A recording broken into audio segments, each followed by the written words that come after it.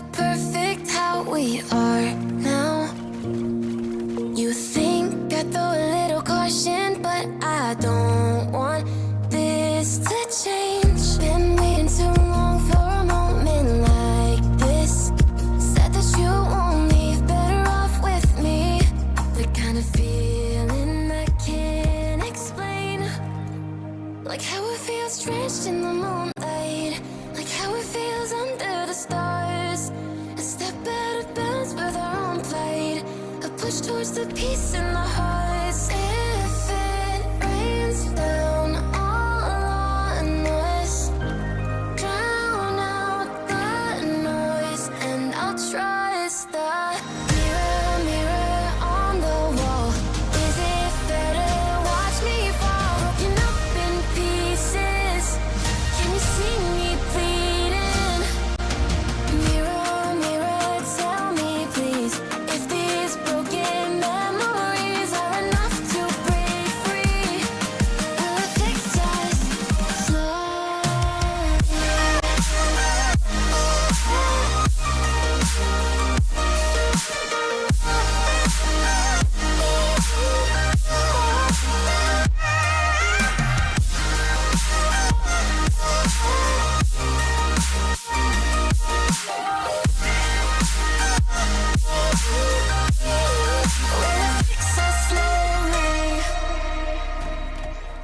Each day I'm moving along with what fits best for.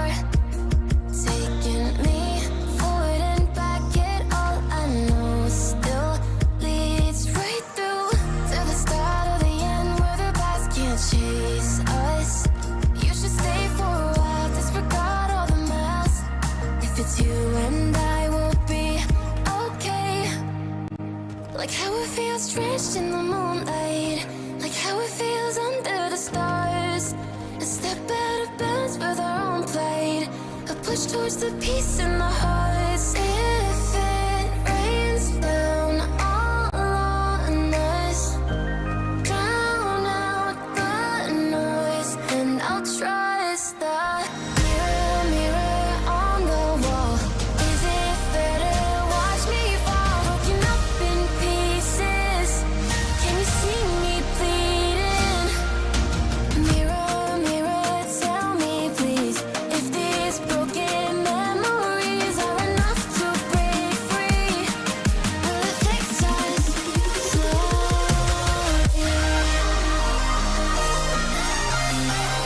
Will it fix us?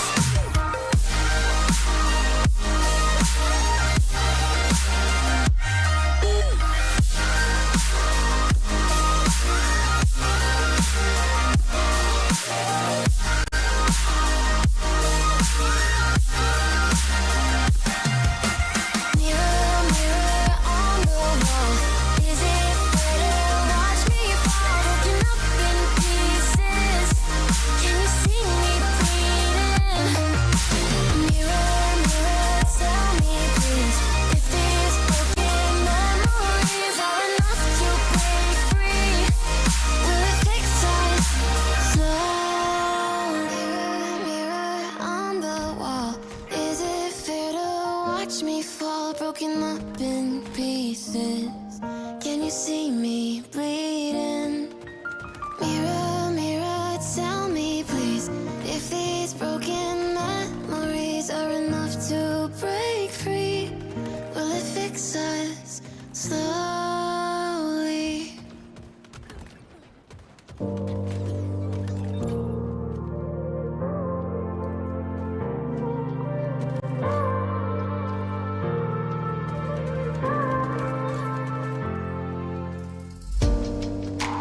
Caught up in a lie.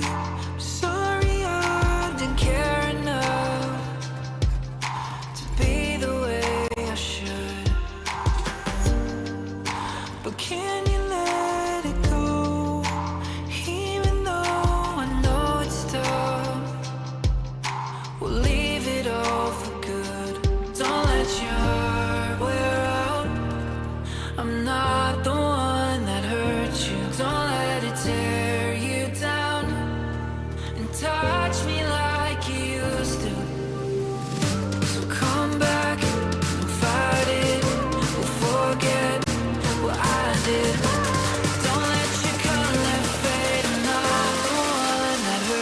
you.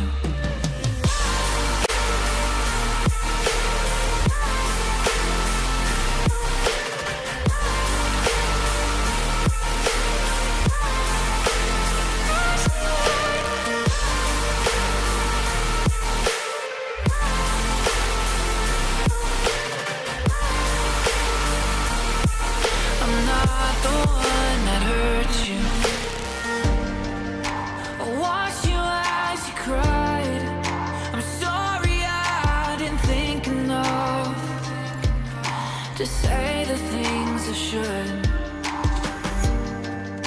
But can you let me know all the ways to make it up? 'Cause I want this to be good. Don't let your heart wear out. I'm not the one that hurt you. Don't let it tear you down and touch me like you used to. So come back and fight it. We'll forget what I did. Don't let your color fade. I'm not the one that hurt you.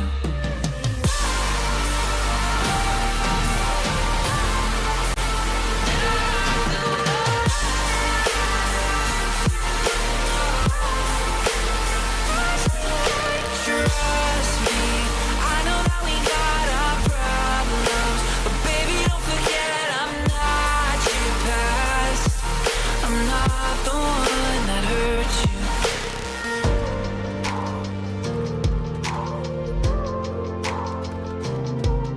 I'm not your past. I'm not the one that hurt you.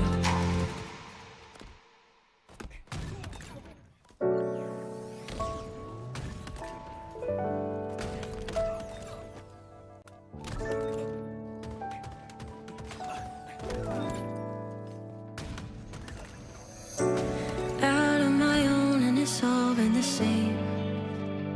It's been hard as of late, feeling so out of place. How do I know if I got what it takes? Is it all just a chase? How long do I wait? Ooh, I wanna know what it feels like to find the missing piece. Only had to realize it was always me. Would you even care if you knew that you had it all? Would you even dare if you knew you could never fall? When you're standing on the other side and breaking through the sky, would you even care if you knew you can never fall? No, you'll never fall.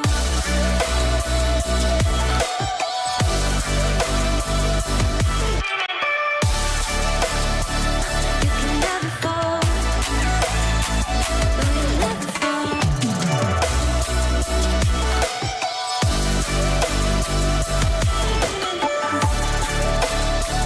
You can never fall. No, you'll never fall.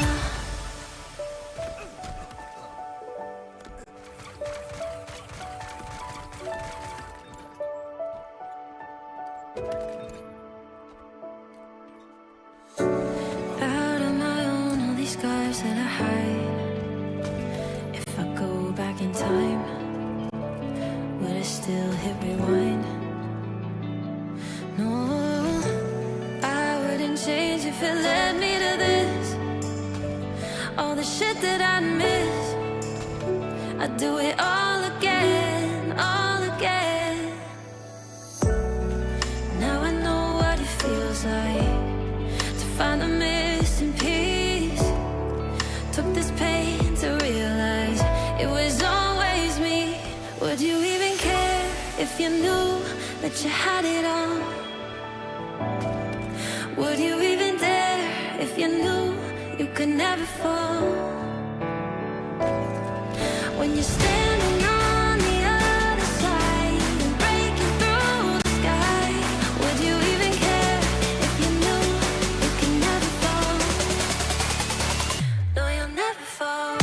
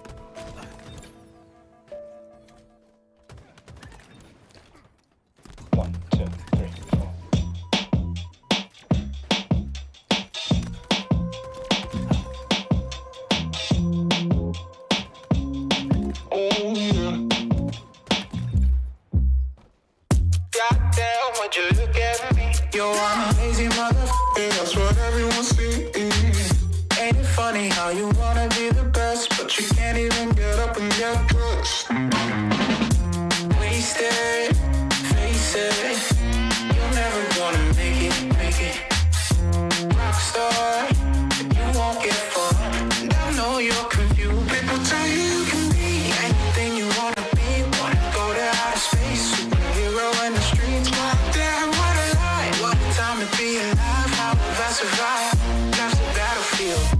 1974.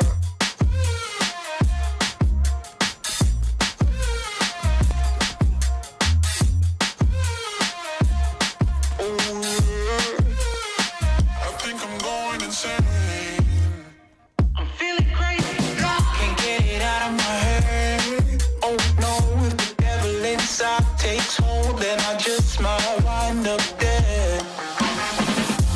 Wasted, face it, you're never gonna be the one. Rockstar, you won't get far, at least you had fun. People tell you you can be anything you wanna be, a king or a queen, as long as you got a dream. Oh no, it's a lie, they just wanna take your life, try to tell you it's a battlefield.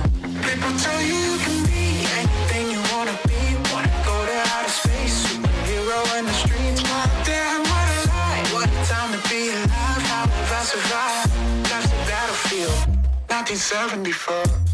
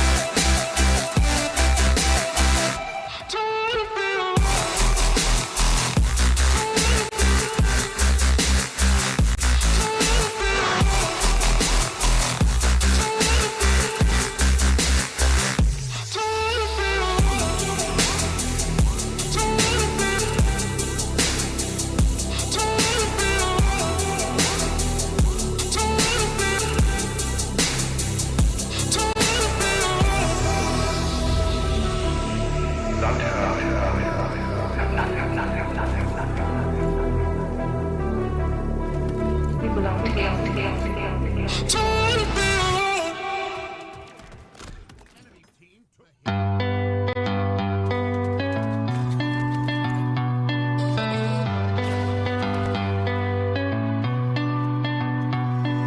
Sitting under moonlight, checking your physique. I don't think I could want you anymore. Chilling with your girl, I'm jealous that I can't just run over and take you on the floor. And I don't wanna cross nobody. I know it's never worth the pain, but I can feel your eyes run down me, and all my sense just flips away. You got me in that dilemma. Oh, oh, oh. 'Cause boy, you a fine looking fella, and you know, no, the grass here is green. I like what you see, thinking of how you could get with me. Yeah. Or maybe we don't have to tell her. Hey, I'm in a dilemma.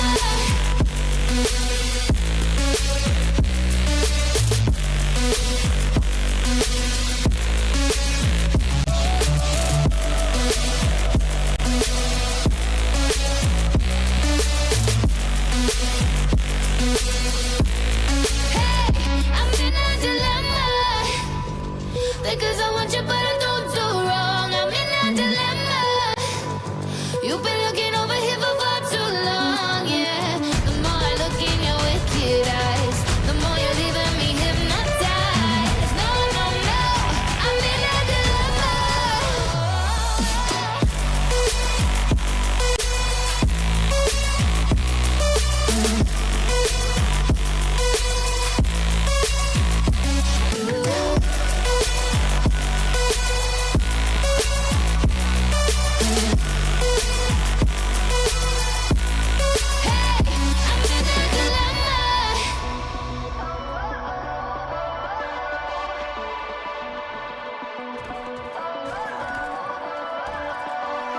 Sitting under moonlight, checking your physique. I don't think I could want you anymore. Chilling with your girl, I'm jealous that I can't just run over and take you on the floor. And I don't wanna cross nobody. I know it's never worth the pain, but I can feel your eyes run down me, and all my sense just flips away. You got me in that dilemma. Oh, oh, oh. 'Cause boy, you a fine looking fella, and you know, the grass here is green. I like what you see, thinking of how you could get with me. Yeah. Or maybe we don't have to tell her.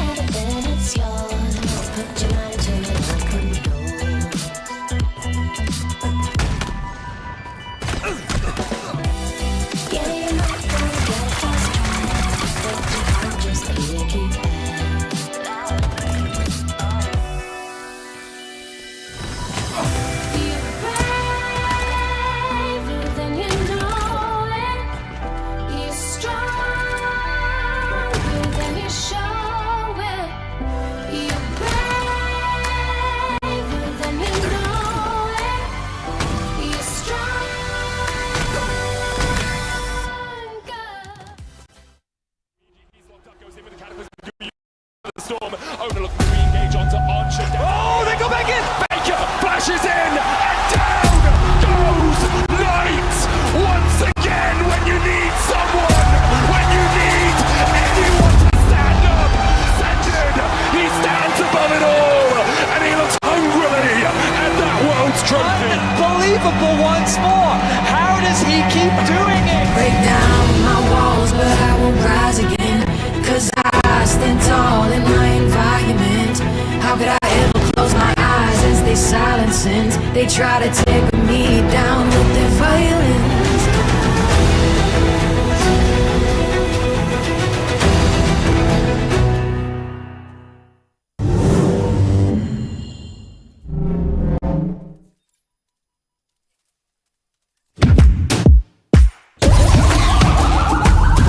This is the moment we waited for.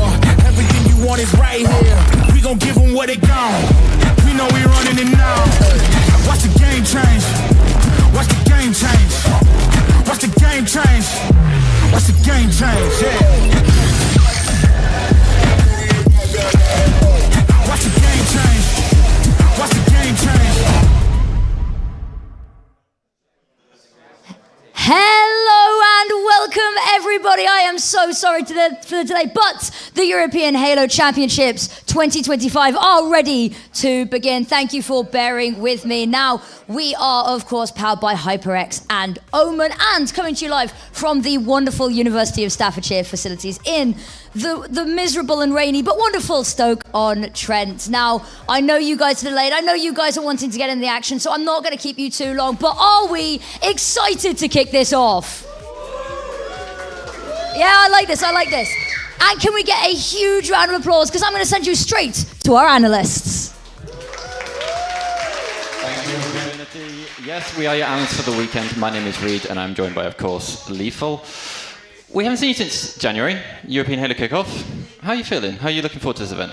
Always feeling fabulous, and so are you, of course, and very excited to see exactly how things are going to unfold throughout the entirety of the weekend. 32 of the best teams that Europe has to offer.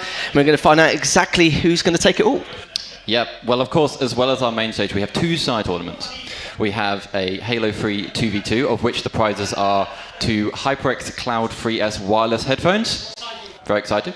And we also have, of course, an FFA. You can't have a championship without an FFA, right? No. I don't know if you caught the World's FFA, but that was something else. I managed to be there in person. Just a subtle brag that I managed to get to Worlds. But I was very excited to see that. And we have a smaller one here, hopefully, open to everybody, even spectators. And the prize for that is a 360 Hz HyperX monitor. Very good. We'll tell you more about that later on. But yes, first up we have our match here between Across the Pond and Muju. Harry, do you want to talk us through the series?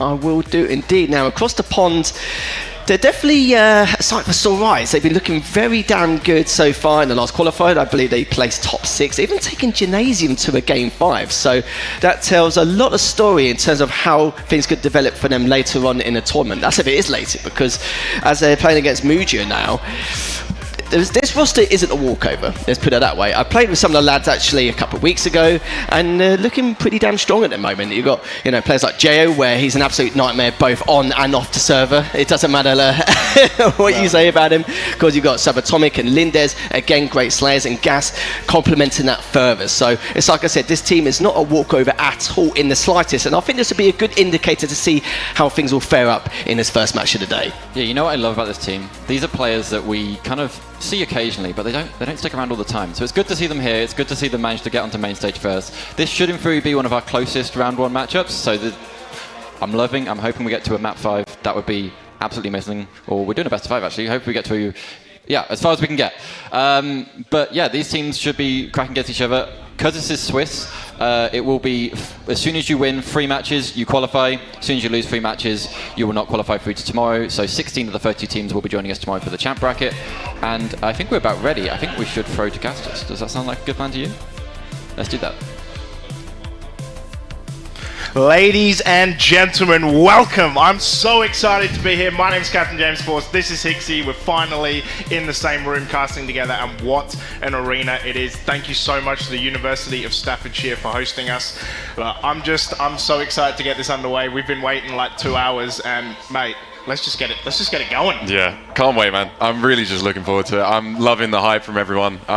Just get me in, man. I like best of 5. I want it to go full distance. I want map 5. I want to see everything that these guys have to offer on main stage, right? First game, first series jitters maybe throwing out in the first map, but you know, we got a crowd, right? Everyone trying to get hyped, right? Trying to shout. I want to hear all the aggression. I want people just trash talking across the stage. I want everything. I'm in for it. Here we go. Across the pond and Muju. Mate, look at these graphics. It is a LAN so clean. Special, I can tell you. It honestly looks so good. Right, shall we crack into a map pool? We are going to start with a King of the Hill on Recharge, a live fire on Slayer, and at least a Fortress on CTF. Although, if I were a betting man, Streets Oddball and Solitude Slayer might get a look in. But mate, what's your favorite map and mode in this series? Streets Ball. It's got to be. I really hope map 4 at least we see that, right? I'm begging for that map 5 early doors, but Oddball Streets for me is got to be the one, right? It's fast paced and it's just long, right? With the Oddball style, I want to see just back to back, just grudge. Like no one really having insane holds. I just want things to be hectic. I want a bit of chaos this morning, James. Yeah, I'm feeling it, right? We're starting a little bit late, right? We just need to get down and dirty. Mate, that we do. Recharge King of the Hill, of course, where we're going to start. A good battleground, I think, to kind of these teams to get into it. I'm pretty sure they've shot about 200 bots between them. They were trash talking before we even... Mate, there was yelling and everything, so I'm ready to just get into it, get this action underway. Recharge King of the Hill, Live Fire Slayer, Fortress, CTF. But you're going to come back to us. You're going to look at us for a moment. Yeah. We're just a little bit longer. Just a little bit. We've got to wait for some server. You know, it wouldn't be a Halo Infinite LAN if there was not some server issues. No, of course not. Right? We're just trying to make things as authentic as possible. It's got to be realistic, right? It's got to be realistic. Yeah. Not everything has to go right the first time. Look, from me, a massive thanks to HyperX and Omen for sponsoring this event. Of course, we will get to this a little bit later. Beautiful microphone in the middle. You will see a lot of sponsor ads today, and massive thanks to them for getting on board. We look forward to working with them both this weekend and hopefully in the future. So go out there, buy some HyperX and Omen products. You get 10% off with the codes either in the venue that you received or on the Twitch stream. You can go find it there. And of course, we have Twitch drops, because what kind of Halo event would we be if we didn't have Twitch drops? So make sure you stick around, get those. Although, you know, that's why we do tech issues. We just want to make sure everybody gets it. Yeah, exactly, right. We had we had the starting screen on for about an hour, was it? Stream was live. So if you're not getting your drops, exactly, like what are you doing, right? You got to be around here. We got 2 full days of LAN Halo. Okay, yeah. We have no excuse. We have 24-hour access. Looking at you. Yeah, we can still be here at 3 a.m. You better still be watching, because it's going to be bangers by that point. Hopefully, we can get into this.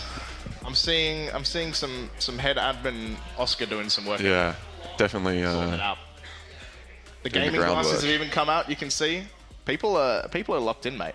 Yeah, Oscar's hands on hips as well. He's ready. Yeah, I think he's He has that look of don't mess with me. Cool. I think we're getting close, right? We're almost there. People are picking up controllers, bottles are going down, and we're going to be jumping in. Yeah, a little bit King around the arena as well. Look at this. Look at all these graphics. Look at the colours as well, right? They're not actually blue. They're not actually blue. These are lights just reflecting off them. They all walked in with a katana. That's what it is. Ooh, fly through time. Map 1, day 1. We're back. We got it. We're just like dabbing you in a little bit. Just a little light teasing, right? A little light. You got to earn it. You got to earn it. It's gonna be a long day of teasing, I think. Let's get into it. King of the Hill on Recharge. Of course, 4 caps to win. You should already know that. But mate, I don't think this will be over a 4-0. Oh no.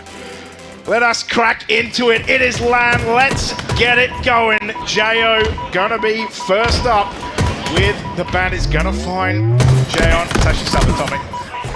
But there we go. It's gonna be chasing. Can he find the kill? Gets the back smack early. It's gonna start. Subatomic finding kills. 4 dead for across the pond. Moju first to jump on hill, but only for a minute. As I say, that jumping back on. Lindes just trying to hold it down. You've got Gas wrapping through, trying to find Spetter, and it looks like the fight's going to go back down on pipes. Gas gets the better of him. And Lindes down as well. Perfect from Subatomic to start off. Those bots clearly not going to waste. Already shouting as well, loving the energy so far. Sounds like Moju are really trying to bring it. That they are. We'll sort some colours in a sec. At least the teams are on the right side. It is gonna be Spat gonna try and find it. Spat with a huge nade onto Gas. See, Spat is gonna get killed by Jo. We will fix the cameras. Don't worry. Yes, we even got free cam. Oh yeah, pulling out everything. 4 dead for across the pond as well. Moju just completely locking this one down.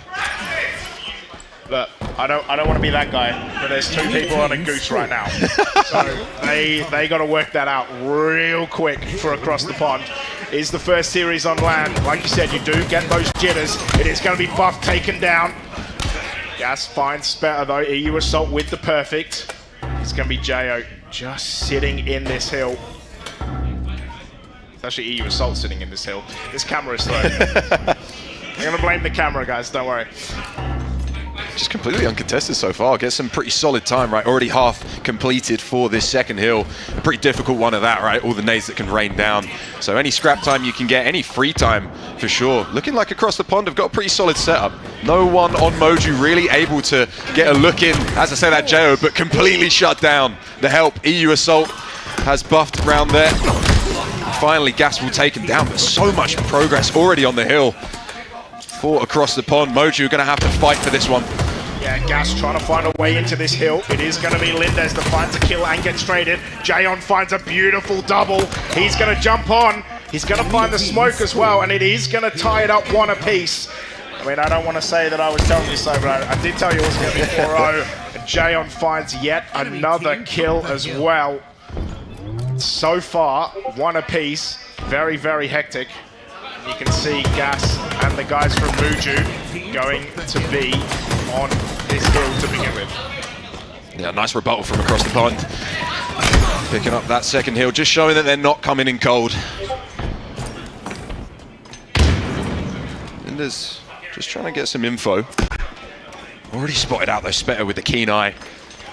He's got the support from Gas, and I believe there's another player behind them, so Moju going for a pretty solid pipes hold and try and take him from behind. Spetter falls, EU Assault though in the corner. Able to get 2.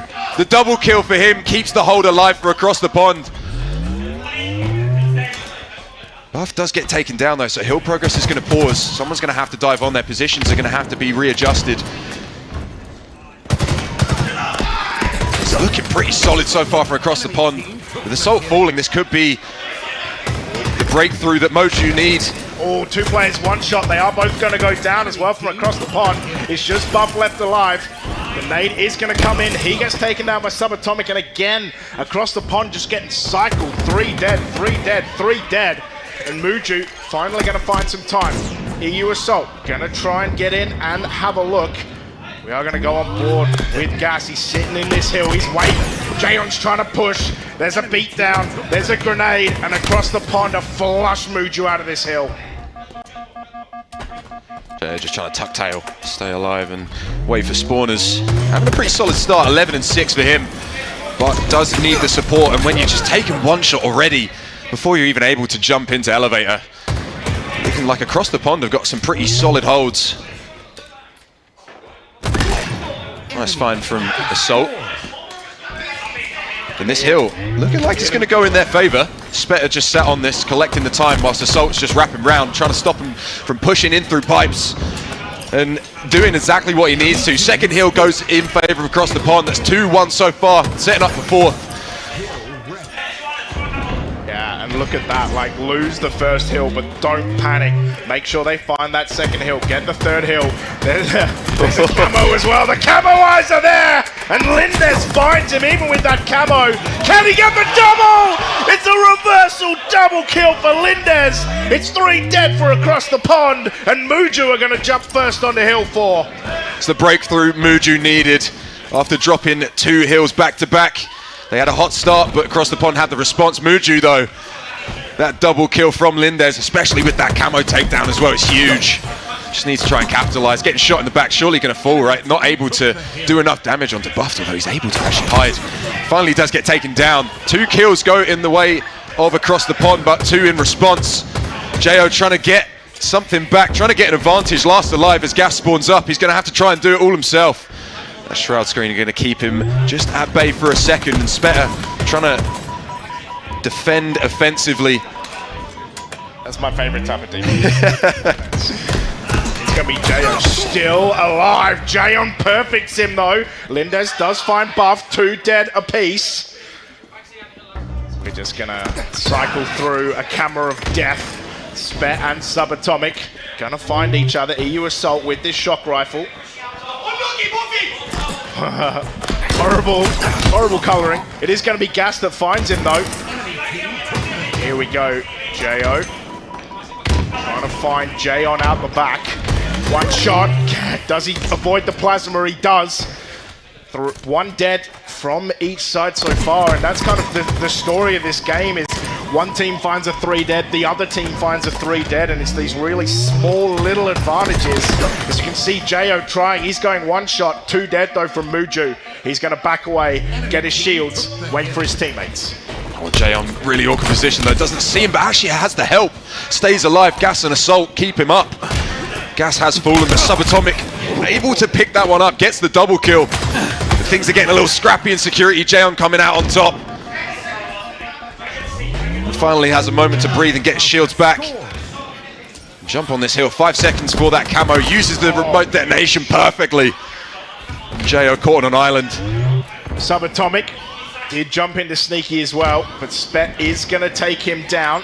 Looks like it might be EU Assault who has the camo. He's going to find Lindez. Gas gets Jayon though. Once again, Spet is going to have to hide as Gas is going to try and take him down. And you can see Coach Hopex in the back shouting out in that camera. Gas, they are gonna fall in here on Spet, gonna take some damage. He surely goes down and does. 2 dead for across the pond. 3-1 in hills though. Across the pond have gone back to back to back. Can they find that 4th hill? Yeah, Muju just really being shut out by across the pond. Team shots looking solid from them. Just needing to find something if you're Muju. Trying to get your mojo. Jo able to stay alive and actually get some help. He does fall. But things were a little bit hairy. Buffed, able to at least find 1. With a minute left on the clock, things are starting to get dicey. Across the pond have 2 opportunities here. They can play time and just try and run this clock down, make it even harder for Muju, create a 5th member of that across the pond squad in the favour of the timer. But when you're not able to get in at all, Jayon just dancing around. Gas finds 2. Might have found 3. It's 4 dead. 4 dead. I want to point out, Buffed, 16 assists already. The man has been laying damage down absolutely all over the place. On board with Lindez, this 5th bottom hill. Remember when it was first hill, it was just always nades off the rip. Now it's a little bit more tactical. Subatomic is going to find Buffed, Spet and Jayon, finding 2 apiece. Spet slides in, get his head blown off. Jayon, Lindez last left alive. It's a Jayon triple, and Muju are 4 dead. Yeah, Lindez needed that. Was pulled away from Subatomic. Won his fight, but Subatomic falls and needed to get the cleanup. The shock rifle from behind though, able to land 2 bodies, not clean that one up. This is going to get a little bit dicey if Subatomic doesn't fall. Buffed, able to deal the damage, double kill from him. Just trying to keep him off the hill. 24 seconds left to go. You got the shock rifle in hand, and you've got 3 dead for the side of Muju. So things are looking up for across the pond. You just don't want to get complacent. Yeah, complacently 100% going to kill you here. Subatomic going to try and hide. He's going to get taken down as well. EU Assault finds a perfect onto Jo as well. 7 seconds. 2 more dead for Muju. 6 seconds, but they are on the hill. It's 4 dead, and across the pond will take map number 1. 3-1. It was dicey at the start. Muju finding an almost perfect hill, and then across the pond, 1, 2, 3, and they're going to take map number 1. Yeah, P1 completely Muju, but after that, it was all red. And really good job there from across the pond to adapt quickly and just sheer dominance, I think, from thereafter, right? The team shot was nuts. Looking at that Whirlpool hill, just so difficult for anyone on Muju to get in without at least being two-shot. Exactly. Also, look, gaming glasses win games. Yeah, That's all I'm going to say. there you go. So that's how you win games. Extra advantage. Yeah. But yeah, just so many times, right? And we talked about it. You're going to see it in the stats here. Like, how 21. many times were teams like 2 dead, 3 dead, 4 dead? You're going to see Buffed 16 assists, Bet 21 kills, leading the lobby. 10 assists there for Lindez on the other side. Gas leading the kills as well. But pretty super similar between both teams. Yeah. Just those level of deaths. A couple more team wipes you can see. I think it's just down to the effectiveness, right, of the kills for across the pond. Like you said, not really that far between. They're looking at damage. Yeah, I was wanting to see the damage as well, because I feel like for across the pond it would have been pretty consistent, right, for all of them. You know, you said Slayers aren't that far apart. No one really having a major standout, but I feel like it felt like across the pond, just everyone was shooting, everyone hitting, and calls must have been crisp. Yeah. Let's land, baby. Oh yeah. Yeah. TeamSpeak server, super crispy. That's what we're going for. Yeah. Map 2 though, Live Fire Slayer. Yeah. See if anyone can have a standout in this map, right? That's the kind of the mode you want someone to have a bit of a fragging sesh. And I mean, it's one of those things definitely that, like, over the course of kind of the 3 seeding cups, we've seen some really close Slayers, but a lot of them have been very, very far apart for some teams. Like, how many times have we talked about a steak dinner, get the barbecue out, and then, like, it just doesn't happen? Yeah. Right? So there better be the comebacks have been really good in the build-up for this event. Steak on main stage. Yeah. So, yeah. Yeah, just the one, right? Just meet the quota, and then James is happy. 1 medium rare steak. I don't know. I want a 50-49 every time. I want things to get to 49-49, and it's just become a chess game. It's my favourite part of the Slayer. Sweaty as well. I understand it. Oh yeah. Yeah, there's money on the line, man. There's money on the line. There is money on the line. We're gonna Big money on the line. We're gonna get some close-ups. Yeah, well, let's go for a little armchair psychologist now. Recognizing themselves. Hold up, wait a minute. Yeah, maybe something you're not used to, right? Everyone peeking. There you go. Yeah, get a bit of camera action. Get some characters out. Oh, I love it. Right, this is the opportunity. So good. Oh yeah. Mate. Love a land. Buff looking locked in. pretty locked in. Yeah. Like, These are the things we don't see when everyone's playing in their bedrooms or their living rooms, right? Basement. Wherever, or basement, yeah, depending on where you're. All right. So pick your poison. There's no hiding. Main stage, you've got a crowd in front of you. Some of them as well, like maybe first time playing on a main stage. No, might not have gone to Blackpool.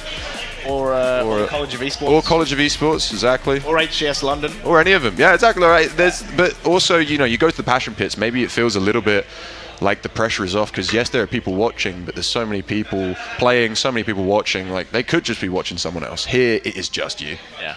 It's only you. And of course, all of this stream are projected into both of the Passion Pits, the social room, all the rooms. So everyone will be seeing it. Yeah. Everyone will be judging you. That's where I'm going when I'm off air. I'm going to go and trash talk some people. Yeah. I'm going to become a menace in the community for the day. Standing behind someone. Oh, you didn't play very well. I wouldn't have lost that. Oh, yeah, I wouldn't. You lost that, Piv? That's despicable. Hopefully we can get back into it pretty soon. Players are just trying to stay warm. I saw a lot of hand warmers this weekend. A lot of people buying hand warmers.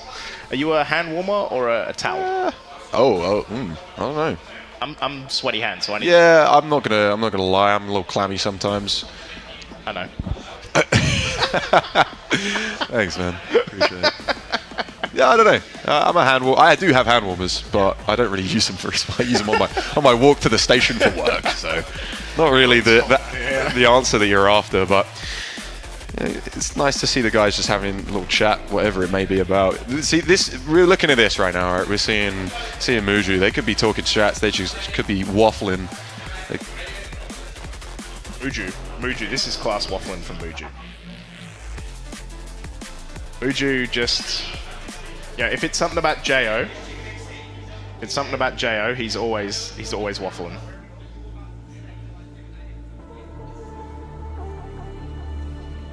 But here we are, a Slayer live fire. Slayer live fire. We're going to see.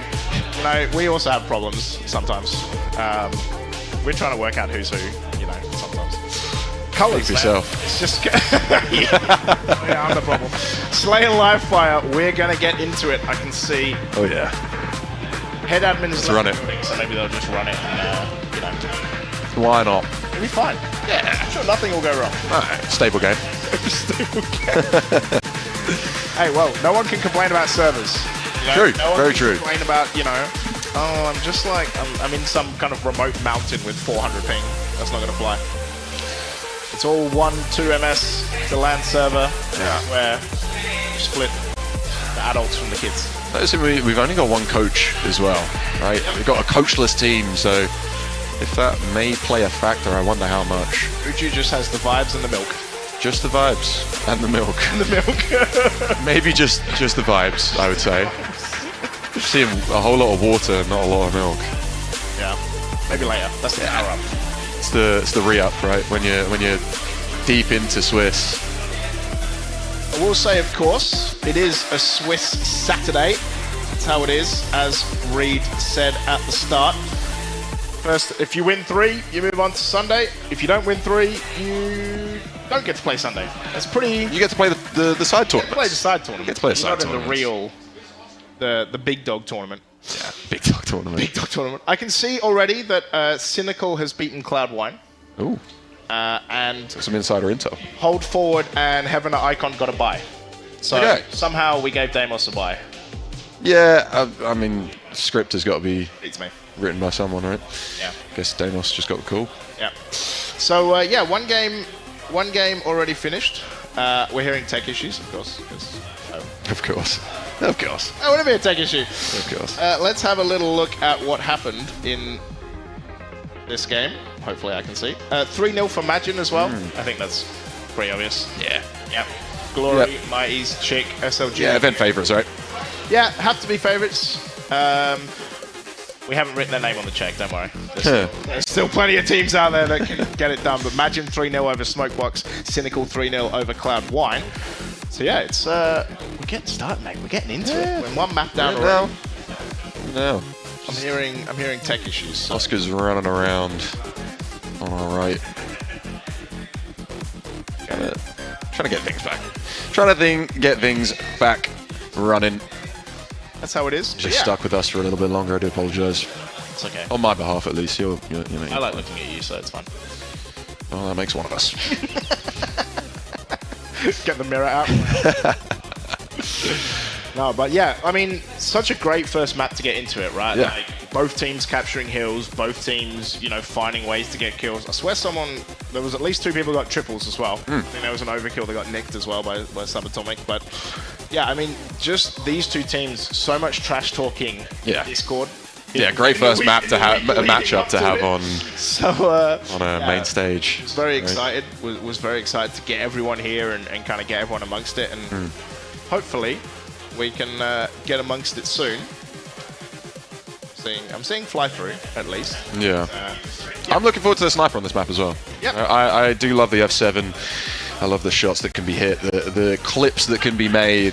Hey, you were shouting it down yesterday. Oh yeah. Obviously we were. Oh yeah, we were testing. We were testing the station yesterday, and Higgs was just blowing us up. I think I did absolutely squashy to be fair, with that snipe. Yeah, no scope headshot. Origin no scope headshot to run flag. Then let me know. To make the triple kill. Yeah, you know, just another day in the office, isn't it? Another day. Just how I roll, man. To be fair, first time playing Halo with a keyboard and mouse, I'll take it. Yeah, I'm only controller. I think I did all right. Yeah, I was kind of fragging out. Are you gonna keep going? I don't think so. I don't think so. No, I'm a legacy kind of guy. That's alright. I feel like I need to be playing controller for Halo. To me, it just feels right. Yeah. But it was fun. It was good, right? Try and translate some of my other keyboard and mouse FPS. I'm not going to say skill, but experience. Yeah. Experience. We'll call it experience. I've played them, Yeah. I'm hoping we can jump in soon. I'm hungry for some sniper headshots. Right? Yeah, same. That's what we're after. Yeah. That's what we're here for, right? So. Now, someone's going to get repulsed off the map. Ooh. You're never going to hear the end of that. Find the gap. For the rest of the weekend, that's all you're hearing about. Yeah. So if you get pancaked or Get gapped on main stage. you get quiglied. Collateral, this is a collateral. Everyone calls it a collateral. Who calls it a quiggly? Quiggly. Where do you even? Is that even a real word? Quiggly. Am I outing myself now as a bit of a smooth, I don't know. smooth-brained moron? Probably. It wouldn't be the first time. Probably. Look, I don't want You're looking up Quiggly. Yeah, we're gonna see it. Quiggly Down Under. Oh, it's a Western adventure 2-hour film from the 90s. Yeah. If anyone's wanting a after party for tonight, we can watch Quiggly in the student bar. If it's on Prime, we can do a Twitch subs. Twitch subs Viewership. Yeah, you can still do those, right? That's still a thing. I don't know. It's been a while since I streamed. Surname of Irish origin. That kind of checks with Muju. Quiggly. Yeah. Yeah, why not? I think they just kind of randomly picked a word and went, you know what? Yeah. What's the weirdest word we can get Jeff Steitzers to say? Yeah, what's the weirdest word we can? Quiggly. Quiggly. We have a First time I got one, I remember I'd never heard it before. I just burst out laughing. It's like, what the hell have you just said to me? I can see also pharmaceutical getting the 3-0 as well. I don't think any getting it done. There. Yeah, no surprises so far, right? Pharmaceutical, Magin, yeah, locking it in. There was a stake. This is the good thing, right? We get to see all of the scores as well. Yeah. But okay. A lot of I wouldn't say slams, but yeah, some stakes. Yeah, 50-26. But it's round one. Slayer. Yeah, I know, man, but round one is always like you've got the most energy, right? You're coming in pumped. You got to play Magin. Yeah. Okay, yeah, maybe Smokebox having a bit of a rough, unfortunate start, right? But take it in your stride, right? You know that your hardest game's out the way for the day. So yeah, you're 0-1, but 4 more games. That's it. And for those, of course, that don't know, like Swiss, Buchholz, whatever you want to call it, starts first seed versus 17th seed. Yeah. So it's not 1v32 and then reverse. It's 1v17 and then we'll go the way down. Seeding matters for round 1 and 2, and then seeding goes in the bin. Buchholz comes to the 4. So we're going to see that as the day progresses. Of course, all best of 5s today. Oh yeah. All best of 5s tomorrow, and a best of 7 grand final for the maximum amount of Halo. Yeah, as much as possible. Yeah. Right? Not shying away. Much Halo as possible. Ready for the grinding evenings. Right, everyone at home should be here, but everyone at home going to be in for the long haul. Everyone who dodged. Yeah. All 3 meals eaten in front of your TV, your monitor, wherever you are. If you're not here, you're not living. If you're not here, what you doing, man? Come down tomorrow. For sure, we do still have team passes, but no, we still have arena spectator passes and spectator passes if you want to come down and view the action front and center. And of course, get amongst it. The tournaments tomorrow, Halo Infinite FFA, of course, because we got MCC ongoing as well. We got Halo 3 2v2s. Yeah, I'm excited. If I wasn't an idiot and forgot my controller, I might have actually got involved when I could. Maybe it's time for the rise of M&K Hicks. I don't know, man. I don't think people want. After last night, I don't think people want to see the smoke. Yeah. No one but you should get headshot for the triple kill with a no-scope, man. I'm gonna hang that over your head all weekend. Yeah, I'm never gonna hear the end of that. At least I think it was like 2-2 or whatever in games played. So it was not 2-2. We can't play. Wonderboy would not accept you saying that and me completely saying nothing about it. It was at least the 3-1 stomping and a slam for you guys. We're back on us.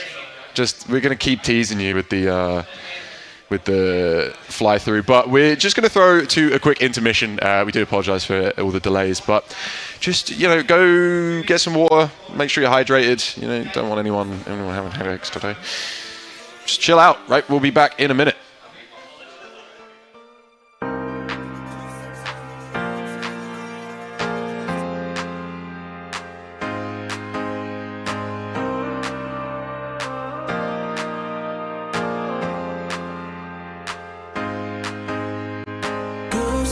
On my skin, I feel you on my body. Lose my mind within your presence is so godly.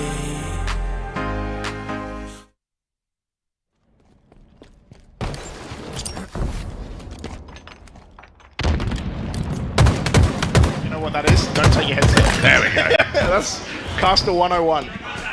Don't take your headset off because Prod will try to talk to you. This is what I forget about when you're in an arena. But we are cracking straight into it. You could already hear the yelling going on. It is going to be across the pond, of course. 1-0 against Muju. I saw a camo and a snipe there. I'm worried. Yeah, pretty dangerous already. Subatomic just trying to find some shots. I feel like it's a bit of a wasted opportunity with the camo being up here. Maybe palm sniper off to someone else, but also it does just make it even more difficult to try and take you down. A bit more of a juggernaut. Subatomic does find one. Regains his shields. 4 bullets left to work with this sniper. Just trying to find anyone available. Jayon makes himself aware, but must have spotted out the camo. Camo just turns at the worst time. Could have quickly. Able to get away, yeah, could have quickly. Oh, buff, sit down. Oh my God, the body shot lands, not a headshot.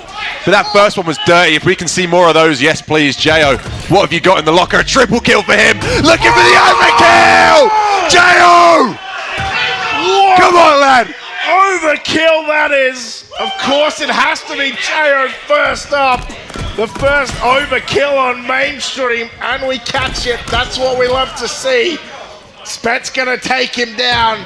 Gas with the trade, but oh my God, if it was gonna be anyone, Hixie, it had to be Jayo. Yeah, trash talking after this map for sure. 6-3 start for him. Lightning so far. I asked and he delivered. Sniper ringing off. I think the final shots have been fired, so just gonna have to stick to the bandits. Gas getting headshot. Camo up in 5 seconds. Looking like pretty uncontested. Jayon, Gas though spawns behind. Jayon completely unaware. Able to get it off, so bare minimum is going to get burned. But does get away. They've got the help of Spetter as well. Spetter does fall though. Able to take one down. And the cleanup for Jayon. So 18-18 is where we find ourselves with 3 minutes played. Just trying to find some more info. Spotted out on Ness. Gas taken down one shot. And Sniper coming up in 4 seconds as well. They're going to try and set up for Camo to hold this again.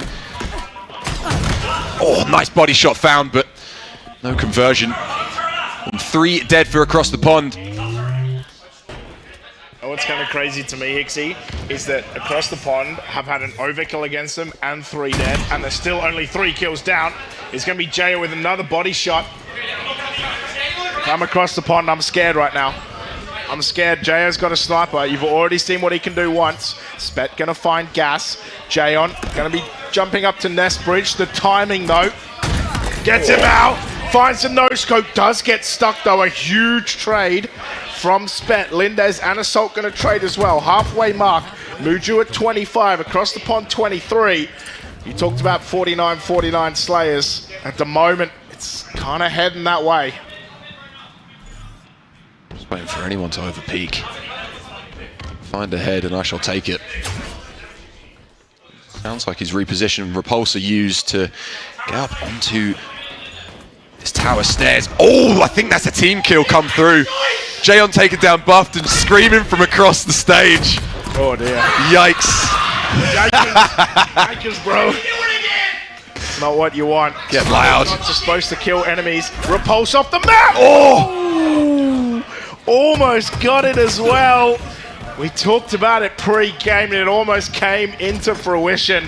31-26, Muju still in the lead by an entire team wipe. However, a lot of time left. Jayo, you can see him, the ping's coming down. It's gonna be a little bit of hiding there from Muju. Sticky nades coming out. Assault should be able to find the back of Subatomic. And he buffed in the end that does it. 34-30, a triple kill for Buffed. Where's the over, son? EU Assault finds Gas though, so it isn't quite gonna work. EU Assault, no shields, finds a camo, pops it, and looks like he gets away with it as well. Gas, he's gonna see him going through the pillars, gonna find the shot, has to clean up and does. 35-33, Muju, that like 5 or 6 kill lead, back to just 3. 3 kill lead, though, 13-7 for Jayo. Looking like he needs to step up just a little bit more. Gap widening. Camo just trying to find some info. Finds 2, backing off. Wise. Don't want to get melted. Lindez caught on an island, so green light for EU Assault. 2 found as well. He's able to get away, actually, hiding behind scoreboard. The nade doesn't finish him as well. Both one shot, though. They're going to have to be careful. 37 to 37 as we're tied up. 14 now for Jo, and 15 for Spetter on the other side. It's a battle of 2 titans right now. Lindez caught with his pants down. Yeah, it's not where you want to be caught. And now it's across the pond with a 2-kill lead. Make it 1. They're going to push this. Surely not. Gas is going to get taken down by the side kick from Spet. 41-38 from across the pond. And I can tell you one thing, Hixie, if across the pond win this, but Muju get an overkill, they are not going to let them hear the end of it. Jayon finding Lindez. Yeah, these 7 shots as well left in the sniper could actually get them just 1 away.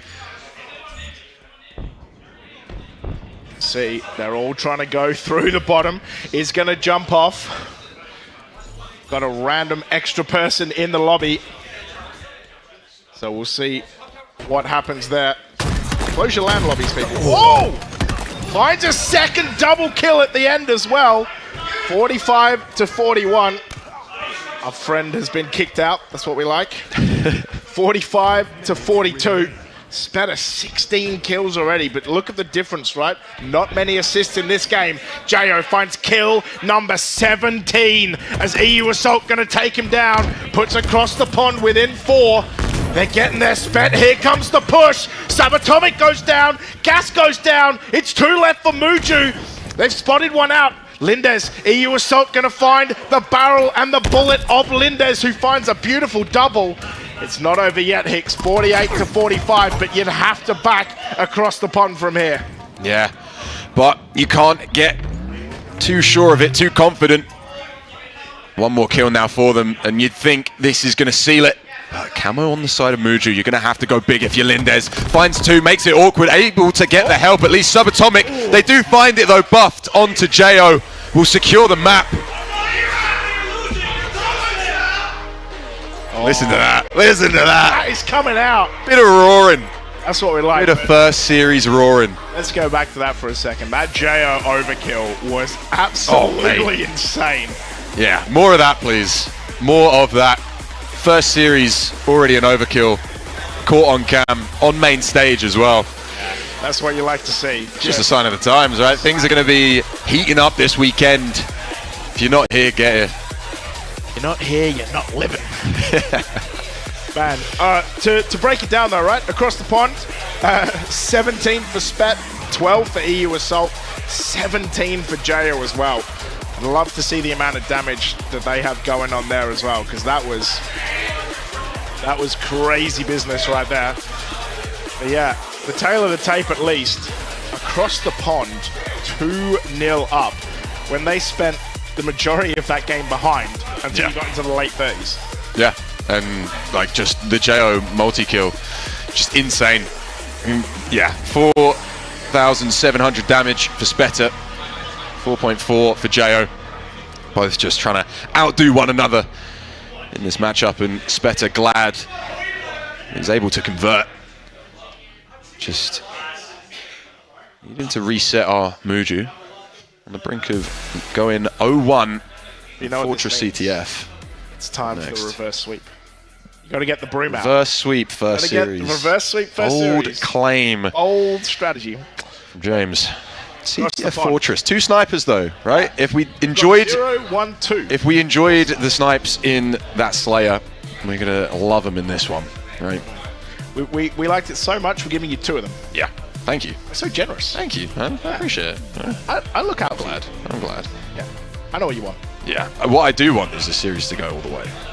So if Fortress can not be, if it can, yeah, if Muju can just easy from here. Yeah. If they can figure it out, try and decipher the across the pond enigma. We could be talking about a reverse sweep if we get further into this series. We're gonna have to see something a little bit more, looking Genesium 3-0ing, not pro we monkey, or we monk, however you want to say it. I say monkey. Monkey, because there's an E on the end, right? Yeah. across the pond, higher seed. Yeah, I'm excited to see kind of how these games are going. I saw Deathcloud Esports, I believe Deathcloud Esports team HSK is on the B stream. So I think that's Batchford, Finners. I'm going to have to open it, otherwise I'll get in trouble getting someone.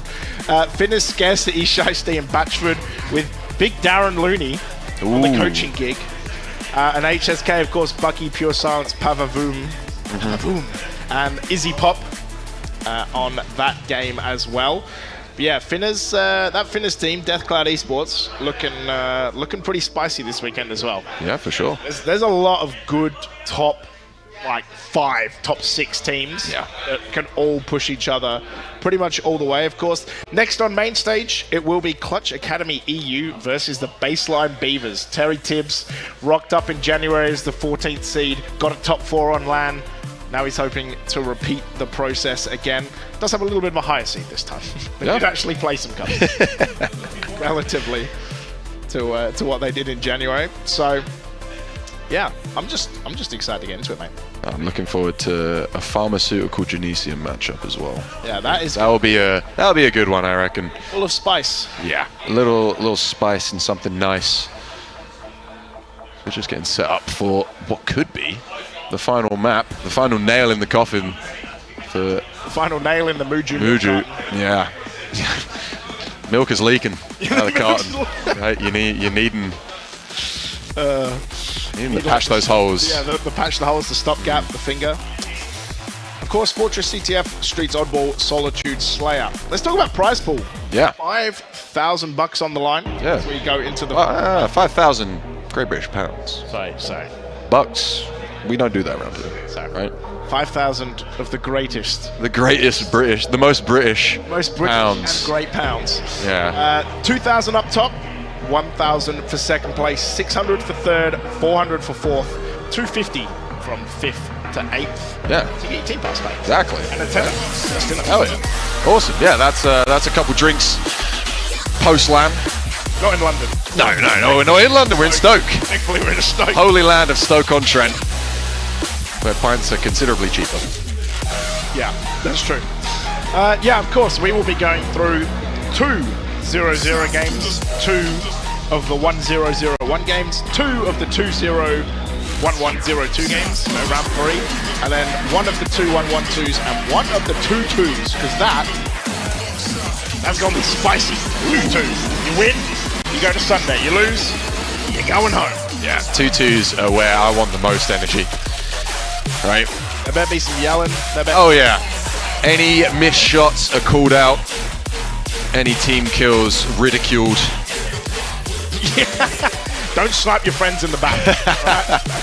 We've had a bit of everything so far in this series, haven't we? Yeah, it's been overkills, other multi-kills, some insane snipe shots, a couple no-scopes, almost repulse off the map, team kills. However, the only thing we are missing is the reverse sweep. Yeah, let's crack into it across the full sweeps. All the full sweep. It is going to be Gas who does find that overshield, but it's already burned. Completely rinsed. He's already dead. And Muju, you know, it's not a Slayer, but to lose the overshield so quickly already, it's not going to help the cause. Spat is going to get shot. Lindez is going to come up behind him. He's going to pull. Looks like Lindez might be the first flag pull, and it is. It's coming down. It's contested, but Muju first to touch the flag. In fact, I believe it was across the pond who were first touched the flag. Both flags are away. Looking like a... Ooh, I was good. Yeah, okay, it does go back. Jayon loses his life, but flag sent back home, nice and cozy. And already, that Muju flag is looking pretty tantalizing. Across the pond, just need to get it across the line for this one. Jayon able to get a touch and actually get it up pretty high, and the reload is going to screw Jayo over.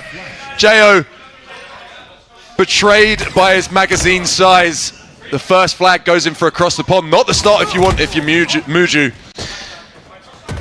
The conversation for the reverse sweep start closes that door, shutting even just with one flag.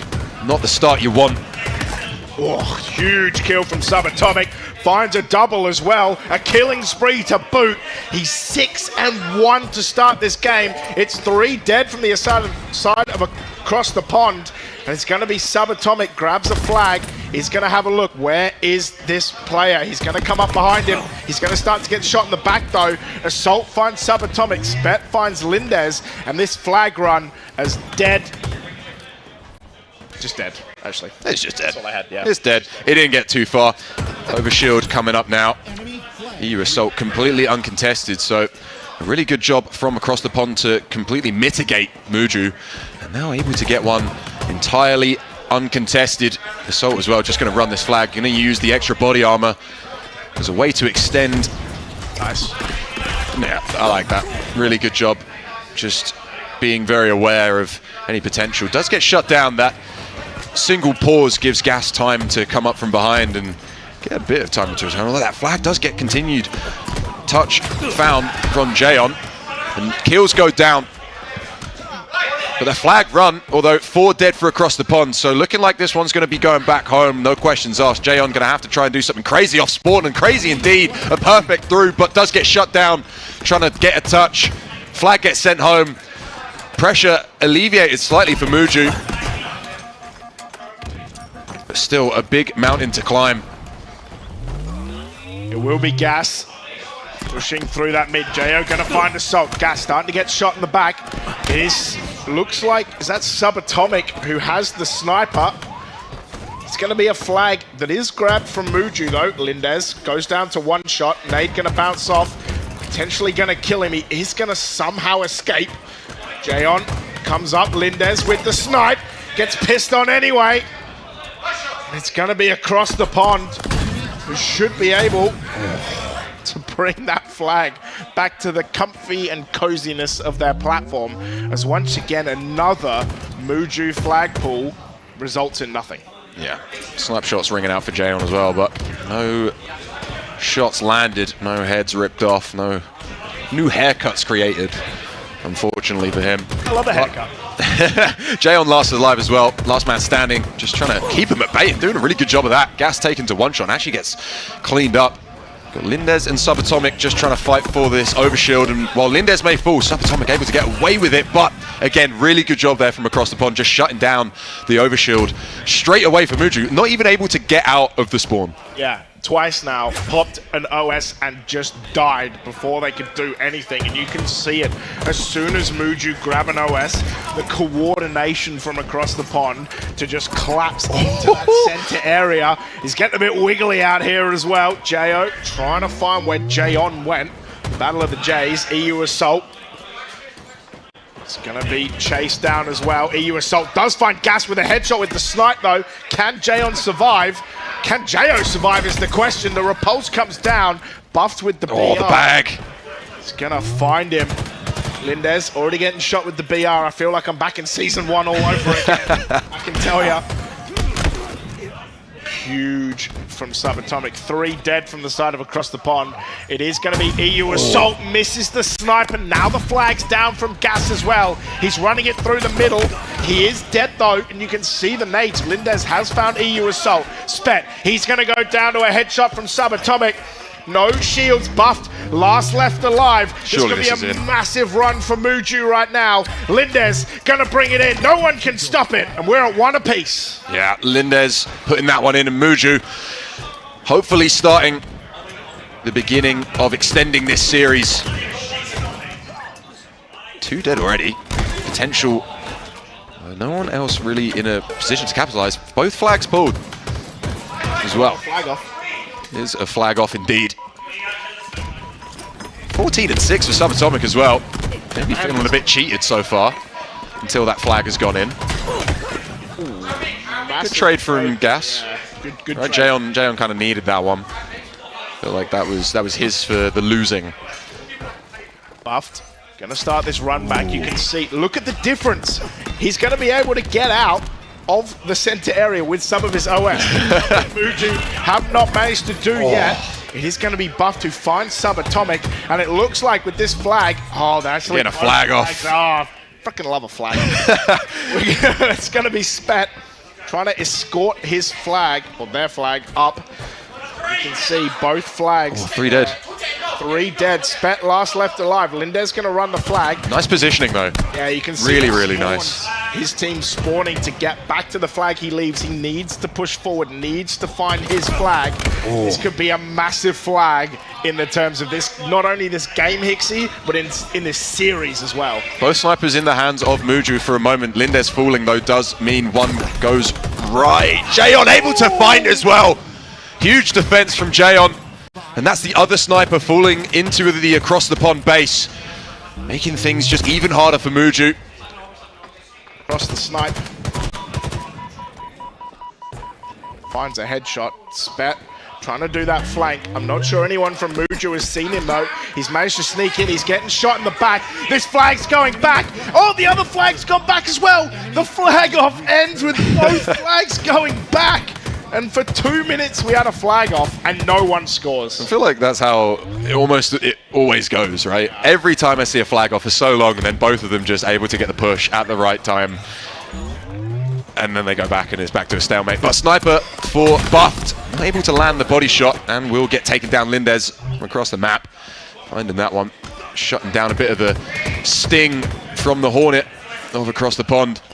Sniper down. 4 minutes to play as well, and 1 flag apiece still. That flag off definitely killing a fair bit of time. Another overshield for across the pond. Crazy. It's insane. I think it's Jo able to mitigate that overshield. What's been done to them so many times, now able to do it back. That's got to feel good. It's got to pump you up a little bit, just enough to try and just get 1 flag run converted. Just have a bit of a lead. They haven't been leading, I think, since maybe 20 kills through the Slayer. Yeah. Muju trying their best. 30 seconds to snipe. Jayon gonna find Jo. Buffed gonna start to get shot from Subatomic as well. Yeah, finding a back smack onto an overshield player is absolutely It's got to pump you up. Massive. A huge way to just nullify it straight out. Jo does find Buff somehow. Gas survives with no shield. EU Assault and Spet trying to hold on to their base as well. Buff gonna go down. Not a good nade. Jo gonna find his way through and get the kill. Subatomic finds Spet as well. It's 2v3 on the map. Buffed. He's gonna die as well. He gets perfected from Gas, but Jayon, a huge kill to stop Gas grabbing that flag. Snipes are up. EU Assault, he's gonna grab it anyway. Jo tries to get it to front base. The throw isn't far enough. And at the moment, the across the pond flag out, and Lindes lucky to survive getting body sniped. Yeah, snipe on either side as well. Things are feeling incredibly even, at least with the tools that you provided. The position in the objective, right? 1 apiece still. 2 minutes have been killed since we last mentioned, and still not really much. Flags haven't really gone too far. A bit of a jiggle from Assault. Does spot out Subatomic, but not able to get the opportunity to take him down. Body shot lands, second one, 2. The snipe off as well. Lindes gets the better of him. At least he's able to keep kicking, but Assault out of bullets on that sniper is going to have to play maybe just a little bit more close range. With that flag going back as well. The push is definitely coming through for across the pond. The pressure's on for Muju. And just chasing him round, chasing Ghosts. Nice nade from Speta. Speta finds 2. If he can find just even a bit of damage on Subatomic, help his teammates out, but no one really in position to help. Buffed, surely going to get flushed out here, and does. So looking like the flag has got to go back unless Aerosol can go huge, and he's taken down as well. Muju with 3 dead for across the pond. They're trying to push through. And look at Subatomic, 25 kills. This man has been on one. Spet 21 as well, but this flag, Subatomic gonna find a pull. And you'd have to say, you talked about Muju not being in the lead, but they have had all the momentum lately. Gas and Jo, last one's left alive though. Spet and Buffed trying to find a way. The repulse goes down as well. Ooh. Buffed is going to find that kill. They are going to pull this flag as well. The hesitation might have killed them right there. It's 2 versus 4 on this map. It is going to be 4 dead for Muju though. This flag going to start to run. The return going to start to come in. It's already returned. Can Speta drive the nail? Oh. 41 seconds to go. They have to find a way to get this flag. Doesn't look like... That doesn't look good. Doesn't look good. No, 40 seconds left, right? Flag right outside of the across the pond base, and looking like a bit of a crash server side. I would put not my money on. I'm not betting that. But What are you putting on it? I don't know. Is it a monster? It is a monster. Yeah. Why not?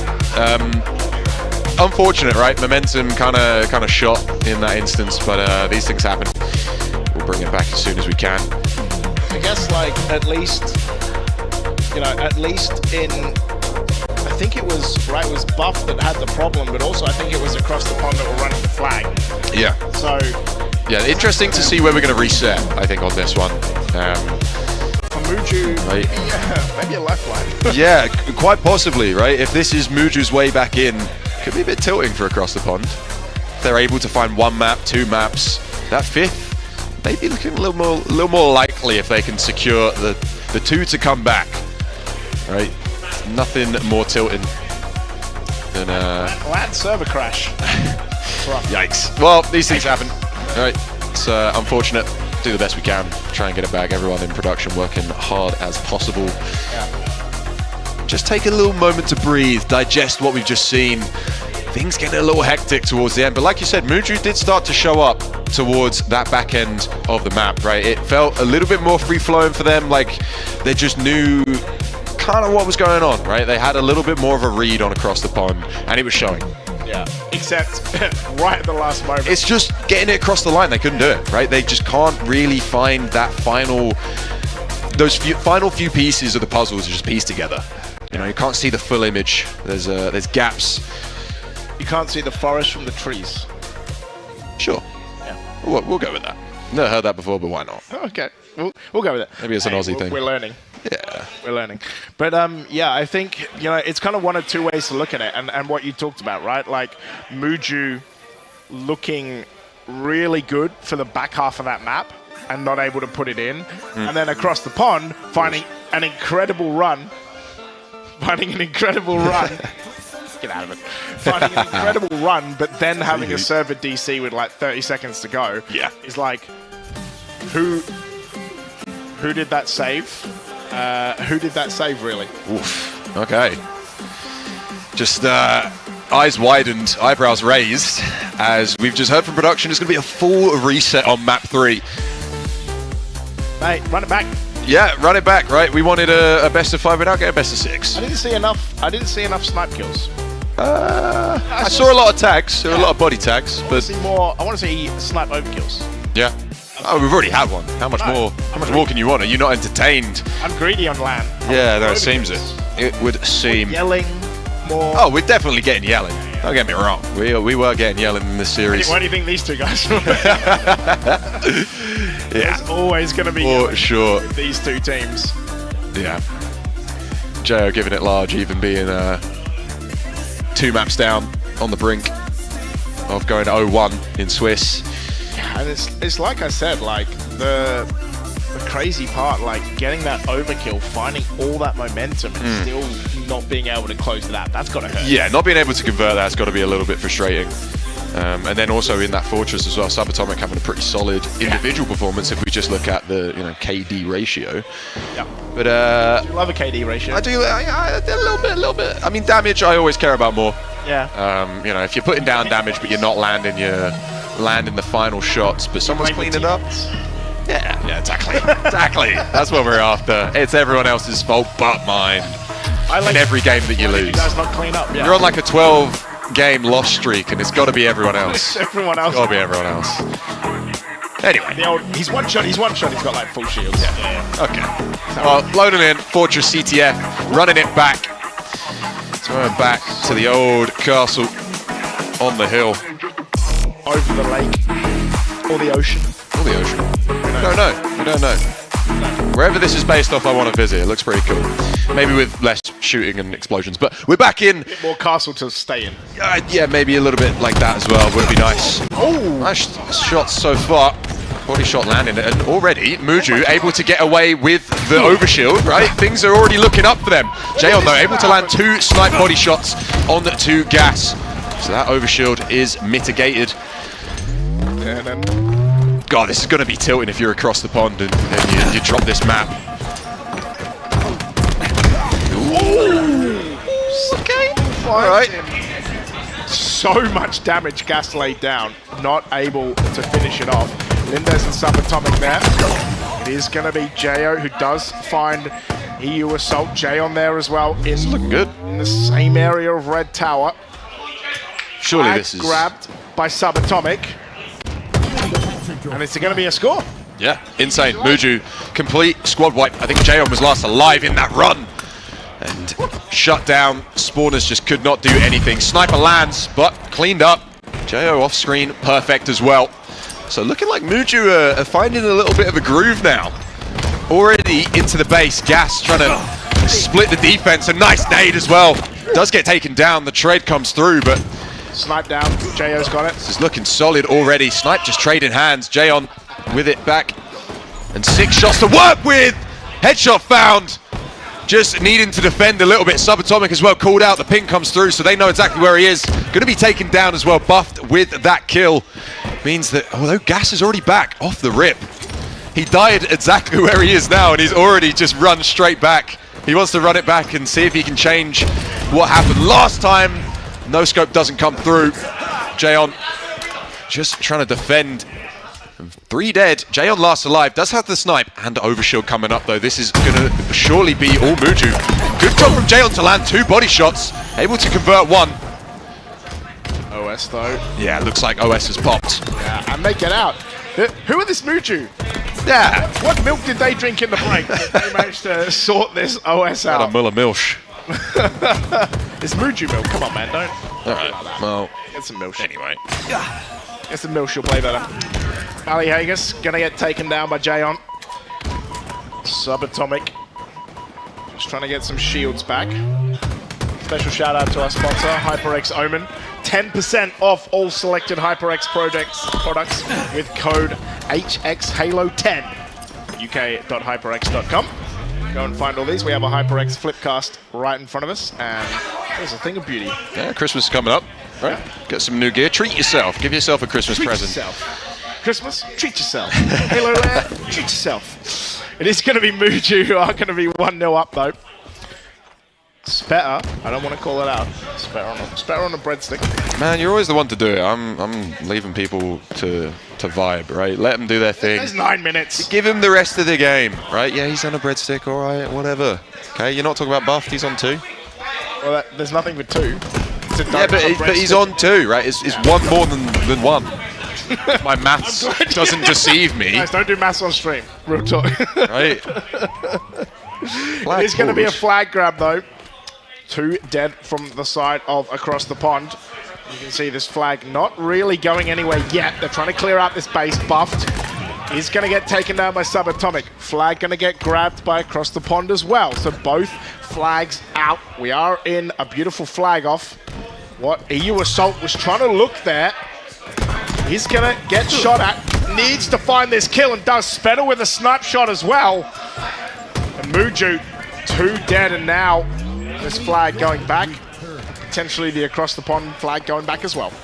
Yeah, a lot of pressure on Muju right now. Just constant split spawn. Subatomic last alive and overshield on buffed as well. So flag run going to be tested. Repulsor used to at least get it a fair bit already. Nice G slide as well. This one looking pretty solid so far though. Beautiful nade comes through. Jo to capitalize as well. And also where the flag was thrown, that player does fall. Last alive is EU Assault. This looks like it could go back. Very good defense from Muju. And they're going to respond with a pull of their own. Already Lindez running this one. Getting pretty far already. Halfway point made. Getting shot in the back. Spetter able to find it. That's going to be huge if he can find a flag return there, which is... Jo needs to get him off. Across the pond with 2 dead, and Muju unable to capitalize again. But that was a massive, massive moment from them as well. The push, it's all looking good. It's all looking better than it did in the first go round for Muju. This is what you like to see. This is kind of where, you know, the chat would have happened in the tech pause to work out and of what they needed to do, how they needed to be better. And so far, it's been working. Their flag goes back home. Spet and Buff starting to get shot by Jo. Going to do some call-outs and come down to find where they are. EU Assault going to jump in as well. He's going to find not even a trade. He gets perfected by Spetter. Yeah, unfortunate for Jo. Defense. For sure. Gonna look on the scoreboard for a second. 12 and 8 for Gas. 12 and 5 for Subatomic. And a double kill for Assault. Able to find 2, but nothing more as he gets put in the grave. Snipers in 10. We'll see if they can just help open up any avenues for either team. Shield as well. So all the goodies. Mendez trying to fight for this one. Jayon though gets the better of him. Doesn't actually pop it. Pretty sure that's just sat down. Yeah, it is. Back on spawn. And with only Gas alive, this one looking like it's going to go into across the pond. Surely they have to cap here, James. They can't not. But no one really here to help Buffed. Able to find one, but position spotted and Overshield pretty much rinsed. Subatomic with the snipe. You don't want to peek that twice. It gets Kobe'd. Yeah, really good job from Muju to shut that one down. Yeah, massive. And, you know, the thing about it, right, is across the pond shut them down so many times in game 1 with that OS. Massive to see Muju. I hate to say finally, but they're pulling it together. Yeah. Not too little too late. Nade's surely going to take down Subatomic to full. Trying to hide. Not able to get away. Splash damage too much. Too much initial damage. Flag run from Spetter. Gas last alive as well. This is a really good run so far. Repulsor used to perfection and slide as well. This one looking like it could go in. 2 dead for Muju. It's right up on the top. One shot is Spetter. He's going to have to wait. You don't want to overextend. You don't want to push this one in too much. You actually send it beyond. Give it to Jayon to lock in, and he does. Tied up with 4 minutes 40 to go, but Spetter last alive. You've got to be careful. No one in position to try and counter cap at least, but still a lot of pressure on Spetter's shoulders. Hold my flag. Subatomic, and it's like Gas finding them as well. Subatomic with this snipe. Oh! Brains Jayon. 4 dead from across the pond. And with 4 minutes left on the clock, Subatomic having to run this Lindes, finding the perfect onto Spetter. Can he find his way up? He won't be able to. The flag is so close, but it's 4 dead for Muju again. 1 kill there. Jo has to do massive defense. He's looked away. Oh, he's going for the overshield. He went for the back smack. He couldn't find it. Flag gets returned as well. He went for the Hail Mary play. Last man alive. You can only ask so much. Tried to shut down that OS, but turns at the worst time. The timing against him, and unfortunately what could have been an incredible response, counter cap, falls flat on its face. Again and again and again, Muju unable to get this flag over the finish line. 3.5 minutes to go. 1 bullet left in this sniper with Gas. What can he do? He can find a brain is what he can do. Jayon gonna take him out in return. But Muju, 3 minutes to find a way to save this series. And a back smack onto Lindes as well. The double kill. He's going for the triple. Repulses the nade. Gas gonna run away. Smart. Yeah, Jayon cooking on Gas right now. Just shutting down anything Muju try when it feels like they're gonna lock in a cap, or at least gonna get some further progress. Jayon's always there to throw a spanner in the works. Does fall, as does EU Assault. So maybe a little bit more pressure for Muju if they're in position. 3 spawn up on Snipe side as well for across the pond. Speaking of Sniper, Spetter's got his hands on it. Oh, huge save from a teammate right there. Spetter's still up though. Yeah, Buffed was getting 5'd. Spetter, he's going to get taken down. 1 bullet left in the sniper, not able to do anything. But Subatomic, 22 kills. Gas and Lindes, 14 assists apiece. So much damage. 2 minutes to go. Spet gets 3 shots before Jo can even turn. Jayon gonna find him, but go to no shields as well. And you can see the push from across the pond. Gas gonna get taken down. Doesn't even pop the OS. Muju, it's 3 dead. And across the pond, even with 2 are pushing. But that OS, it's already dead. It's already gone. and a massive defense from Muju. Yeah, that sniper paying dividends. Still, fair bit of pressure on. Jayon just being such a little rat. In-game or chaos. In-game, in-game. Finally does fall.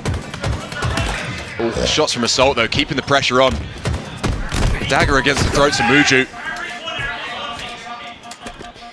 Minute 20 to go, James. This thing is coming down to the line. Again. The second time round. Second line. We were here before, we're back again. Deja vu. It's going to be Buffed and Jayon who find kills. EU Assault going to grab this flag. Muju, 2 dead, coming off the spawns. However, it's cycled spawns. They went from 2 dead to the other 2 dead. Speta finding a huge double kill. Oh. And you can see Speta running this flag. The voice break is real. The lag out, hopefully not. As Spet should be able to run this flag in. And with 47 seconds across the pond with a dagger in the hearts, and Jayon has already pulled this flag again. They're going to try and slam this series home. Yeah, last map. The reset. Buffed. A little bit closer. But this one, they're trying to end it on a statement. Buff, though, able to make the jump, but he's taken one shot. Gonna have to be careful. Everyone's gonna be staring at him. Jayon, though, to lock this one in. That's map. That is series 1-0 for Across the Pond. Oh my Shouting across God. the stage already. You can hear it going off right there. All fair in love and war at the end, but dear oh dear, what a crazy series that was.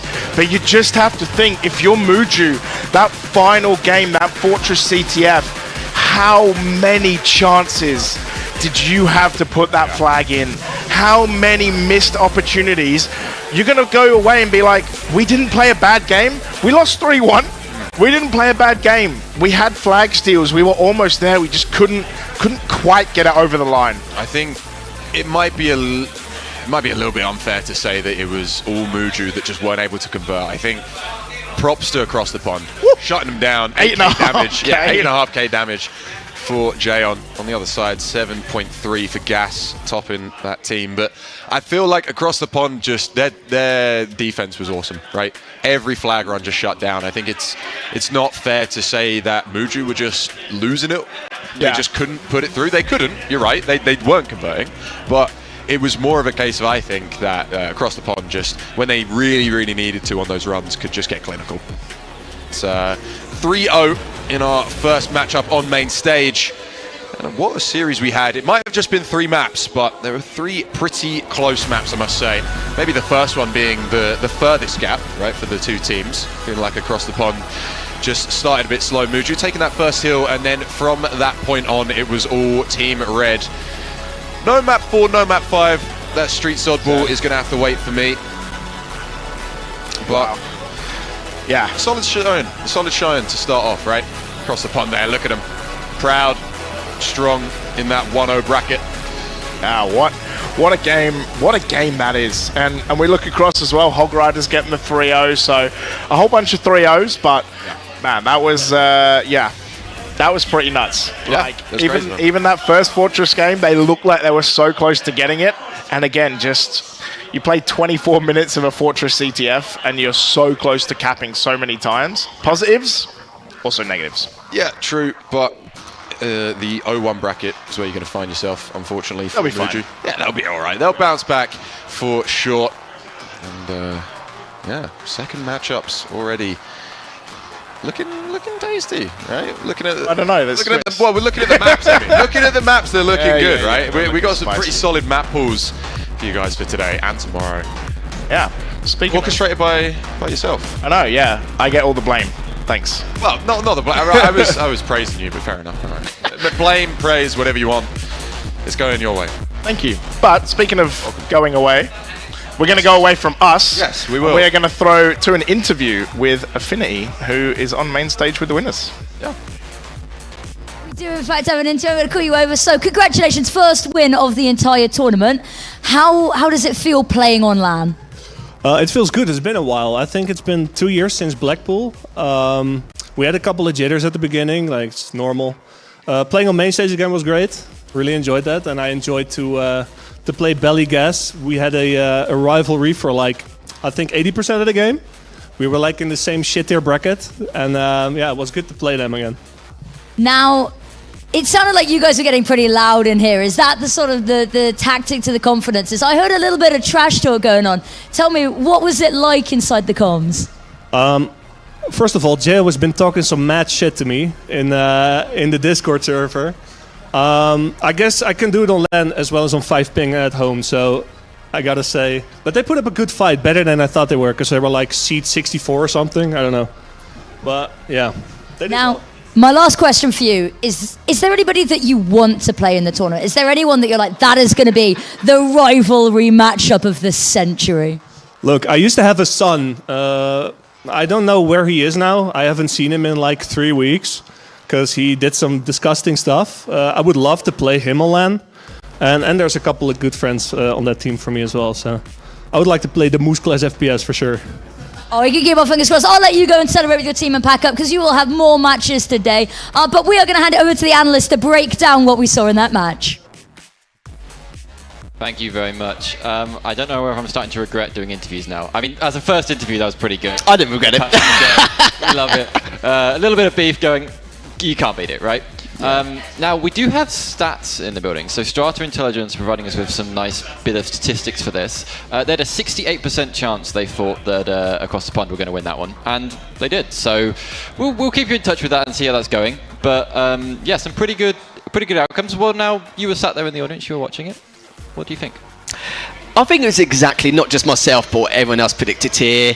I think everyone believed it would be 3-0, 3-1, maybe, depending on the circumstances, if they managed to get out of the gate strong. They did, but it wasn't like the first game strong. It was like the first couple of minutes where they ride that wave of momentum.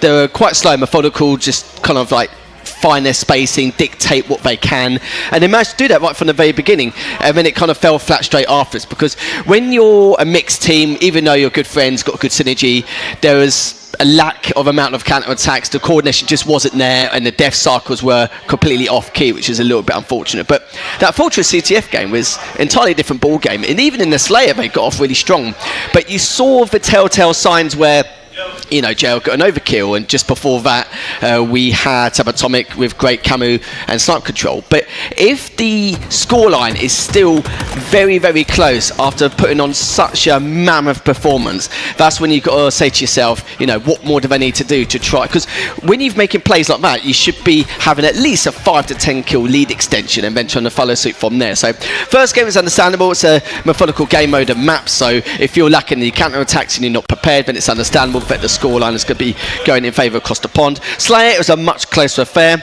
As mentioned before, you could see that Muji were actually having a very good start. Great camo and snipe play for Subatomic. Jay with the overkill, of course, getting loud and proud as he normally does, and he definitely made them pay for it.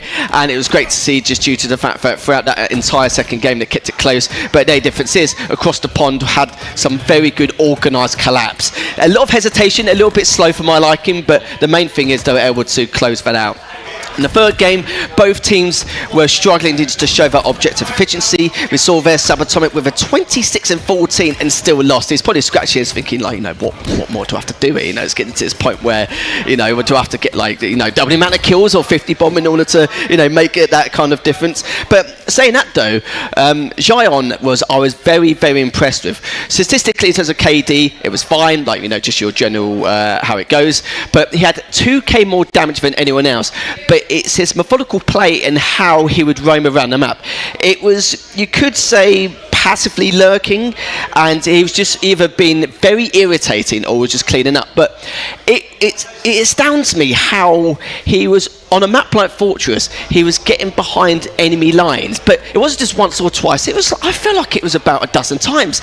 And you've got to remember how open Courtyard is to the flag. It's very, very difficult just to not be seen, and you can see some players kind of hesitating a little bit to try and get to their flag, but I feel like he was just doing a nice, you know, Monday morning jog and was just getting behind enemy lines every time. But that is what I'm talking about. He's using the perfect moments to get those rotations in, get behind them every single time, close them off like an ice cream scoop, and being able to close it out and then be able to get some of these flags here and there. But we need to see better objective efficiency from both these teams. They know how to do it, it's just when they should progress to that and just the lack of hesitation. They need to try and eliminate that, and then we can see a better performance from both teams later on. Of course, and just to mention Jaron, he had a 425 shots hit with 476 damage per life. So he's the highest on the team. So yeah, just staying alive is so important in these games, and especially when you have a long CTF like you do on.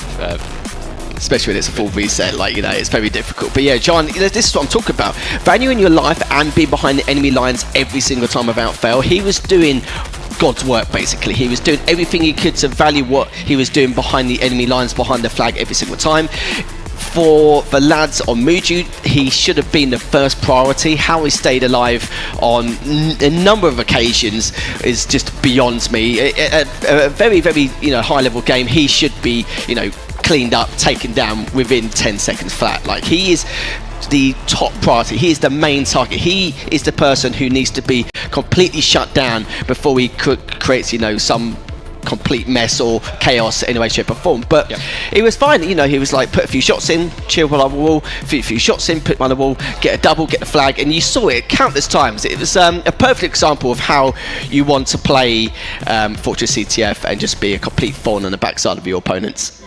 Definitely. Now, you have some words for Muju, just in your head. What would you say to Muju going into the next game? What do they need to improve upon? What needs to get ready for the FFA tomorrow? Oh, wow. Okay. No, not like that. But it's got to a point where they know they've got the pieces. I did say before the series even began that they've got the slaying potential. You saw they were putting up the numbers. It was perfectly fine. It's just the objective efficiency once again, just playing that card. And you see they would get one or two dead, but like kind of hesitate a bit. Their death cycle was clearly off key. It's the counter attacks which is really gonna. Basically their biggest weakness, so to speak, and it's very difficult to, you could say, correct that, because that's something you should be preparing a month leading up to the event, but they haven't even scrimmed, so. Yeah, and it's really easy to prepare when you have a coach as well. That was one to say. Across the pond, they had Hopex behind them, giving them lots of interesting information. He was telling them to push, he was telling them to make it work, and I think that really helped the team have that cohesion and do that objective. Definitely, stuff. Like, that just makes a big difference. And it'll be interesting to see if any teams that don't have a coach manage to make it through into that top 8, top 6, top 4 as we go into tomorrow, but very exciting. Anyway, so that was our game number 1. We will have game number 2 coming next. You excited for this one?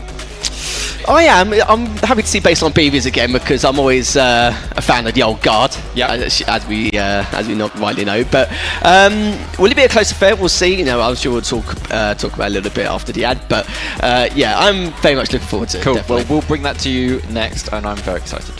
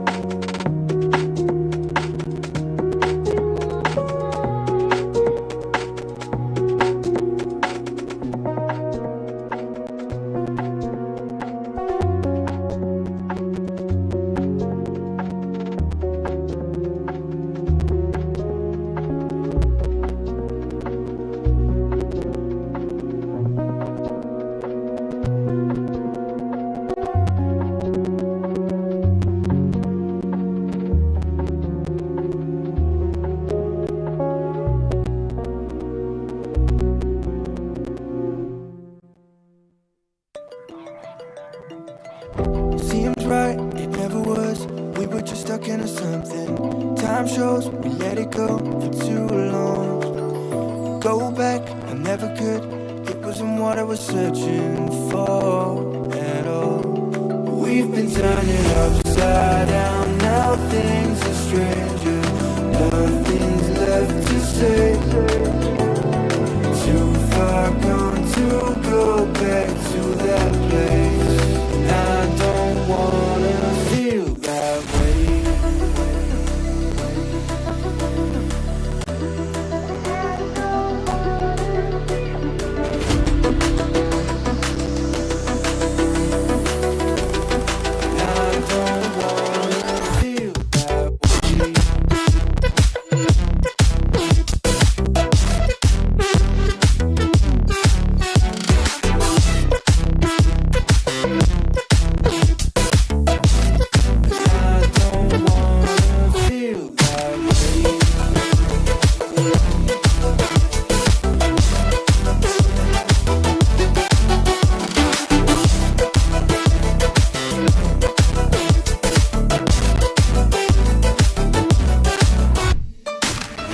Seems right, it never was.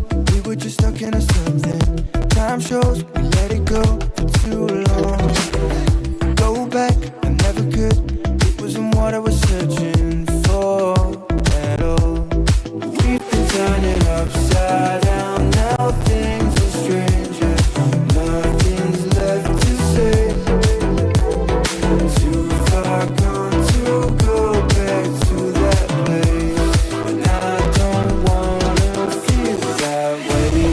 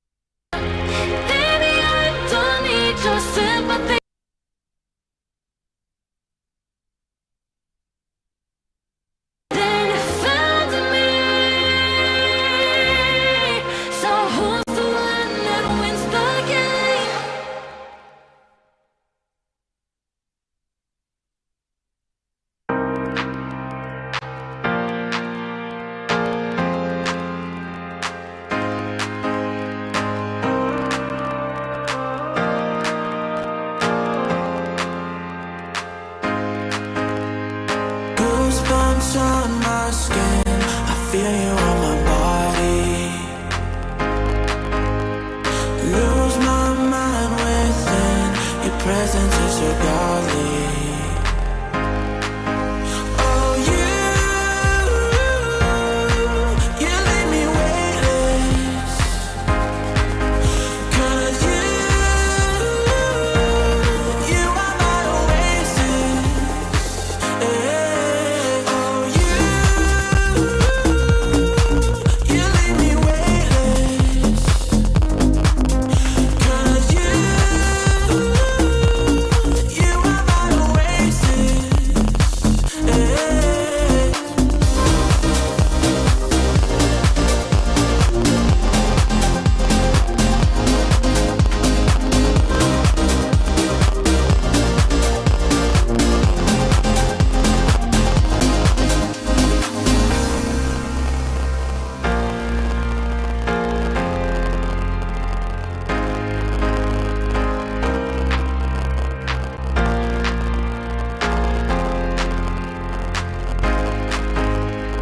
Goosebumps on my skin, I feel you on my body.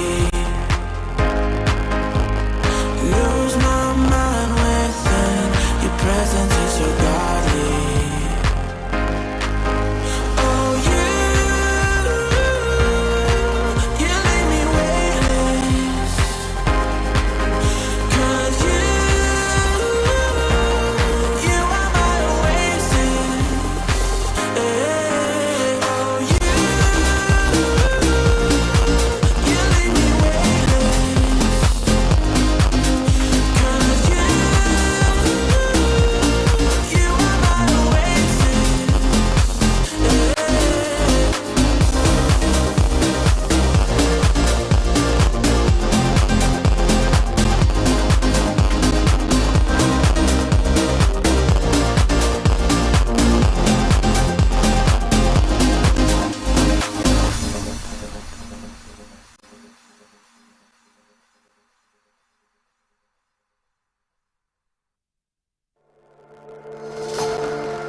Monday morning, it starts to rain. And I'm thinking about what we've been through. It's getting cold and light starts to fade. And I'm feeling worried about where this leads to. I don't know where to begin, but I keep seeing you with me. I slowly start to admit that you're the one that I'm missing. I don't know what I should do, 'cause you're ignoring my texts. So could you tell me the truth so I can stop making guesses? 'Cause now I'm losing my mind. Keep on running till I find a way to ease my mind. So could you tell me the truth so I can stop making guesses? I don't know what I should do, 'cause you're ignoring my texts. So could you tell me the truth so I can stop making guesses? Is it hard to make up your mind? Doesn't the fun that we have make it easy? Is it true? Do you still need time? Or are you scared to commit and be with me? 'Cause what we have is real hard to find. And all I want you to be is happy. I don't know where to begin, but I keep seeing you with me. I slowly start to admit that you're the one that I'm missing. I don't know what I should do, 'cause you're ignoring my texts. So could you you tell me the truth so I can stop making guesses? 'Cause now I'm losing my mind. Keep on running till I find a way to ease my mind. Could you tell me the truth so I can stop making guesses? I don't know what I should do, 'cause you're ignoring my texts. Could you tell me the truth so I can stop making guesses?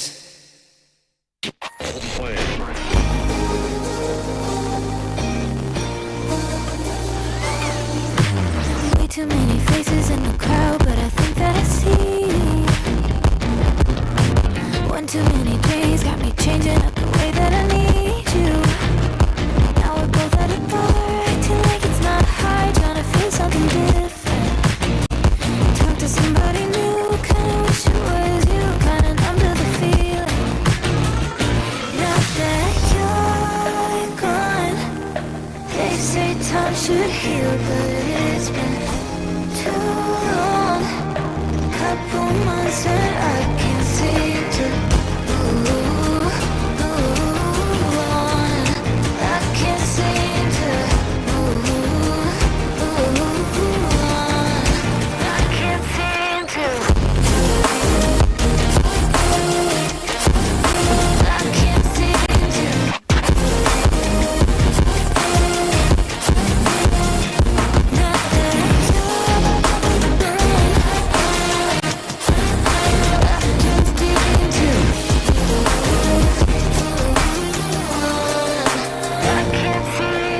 Laying on my floor, thinking about all the things that we've been through.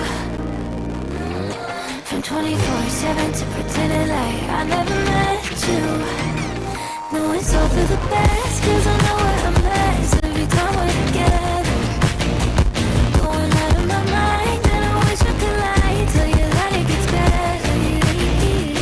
Now that you're gone, they say time should heal, but it's been too long. Couple months where I can't seem to move on. I can't seem to move on. I can't seem to.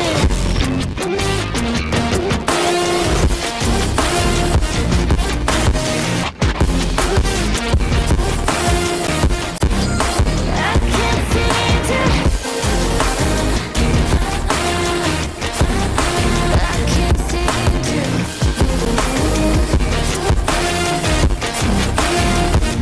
Now that you're gone, they say time should heal, but it's been too long.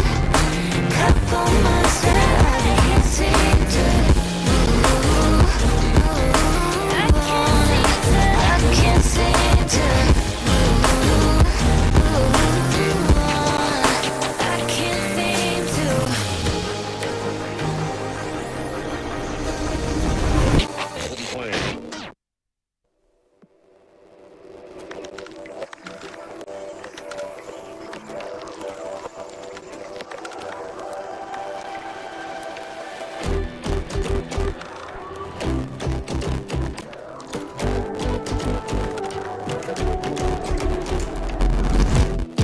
I don't know why I let you, but you had to let it spark in me.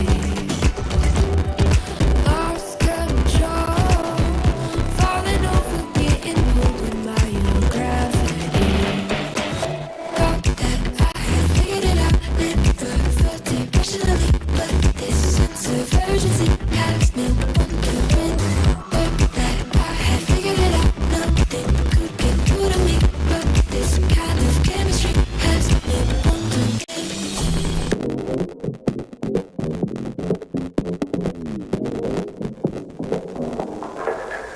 I can feel this time choke my neck and I just wonder why I'm buried in a suit I'd never buy, a suit I'd never buy. Cufflinks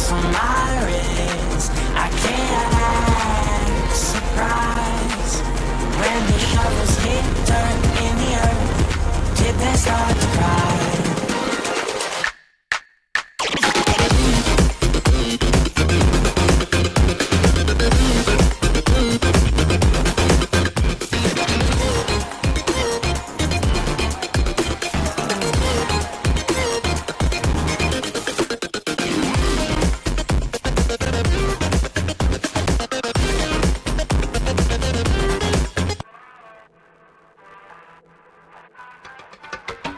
Seek me out, hear me shout, come get it, don't you simmer down. Right now, what you acting like you in the wild? Don't stop, give me no doubts. Let me know what you want.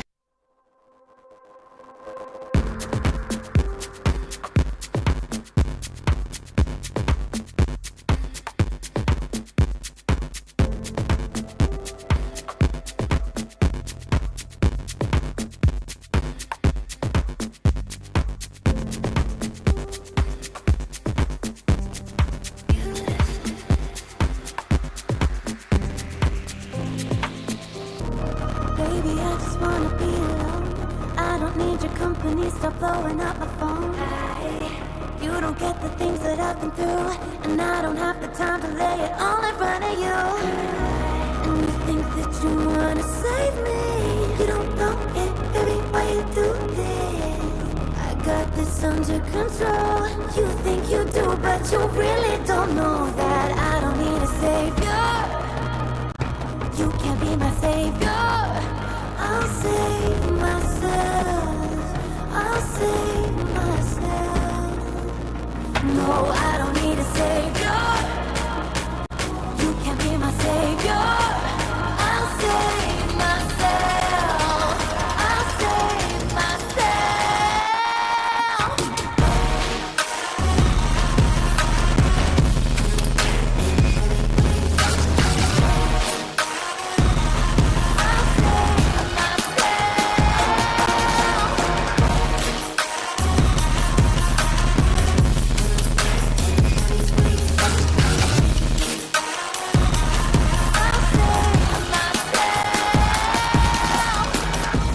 Baby, I just wanna be alone. I don't need your company, stop blowing up my phone.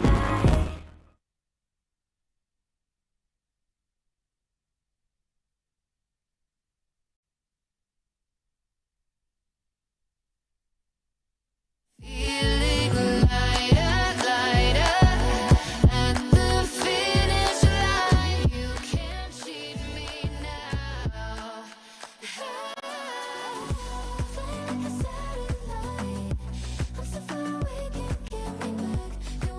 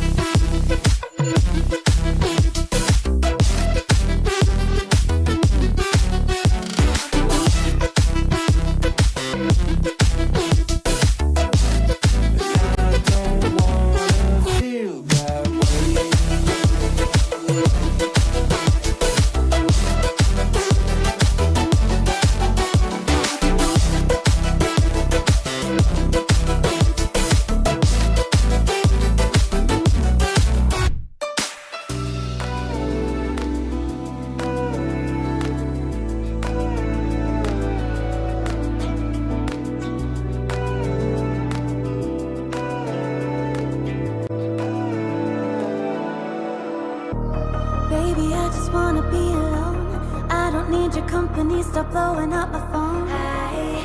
You don't get the things that I've been through, and I don't have the time to lay it all in front of you. And you think that you wanna save me. You don't know it, baby, why you do this? I got this under control. You think you do, but you really don't know that I don't need a savior. You can't be my savior. I'll save myself. I'll save myself. No, I don't need a savior. You can't be my savior. I'll save myself. I'll save myself.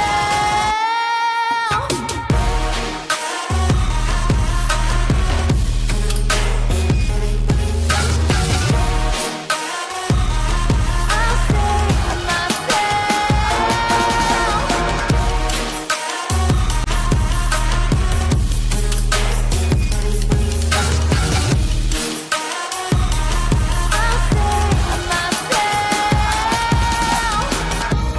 Baby, I just wanna be alone. I don't need your company, stop blowing up my phone. You don't get the things that I've been through, and I don't have the time to lay it all in front of you. And you think that you wanna save me. You don't know it, baby, why you do this? I got this under control.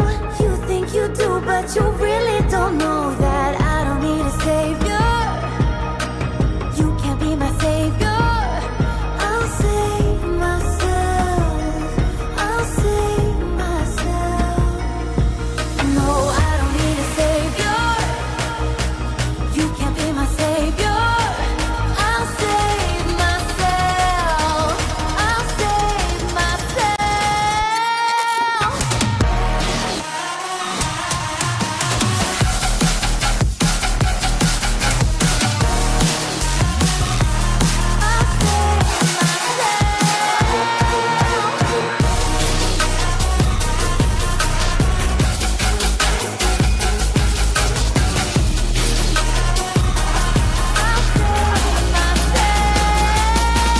No, I don't need a savior. You can't be my savior. I'll save myself. I'll save myself.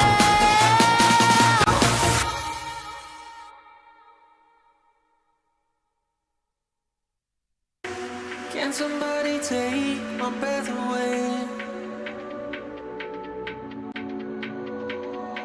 Hold me tight, lonely day.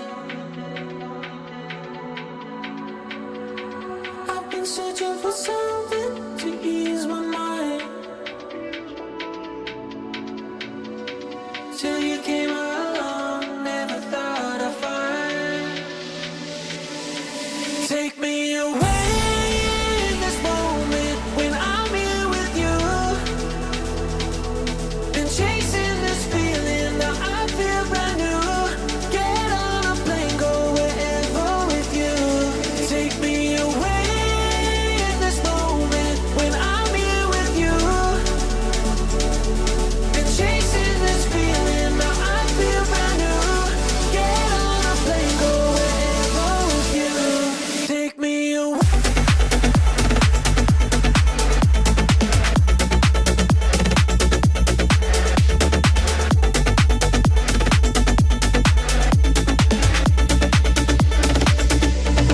Take me away.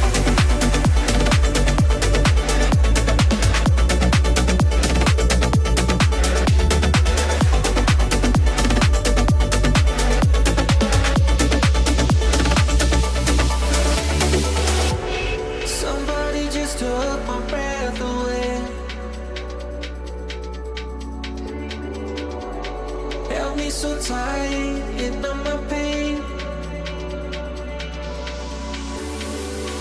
I was searching for something to ease my mind. Didn't realize you're the one I'd find. Take me away in this moment when I'm here with you. Been chasing this feeling, now I feel brand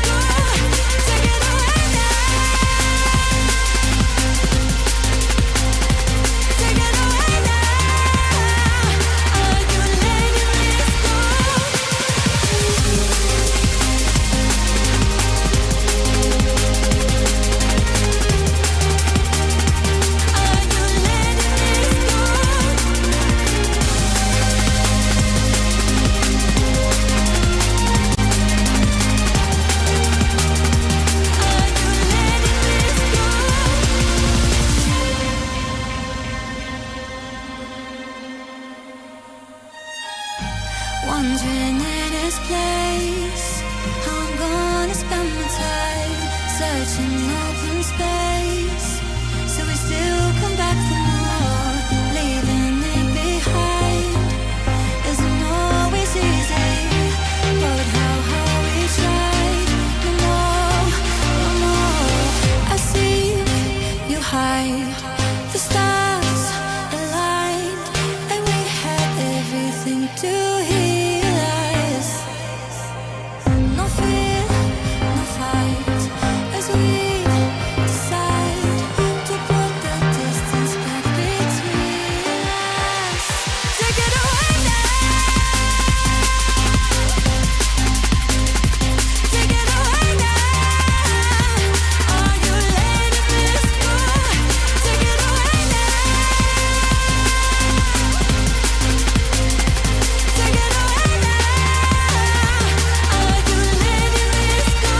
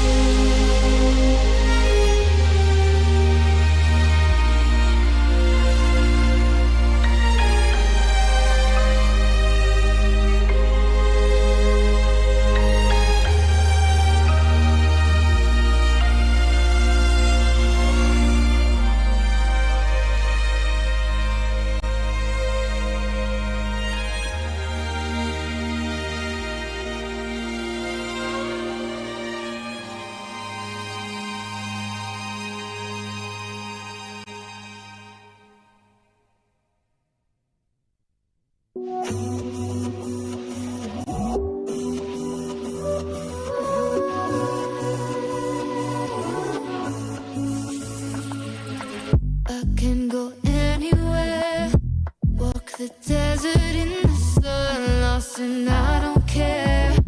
I'm feeling lighter, lighter, at the finish line. You can't cheat me now. Flying like a satellite, I'm so far away, can't get me back.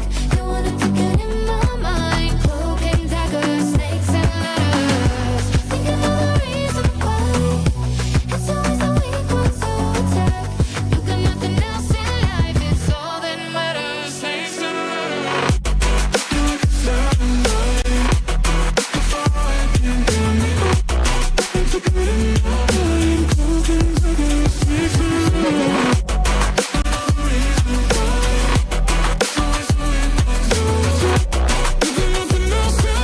It's all that matters, snakes and ladders. How does it feel to fall now that you're in this alone? No more comfort, 'cause those days are over now. I've seen that side. Can't believe I let you wear me down. All the memories unwind, taking me higher, higher, past the finish line. You can't cheat me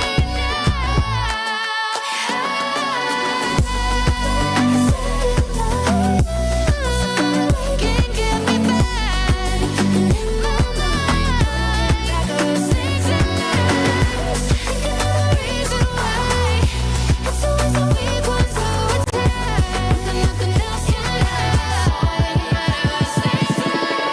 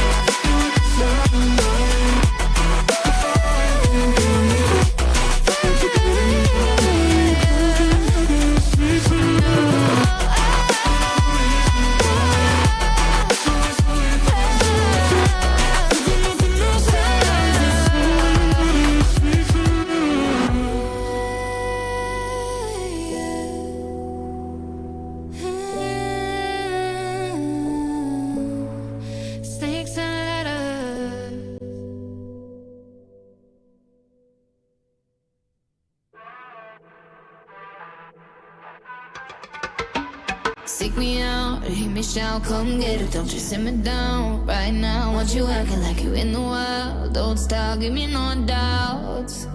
Let me know what you want.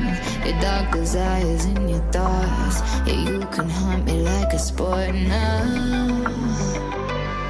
I got a cold heart, but I'm running hot. I let you cut in that line if you want the spot. When you're ready, baby, come get it.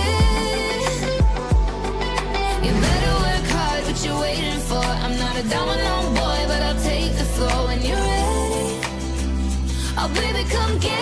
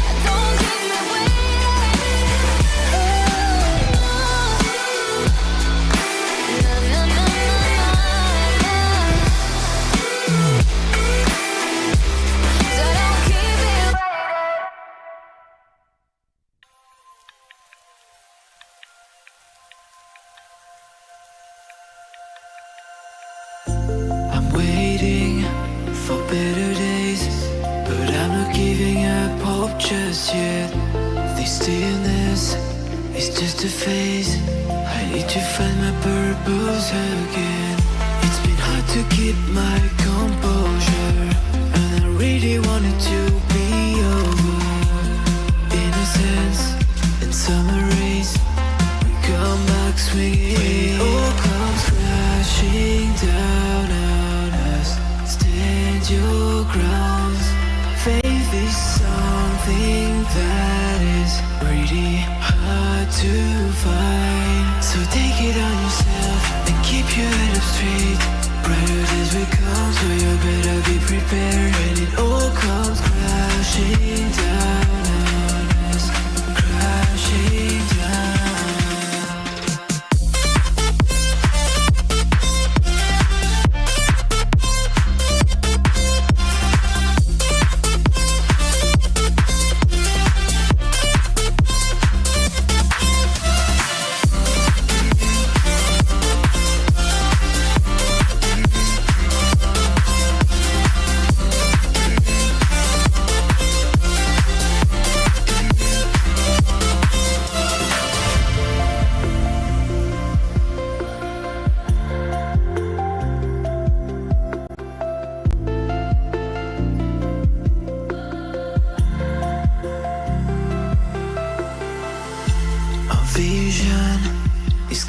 it.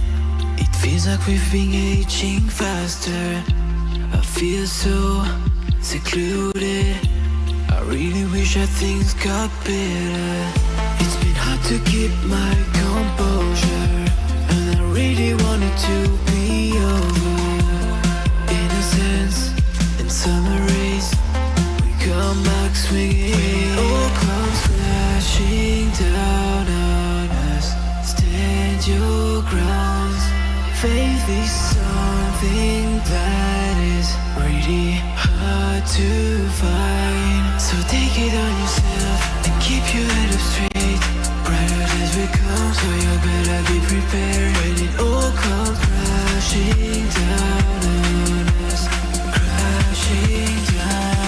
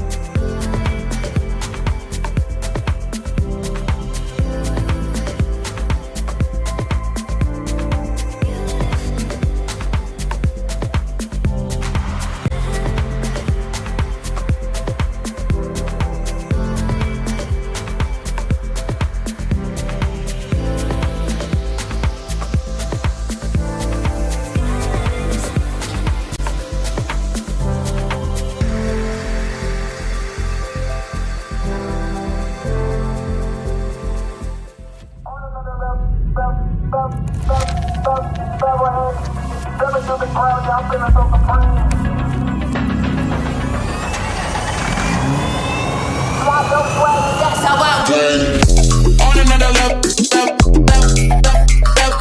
ain't stepping through the crowd, yeah, I'm feeling so supreme.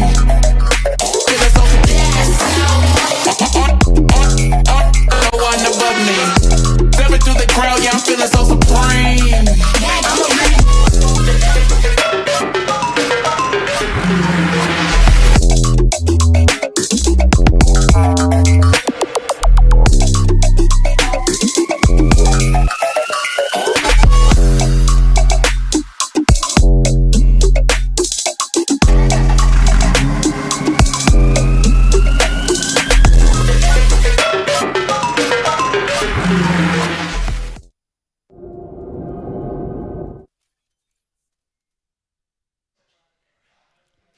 Welcome back, everybody. We are back, and we have game number 2 coming up. I think we're just about ready for that.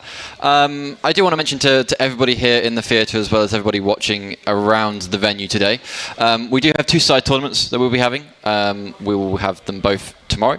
One is going to be a Halo Free 2v2, of which the prize is going to be the HyperX Cloud Free wireless headset.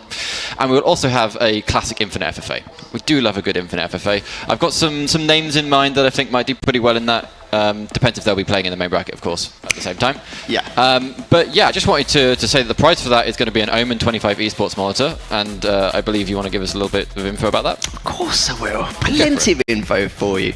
So if you guys want to, one of the best monitors on the market, the Omen 25 esports monitor is built to deliver performance without sacrifice, a 360 Hz refresh rate, and you get blazingly fast gameplay, sharper objects, and cleaner details. The 1ms response time with overdrive eliminates ghosting, delivering crisp, fluid gameplay no matter what's happening on screen. With factory color calibration ensures you get the exact time of view as the pros do. With a tight field of vision, near instant reaction speeds, and pinpoint color accuracy. So make sure you grab one of those bad boys, because I heard they are pretty damn good. Yes, and we do have one upstairs in the social space. If you want to try it out, head up there, play some Infinite, have a little bit of fun. I mean, I recently upgraded to like a 260 Hz monitor, and I thought that was sort of a groundbreaking change for me. 360? I don't know. Maybe I'll be better. Maybe I'll make it into a tournament if I manage to get one myself. But who knows? Anyway, let's talk about the game we have coming up. So we have Clutch Academy EU playing the Baseline Beavers. It's good to see Clutch Academy picking up a team over here as well. Obviously, they're doing some amazing stuff over in the NA circuit and just in general, setting up 8 servers and all that kind of stuff that they do, which is some great fun. I mean, they're doing all the social postings. Oh yeah.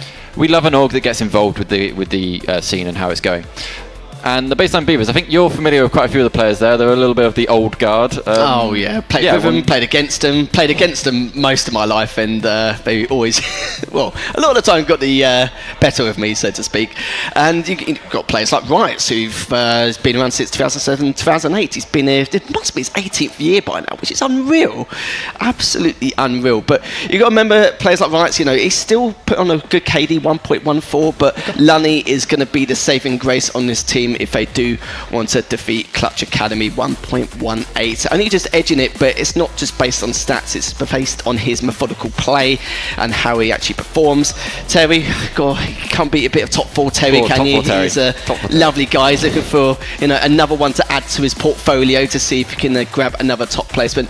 And Rami's returned as well, and I wasn't really too sure if he was actually coming until just a couple of days ago. Matchmaking, I was like, I haven't seen that face in a while. And here he is today, actually competing with Baseline Beavers. So I'm always a little bit biased with the old guard, so it's understandable that I talk so much about them, but this is going to be a bit of a feat for them as they've got to play against a Clutch Academy with some great players, as such as Moss and Suspense, very heavy slaying, and of course Tux. Tux isn't talked about too much, but the amount of damage he does on paper compared to the rest of his team, it just shows his productivity and how proactive he is around the map. So it's going to be a tough nut to crack, but we'll see how Clutch Academy are going to do, if they'll topple them comfortably or if it's going to be a close affair. Yeah, I mean, I had the lovely opportunity to go to Worlds, which I know I've already mentioned, but I did go with Suspense, not on purpose. He just happened to be there at the same time, and I watched him play in some of the FFA tournaments. He's one of those kind of new players. He's only kind of just got into the scene in the last couple of years. years, and he is really making a name for himself. And it's great that he's managed to end up on this roster, and I think they've got a long way to go. My money personally is on Clutch Academy. That might be because I've seen the statistics, but that's what I'm feeling. Although I would love these guys to have come back into Infinite out of not playing for a little while and just storm through it. So I hope it's a close game, and it should be a pretty good one. Now, should we pass over some lovely casters and kick it away? Yeah, go on then. Let's do that. Ladies and gentlemen, welcome to our Swiss Round 1 Heat 2 coverage. My name is Vanadam, and I'm joined here for the first time by Wonderboy. How are you doing? Hey, yeah, I'm doing great. Honestly, it's fantastic to be here in Stoke-on-Trent. First time ever for me, and here commentating some Halo. I can't wait. It's going to be great. It's not exactly far from me either, and we've had a few walks, we've had a few chats about the teams we've got here today, some of the stuff that the analysts have been talking about, very relevant. Obviously, one of the big things about this series that we kind of need to talk about is these teams have never gone against each other in this kind of round of the championship. The players might have played against each other, but these two specific formulas haven't actually played against each other yet. No, they haven't. Honestly, when you come up against an unknown quantity as a team, you do kind of struggle if you're the, on paper, better team. So we could see early on in this series some close spells of play between the two. I'm really looking forward to this. I think the desk summed it up perfectly. For me, it's kind of a crossroads of the old guard versus the new generation coming through. And as someone that's been in the scene for a while, this is pretty cool to see here in Stoke. And well, talk us through our game types here. Yeah, absolutely. So first of all, we're going to be having King of the Hill on Recharge, and then we'll be taking it up a gear, taking it to Slayer on Live Fire, then CTF on Fortress, and then if we do need it, which hopefully we get as many games as possible, we've got Oddball Streets, and then finally we've got Slayer for the second time on Solitude. A nice round of maps here, and definitely we're going through some of the points just before we load into the game here. But one of the things I do want to say is, we were talking about suspense just then. This lad, he was really young when he first came in, and I got to coach a team with him back in Blackpool. I see some people repping some of the Blackpool stuff from back in the day. I'm really excited to see how these two teams go together with these two specific maps. Is there anything you think with Recharge we're kind of looking for? Yeah, absolutely. I mean, this game type, this map is the perfect combo for me to get a good assessment of both teams, because it is all about spawn control. What can you do with the kills that you get, when you get them, and where is the movement coming through? It has to be at the right area at the right time. And we'll see which is the two better drilled of the two rosters. I think I have an idea of which one that would be. I'm leaning towards the desk's assessment of this as well, but you can never count out the names on the baseline Beavers. So we're moments away from kickoff. Let's get this underway. And kick-off we will. We're going to hop in straight away on the Clutch Academy side of the map here. The typical fight for Camo goes out. Lunny finds himself getting absolutely nuked by so many grenades, and all four players with baseline Beavers go down straight away. Yeah, nightmare start. That's not what you wanted at all. You have Moss getting Camo and Shock. Don't forget, this is an extended camouflage now. Not just 30 seconds of playing it, it's 45. But, almost gets the Ninja, instead gets nothing but a beatdown. And it is Riots now who gets the Shock. So unfortunate not to make a bigger play with that Camo. You could see the intention, but just caught off guard. Yeah, that indeed. And as the action moves up to the attic area, Riots is doing everything he can to stay alive with the shock rifle now, but the stray grenade comes in from the side of Clutch Academy, taking him out there. That means the shock rifle is down and ready for someone to pick up. Clutch Academy know that. They've sent someone back up there again. But meanwhile, Ramirez is going to take himself up to the back ledge and looking at the hill right now, trying to get some type of play, but he gets caught out by some crossfire. And at the moment, it looks like Clutch Academy are going to take this first hill, and they do. Yeah, 4v2 with just moments away. At that point, if you're baseline Beavers, you have to think about going to the next hill. We move over to P2, of course, blue pipes. You'd think, obviously, you want to control blue, but the biggest area you want to secure if you are trying to break this hill is gold, is glass. You want those favored spawns. You don't want to be fighting from A, going to tower, and dead-ending yourself every time. It's great if you break blue, but it's tough to do so. As we're seeing here, Tuxie gets a big kill onto Riots, but Lunny is there for the trade, and now it looks like spawns in their favor as well. Moss lost alive. He has to flip spawns somehow. And if they can get to tower before the baseline Beavers, could be good, but the best play most of the time is flipping round to glass, getting those long haul spawns under your belt so you can attack from a bit of a closer area. Yeah, and the push does come through indeed here. A bit of a fight going out in the bottom of tower here, doing everything can stay alive. Trade comes through.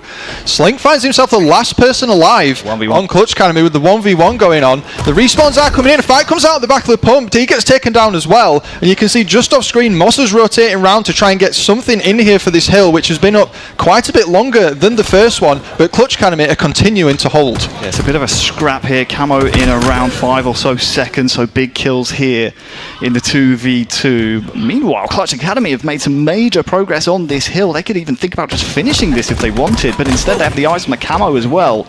Riots will pop in, but yeah, this is a tough situation to be in. They want to secure hill, they want to secure camo, but at the same time, you don't want to get too greedy. So let's see how this plays out. Yeah, absolutely. The camo is ready. It's still up. It's been up for such a long time. Patience here coming through from the likes of Clutch Academy. It gets popped. That's going to last 45 seconds. As we said earlier, that is going to be a linchpin in keeping this hill totaled in. The melee comes through. Riots gets sent back to respawn. Lunny wants to help his teammate, but the camo is preventing any sort of vision from coming through. This is a good hold from Clutch Academy on this side of the map. And Terry also gets crossfired as well from that camo, so they're putting that to maximum use. Yeah, Hill finished there nicely, and also Moss with that camouflage, I believe, was able to transition spawns around to new as well, was pushing A early, and now we're seeing this transitional King of the Hill gameplay from Clutch Academy, just being the more experienced team on this game type. You can see they know their rotations, they know what to do, although Baseline Beavers sticking with it in the slays. Moss last alive, giving them glass spawns. We'll see if Baseline Beavers can put together a hold now, but first death is never fun to see. Definitely, and the spawns affect the cadence of the match so much, as we've been seeing here, as a few more grenades get thrown into what is essentially an absolute nuke hole of a hill here on Whirlpool. It's 4 players down on the map right now, quiet for a moment. You can see Baseline Beavers rotating up to get some sort of advantage, and the crossfire does start to come in, and the 5-shot comes in from Moss onto Riots there across the vent, and then bottom as well. Terry of Teams manages to get his piv going through, and we've got 4 players on the map again, so it's kind of chaos everywhere right now. Baseline Beavers doing what they can to stick with the slays, but it's been the objective efficiency from Clutch Academy all the time. Baseline Beavers trying to break Clutch Academy milking progress. They still have the A spawns, Baseline Beavers, which is your foothold on this hill. You want to secure this area, which is why Moss smartly and correctly is trying to chow this area, but Lunny does a good job locking that one down. But again, it's Clutch Academy coming through, sneaking some hill time. They eke closer and closer to the 40 seconds needed to cap this third hill. And it looks like they might just be on their way to do that as the hold from Whirlpool comes in. The Jiggle Peak comes through here. The duel between Slink and Terry falls down to the bottom onto the old Mangler. And unfortunately for the likes of Baseline Beavers, Terry goes down. The crossfire comes through again. Suspense getting himself another assist there across the map as well. And that's the 3rd hill. 1 more left in this first match of this best of 5. Yeah, tough there for Lunny. Really tough. Wanted to burn that camouflage, but Suspense came through. Got the kill and the camo. So no camo for this P4 hill. You would ideally like camouflage to try and maximize the time, but again, it is this area. It's long, it's glass. Nice double, could be a triple here from Casey. Nice try there, Lunny, but instead he gets taken down. Good work, but let's see which way the spawns go. Looks like Clutch Academy right now have long, so going to be difficult, nigh on impossible for Baseline Beavers to capture this hill without taking Clutch Academy out of long haul.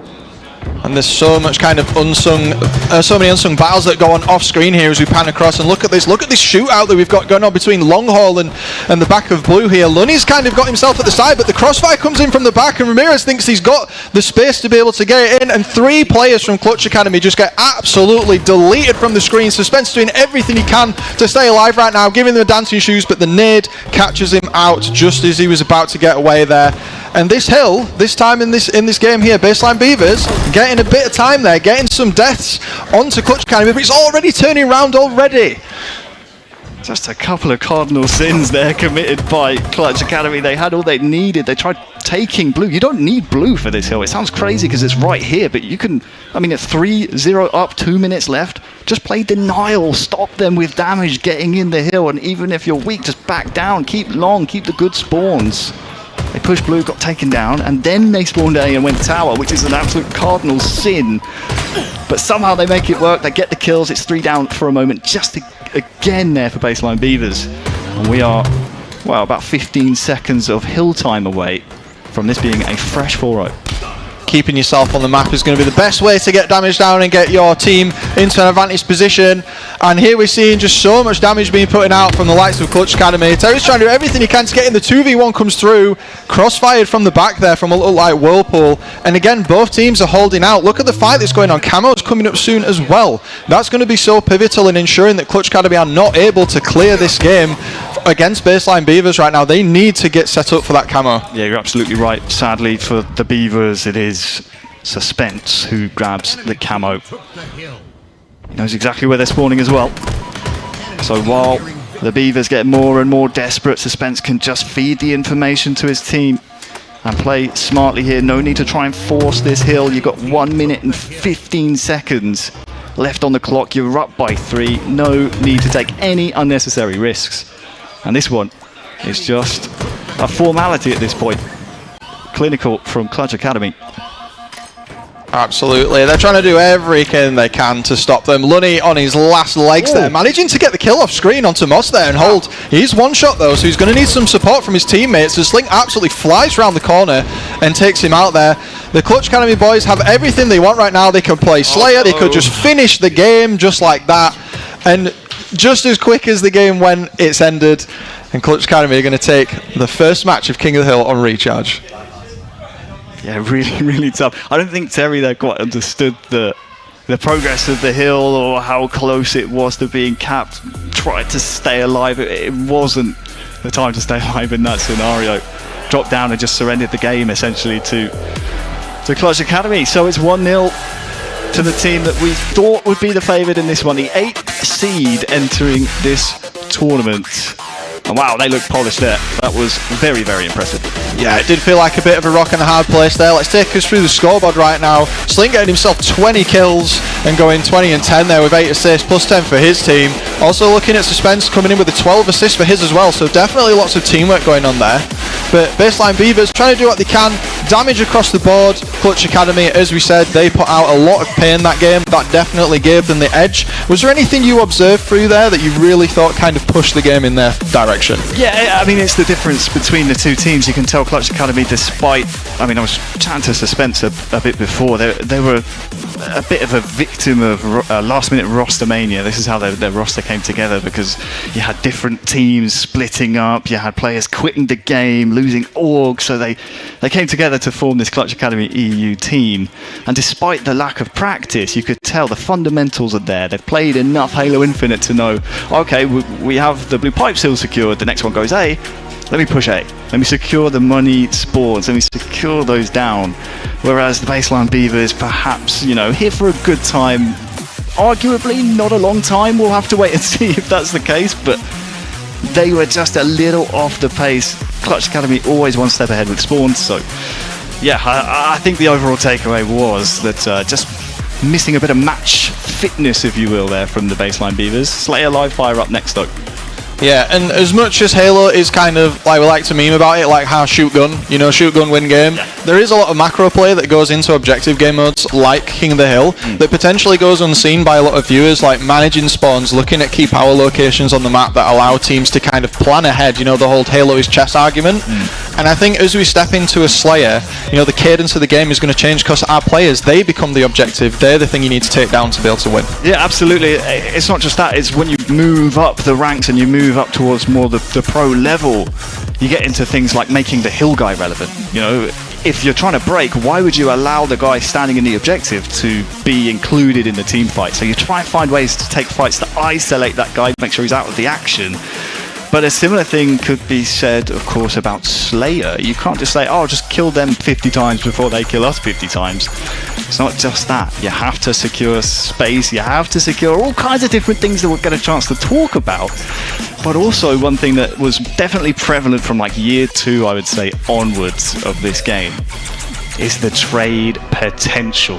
Know where your stickies are, know where your spikes are, know where all the equipment, all the goodies, all the toys are, apart from the obvious ones, of course, to try and push trades back in your favor and create space where necessary. Shopify were horrible at doing that. Last year, Shopify, that lineup was suppressed. Oh my goodness, they they stuck us every single time they got a kill, and if it wasn't working for them and they were down in a fight, they would just throw a grenade and stick us and get a trade when they didn't deserve it. So that's what I'm looking for out of the two teams here. If we can push trades where perhaps they are not deserved, usually it's the team that are pulling off those plays that comes out on top on, well, live fire Slayer essentially.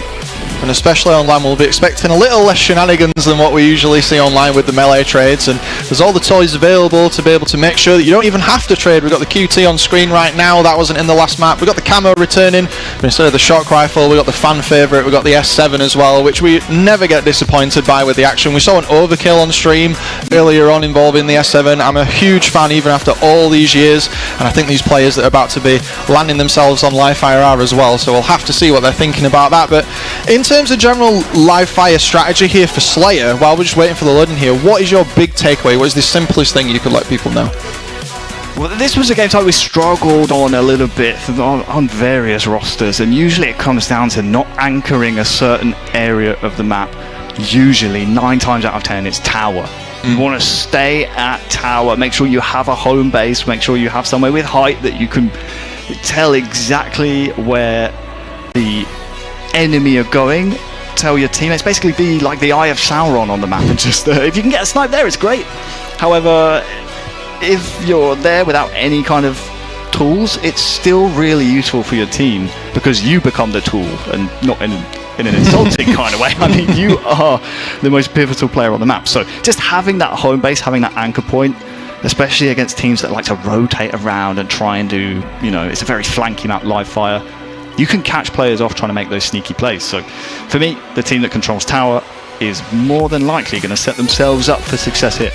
Exactly that, and controlling tower almost gives you free reign of top mid, which allows you to locate so many kind of spawn areas on the map as well. So that means that if the team has that kind of that card in their hand at that moment, you could force spawns in like B, for example. We see a lot of teams force B spawns because it's just kind of on an island on its own. Sometimes we see teams force brute spawn as well, because that one's kind of isolated too. And I think maybe in this one, if we find that teams get stuck in that, that's really what gets the game going, and that's really when your lead starts to build up, when you get that spawn rotation in. Yeah, when you're playing this map and you're completely in sync with your team, you just grab the S7 sniper that's spawned top mid, you have a guy anchoring tower, and the rest of your team is able to push around and influence that dummy spawn. You're sat nest bridge or nest boxes with a snipe, and you're licking your chops. You're holding the back button thinking, oh, this guy's going to be a free kill any second. It really is just a strong area of the map to hold. We saw that Oscar on the main stage just diagnosing some problems. Interesting. Good that we've got Oscar here, of course. Head ref, head admin, amazing. Good to have him. Man's running the show by himself. I like to see his step count by the end of the day.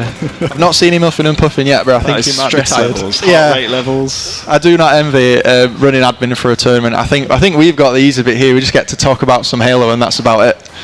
It's definitely. I don't envy him. Don't envy him at all. And just while we're kind of appreciating the tech break that we've got right now, just to zoom out a little bit on the series and look at some of the stats so we can kind of get a story of what's going on. Clutch Academy themselves, they've played live fire 4 times in the AHL 2025 Championship since the seeding tournament a couple of months ago. They've won 3 times out of the 4 they've played on that, and in terms of Slayer, they won once. So the sample size for their performance is not huge, but it shows they have the ability. They are on the upper end of kills per game in the tournament. Yeah, a good understanding of the map that shows, obviously having a decent win rate on the map itself. And based on what we just saw out of Recharge King of the Hill from them, I expect to see much of the same. When you've played this map enough, you know the flank routes, you know the quickest routes to hit the new spawns, or on the flip side, make them escape routes. Get to your teammates who have just spawned. Get out of danger. Don't commit to fights when they're unwinnable. So yeah, I'd say that sample size, although it's perhaps not the biggest, it's to be expected based on the fact that this team kind of were a spawn, if you will, of roster mania. And we like to always throw a bit of theory crafting into the works, because to be the guy that throws in the devil's advocate argument here, Baseline Beavers have won a higher percentage of Slayer games than Clutch Academy have, though it was to be said they have overall played less games, so make of that what you will. I like a little bit, we like a bit of a comeback. We never want the series to just kind of go out as it was, even though it was a very strong performance on Recharge. But I like looking at my stats, like getting a bit nerdy about the little things like, ooh, what about this, what about that? It is really fascinating, especially when you look at some of the stat averages for a particular game type. You see, who favours Flag, who favours Slayer. Just looking across our board, I'm seeing Lunny as one of the top performers for the Baseline Beavers. So if they're going to claw back a game in this series, it's going to be on the shoulders of Casey Lunny. What can he do here? We're underway. We're about to find out here. We're going to hop in straight away with Tuxie, see what's going on. Looking at him taking the big door fight here. See that there's some movement going on off screen. He's unsuccessful. Gets an assist though. Camo is still available, or is about to respawn, sorry. That S7 is being put to use, and 7 people there on the map were dead. He was alone on the map, and we'll see how any positioning he could have done might be able to cause an advantage here, but the Camo is respawning, and it looks like Baseline Beavers have the control of that side of the map at the moment. Really good flank here from Moss and Suspense. This is what you want to do when Camo's coming up and you're butting heads from tower and A. Hit the flanks, go top mid, go bottom mid, really push the space, and as a result, despite them being 4 dead moments previous, it's Clutch Academy that come out with the Camo thanks to that double flank. Good job by Moss and Suspense there. Absolutely, and having the S7 and the Camo in hand, that's a recipe for a lot of danger for the other team. You really need to be careful. They're going to have to respect that, maybe slow the game down here. They are 4 kills behind right now, but they found him. He's been spotted, and he's trying to survive, and he's throwing the shots everywhere, and he's dipped up, diving, I can't even say it, there's so many words. Didn't go through how he wanted. The double kill comes through, and 3 players end up down for Baseline Beavers. I'm so surprised at the exchange we just saw with the sniper there. I don't even know if there's any ammo left in that. Did anyone find it? I'm even questioning if that's still in play. There's massive scraps going on here at scoreboard. I'm not sure who it's really favouring. There's trades across the board. Time now to perhaps reset and start playing the rest of the map. The Baseline Beavers are trying to do that. They're leaving this fight. They're leaving this side. That's a good call. It feels like there's a lot of respect going on right now in this game. Both teams kind of feeling each other out. Where are we? What's happening on pillars right now? They find out. You got to find that weak point, and just 3 players just get absolutely removed there. Clutch Academy maybe potentially overcommitting to the pillars push that came through there. You don't want to see much of that. It's now a 2-kill difference between these 2 teams. Little bit of a tactical misplay there. And we're about 25 seconds from the next Camo, so if you're either side and you're in the ascendancy, start thinking about leaving B, force the spawn over that side, guarantee the Camo. Instead, it looks like, again, it's going to be that headbutt for this power-up. Look for these flanks coming through again. 5 seconds to go. Let's see which way it goes. 3 dead. Double kill comes through as well. So with the respawns coming in, Camo is on the podium there, choosing not to take it. Maybe a teammate was behind him. That's interesting. They popped it off screen there. Lunny with the Camo for the 45 seconds. As we said, he's going to need to put this to use to extend this very small lead. This game is very close right now, but look at where he is behind the likes of Clutch Academy. They have no idea he's there. Moss finds out the hard way. He goes in against Tuxie as well. He does take him out. That was some nice sneaky gameplay. I love the Camo like rat gameplay where people just crouch and wait. It's like a Halo signature. Yeah, really tough there for Terry Tibbs to watch Lunny just kind of let him die, sacrifice him, but I think in the end it was the right play. Gets 2 for 1 from his Camo, and Lunny actually, with no presence top mid, just runs up, grabs snipe and runs away. Free stuff is the best kind of stuff. Oh yeah. Especially when it's the S7. Clutch Academy find themselves with a little bit of space here top mid. The Baseline Beavers trying to figure out what they're going to do with the A side of the map there, but the crossfire comes in, almost baiting Moss to his death there. The two bodyguards coming out. Look out, Mr. President there, but not quite going the way that they wanted. Wow. The fact that Riots has been taken down. So again, so much space in this game coming through.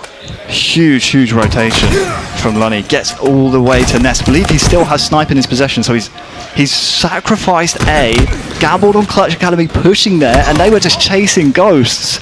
Unfortunately for them, trade's not going in their favour right now, so we need to see Lunny, who right now last alive, needs to start putting in work with that snipe. There's one.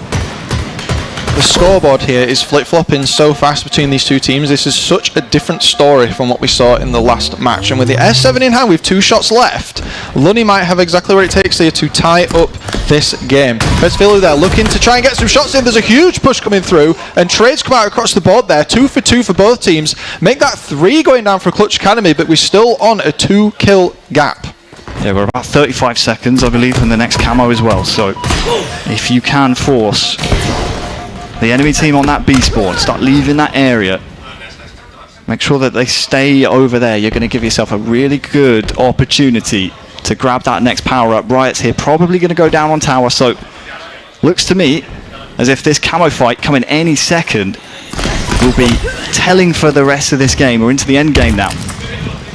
Clutch Academy doing what they can to take space away from Baseline Beavers there. Lunny though finding himself on his own in a 2v1 at the bottom mid. Not quite caught the angle there, but he manages to take out Tuxie. Petzvilu though going for the camo, got it in hand, pops it for Clutch Academy. They're going to get away with that. That's going to be pivotal in allowing them to extend, or it would have been if it had not ran in and got beat down at bottom mid there. And the 2v1 against Moss, 3v1 against Moss also results in another Clutch Academy player going down. Yeah, I couldn't tell you what the score is right now. Must be pretty close. There it is, just 4 kills in it. Sniper in 30. And they are just staying neck and neck here. 20 seconds until that next snipe.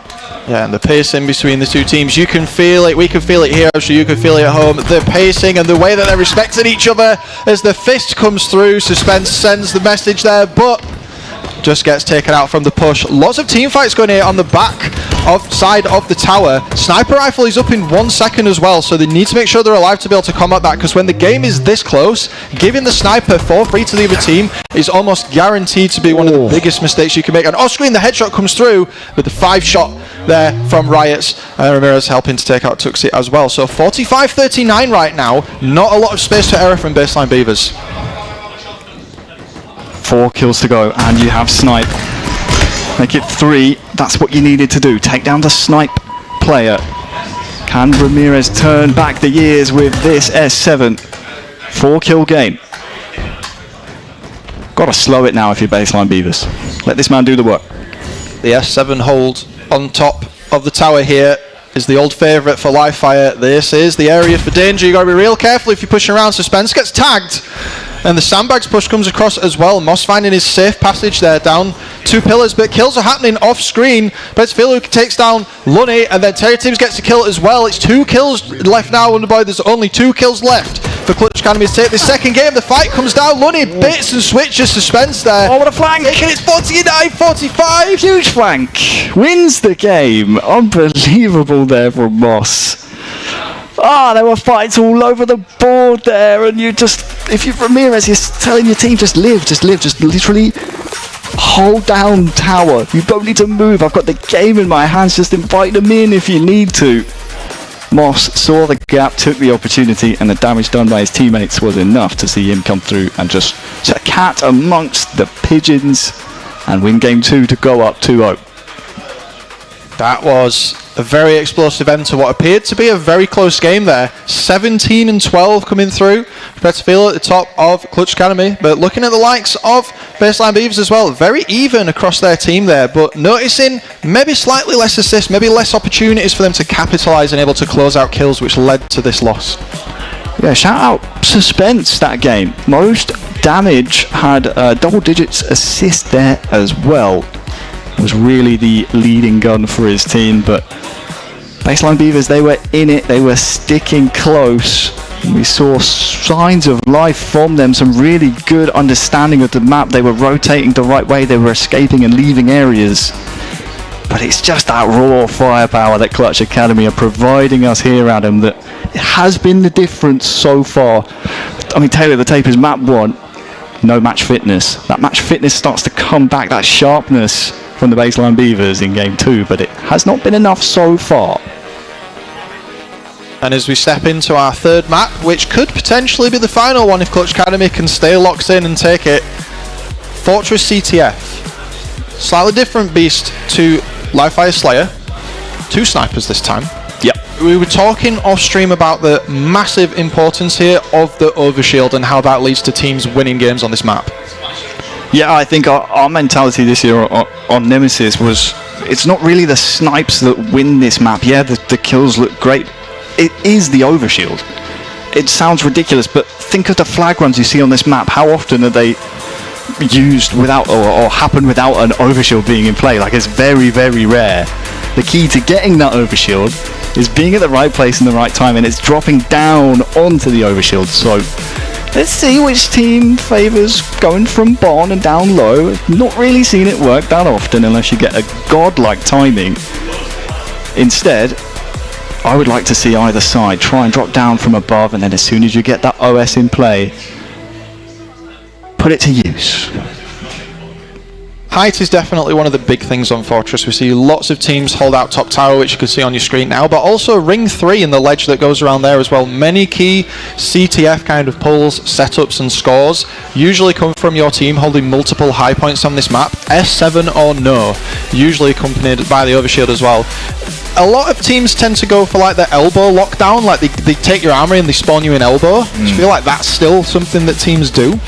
Yeah, absolutely. I mean, the elements that we kind of drilled in on this game type was you attack left, but you defend right. So if you are being spawned elbow, you just overextend through to their side, make them defend right, and kind of make it almost a flip of the map, kind of, what would it be, 90 degrees? So that's ideally what you want to do, make the enemy team flip and switch resources. It is tough when you're spawning elbow and you've got the guy armory. You almost don't want to leave him on your side, but if you're first spawner, you have to go and take that space. Go make the enemy team think about something. Are you eating a sausage roll? What was that? We're on main stage. We eating sausage rolls? Is that allowed? Gotta get the nutrition in. Ref. It's a squares bar, I'm being told. Alright, other snacks are available. Verified by Prod. While we zoom out a little bit here from the choice of food that is considered... Energy is key on main stage, alright? You've got to keep the glucose levels up. True. While we zoom out a little bit from the choice of macronutrients that are being consumed on stage, we're going to look a little bit here. We've not got many stats again. I love the stats. We ain't got a lot between the two teams right now, but interestingly, Clutch Academy have played Fortress twice in the stats that we have, and both times they played it, they lost. And both of those games were CTF. So even though they did lose against teams that are seeded quite well, that may be still a cause for caution. It's a great time though, isn't it, to kind of break your duck on a main stage. You know, your blood sugar levels are looking okay. You're up 2-0 in a series. I mean, obviously it's going to be either a 3-0 or we're going to a map 4, but you'd love to get it done in 3 here for the first round of Swiss. If you're just joining us, of course, a Swiss bracket, the easiest way to understand it, this is the first round. Win 3 series and you go through to tomorrow, lose 3 and you are eliminated. So we'll have some teams later on today that could be like 1 and 2. There it is, the infamous squares bar. MVP of the series, could he win that monitor later on, I wonder? We'll have to find out as soon as we get into this game. Just to update you on the bracket there, this match that we've got on stream here, and then DSQ Esports versus Catsmile Gaming are our 2 remaining matches from the round 1 of Swiss. And just as we said there, the teams that win this will then go against other teams who win, and the teams who have dropped this one then go against other teams who also lost their match to fight for their lives to make it through to the even bracket in round 3. But we'll talk a little bit about that more later on.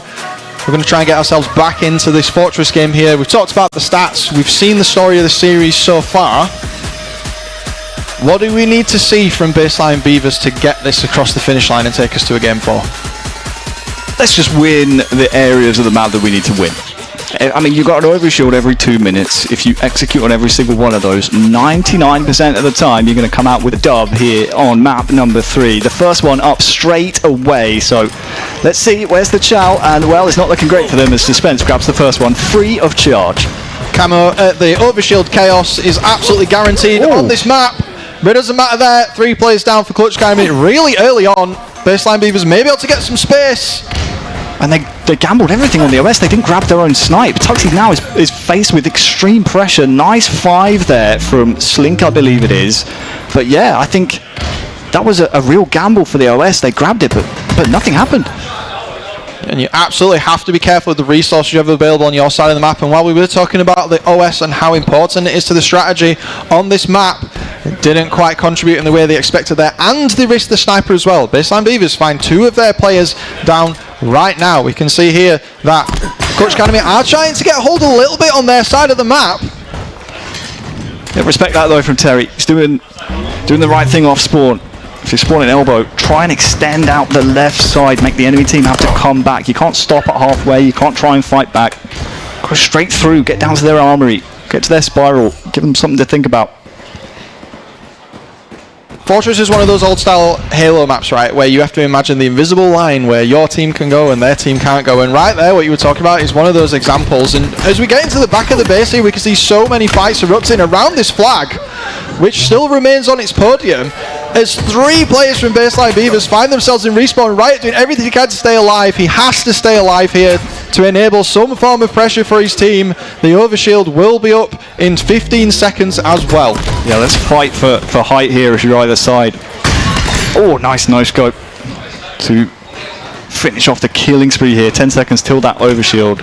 If there's a play to be made, it has to be now. If I'm Baseline Beavers, I'll probably give up this OS. You're not in the right place, time or space to challenge this. You just have to play the rest of the map. Go take the space, make the OS, go do something else. The entire time a flag is being run by the Suspense of Clutch Academy, and he fires in the first flag of the game. I feel like I was totally zoned out there. That flag running across during all that fights with that overshield totally went under the radar. Clutch Academy managed to get their first of 3 flags needed to win this game. And Lunny finds himself trapped in the spiral, but not really, because Suspense finds out, actually, you're trapped in here with me, son. You're going back to the respawn screen. And with 2v3 on the map right now, the push has to come through from Baseline Beavers. They have the positional advantage. A flag has been pulled. Lunny and Riot's finding themselves back in respawn. Great game from Rami so far. 10 kills, more than his entire team put together at this point. And a counter is being run by Terry. 2 dead though for the Beavers. Snipe coming up soon. Good break, it looks like, by Clutch Academy. New snipes are up now, and they are running the flag. The counter to the counter. And the 4 players momentarily down there on a map of this size is certainly a huge issue.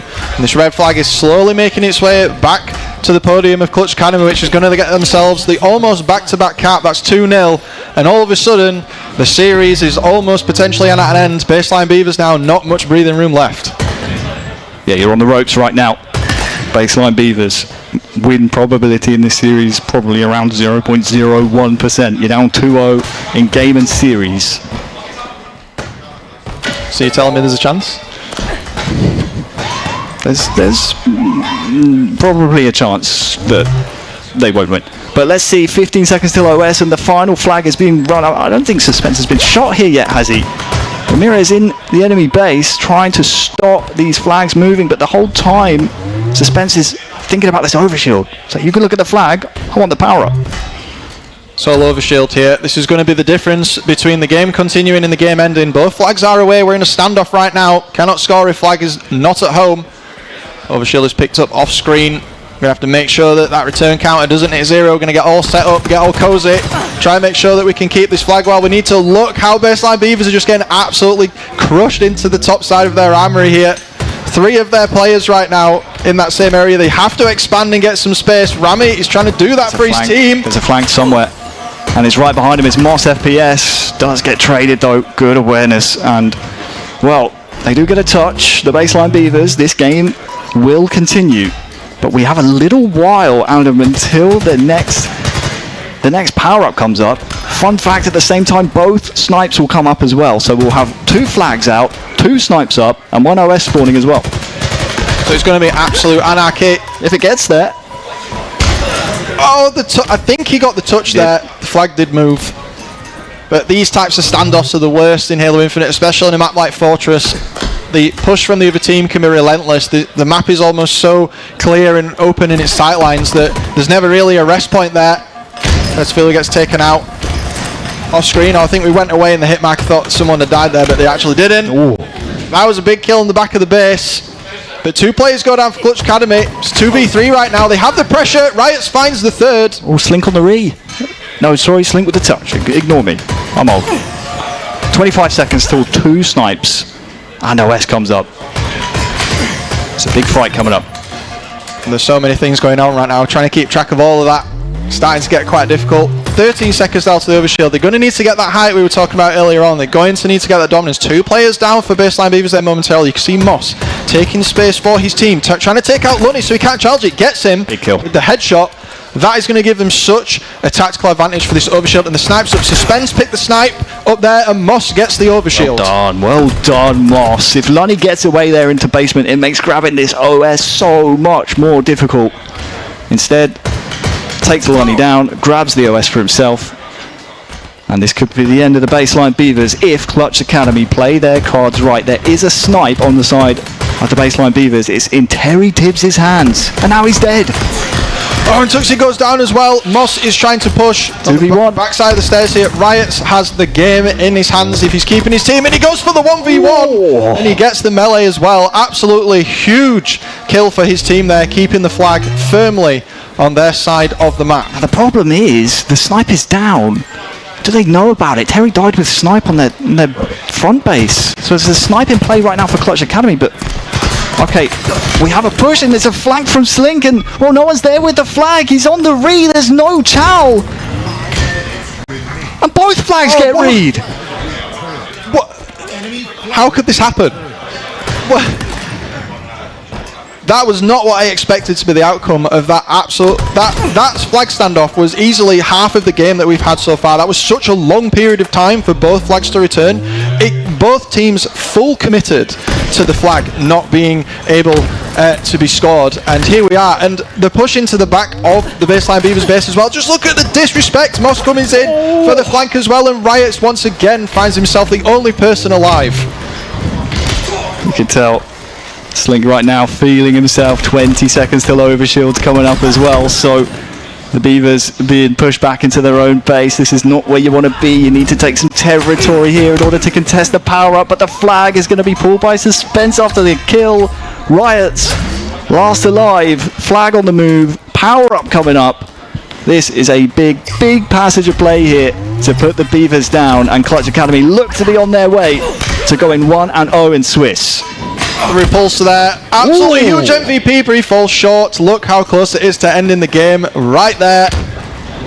One player alive. Overkill.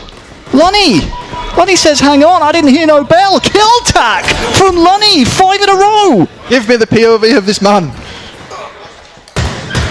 Missing the kill tack there. The flag gets read.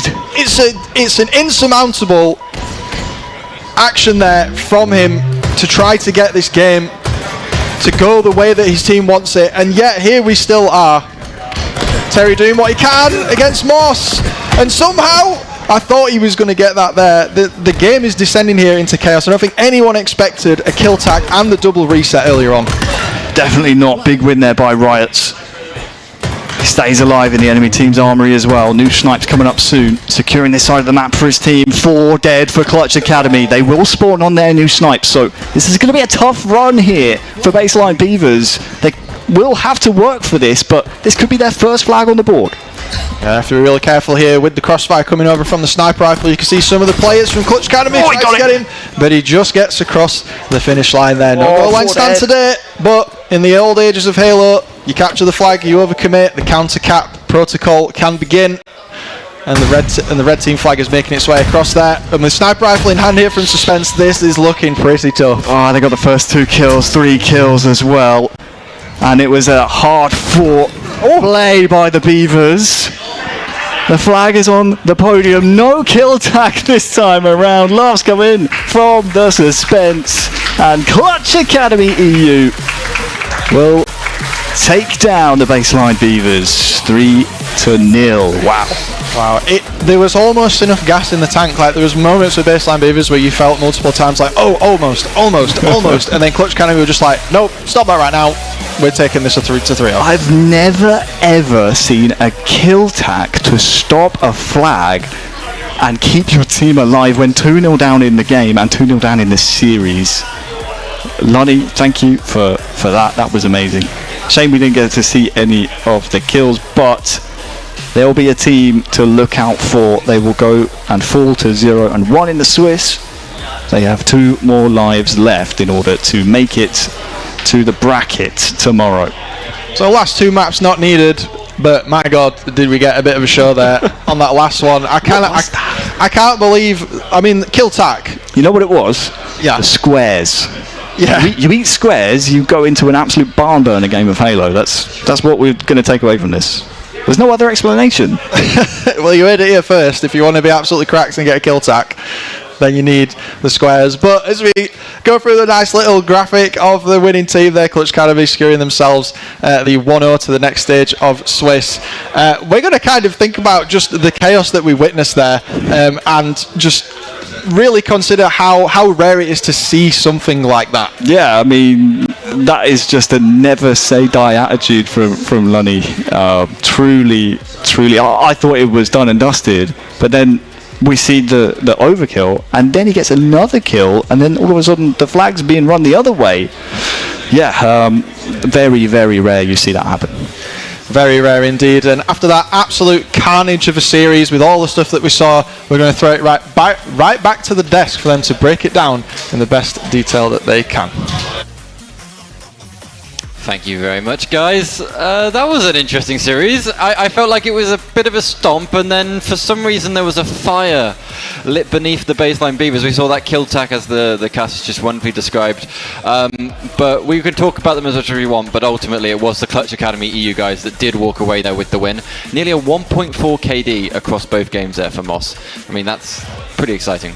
It certainly is, because normally there's 1.18, outdated by 0.04, unbelievable. But yeah, you're right, it was burning brightly during game 2. We saw some signs of life and better fundamentals overall, but this first game was just textbook stuff coming up from Clutch Academy. They were doing everything by the book, pretty much picked up every single camo, and not only that, putting it to good use, very productive with it as well. But not only that, the counter-attacks from baseline beavers were pretty good here and there, but a majority of the time it was out of sync, so it was a little bit unfortunate, and then putting themselves on some pretty bad death cycles, but it is what it is. And the only issue for them was Clutch Academy were prepared for every single scenario possible, and we're just going through the live fire TS game where towards the very end we saw Clutch Academy with C-Tower control, snipe just to make things even worse, and it was just a matter of how and when they were just going to close out that game. So it was close right until the very end, but they managed to clinch that 50-45. And Fortress CTF, we did see a lot of back and forth. We saw Rami come out of the woodwork with a very strong in the slaying department, and just absolutely just clean up everything. But not only that, with a lot of damage dealt to follow suit. The only problem is with that though, Clutch Academy, they just had much better objective efficiency.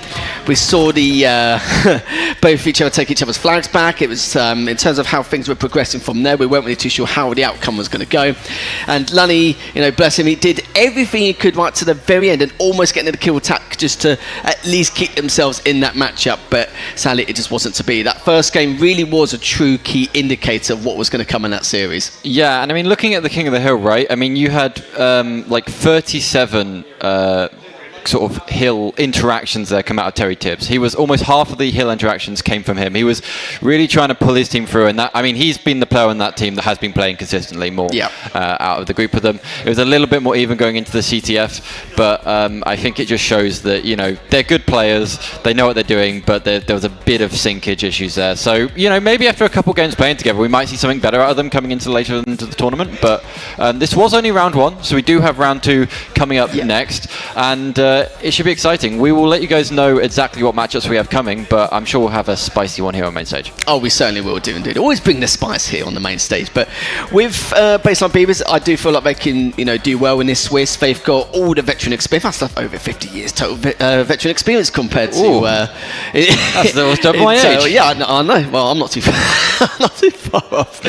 But yeah, I do feel like they have the experience in order to try and progress as far as possible in this tournament. I do feel like they could be one of the teams getting the 3 wins, but it depends on their matchups and their brackets and see how they progress. But honestly, every single one of these players have it in them in order to be able to push through and see we'll see what the outcome is at a later stage. But honestly, it was good from them. We saw, you know, a close game 2 and 3. For the first one, you know what recharge is like. If you're not a really well out drilled team and you're not able to dictate the pace in any way, shape or form, and your counter attack's a bit lackluster, then that's where you're going to see, you know, 3 ways, 4 ways, that kind of stuff. You know, I don't play it. I don't play enough as a team. If I just hop on and play some 8s and recharge, I'll breadstick. That's how it goes. So. No one plays 8s with me anymore. If I ever queue in 8s, everyone leaves the 8s queue. That's how it tends to go these days. Never mind. But yes, we'll be going to a quick break. We'll hear from our sponsor. Thank you very much, HyperX Omen, for powering this event. And yeah, we'll see you guys in a couple minutes.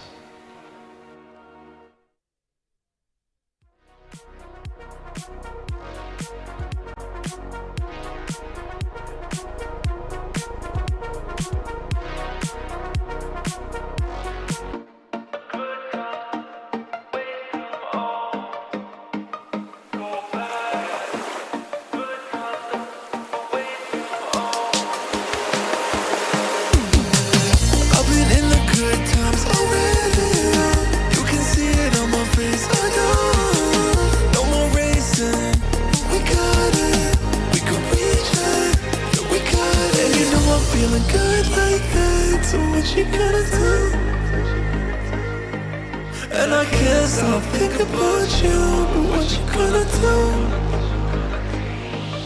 And you know I'm feeling good like that. So what you gonna do?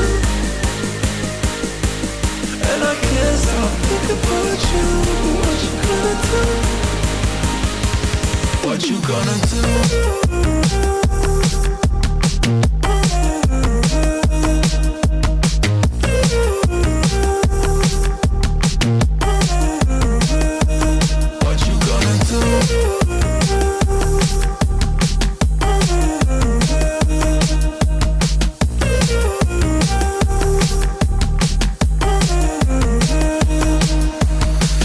I've been in the good times already. You can see it on my face. I know. No more racing. We got it. We could reach it. Yeah, we got it. Oh, I'm feeling good like that. So what you gonna do? And I can't stop thinking about you. What you gonna do? What you gonna do?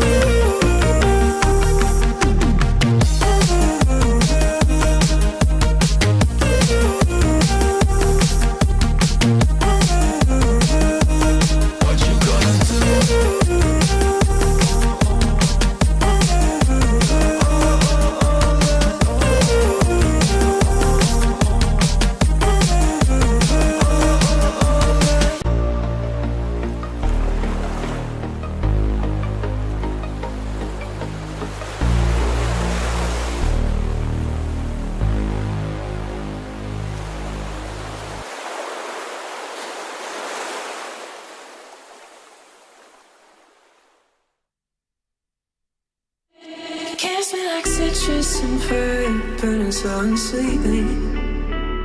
Too shy to call you alive when you said you need me. In a week from now, I'll be trying not to call you. Talking myself down, explaining that there's no use. Ooh, I'm gonna hurt myself trying to love you. You're gonna hurt me too. Kiss and tell me to go soon. You're gonna hurt me too.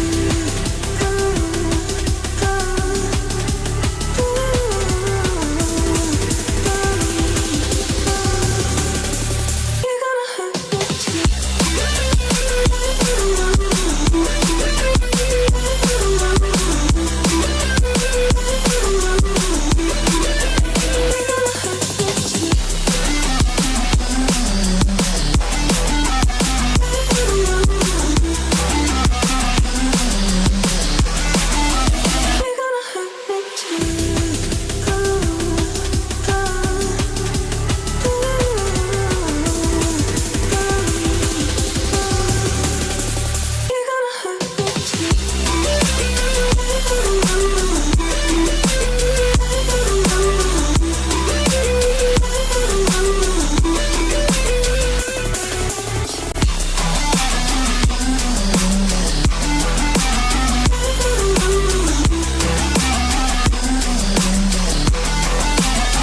I feel like I've got such sad eyes, looking so pathetic. I miss how your teeth sounded scraping against my necklace. In an hour from now, I'll be trying not to call you.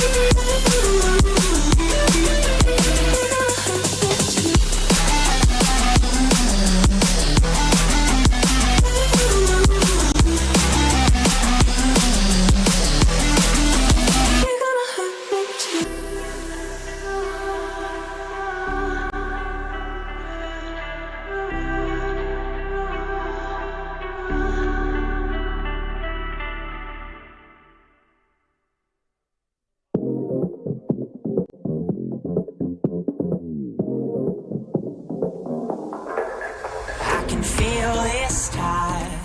Choke my neck and I just wonder why. I'm buried in a suit I'd never buy. A suit I'd never buy. Cufflinks on my wrist, I can't act surprised. When the shovels hit dirt in the earth, did they start to cry?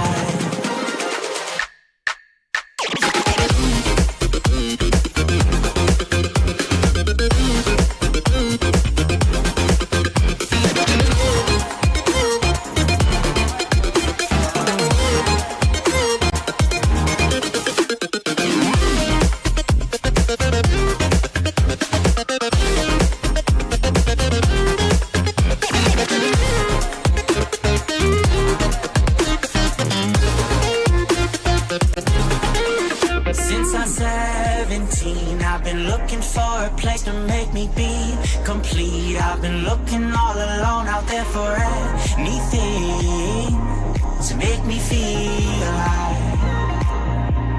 Bring me back to life.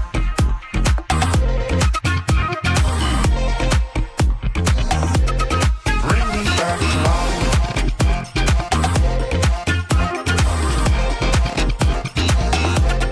Bring me back to life.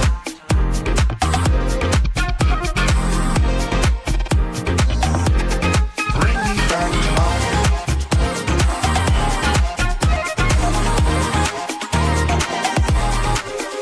Cufflinks on my wrist, I can't act surprised.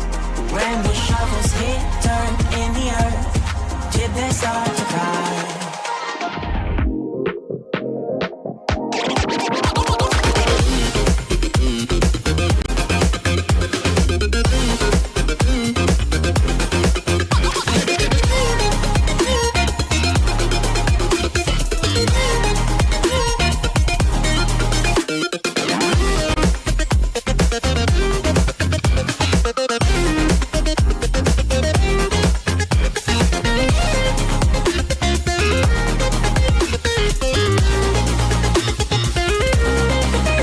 Since I'm 17, I've been looking for a place to make me be complete. I've been looking all alone out there for anything to make me feel alive. Bring me back to life.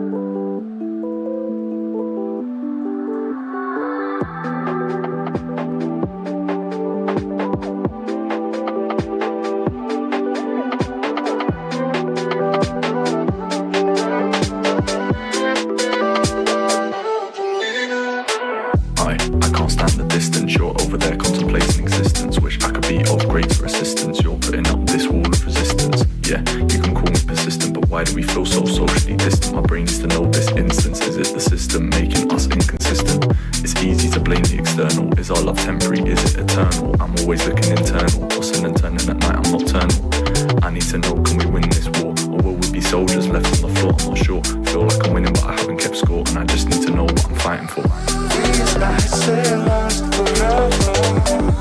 Now that you're gone, now that you're gone, can't get no sleep, I'm restless. Who's right is wrong? Who's right is wrong? These nights they last forever. Now that you're gone, now that you're gone, can't get no sleep, I'm restless. Who's right is wrong? Who's right is wrong?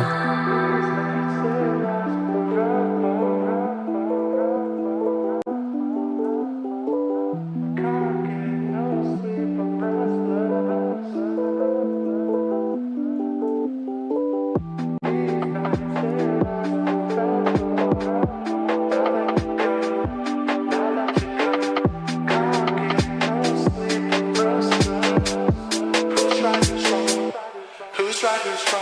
Yeah, I remember the days before you and I went separate ways. I know that I said that I needed the space, but when I think back I only see your face. It's always gonna be hard to replace the touch of your love and your warm embrace. I wish I could go down my phone and erase all the pictures of you, but I keep them in case.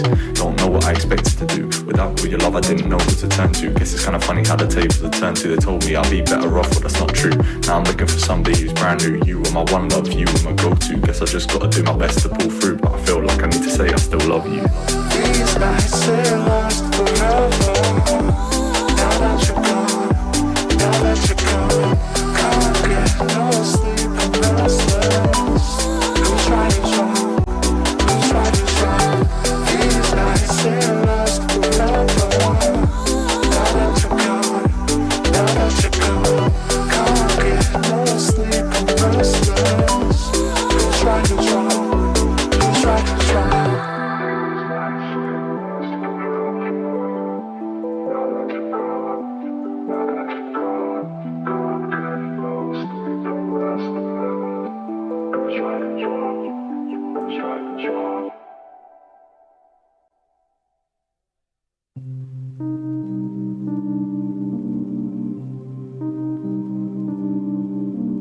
Empty threads, empty promises. You pull my thread. Am I still what you wanted? Tired and trying. Hold on tight, but it still slips by. Shifting, changing. Feel it die, watch it fade away.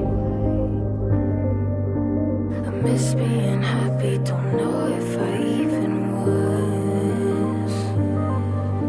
I think I'll be happy at the moment that I am gone.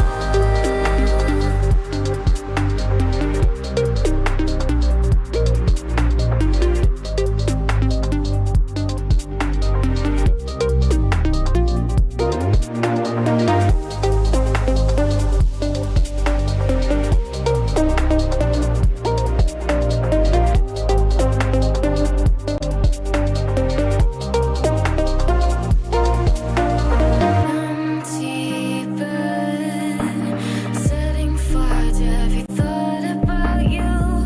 You're in my head. Do you still think of me too? Toxic and lying. I try and try, but it still slips by. Is it worth saving? I feel it die, watch it fade away. I miss being happy, don't know if I even was. I think I'll be happy at the moment that I am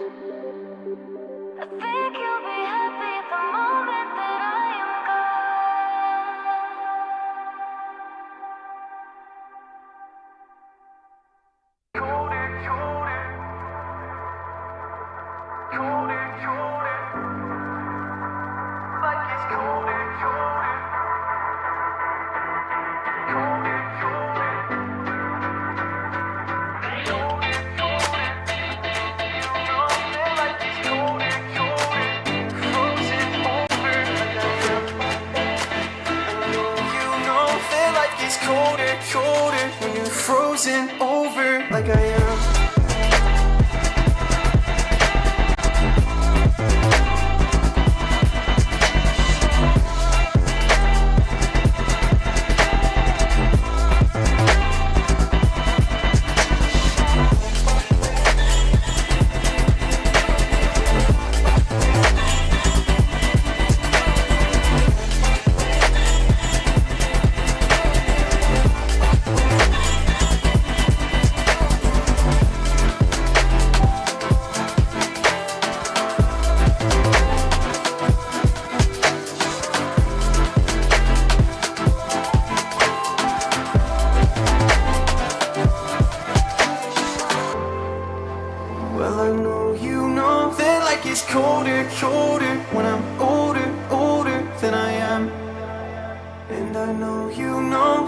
I have lost composure, but I'll hold you closer while I can.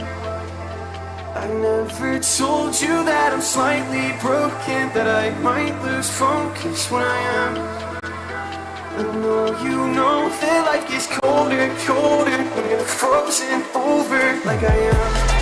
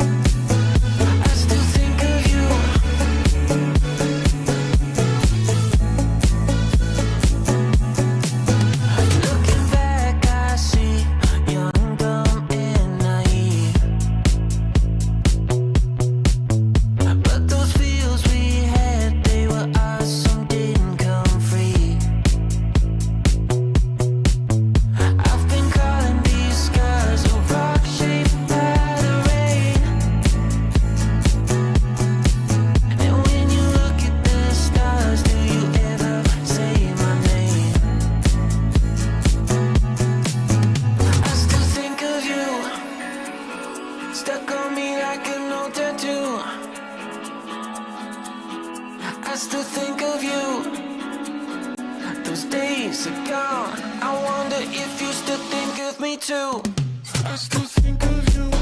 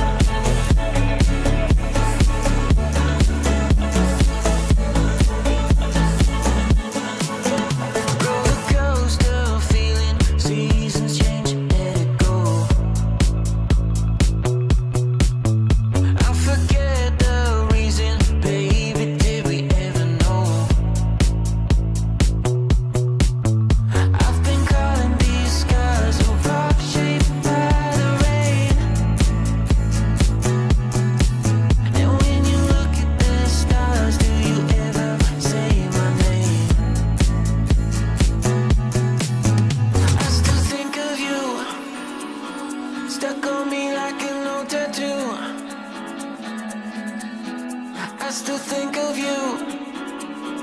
Those days are gone. I wonder if you still think of me too. I still think of you.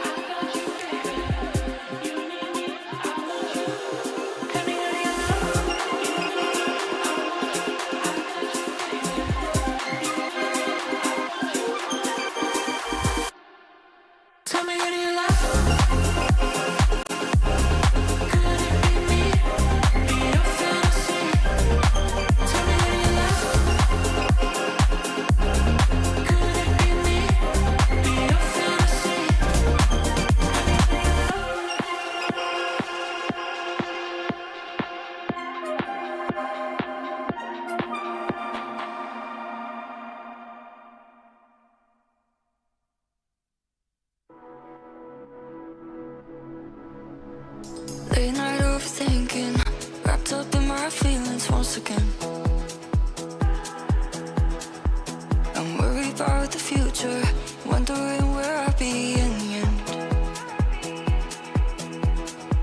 But I know that there must be more to life than this. I know I'm not perfect, but sometimes I just wish. In a perfect world, never say goodbye. Your heart will never break and you won't realize anything you want with no compromise. In a perfect world, but a perfect world wouldn't be mine.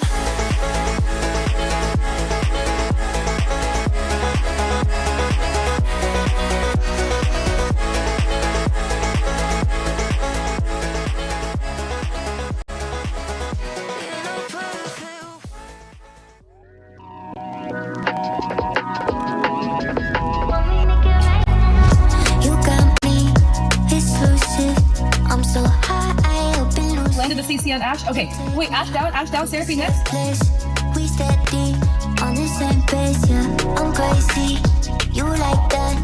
Don't back down. I see, go. Oh my gosh, rapid fire rejected. Spicy, there's a fat, we on the right track, yeah. Driving me wild, giddy up like a stallion. We know how to make it rain in my bedroom. We don't need a club, got our own booth. Coming at the same time, yeah. You don't got the time for us. When we make it rain in the bedroom, we don't tell us all what we gon' do. Dirty little secrets, yeah. Dash across the wall, but immediately he's locked up, goes in with the catapult, Gumayushi pops the feather storm. Owner looking to re-engage onto Archer. Oh, they go back in! Baker flashes in, and down goes Knight!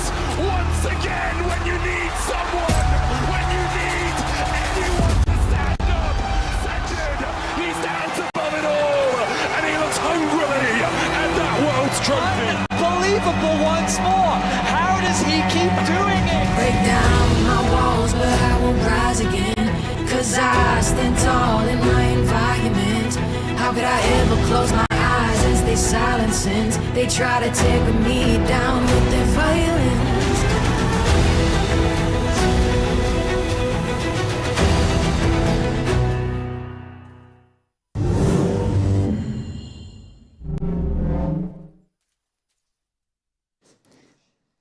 Welcome back, everybody. Round one of Swiss has now concluded. 16 teams remain as of yet undefeated. We've got some interesting matchups coming up. I mean, you can see the teams that are already here. I don't need to introduce them.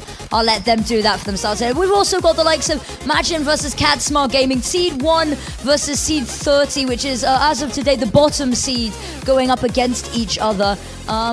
But I'm quite excited to see this. I know that the casters, the analysts are ready. We're running a little bit behind, so I'm not going to keep you too much longer. But round 2 of Swiss begins now, and what better way to kick this off than with our analysts? Thank you very much, Affinity. Yes, we're ready. We're ready here for round number 2. Let's take a bit of a look at round number 1. I want to call out our top KDers. Now, I know we say that Halo's a bit of an objective game and kills don't really matter as much, but I think we should call them out. Yeah. Sat at number 1, we have Mr. Glory GG's. Everyone knows who he is. 4.1 KD. Yeah, that's insane. That is insane. I mean, it's top v bottom. There is also a player in this game who's in the top 5 KDs. Mr. Wafts, who is sat over there on spin. He has a KD of 3 alongside Knuckles, Dizzle, Batchford, and then Mose is sat at number 6. So interesting there, interesting layout. In the round 1, pretty much every team got a 3-0. There was a 3-1 series, but majority was a 3-0, which is to be expected just how the format's set up. So these should get tighter and tighter as we go on throughout the day. I want to have a look at these two teams we have going on now. So we have Hog Riders versus Spin. Do you want to talk us through who we're going to see and what's going to happen? Of course I will. This matchup is going to be more of a closer affair in comparison. One thing I will mention with, not with Hog Riders, but actually with Spin, is that Wafts is actually, I do believe he was a free agent at one point during the last week, wasn't he? I'm not 100% sure on that. But if that is the case, that's like a last minute pickup. So in terms of preparation for anything else from a strategic influence, it's going to be a little bit difficult, but you know, these guys are very well experienced and very well drilled. We'll see what happens, but Speaking of Woffs, as you said, not only has he had the best KD so far, or one of the best KDs this event, throughout the entire seeding tournament, he had a ridiculous KD. It was actually 1.58, and you've got Infinity surely behind, so with 1.45. Those two are going to be the two players you need to really keep a close eye out for. And TK2 on the opposite side with Hog Riders, he has been flawless. His slaying prowess has just been next to none. So that is definitely someone you really need to try and shut down in order to break through this lineup. Well, yes, and that's some good numbers we got going there, and thanks Strata Intelligence there for getting those stats. They have a 60% chance that they think Spin are going to win. No, sorry, they think Hog Riders are going to win at 60%. So that's where they're going to sit. We'll see what we get on stage. I know Spin were foul of quite a few roster changes going on there, but two of their players are KBM, so I believe they're the first KBM guys we've had on main stage, so it should make for an interesting one. Let's take it over to our casters and let's get ready for this first match. Ladies and gentlemen, thank you very much to the analysts for bringing it over. We were talking pre-game, actually. And we also had Woffs and TK2 as those to look out for. So, same page. My name is Captain James Force. This is Van Adam, and we are here to take you into round number 2 of Swiss, the 1-0 teams. Mate, I don't know about you, but I'm so jazzed to be here. Just the action that we got from the first round, like we had the kill tack, we had the double reset in the series we just had, then the series before that we had the overkill as well, and it's just like everyone's just really pumped, the energy's really high, walking around the building, it's just fantastic. Yeah, I'm super excited to get into this. Of course, we had a little bit of a look earlier. These guys, right, did play each other in one seeding cup. It was a 2-0 to Hog Riders. There was an oddball and a Slayer. Neither of those two game types, the Recharge Slayer and the Streets, the Recharge Oddball and the Streets Slayer will appear in this map and mode combo, which we have right here. Live Fire Oddball, Aqua Slayer, Recharge Strongholds, Forbidden CTF, and if we need it, a Slayer on Origin. Mate, what are your thoughts?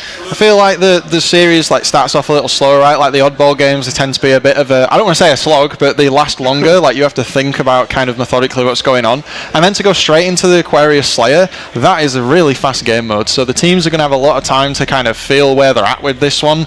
We were talking earlier about like the way that mid on this map is such a kind of a thoroughfare for any gameplay that you're going to go for. So different to Aquarius in that regard. So this is really going to set the tone for the rest of the series very heavily, in my opinion. Yeah, and I agree. And same like having an oddball first up, one of those game modes where it does take a while. You can build into it, right? Like it is kind of, these guys, maybe they're getting a little bit cold. Now it's kind of just prodding and poking and kind of feeling how the other team is playing. And when you have such kind of a fairly long game mode like Oddball and like Strongholds, you have two relatively long game modes, means that it's really going to come down to the mechanics and who's kind of got it on the day, and that's what makes stuff like this so exciting, because yeah, more Halo is better. Absolutely, and while we're on live fire, we've got all the toys, we've got the QT, we talked about this earlier. Really fun, love the fadeaways with that, such a stylish piece of equipment, and we've got all the other stuff, but it doesn't matter because we're going to hop right in with our first coverage of the second round of Swiss. That it is. We're going to go Hog Riders, Squashy, Puma, TK2, and Chaos. On the side of Spin, Golska, Infinity, Mafusi, and Woffs. I was talking to the guys earlier, I was asking Woffs how his French is, because the rest of that team is French. It was alright. We're gonna see how it goes, but it will be Spin who find that first time on the ball. Infinity, a little bit unable to get away, does find one, but Golska sitting back tower, trying to stop Chaos getting this camo, but he won't. I like the hold we saw there for a second. You could see that there was a lot of resources from Hog Riders moving around there. We've got the camo on their team right now. That means they can use that space to get some advantageous positioning, and that's exactly what they're doing. Look at how the players are filtering forward to get this ball over to C. The strategy and what they want to execute is very clear at this moment. 100%. Infinity gonna go down as well. Chaos still using that camo, gonna find a teammate and get back into that map. You can see the QT has spawned back green as well. TK2 gonna find that first kill of the reset onto Mafusi. Ball just gonna be touched so it doesn't reset. Squashy there as well. You can see finding Woffs. Spin did get that time on the ball to begin with, but Hog Riders starting to get time on the ball, and a beautiful kill onto Infinity as well. I liked how they had the camo and they were slowing the game down. Like Chaos was really taking the space to make sure that he could get any baits onto the spin players in the best way possible to try and extend that lead even further. So really showing some tempo, and this flank that's coming through as well, he should be able to get the double kill from that. That's 3 players down from spin on top of that camo and that really well-paced gameplay. That it is, and he's 6-1 at the moment. Chaos, of course, off the back of that killing spree. Wafts is going to find him, though. And you can see here, Infinite and Wafts, last 2 left alive, but it will be Puma who has that ball in the back tower as well. Here comes the push from Spin, though. 1 goes down. Infinite gets perfected right into the water. Golska goes down as well. Combo of Puma and Squashy. The ball does get played, but again, Adam, Hog Rider's just able to recycle, and a beautiful nade kill there as well. Wash tried to get round, I think, off screen there. He did the little jump up from the power box onto the right side, trying to get that flank in. Didn't quite work out how they wanted. Camo is up now, though. And he has got the spawn right on top of it, so that's a huge pickup for Spin there. They should be able to use this to control the cadence of the game. Puma finds out the hard way that Wafts has camo, and they're trying to find him, James. They're trying to find something, but they're not going to be able to. So, again, now it's the reversal of the pace. Unfortunately, losing the camo there. Spin trying to get themselves into the game. Yeah, and Hog Rider's definitely going to pick this ball up again. 3 dead for the side of Spin, just getting almost spin cycled, if it will, like just trying to get into this game. Hog Rider's also going to pick up the sniper as well, and at the moment, Adam, all the momentum is with Hog Riders right now. And the collapse that came in there, you can see the flank that came through to just crush Hog Riders as they were coming through on sandbags. Look, 3 players have gone down for them right now.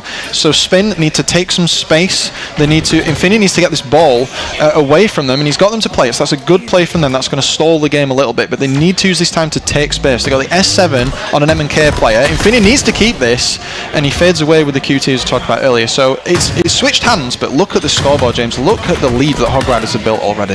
Yeah, massive 78-15. Infinity does go down to Chaos, though.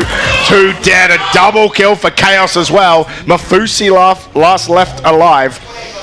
Like you said, a massive lead, 81-15 right now for Hog Riders, and it's only getting bigger as Chaos gonna bring this towards window. He's gonna hang here, and to be honest, 1 or 2 more kills, and I think this round's already done.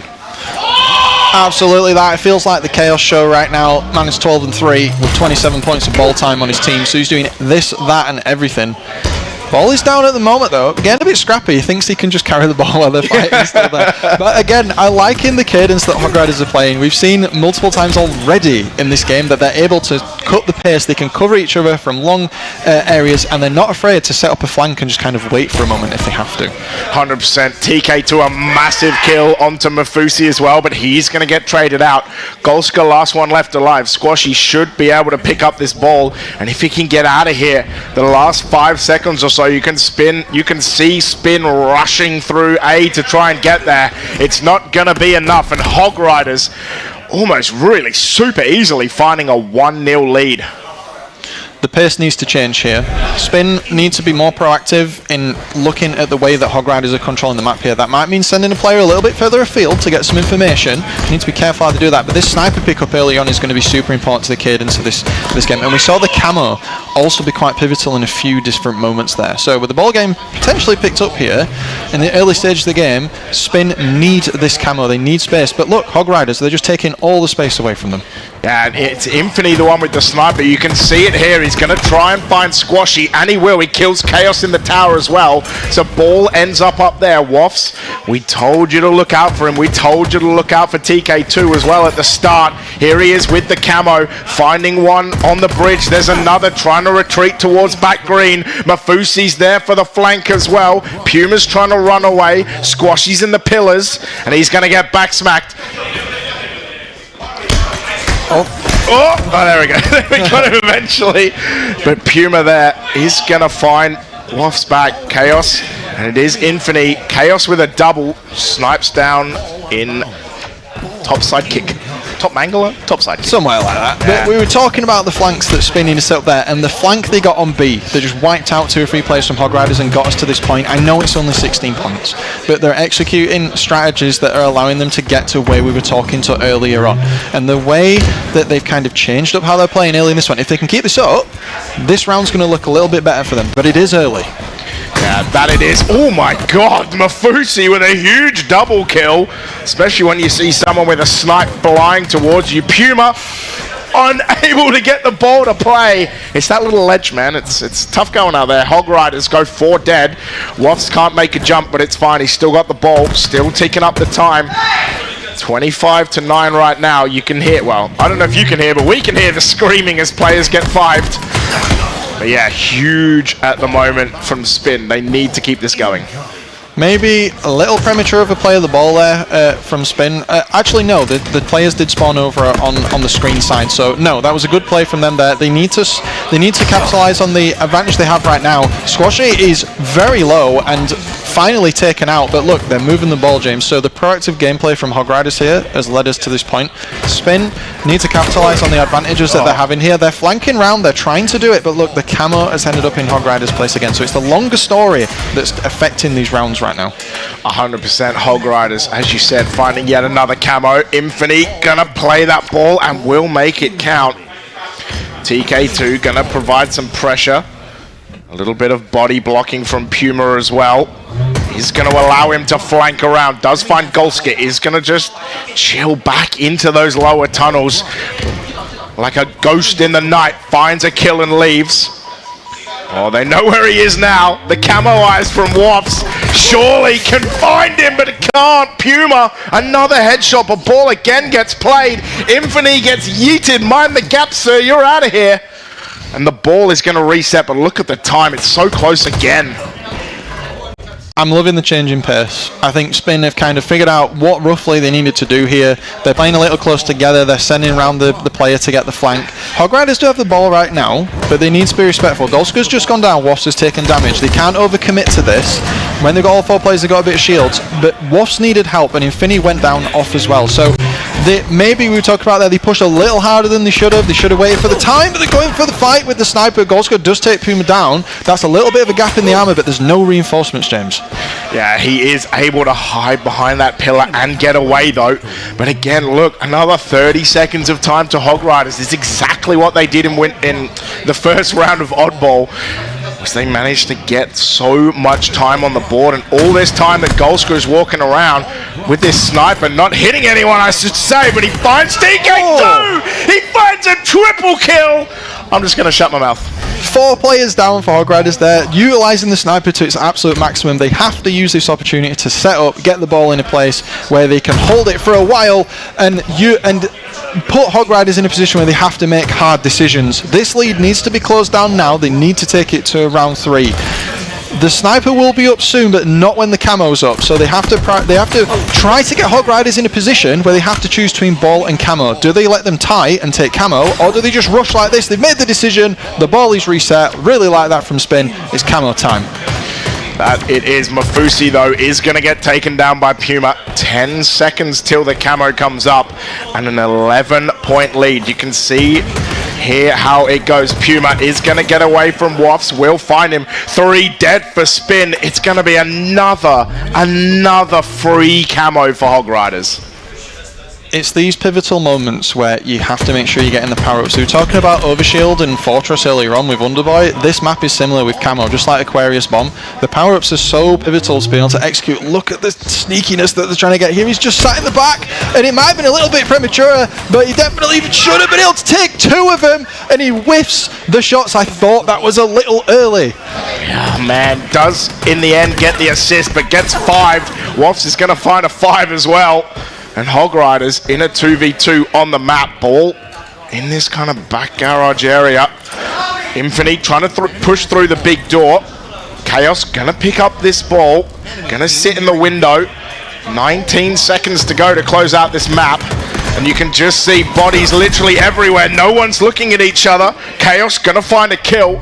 It's 2v2 on this map. Can he find another one? Wafts trying to get in there. Balls by the scoreboard. I say, Adam, at least in this round, it's been way more chaotic and way more just at each other's throats. Absolutely, and was trying to make the right play there to rotate away from screen with the ball, and he almost did, and Golska came in and helped him and took down 2 members of Hogrise as well, so that was fantastic for them. They need to keep rotating this ball. They have to keep the pressure. It doesn't matter. They need to go away from the spawns. Wasps has decided that's going to be A, but look, Squashy's standing there with a sniper, so they were looking for potentially an A to B rotation, and they're not going to get it because they're getting pinched in, and everything is going, I'm not going to say wrong, but not how they wanted it. They don't have much room for error here, James. There's 1 minute in this round left. Yeah, Waff's going to go down here as well. Beautiful double kill from TK2. 14 seconds to close it out. You can see where these players are spawning. Mafusi going to eat a nade, then eat a bullet. Another double kill for TK2. He's going to find this snipe as well and just hold the big door. The space that they're giving them and the ball's just ticking up here. I think they spawned too far away, but one of the things that we need to look at in this next game is, well, the server might have other ideas. Oh no, but we'll talk about it anyway. There was a little bit of space between the players there towards the end of that match. You saw the push into A and how they were being taken down in Rat Tunnel, and Mafusha going down as well. So it's that there's a bit too much space between these players. I think they've got the right idea, but the pressure that Hog Riders is putting on them is making them kind of be a little bit too hasty. Yeah, and I think one of those things that you saw was how many times they were like 2 up, 2 down, 2 up, 2 down. They just got a little bit cycled, and then it was kind of like it's really hard to get a coordinated push. We're going to hear what happens. There was only 4 seconds left for them to get, and they were in total freedom, but we're going to wait for the prod call. But yeah, just a really solid game from Hog Riders, and I think that first round was over so quickly. It was such a shock to Spin, like just... Yeah, it was the length of the holds that they were able to get. There was many times there where you thought that Spin was going to come back, and then essentially what happened was that Hog Riders would then have a 30-second hold, and then another 30-second hold, and then, oh, here we are, now we're at 90 points, like, where did this come from? Yeah, exactly. We are hearing that will be a 1-0 to Hog Riders. Yeah, it makes sense. 4 seconds left yet, no chance of getting there, so it is going to be 1-0. We are going to move on to an Aqua Slayer, and I felt like the second half of that oddball sped up, which is good because there's going to be another speedy map in Aqua Slayer. Absolutely. We saw the flanks start to come in, and we saw key areas of the map starting to be used a little more heavily, but Aquarius Slayer, this is the Fast and Furious of Halo Infinite. The teams are going to be looking for the fridge lockdown. They're going to be looking for holding top mid and getting the crossfire down into the bottom of the base as they respawn, and if they can hold that, they can use utility to also force spawns in less beneficial areas. The thruster is like down at the bottom. I know that's been for a while, there's only one of them, but also still really important. And then we got the camo as well. And the heat wave. And the heat wave, which no one uses. No one uses, yeah, sad. One day. It's always a surprise when you go into MM and then someone just picks up a heat wave and you're like, oh yeah. Who is this person? Who is this person? Like, do they play 8s? Because if they do, I'm going to send them hate mail. Oh dear. Well, Aqua Slayer is going to be on the cards, but yeah, I mean, I know we can't look at damage and stuff, but I saw TK2 obviously have a huge game, and there was at least one other person in there that was absolutely smashing it as well. So yeah, it's Yeah, with TK2's scoreline, I'm not sure.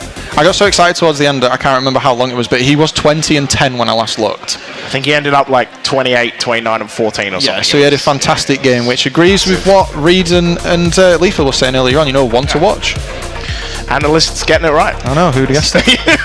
I wasn't going to say that, But yeah, we're going to crack on to this Slayer. Of course, like we said, the last time these guys played on an online cup, it was a Streets Slayer, and it did go in the favor of Hog Riders, who got that 2-0 as well. But yeah, huge amount of kills from TK2 and Puma in the online cup, right? So it'll be interesting to see if that kind of comes, and Woffs as well, almost double the amount of kills of all of his teammates in that online cup. But who cares about online, Adam? We're at LAN.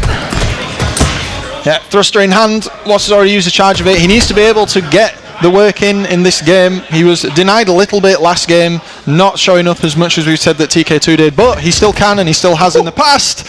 So let's hope that he can lock it in for his team this time, and they can take it to a 1-1. That they will. We are on board with Squashy. The camera's lying to you, don't worry. It is TK2. We'll find it. Golska finds a couple of kills as well. And 5-4 to Spin at this moment. Yeah, the speed of the game that you would expect has not necessarily come in right now, but the collapse towards the utility. Look at this, all 4 players, James, are in here. Goldscore's trying to get some type of power on them, but they're holding it down so well, but one domino falls on the red side, and then the same thing happens on the blue, so neither of them getting any sort of advantage, but the huge red collapse. I like this proactive play from Spin. That's going to get you an advantage, and Mafushi's trying to leave, and it ends in a 5-shot and a trade. Yeah, Waff's finding a kill as well. Right colours, here we go. It is going to be Infinity who does find that kill. We are going to sort. We're just gonna sort out some player cams real quick. We'll be back with that in a second. It is 10 apiece, as you can see. Huge kill from Infinity as well, but he's going to get traded straight away. And you talked about fast pace. It is less than 2 minutes, and we already have 23 kills on the board. That's absolutely crazy. The double kill comes in as well. One of the things I've noticed straight away here is Hog Riders are playing this. The disrespect. The stick, the disrespect. Don't even need to shoot you, mate. But I will anyway. The way that Hog Riders are playing this, they're playing very close to each other. They're playing tight together. The team is playing in a close formation. They're only 1 kill behind right now. That's going to work if we can keep the pressure on. Look at the pips at the other side of the map now. They're all playing quite close together so they can move. Spin are playing quite far apart from each other, so that allows flanks and things, but they're going to have to be careful in how much distance they allow, because if the hard push comes in from Hog Riders, James, they're going to get crushed. Yeah, and here is the push. Chaos and Puma finding kills. Puma getting a long-range 5-shot.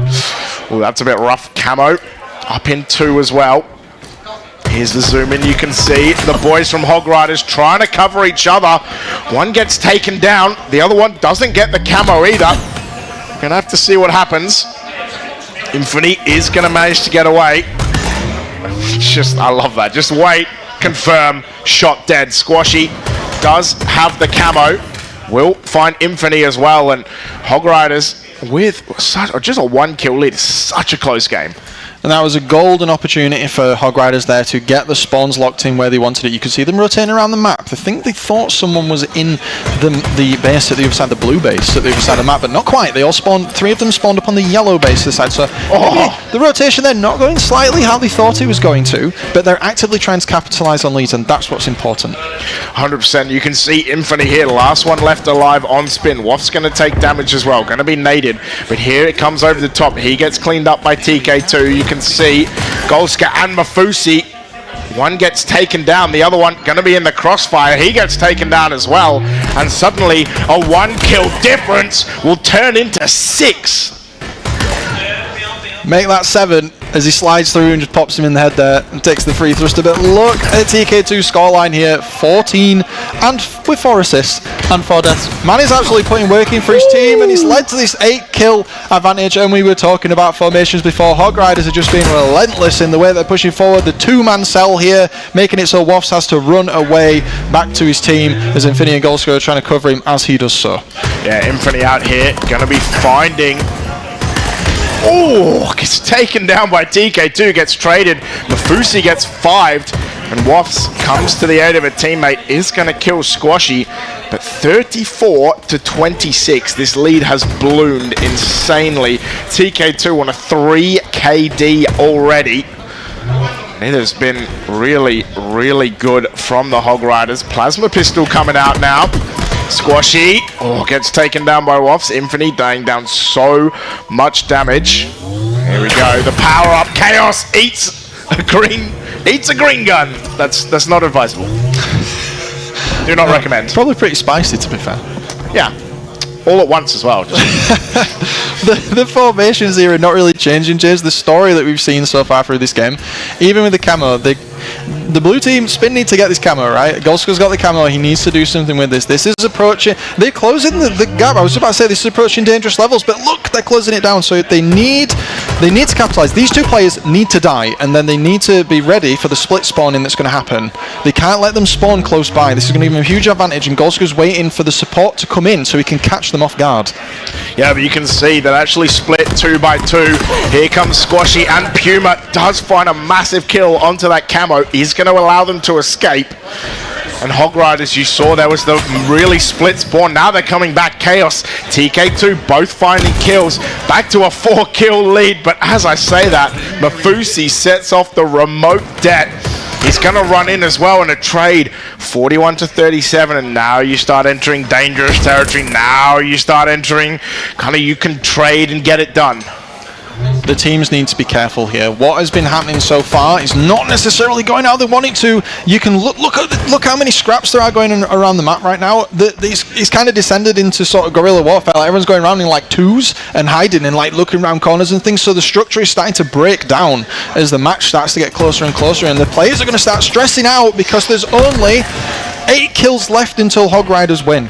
Yeah, and I was about to say, Waff's almost escaped again on no shields. Does get taken down. It is going to allow Squashy to get those shields back. Going to chase literally the same person again. Ring around the roses. Golska going to get hit for it. Going to get back smacked though. 43-43. Spin have found an 8-kill deficit and brought it back to level. And look at this, look at the scorelines here. Waffs earlier, he was 7-7. He's managed to get himself to 12-9 now, closing that. And other members on his team as well, Infinity 12-10 with 6 assists, and Golska 12-12 as well. So they're doing everything they can to make sure that they get this game. And look, they're not even moving. Green gun in hand, near to the butt of the spot. Oh, and he gets killed as well. Oh no, tragic. But the thought is there. The thought is there. They're playing the pace. They don't want to force themselves into errors. Exactly, and just whiffing the execution a little bit. You can see Infinity. Golska does find Chaos. Squashy going to take some damage. They're going to know where he is now. And you can see here, Infinity going to take on some bullets. Waff's going to try and trade out. TK2 finds one, will allow the trade on the other, and that will get it done. 50-46.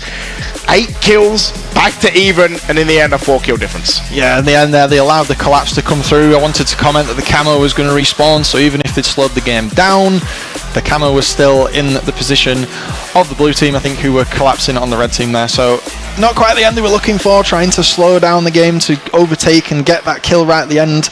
But looks like we're going to be going into game 3. Lots to think about here, lots of change in pace. Hog Riders make it 2-0, and we were talking about TK2, James.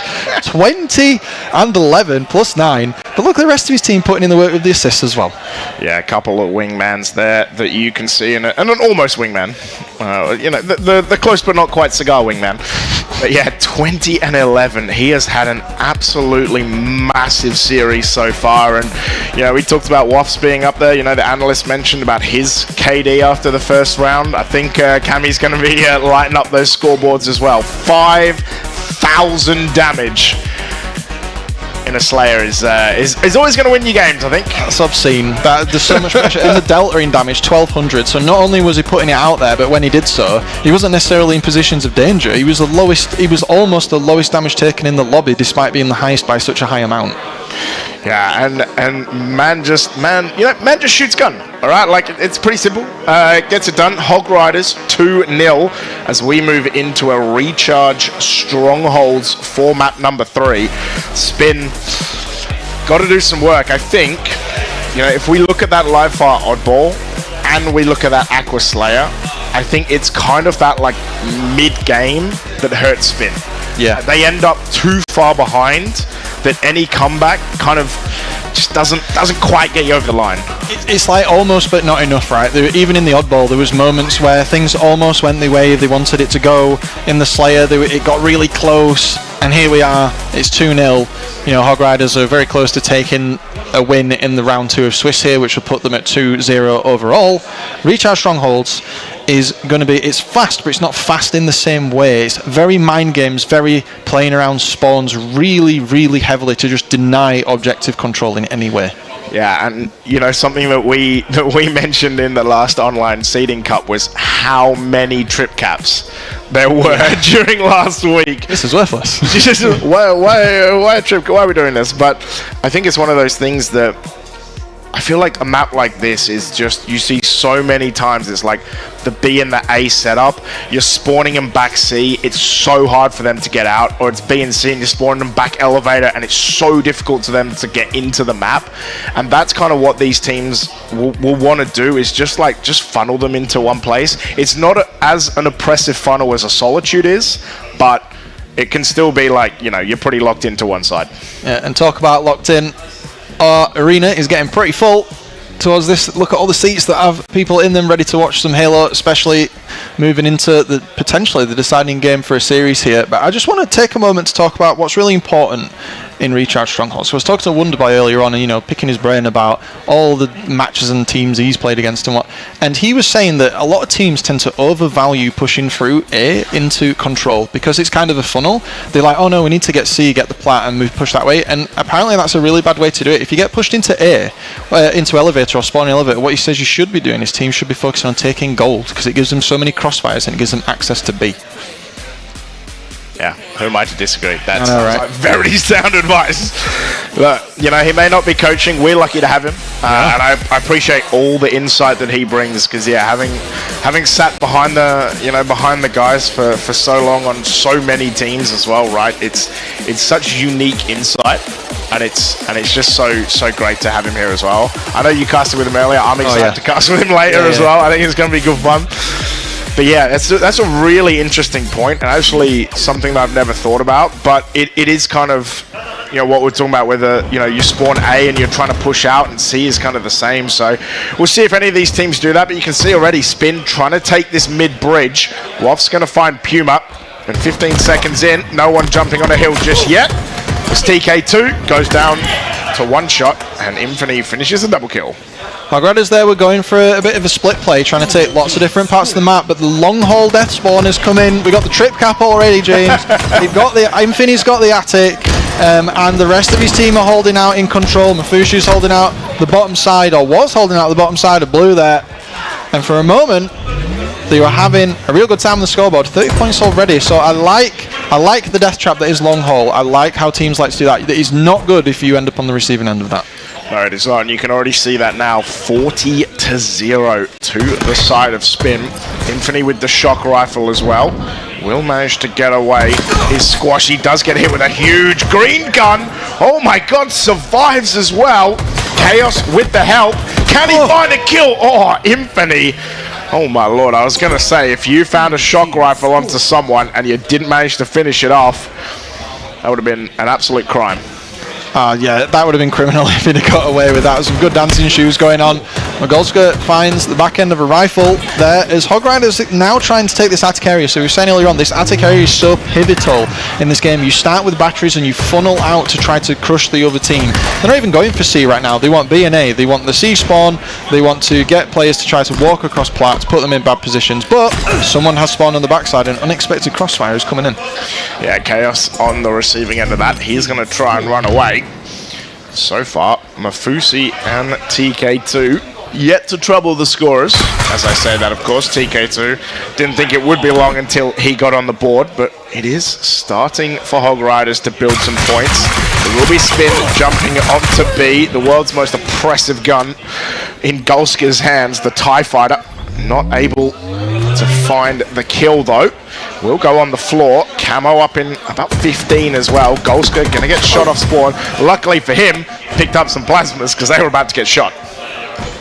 Teams here, they're really prioritising holding them into C.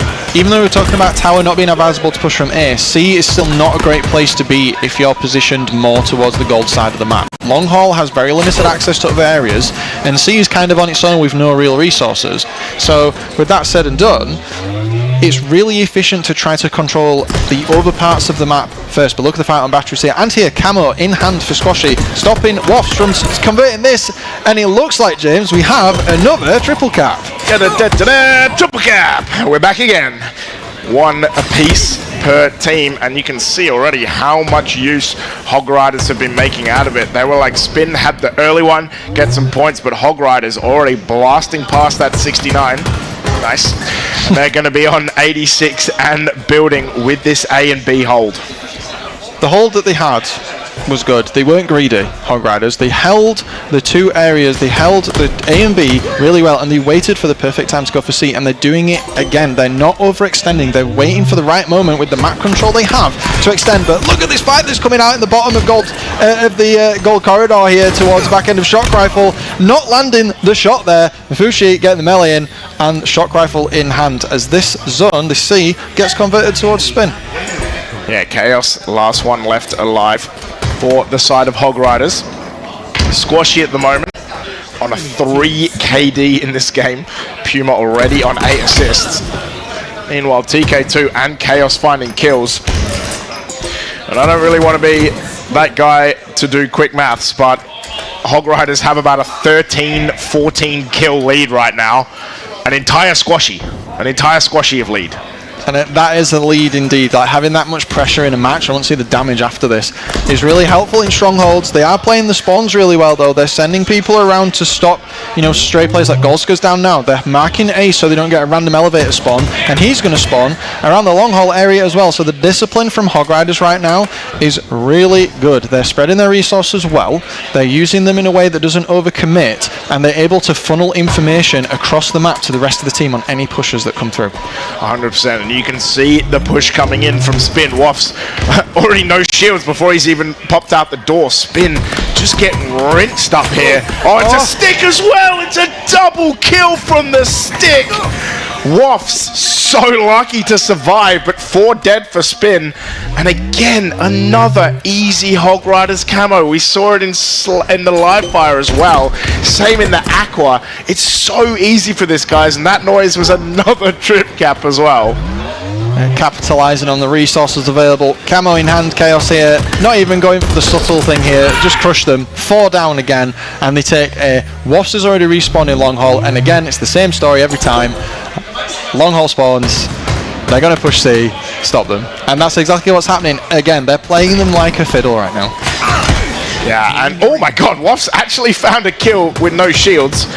But I have to say, this just feels over. Like, after that second game was so close, this third game, it just has not felt close at all. It's just Hog Riders exerting their will. There is not a single double-digit kill on the side of Spin. Meanwhile, it's a 14, a 13, a 12.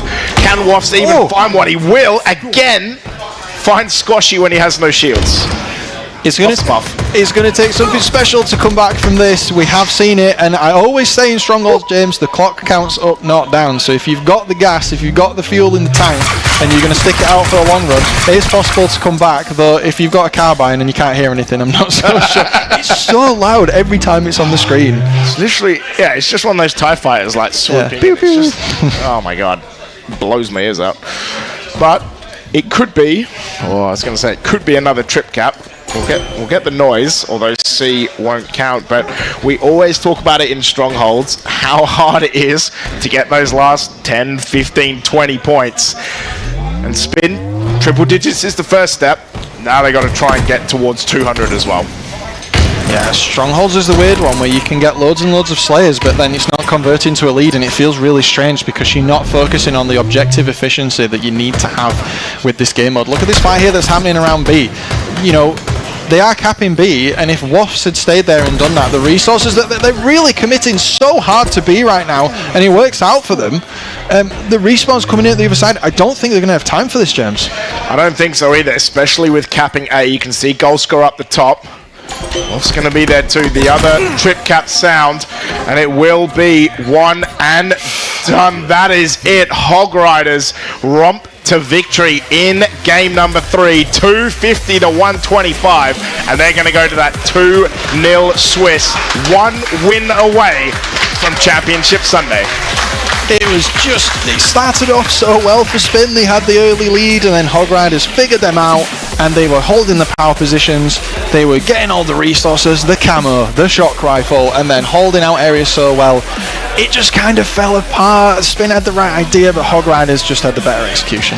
Yeah, and if we take a look at this, we talked about the kill diff, right? A 17, a 16, a 13, and look at these assists. Puma on 15, Chaos on 10, Squashy on 11. Like, just so many wingmans in this series. Just shows how coordinated this team is and how much damage they are laying down together. But you're right, Spin, such a good start. And speaking of damage, I hope we can see some. Another 5k for Squashy. There we go, 5k for Squashy, 4.3 for Puma. Bit of a light game for TK2, only 4k. You're going to let everyone else on the team do something, right? Can't carry the weight of the backpack all the time. But a great stat line there, and you know it felt like a slog at times, but Hog Riders came out on top there. The scoreboard really does tell the story this time. It wasn't easy for them, but they were definitely confident in the way they executed winning. Yeah, and I think kind of for Spin, that second oddball round and then the Slayer was where it felt really kind of close and could have gone either way.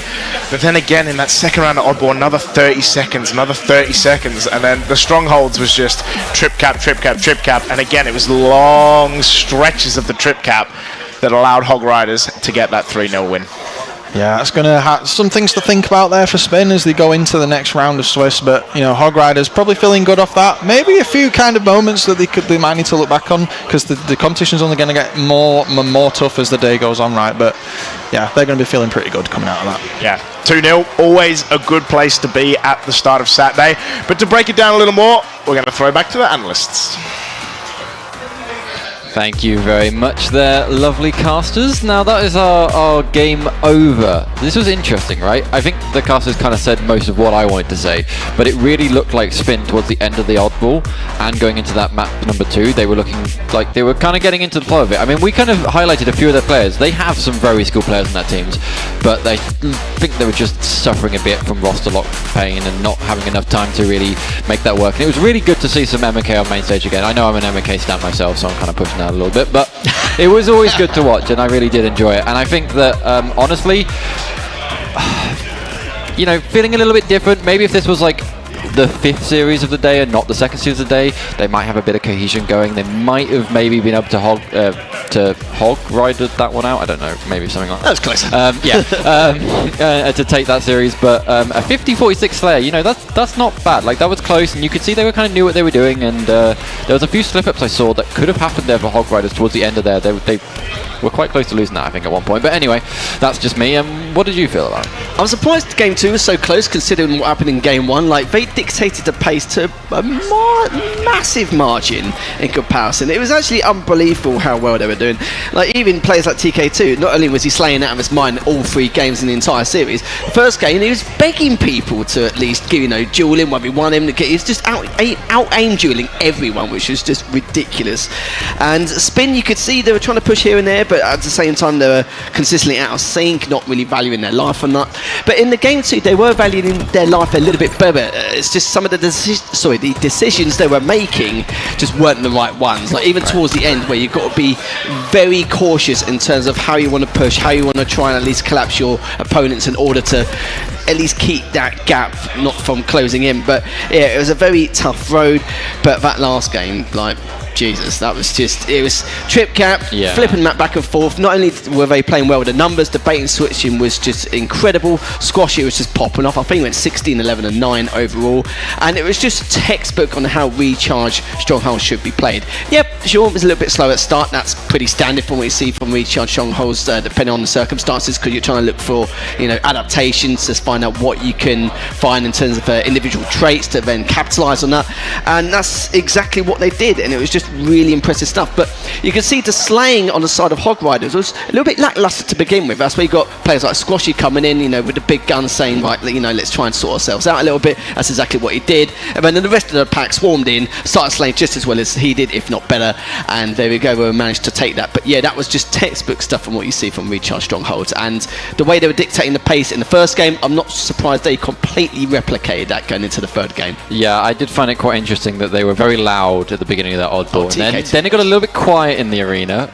going into map number 2, and then there was a few more shouting there in map number 3. But I think almost for Spin they had like the perfect map 1-2, the two that really if you've just got a good slaying team, you have a potential to kind of sneak a map out there. But going into strongholds and recharge, I mean, it's one of the most like. Well, it's one of the things I said at the beginning, wasn't it? I just said TK2 is probably the one person you need to try and shut down and target or have as a high priority. But no one could do it. He was picking people to challenge him. Like you saw it from the very get-go. He wasn't too bothered about having main stage jitters or anything like that. He was all for it. He was just all that adrenaline rush going into his system and just wanted to take on everything and anything, and that's exactly what he did, and that's why his KD's probably increased after that series. Yeah, I think I'm going to map 1, he had like nearly a 2 KD, so just after map 1. So. That don't surprise me at all. Yeah.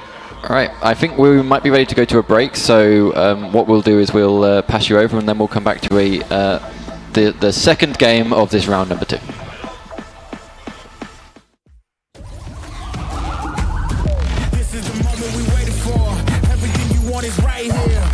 Give them what they gone. We know we running it now. Watch the game change. Watch the game change. Watch the game change. Watch the game change. Yeah. Watch the game change. Watch the game change.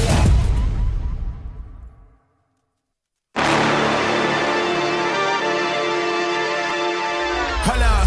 Why do they doubt the kid? I'm about to prove them all wrong. Know what the problem is, it's me. You waiting on the boy to fail, then hold your breath and face your death. Cause you play a roulette with each step I progress, no less. Go ahead and place your bets. Cause we know where we at, we know we top tier. Cause all the hate that you bring, we know it stops here. I'm taking off like a rocket here, ain't stopping here. It's strange how they cannot see the future but see profit here. Wait up, we gon' always win. Promise that that's not a promise, yeah, that is a threat. You know that I promise to bring the team commas. When that is a threat, you know that I promise to bring the team commas. When the whole team win, that's when you flex. Win, and I'ma do it again. Watch me win, then watch me do it again.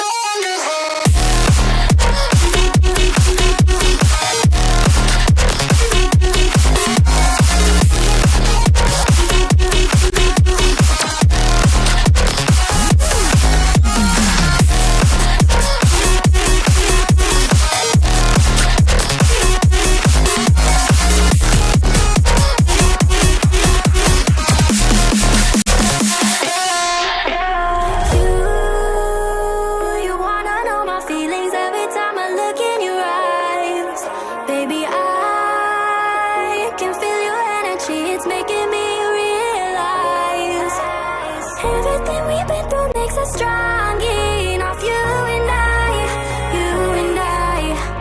Everything we've been through makes us strong enough. You and I, you and I.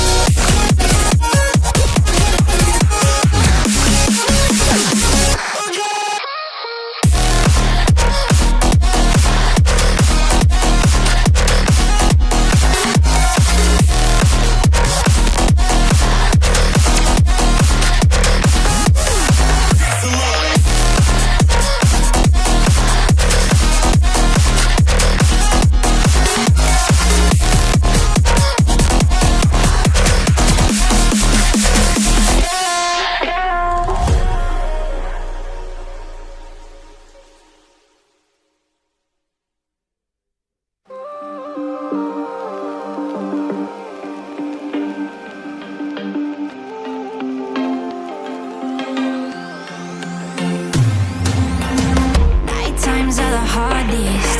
All my emotions overload. Never felt quite like this. Yeah, it's like I lost control. You're in my head, now it's not my own. You're in my head, yeah, you got too close. I've been trying to fight it, but you started a riot. You're in my head and it's dangerous. You got my heart beating out my chest. I've been trying to fight it, but you started a riot, and I'll never get it out.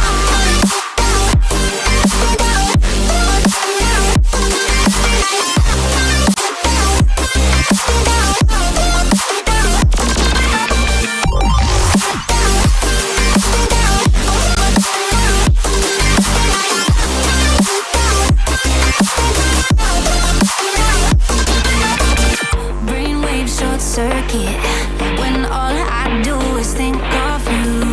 My veins are electric. What am I supposed to do? 'Cause you're in my head, now it's not my own. You're in my head, yeah, you got too close. I've been trying to fight it, but you started a riot. You're in my head and it's dangerous. You got my heart beating out my chest. I've been trying to fight it, but you started a riot, and I'll never get it out.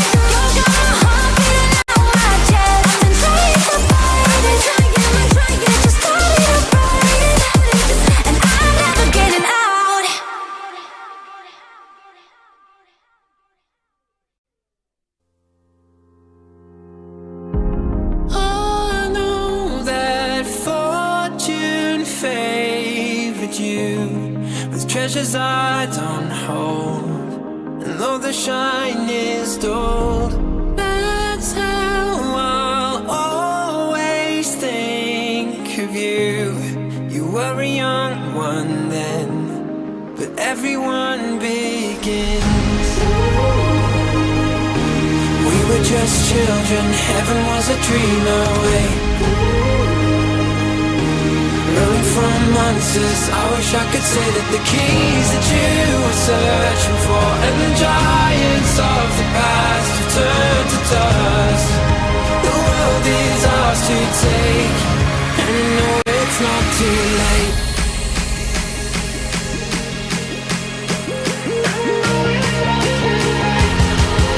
The world is ours to take, and you know it's not too late.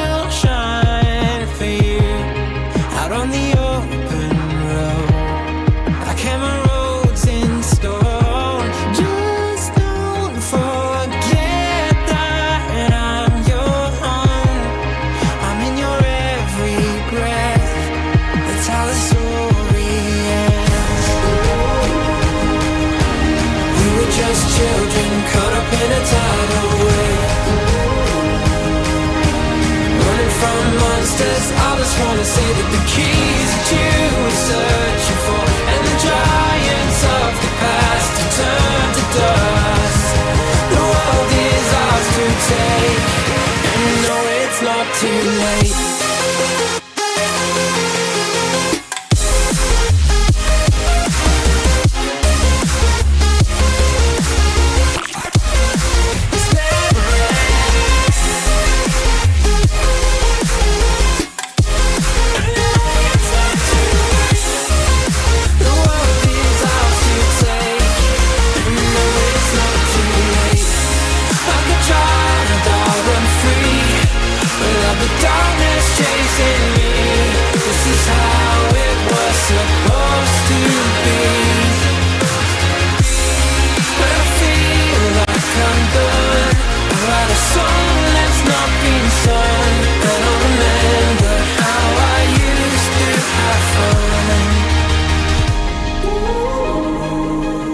When we were just children and heaven was a dream away, running from monsters, I just wanna say that the keys that you were searching for, and the giants of the past to turn to dust. The world is ours to take, and you know it's not too late.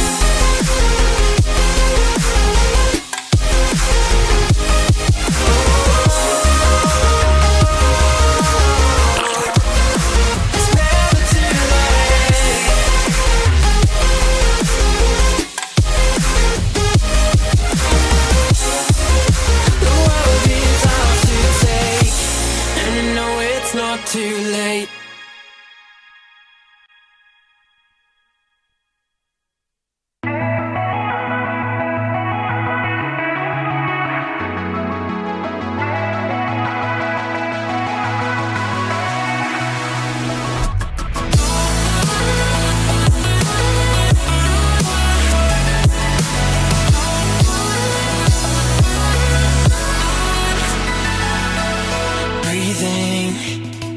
Short on air, and every time we reach a new horizon, it's like you don't care that we're leading something bare.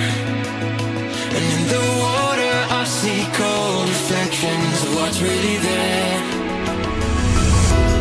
I'm not waiting, no, our time has come. We're fighting empires and I want to feel the fire again. It's not easy to love when the world is numb. We're fighting empires and we're gonna feel the fire again.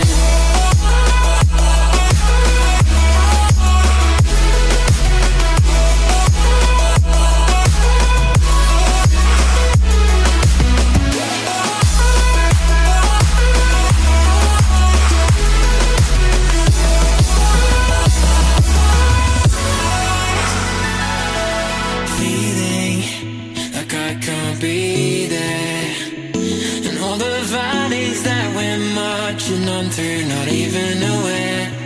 And it's the darkness that's so hard to see, and I'm asking you to fight. Just about the difficulty breaking free from what's really there. I'm not waiting on love, our time has come.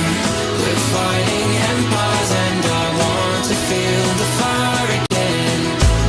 It's not easy to love when the world is numb. We're fighting empires and we're gonna feel the fire again.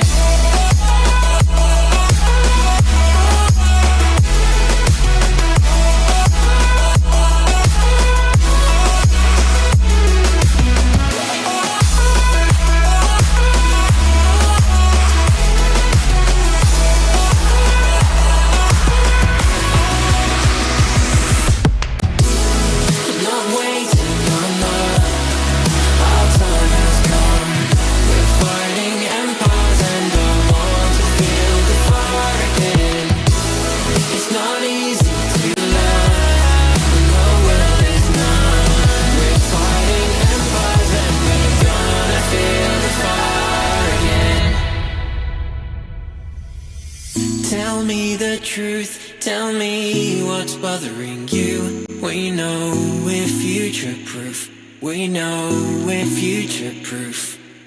Tell me the truth, tell me what's bothering you. We know we're future proof, we know we're future proof. Tell me the truth, tell me what's bothering you. We know we're future proof, we know we're future proof. Tell me the truth, tell me what's bothering you. We know we're future proof, we know we're future proof.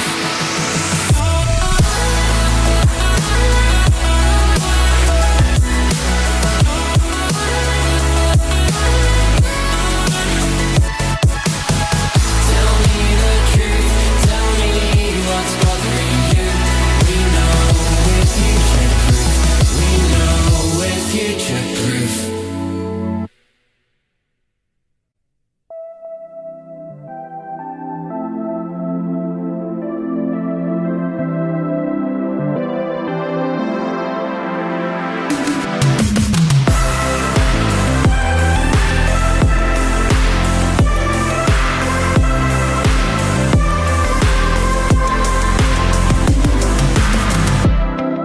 I like when we're together.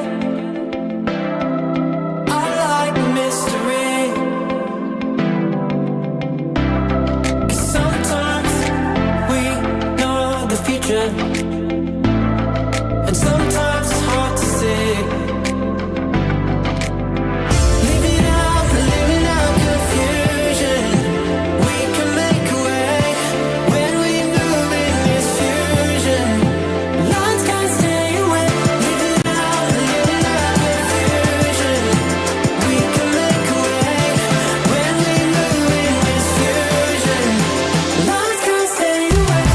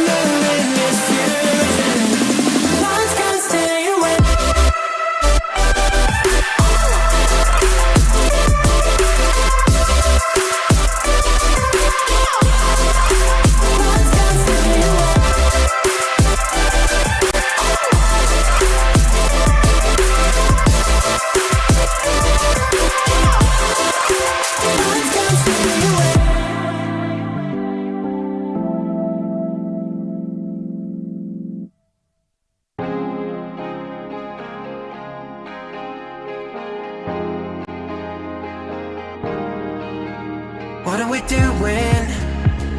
We said we never let the world go by. We roll it side by side, but I won't lie. Things are not exactly as we planned. Do you understand? I wanted to make it. Sometimes it feels like we got left behind, and I find that I'm still holding on to times when it was you and me. We just waste time, but we can't waste time. Yeah, it's gonna take work, but I promise that it's worth it. And we can do whatever, there's still gold under the surface. We might not be there right now, and I know we're still here in the same old town. Trust me when I say I want nothing short of perfect. Nothing short of perfect.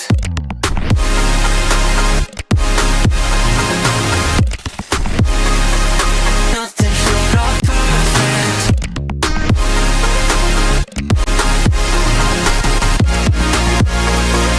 Nothing short of perfect. Might not be there right now, and I know we're still here in the same old town. Trust me when I say I want nothing short of perfect. Nothing short of perfect. So what do we do then? Been trying to figure out a way to go, and the wandering has left me feeling cold. Can I take what I have and build it up to something more? Oh, oh. I know it's hard, but can you picture us right now, with our own house and teenage kids just being too loud, and no more wondering how much that we can afford. Could you ask for more? Yeah, it's gonna take work, but I promise that it's worth it. And we can do whatever, there's still gold under the surface. We might not be there right now, and I know we're still here in the same old town. Trust me when I say I want nothing short of perfect. Nothing short of perfect.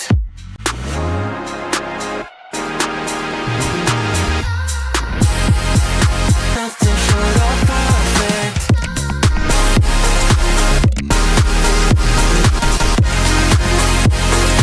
Nothing short of perfect. Might not be there right now, and I know we're still here in the same old town. Trust me when I say I want nothing short of perfect. Nothing short of perfect.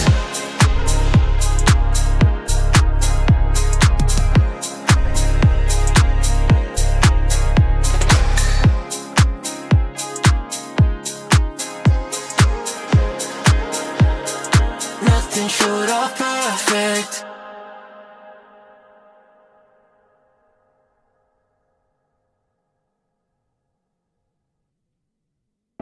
It's funny how the world keeps turning. Stars like ladders in the sky keep burning, burning. It's crazy how the storms keep raging.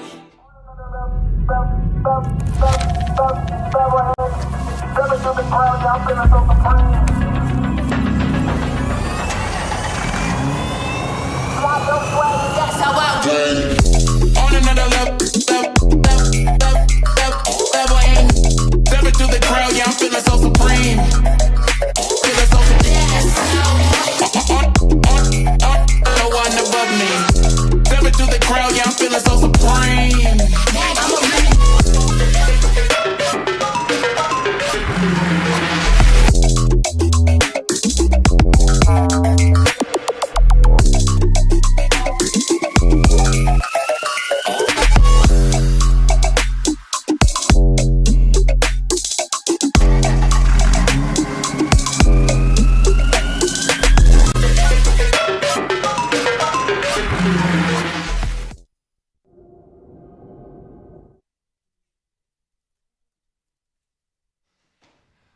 Welcome back, everybody. We're here now for match number 2 of round 2. We have 2 amazing teams here, Death Cloud Esports versus Flooding Esports. Both with nice esports there at the name of their name.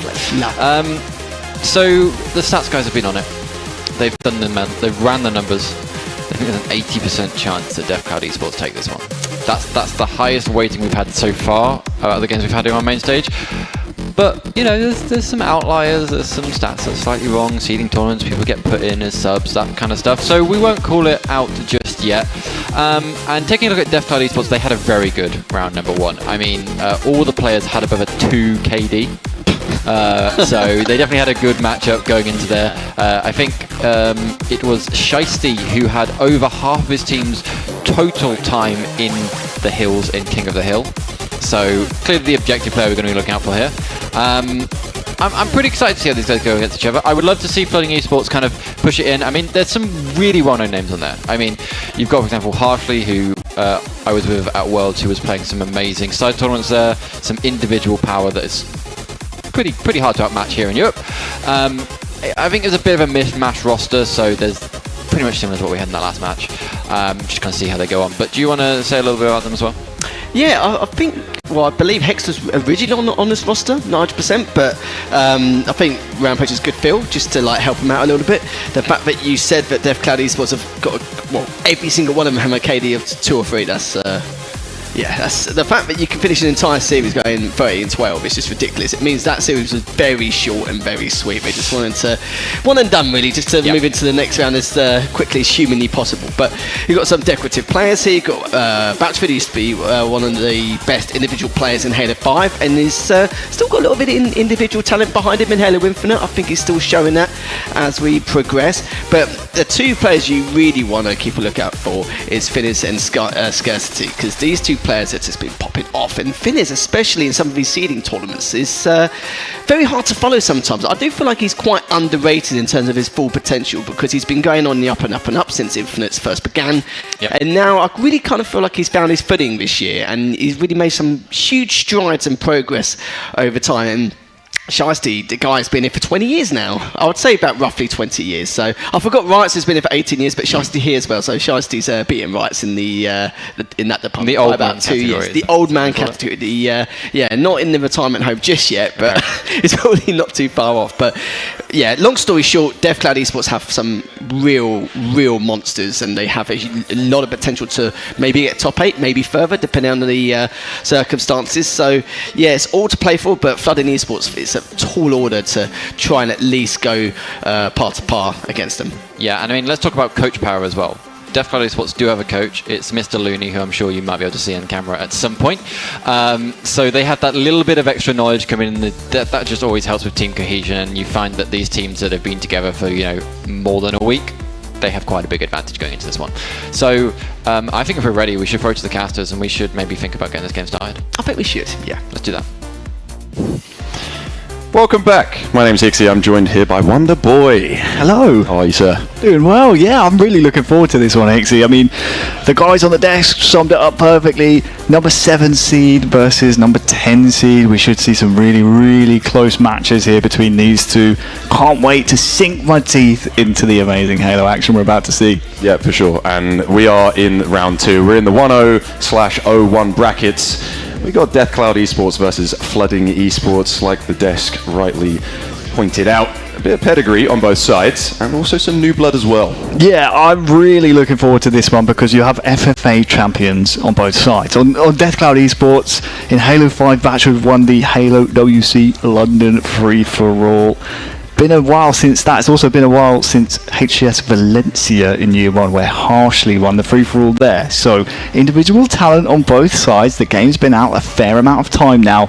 These game types are what separate them from moving to either 1-1 or 2-0. Yeah, and talking about how good the players are, we got a pretty solid map pool coming up for you. We got Live Fire, Oddball, Aquarius Slayer, Recharge, King of the Hill, and then if we need them, Forbidden, CTF, and Origin Slayer. And I feel like, although Reed did mention about 60% favouring for Death Cloud, I'd like to see a map 4 at least. I would love that. I mean, Forbidden Flag, we had some fun on it last night, of course. You know, we'll keep things between these 2 teams for now, but one of my personal favourite maps. But honestly, it looks like a dream series layout for these two to just go back and forth. I mean, live fire ball to kick things off can be a long one, could be a short one if you're not good at it. And of course, Aquarius Slayer, there's no hiding places on that one. Recharge strongholds can be ruthless, so if you put a foot wrong in any of these game types, really, the other team has a potential and has an opportunity to really put the boot to the jugular. Yeah, and talking about potential and opportunity, that active camo, right? Very, very important. Snipers on here, and if you can get both, you're going to have a pretty solid start to the map. You're going to have to see how both these teams face off, what their opening gambits are looking like. Jumping in very, very shortly. And I think the potential that Looney can offer for this Deathcloud Esports roster can maybe just elevate them a little bit. Maybe that's why the bookies favor him a little bit more. We'll have to find out as we're jumping in. And everything all locked and loaded. Hixie as a former coach, oh yeah, I can tell you they make all the difference, not least on a game type like this where the clock is a bit more dynamic. It stops when you're holding possession of the ball, so you cannot time those game types, those game weapons and power-ups by yourself. On Slayer and static clock game types like Capture the Flag, you know every X amount of minutes is coming up. On this, the clock stops, so unless you have a mental stopwatch in your head, there is no way for you to do that by yourself. So this is where Looney can be really impactful for his team.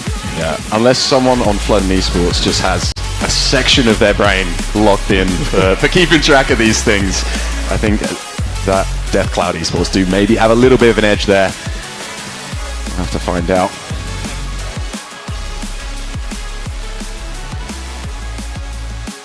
Just a reminder as well, there's a pretty hefty prize pool for today. Oh yeah. 5,000 total prize pool. First place taking home 2,000 of the greatest British pounds. I mean, listen, back when I was playing, it would be 200 quid for a team, and then maybe a headset if you're lucky. And you can't split a headset 4 ways. So the fact that we're able to see a decent amount of money up for grabs, of course, thanks to HyperX and Omen for powering this event.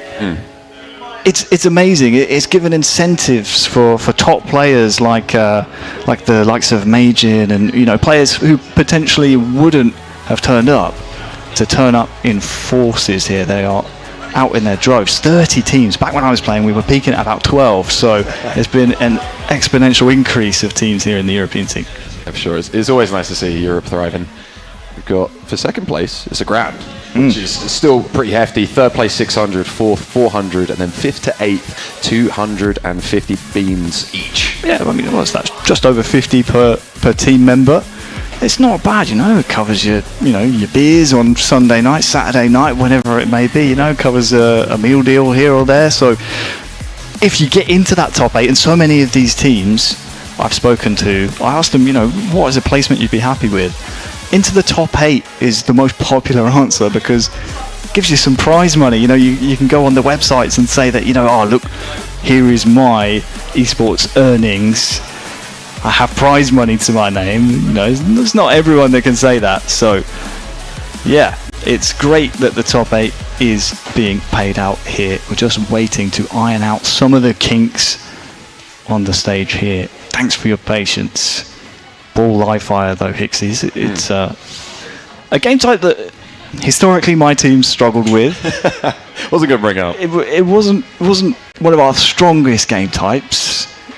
Typically when we would play teams at majors, they would just out-rotate us. They would constantly play rotation game. Like Ryanoob and his teams were insane.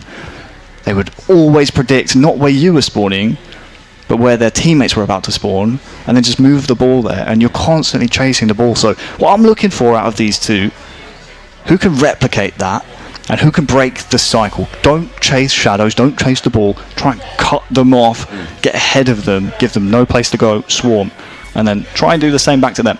Yeah, proactivity and manipulation. Two things I think Ryanoob is incredibly good at on the server. Very irritating, it seems, to play against. Bit like Pistola once was. I'm going to look at the rest of the bracket as well. We've had across the pond 3-0ing, losing our religion, and imagine, no surprises there, 3-0ing as well against Cat Smile in round 2. And we'll have to see how this one plays out. If it will be a continuation of the 3-0s from today. Only one series actually making it deeper. That being a round 1 of the Villanark 3-1ing Team Mystics. So everyone is coming out full force. Prize money on the line, no one's messing about. Everyone's fragging out, calls are crisp, shots are hard. Everyone's iced up, and we're in on board with Batchford. Who better to start with? Someone who's been around the block. And clearly no intentions to grab the ball early on from the free-for-all champion of 2018. Sadly, his Death Cloud Esports team go 4 down off the break. You've got a camo coming soon here as well, Hixie. So let's see. You have ball here, Flooding Esports. You're scoring early. What do you do about this power-up? Do you play for it? You have to win it if you do. Yeah, very difficult. You got the ball, so you're already at a man disadvantage. It's a nice shot from Ashram Reese. I believe he's got the sniper and ball, so a pretty solid setup to help out sorting out that camo. And also just getting some extra time. 10 seconds clock so far. This shot still finding it difficult. Fortunately, scarcity. Focus elsewhere. Yeah, not a terrible result on that power up for Flooding Esports. You win the opening engagement, you get 10 seconds and the snipe. And then Rampage gets camo and is traded. But that's absolutely fine. You got, the power weapon and some points.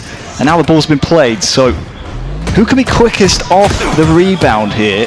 Death Cloud, of course, trailing for now, but a lot of oddballs still to play here in map 1. Yeah, and that sniper trade in hands as well could lead to Death Cloud picking up the ball, and they have actually done just that.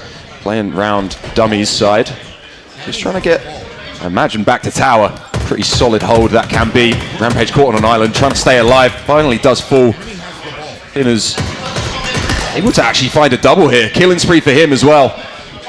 Yeah, Finner's last 2 alive alongside Batchford's guest. He just came off of respawn. What you can do with these deaths that Shiesty coming off of respawn right now, look at where he spawns. Wherever he spawns, move it that way. Play the space. And he's doing so right now. Finner's just holding it tower. He knows, obviously, he's gotten the call, Shiesty, that there's presence on that side. So really nice tower play here by Death Cloud Esports. The 7th seed entering into this.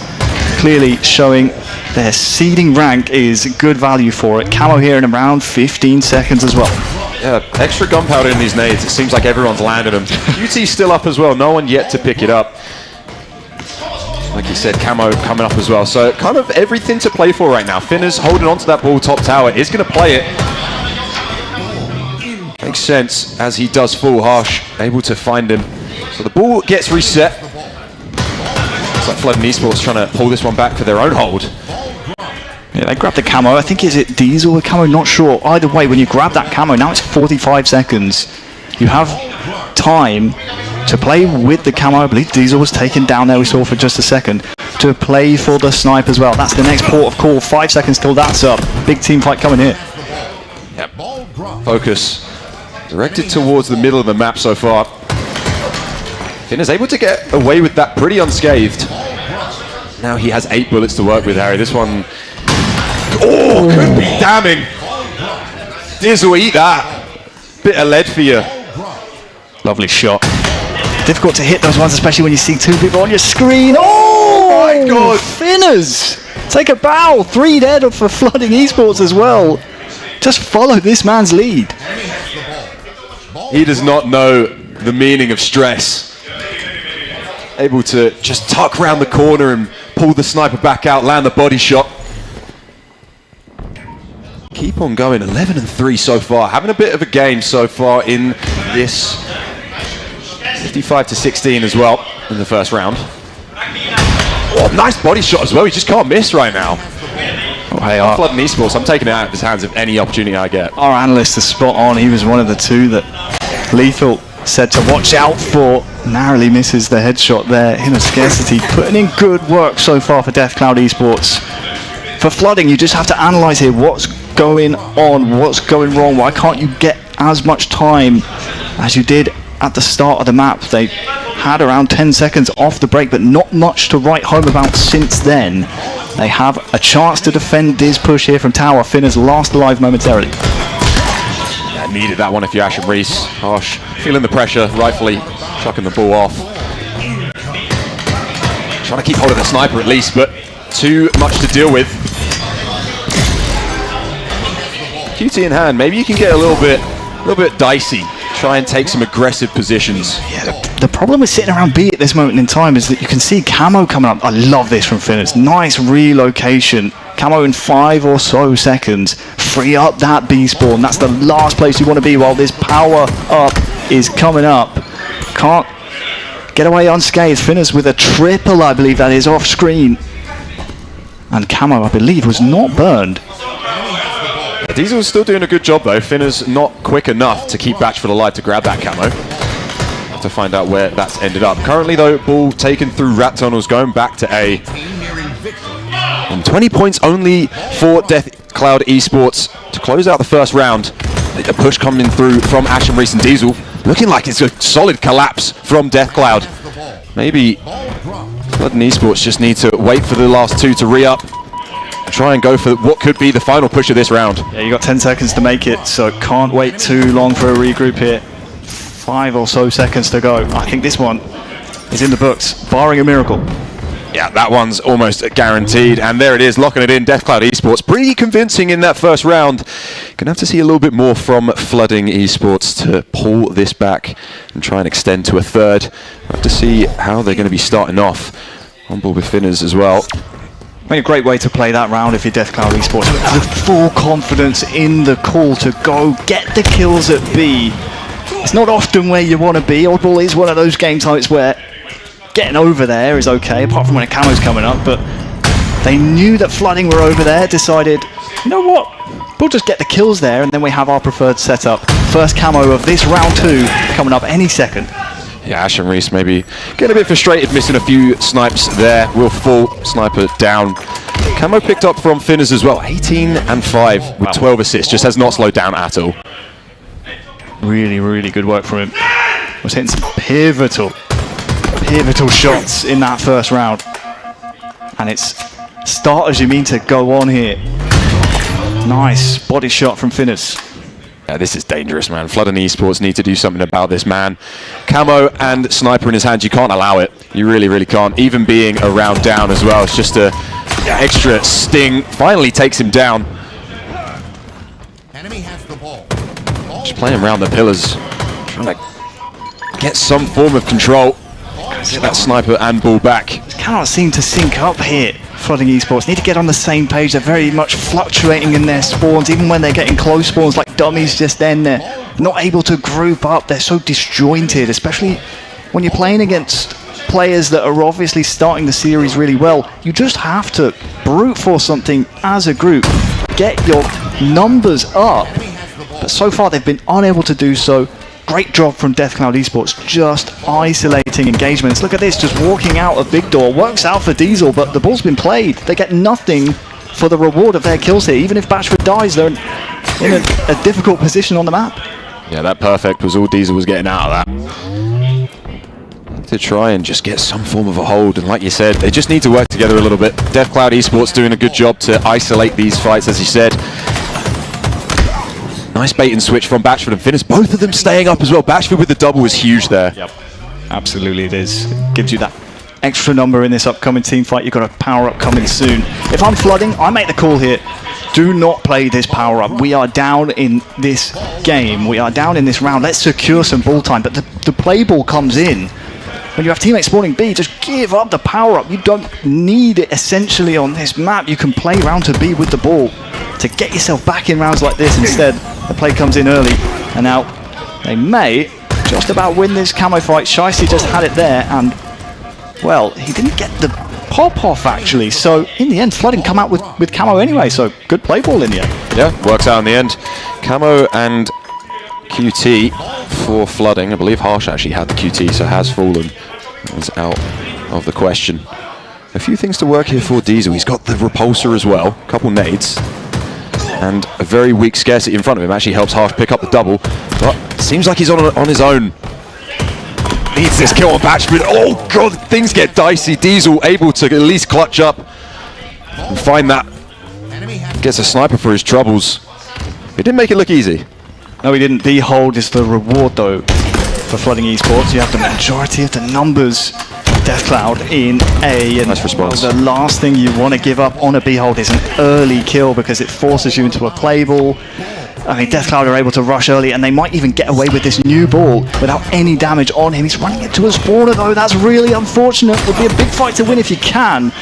But yeah, just difficult there. Needed to get the call from his teammate where the safe place was to take that ball. Holy timing. Finners just finds the gap and finds the back. Able to take down 2 and get this ball back up to tower. The high ground is certainly an advantage. Always has been, always will be. And the play ball as well.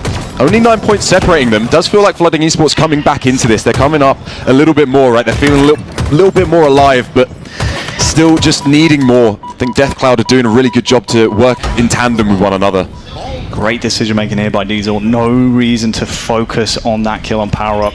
There's an opportunity there to get that ball out of dodge. Does so, and in a second they will be retaking the lead here in this round. Big break opportunity here for Death Cloud. They need to make sure they don't get out rotated though. 2v2 on the map. Here's the team fight. Big win by Harsh. 1v1 now. No time to breathe at all. Finners finding a good trade just to get Harsh off the ball. No scrap time for you. Ashford likely to find 2, not able to get 1.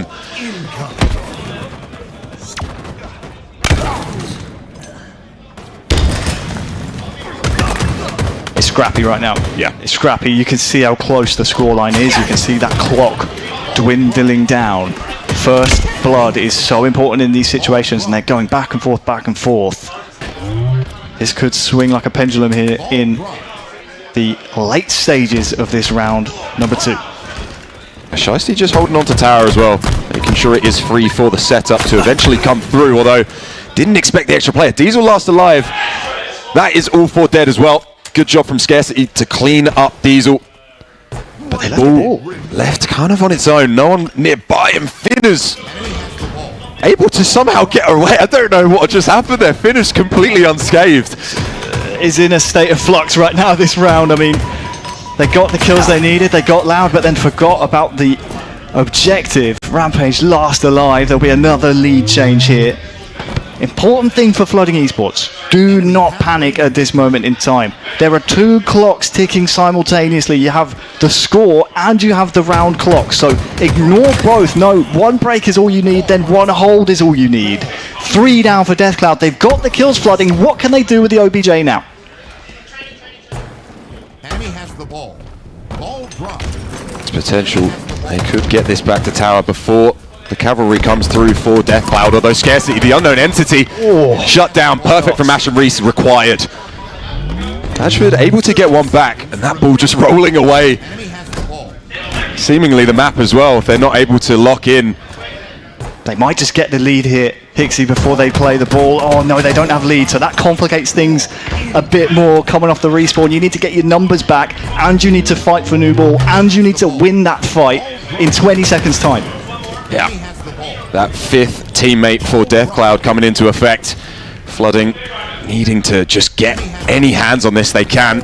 Actually playing it early, seemingly actually on time. Taking 1 shield, surely he falls, and he does. 5 seconds left. 5 seconds left. Looking like Death Cloud are going to be securing this one, although a desperation grab from Flooding Esports. Able to get something working, but not enough for Dead, and the smacks come through from Finners, showing them maybe what is to expect for the rest of the series.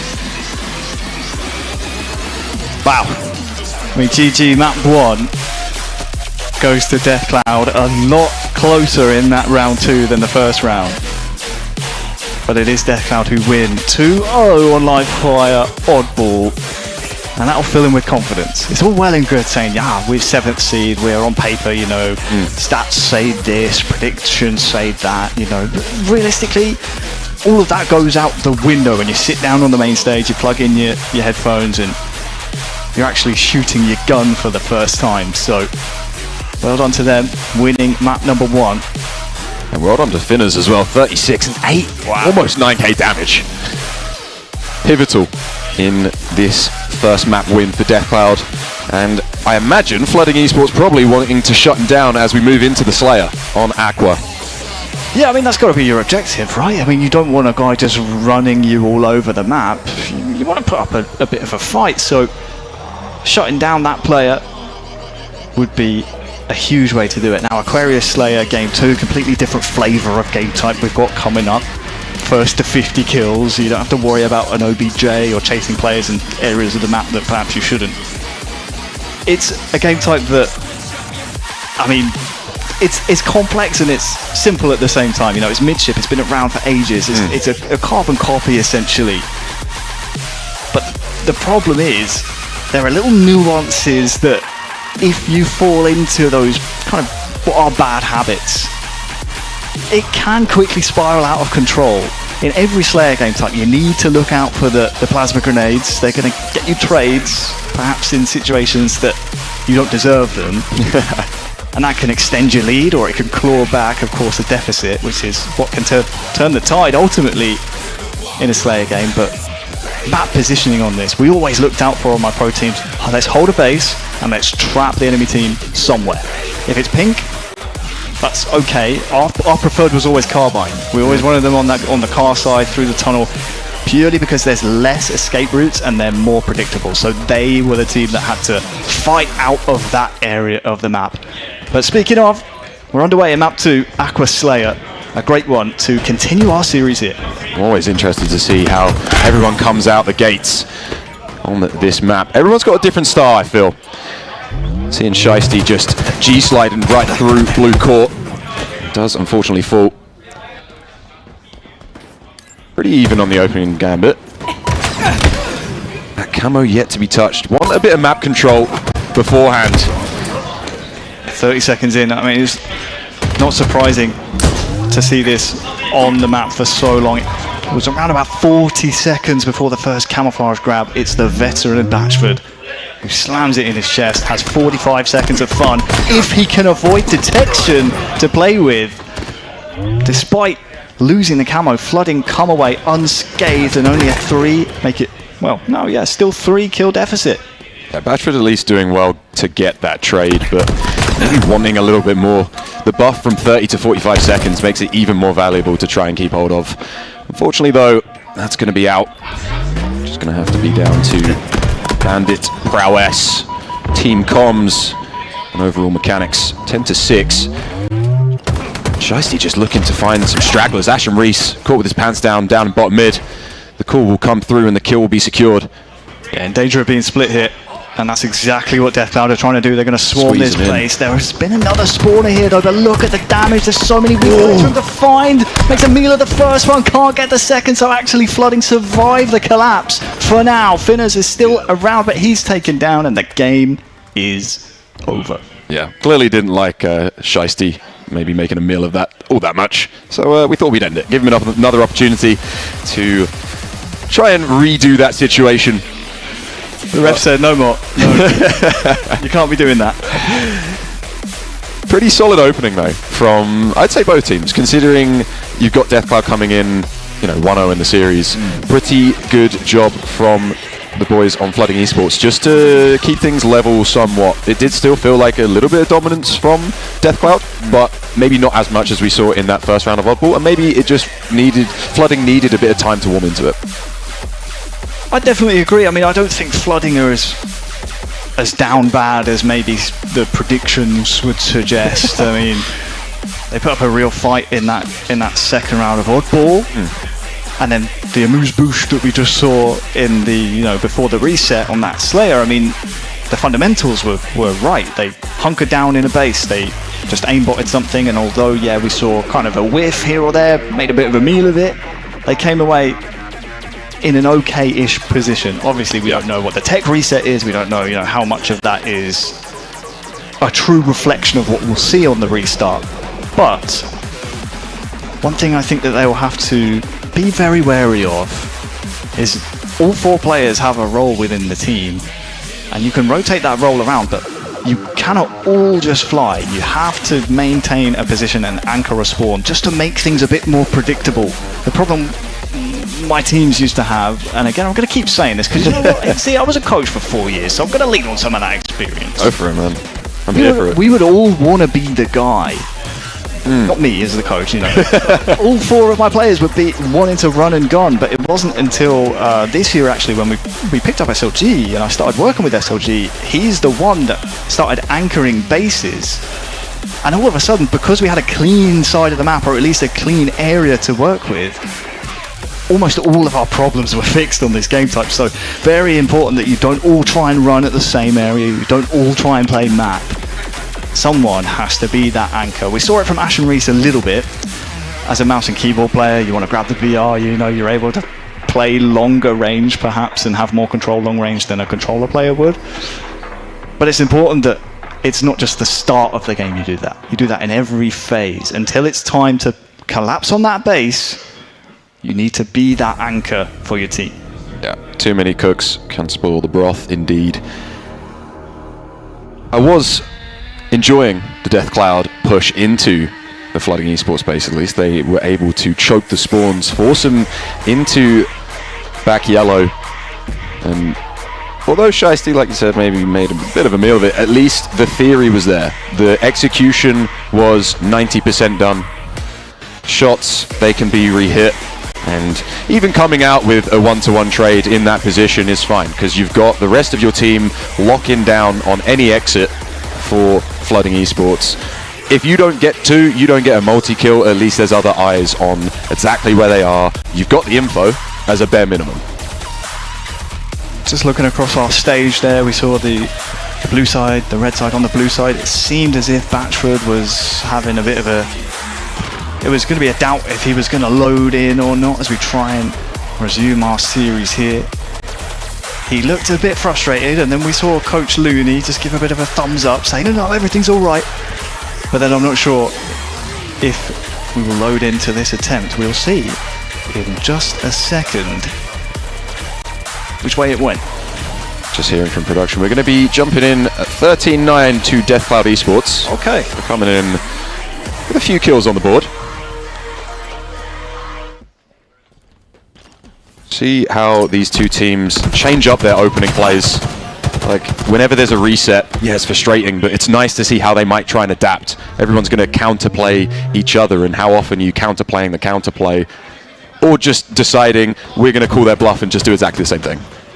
We would always change things. I mean, listen, if you have to just bank on the other team changing something as well, so why not throw them a different look and get them a bit more confused. Really nice shots by Ash and Reese, but I'm not sure if he was able to grab Camo and throw it back towards his own base. He did not. That is still up at top middle. So just like map number 1, after 40 seconds, excuse me, game number 2, first iteration of this map, 40 seconds have gone, 50 seconds have gone, and Camo has only just been grabbed by Finners. So a long, drawn-out fight for the Camo just shows that maybe a bit of respect on both sides, or a lack of confidence. Time will tell which one that is. I think as well, Death Cloud maybe a bit of theory crafting going on, right? Give me a moment. Death Cloud could use it as a bit of bait. Flooding Esports maybe seeing it more as a priority to rush. You got Death Cloud, you got people like Batchford, and also Looney in the back, trying to maybe use it as a focus. Let me tell you, Hixie, really good job. Not once but twice by Flooding Esports in the 2 maps we've seen so far of Aquarius. Death Cloud, they want to collapse, right? But the thing that is missing for Death Cloud is you have to bait out the utility. You can't walk into a base and make that collapse, and while the enemy team have just spawned, have, 8 nades? You have to wait for some of those nades. You have to get them out, make the enemy team spend those resources. They were walking into pre-nades. Flooding Esports, got 3 kills back and survived what should have been a full team wipe. Well done to them. Yeah, definitely something that gets overlooked. Spawners do have 2 grenades in their pocket. They can make you nice and squishy as you try and rush in and maybe get too aggressive, trying to flip them again and just completely squad wipe them. Shouting going on the stage. Scarcity finds a perfect off-screen Finners as well onto Ash and Reese in the blue base. Getting the calls that there is 2 in gen, 1 found. The other falls to a nade. Flushed out. Lead still held on to. 8 seconds for this camo as well, so already setting up for this, our Death Cloud Esports. The problem is flooding.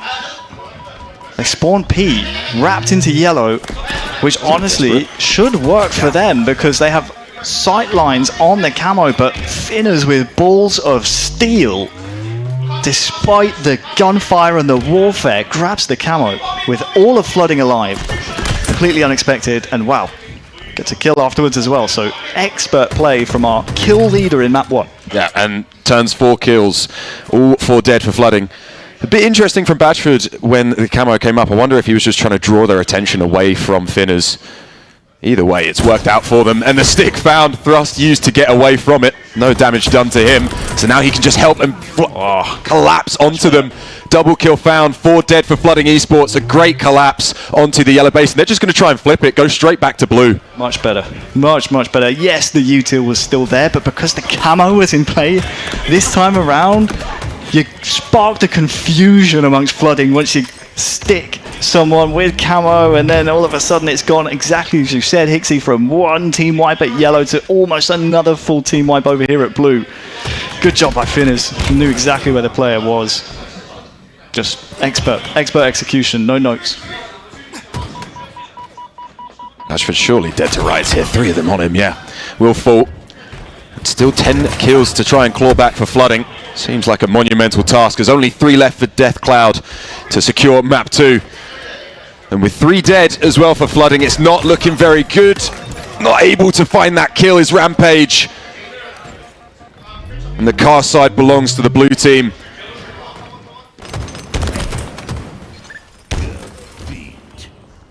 Map 2, Death Cloud 50 to 34. Pretty solid showing. The whole time dominating, controlling, I believe, every camo they actually held. Yep. Just delaying, picking it up, using it as bait, maybe trying to just pressure flooding into thinking that they have an opportunity to grab it, capitalizing. I mean, just the base collapses as well, right? Going just across map, yellow to blue. Really, really good job. Yeah, if these stat lines here on the scoreboard looking a little bit slim, don't forget we had the restart from 14 to 9 or something there or thereabouts, 13 to 9. So there'll be a few kills and damage numbers missing here or there, but sometimes the difference between 2 teams is just bravery. I mean, we saw Finners all of flooding alive. They had just got the 2 kills in the base. What does Finners do? Knows he has the height, knows he has the cojones to go and grab that power up top mid, makes the play. And we just saw that hesitancy from Flooding Esports. We saw it even when they had positions sometimes rarely to grab the power up, you know, off the break of the 2 restarts we had. There was no real conviction to try and get it. In a 2v4, Finners makes that play. I think the map is done and dusted in that situation. Really, really well done. And what's doubly impressive is that Flooding Esports made the right play. They spawned P, they got to the base. But the difference is the bravery. And now they have to pull off a reverse sweep to try and upset the higher seeded Death Cloud Esports, who are on 3 series points. Yeah, Recharge, King of the Hill. What could be our final dance in this series. Flooding need to swarm Death Cloud. Will be caught in the thunder. A shock rifle to this map. Something I imagine Flooding want to keep out of Finner's hands, considering what we saw with the S7 on the live fire. Just could not miss. Well, something we don't really get to talk about on broadcast, Hicks, is the importance of side selection. For those watching Halo Infinite Esports for the first time, or maybe you've been watching for a few years and this has never been covered, higher seed gets to choose either Eagle or Cobra. Now that probably means nothing to you, but to these players, they know who spawns where. On this map, if you're Eagle, you spawn on A, which means you have height advantage kind of going into this area here, tower, which will be a pivotal pivot point between C and A. We'll see which way the tower fight goes down. Death Cloud, despite being Eagle, appears to have gone down. Looks like there are some scores left on the on the boards here. Maybe we should look into that one. But either way, it's Death Cloud coming out to a rip-roaring start here. Yeah, and Trip Cap as well. Just a statement piece. Map 3 and we're not slowing down. Inner's on a 3-0 start as well, and I love Shiesty just every time I feel like we start on with him, sliding straight in. Yep, really well done. I'm just looking on our stage right now. I believe our admin is having a word, and I think this will be a remake. I mean, it's not really fair to give, like, you know, a lead to a team just because we had a lead and a restart in the previous map. So while we iron things out on the stage, we will have a chance to talk a bit more about Recharge Strongholds and what I was talking about. It's so important to know which side you're starting on these asymmetrical maps. On Aquarius, doesn't matter. Live Fire, it matters, because obviously it's an asymmetrical, but Recharge is probably the map you, outside of Streets, want to know where you're spawning more, because it can influence the entirety of the game. Everyone knows A and B is you go to 2-cap, and from there it's like a jiu-jitsu match. You can try and worm your armbar in, get your rear naked choke, take the back, whatever it is, advanced position to try and get that trip cap onto C. If you start as Cobra, you have C, the one stronghold you don't want in that 2-cap, so you're already starting with an advantage, if you will, if you spawn over here at A. So it's an interesting nuance that isn't often talked about on these broadcasts, and I think the wily veteranship of Batchford and Shiesty probably informed the decision here to choose Eagle, knowing Recharge is coming up. It gives you that little foothold, you know, that little bit of confidence to know, you know what, we don't need to break A, because we already have it. Would there be any benefit spawning Cobra, getting C, pushing over long haul, going maybe just to flip A straight off the bat, getting the unorthodox hold? Yeah, it's what we used to do. We were so sick of going to majors and being forced onto Cobra that when we started to become higher seed in Europe around year 3, we would choose Cobra. We would say, you know what, we've played the bad side, grown to love it, quote unquote bad side for so long, let's just play it. It's what we know. We're not comfortable with Eagle because we never got given the good side. So it looks like we're moments away from restarting this one, but yeah, it's just a little nuance that honestly can be the difference maker. We've had higher seeds against us choose Cobra because they know we're used to playing Cobra with Quadrant and Ascend. Just throw you off your game a little bit. They would always choose Eagle, so it was just complete mind games. But you haven't got map vetoes, but you can definitely try and still mess up their game plan coming into it, right? It looks like we have a false start here. A false start, folks. Happens in all good sports. Settle in. Got a little bit more time. I wonder, is it fair to say choosing to spawn on Cobra could also give Eagle Team a false sense of confidence? You've already got the preferred start. Maybe they come flying in, take some fights that might be a little bit too aggressive, or even if maybe you don't get the choice, but they're still on Eagle and they're just feeling it. Yeah, it's like psychological warfare. I always like to think everyone has a plan until you get punched in the face. So Mike Tyson. It doesn't matter if you choose your preferred side, get put on your bad side. It doesn't matter. You've got to go out there and execute no matter what. We see often in Europe games end 250 to 0, 250 to 10, you know, low scoring games, because teams don't know how to escape that kind of rear naked choke that is ABC hold on this trip cap. Listen, it's tough because often the enemy team is going to force you to spawn in long and glass. Your instinct is like, oh, C is a home base. Let's push C. Let's cover there on that cross. But the problem is you're pushing into someone that's milking back silo, has help from tower. You're getting shot on the cross, so you're pushing into that fight weak already. What the intelligent thing is to do, it's difficult, it's dangerous, and it feels uncomfortable. Play the mid-map as a 4. Come on, let's wait for each other. Let's hop into B. Let's make them come out of their shell. If they're milking back C, make them irrelevant. Here we go. We are live with the restart here, Hixie. Let's see if anything that I just said comes into fruition here. Yeah, Scarcity grabbing that camo does actually burn it. So a good response from Flooding at least to shut that down, not let him get away and cause a bit of mayhem.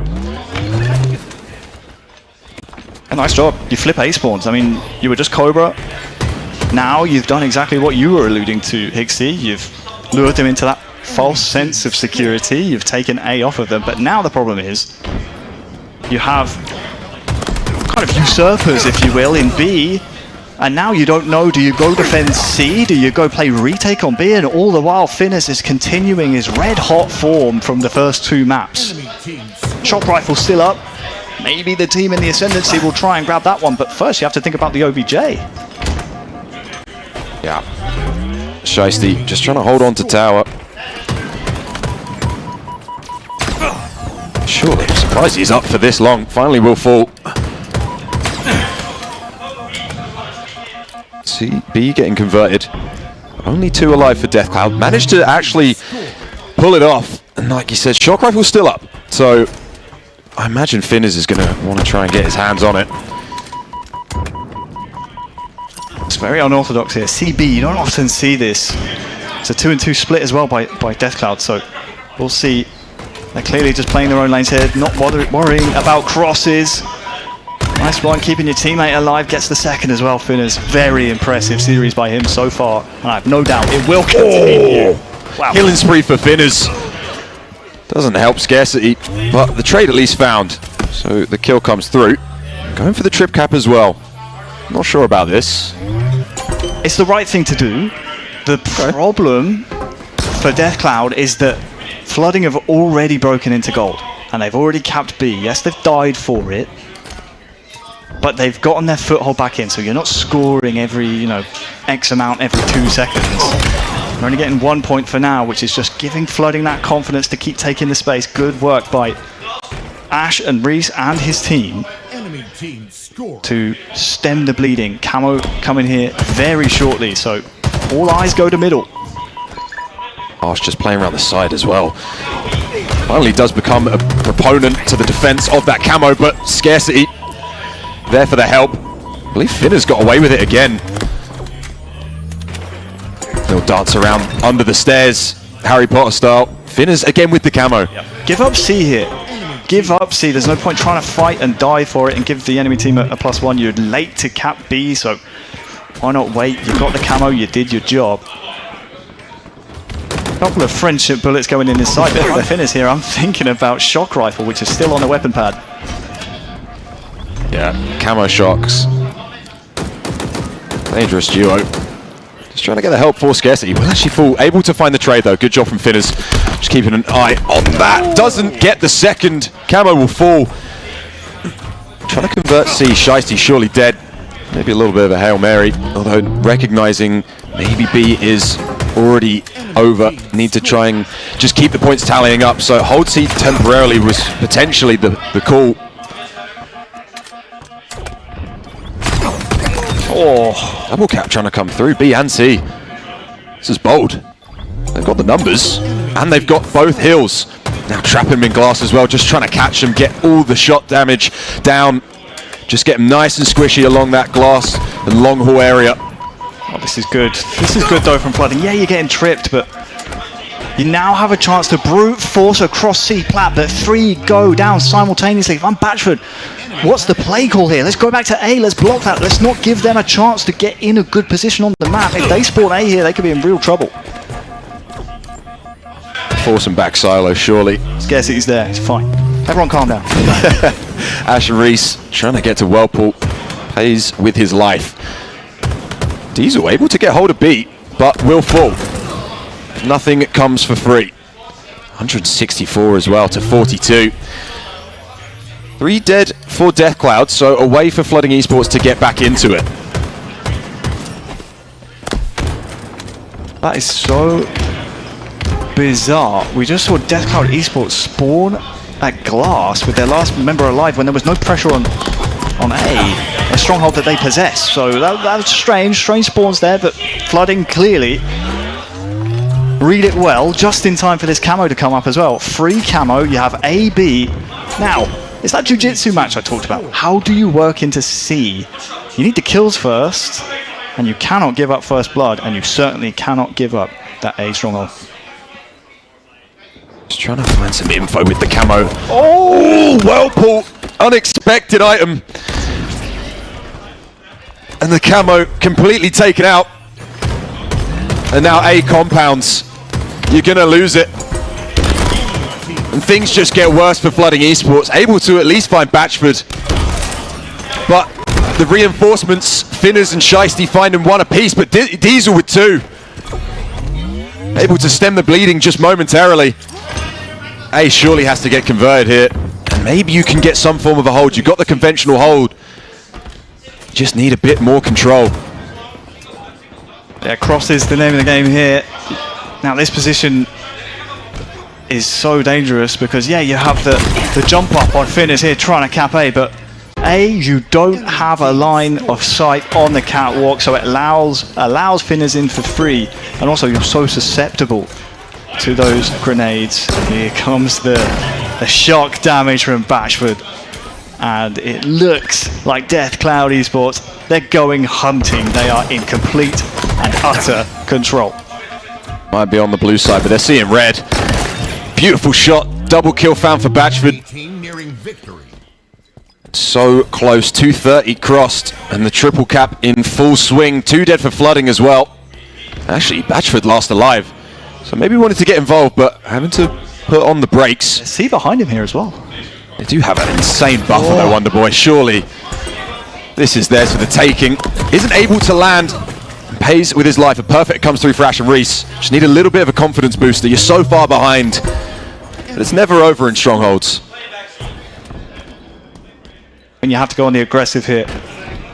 You cannot sit on a 2 for the rest of the game. It's not likely to result in your victory because all the while Spawn's playing probably out of your favor. You cannot stand still and expect to beat your enemy on rotation. Batchford gets a nade off before he dies, and wow, Ashen Reese almost gets a second kill, but Flooding. Rampage was last alive just a second, and A is, well, on the way to being theirs. Really nice play from Death Cloud as well. Shroud screen put down to allow Shiesty to pick that up, and that camo. They have so much time to work with, do Death Cloud, that camo is going to be pivotal. Able to secure that one, nice and tidy. Solid work from Death Cloud Esports. And a lovely little 3-0 in round 2. Well, in the battle of the free-from-roll champions, it's the veteran. We're coming up to, well, not really. I was going to say coming up to a decade ago that win from Batchford, but it was 2018, so ignore me. Yeah, you got a couple years until then. Don't be scaring me like that. 250 to 99. Bit of a telltale of the entire series. Death Cloud dominating, I would say, for the entire thing. Yeah. I mean, it was convincing all round. I mean, we had signs of life from Flooding Esports. I will be very, very surprised if they don't make it to the latter stages of the Swiss rounds. They fall for now from 1-0 to 1-1. For Death Cloud, their record is just like their score in map number 1. They advance to 2-0 in the Swiss. They are 1 win away from advancing to the championship bracket tomorrow. That's a great story, isn't it?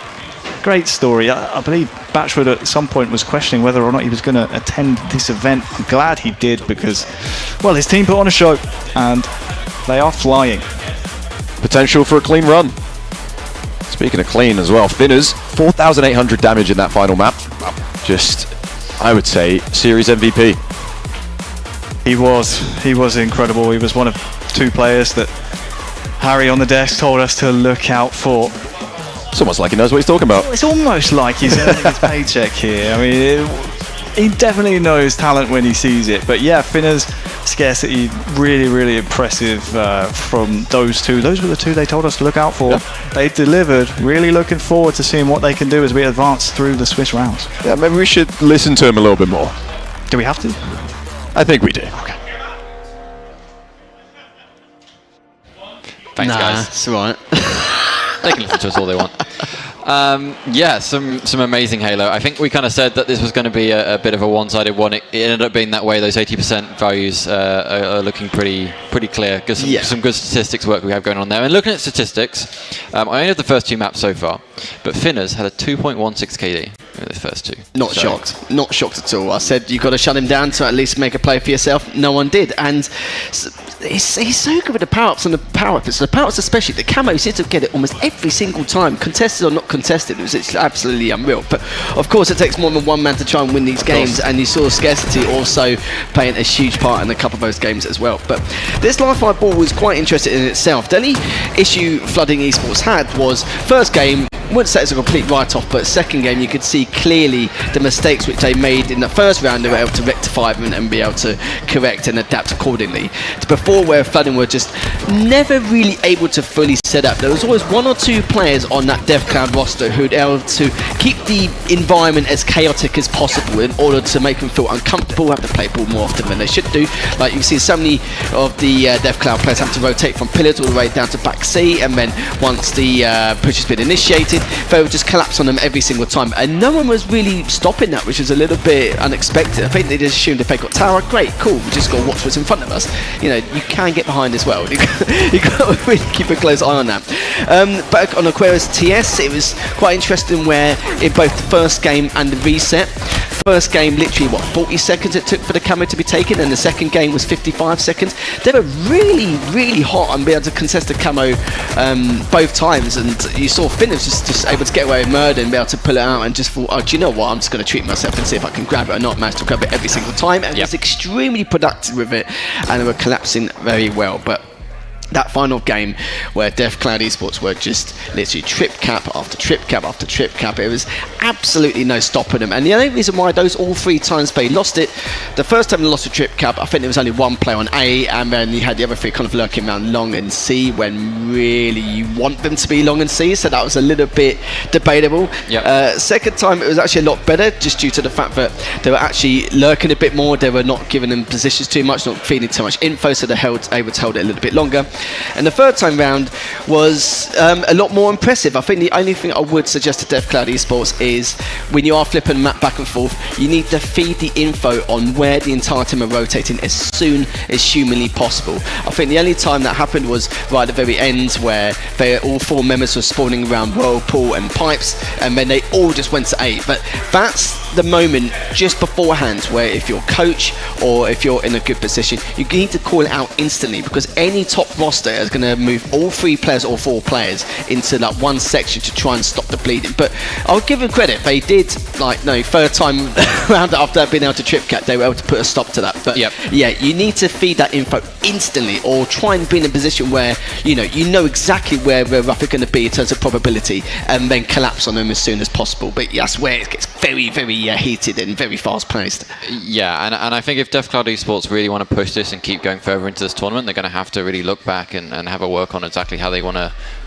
patch those holes. Because if they're playing a team that's a higher seed than them, or somebody else that's gone through 3-0 in this Swiss, they're not going to let that slip so easily. Absolutely not. No, there's still a few kinks in the armour they need to try and patch up, but still got a little bit of time. It's not an overnight success either, so one of those top four teams will manhandle them pretty much if that does come to that point.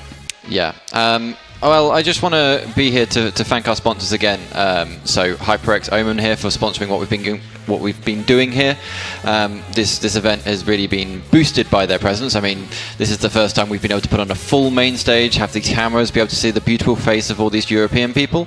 We just want to thank them for supporting this and for supporting the side tournaments. So we have a Halo 3 doubles we'll have tomorrow, and we'll have the Halo Infinite FFA. And I think, as we mentioned earlier, there's a nice monitor up for grabs, which you can try out upstairs if you really must do. It is a Omen 25 esports monitor. Do you want to give us a little bit of update about that and information about it?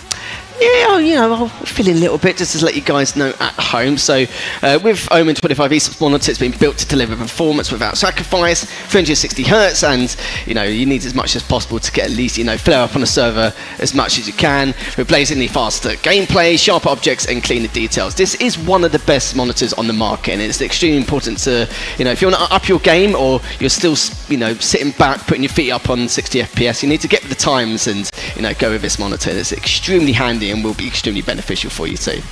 So yeah, if you want to get your hands on that and you're in the venue or are in the area as a spectator, go upstairs, get ready for the FFA tomorrow, and lock yourself in. Yeah, absolutely. All right. So thank you guys for joining us. We will be coming back to you with round 3 of Swiss next. So yeah, don't go anywhere.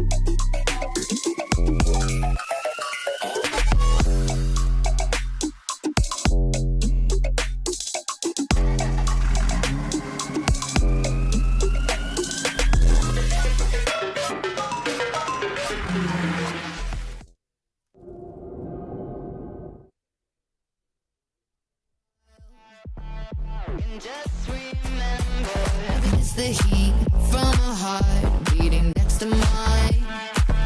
But I surrender, 'cause everything I touch seems to crumble, and everyone I love leaves me broken down. Everybody runs when they see me now. So I put my hands up in the sky, revel in the storm clouds as they pass me by. Now there's no escape, I realize I'm death in the land of the living.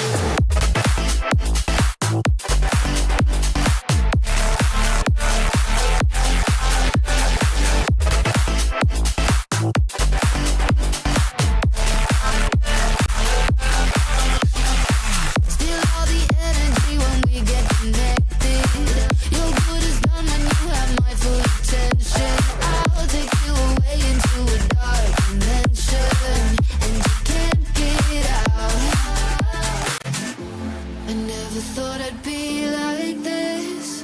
Further down into the deep abyss I'll go. Stay off my radar 'cause I never miss you. Everybody knows. So I put my hands up in the sky, revel in the storm clouds as they pass me by. Now there's no escape, I realize I'm dead in the land of the living. So I put my hands up in the sky, revel in the storm clouds as they pass me by. Now there's no escape, I realize I'm dead in the land of the living.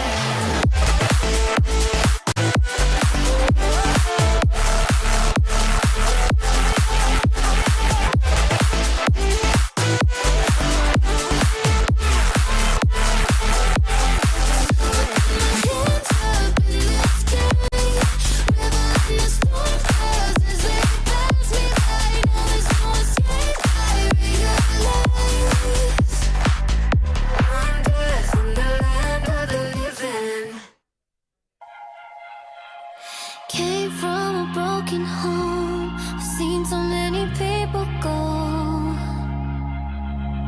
Learn to make it on my own. It's easier for me to be alone. So how are you? Keep cutting through, claiming you're not like the other guys. And only if I could give you a chance, show me that you mean it. We'll feel some type of way.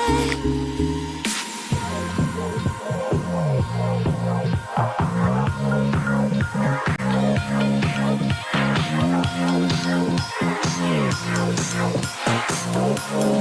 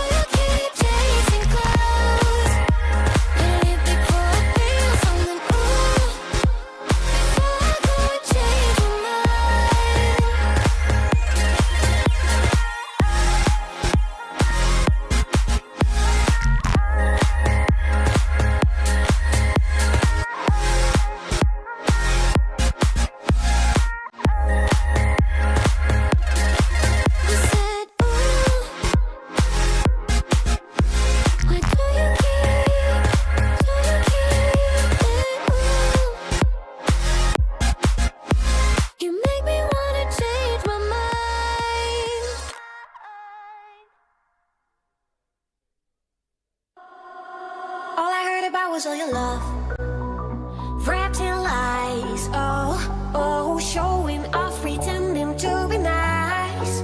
All I heard about was all your love, but you crossed the line. Oh, but I got no heartache, heartbreak, grief about you now. No, I will keep dancing, I will keep dancing till the sun comes up and I'm running out of luck. I'm going out till dawn. I will keep dancing, I will keep dancing when the game's still on and I'm all the way in for more. Oh, I will keep on dancing,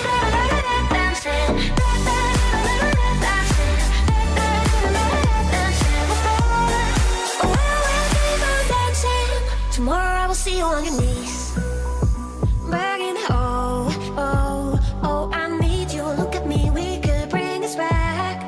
Don't tell me all you feel is your regret, wrapped in lies. Oh, 'cause I knew you would blow it, mess up all again. No, I will keep dancing, I will keep dancing till the sun comes up and I'm running out of luck. I'm going out till dawn. Keep dancing, I'll keep dancing when the game's still on and I'm all the way in for more. Oh, I will keep on dancing, dancing.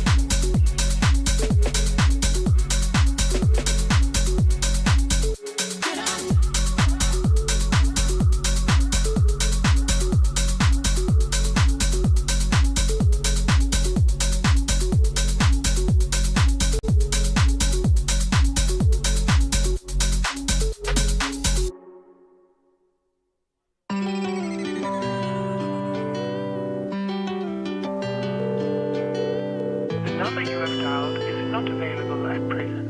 Please leave your message after the beep. It's so absurd to me. Things that you said that left a burn on me.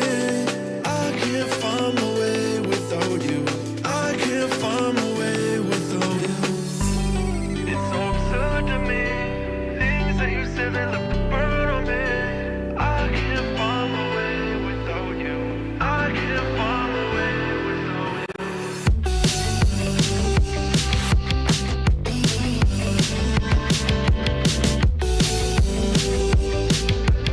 I can't find my way without you. It's so absurd to me. Things that you said that left a burn on me. I can't find my way without you. I can't find my way without you. Took the Band-Aid and we ripped it off. See your shadows and my battle. Feel so hollow and I can't breathe. You like a black hole. I'm on my knees. Oh, where do we go from here? Tiptoeing around, I guess that's playing by ear. Oh, my head's so loud, I can't hear how you laugh. That shit feels so sincere. It's so absurd to me. Things that you said that left a burn on me. I can't find my way without you. I can't find my way without you. It's so absurd to me. Things that you said that left a burn on me. I can't find my way without you. I can't find my way without you.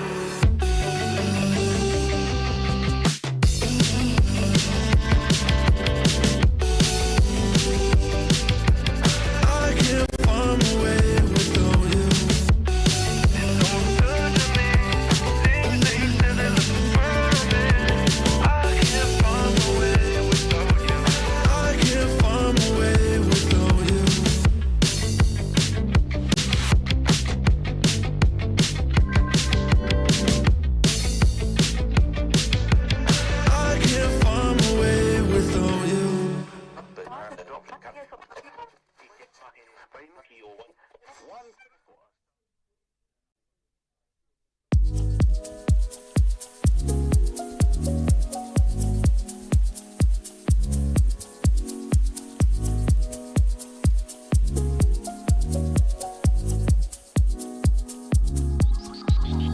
Hold on, it's getting too much. So long, but don't start to rush.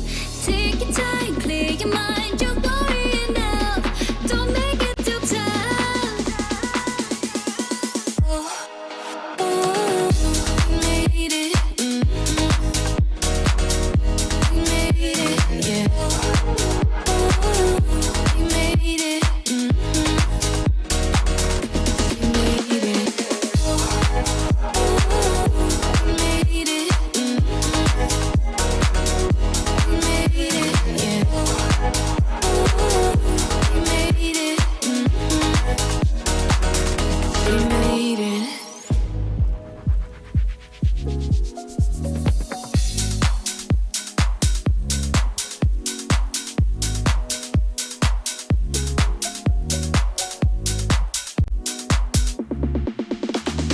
Play with my emotions like it's all just a game to you. It's a game to you. We'll roll the dice again, and I can promise this time you lose. It's your turn to lose. Hold on, it's getting too much. So long, but don't start to rush. Take your time, clear your mind. You're worrying enough. Don't make it too tough.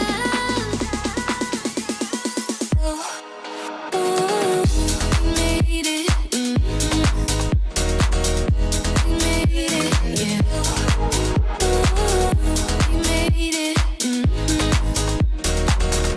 We made it. We made it. We made it, yeah.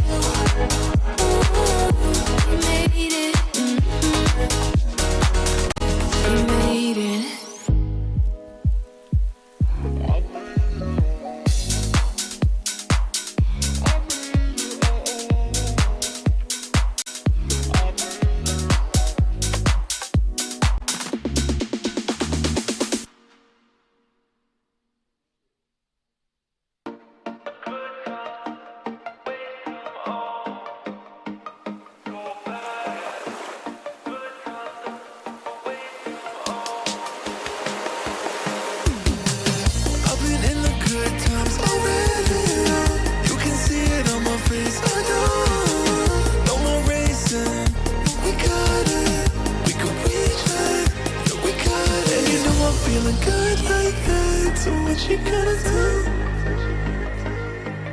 And I can't stop thinking about you, but what you gonna do? And you know I'm feeling good like that, so what you gonna do? And I can't stop thinking about you, but what you gonna do? What you gonna do?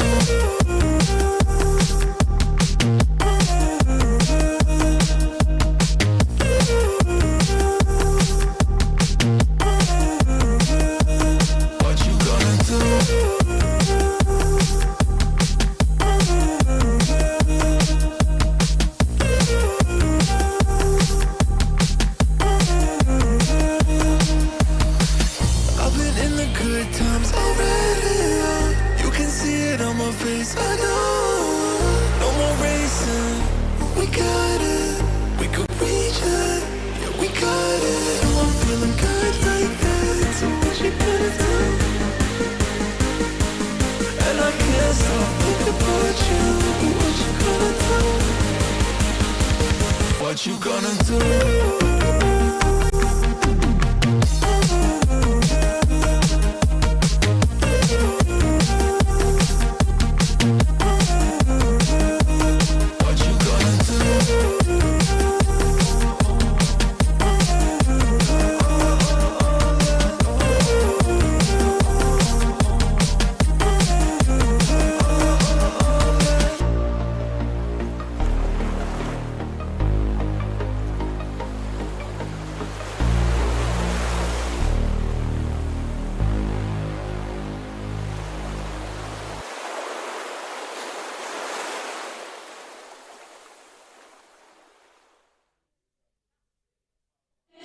Kiss me like citrus and fire, burning so sweetly. Too shy to call you a lie when you said you need me. In a week from now, I'll be trying not to call you. Talking myself down, explaining that there's no use. Ooh, I'm gonna hurt myself trying to love you. You're gonna hurt me too, kiss and tell me to go soon. You're gonna hurt me too.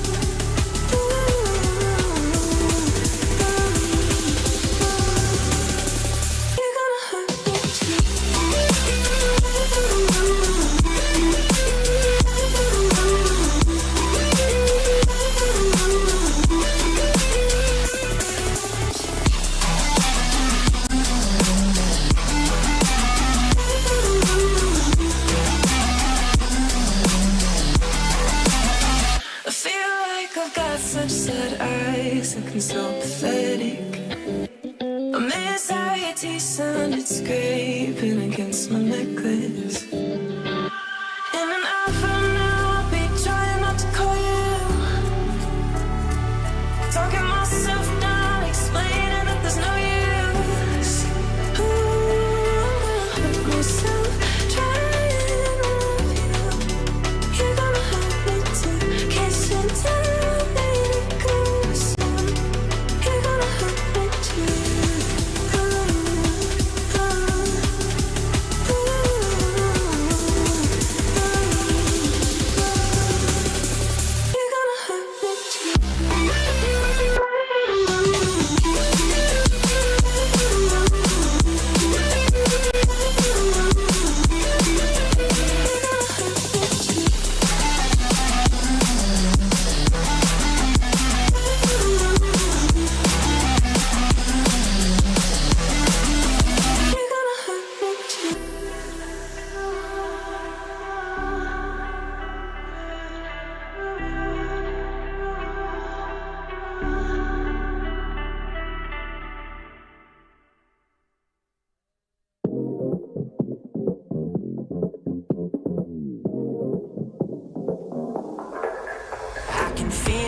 chest high, choke my neck and I just wonder why. I'm buried in a suit I'd never buy, a suit I'd never buy. Cufflinks on my wrist, I can't act surprised. When the shovels hit dirt in the earth, did they start to cry?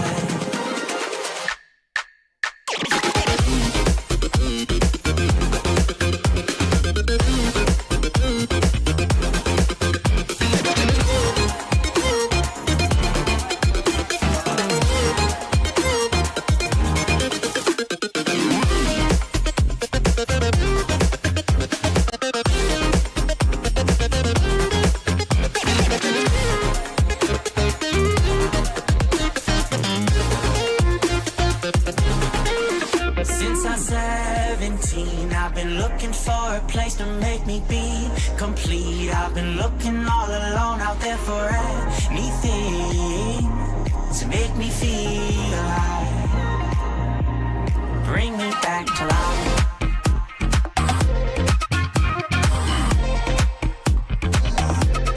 Bring me back to life.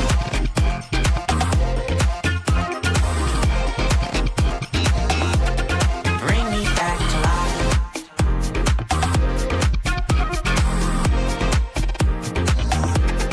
Bring me back to life.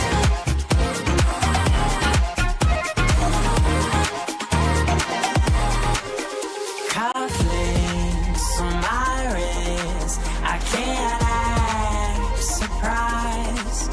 When the shovels hit dirt in the earth, did they start to cry?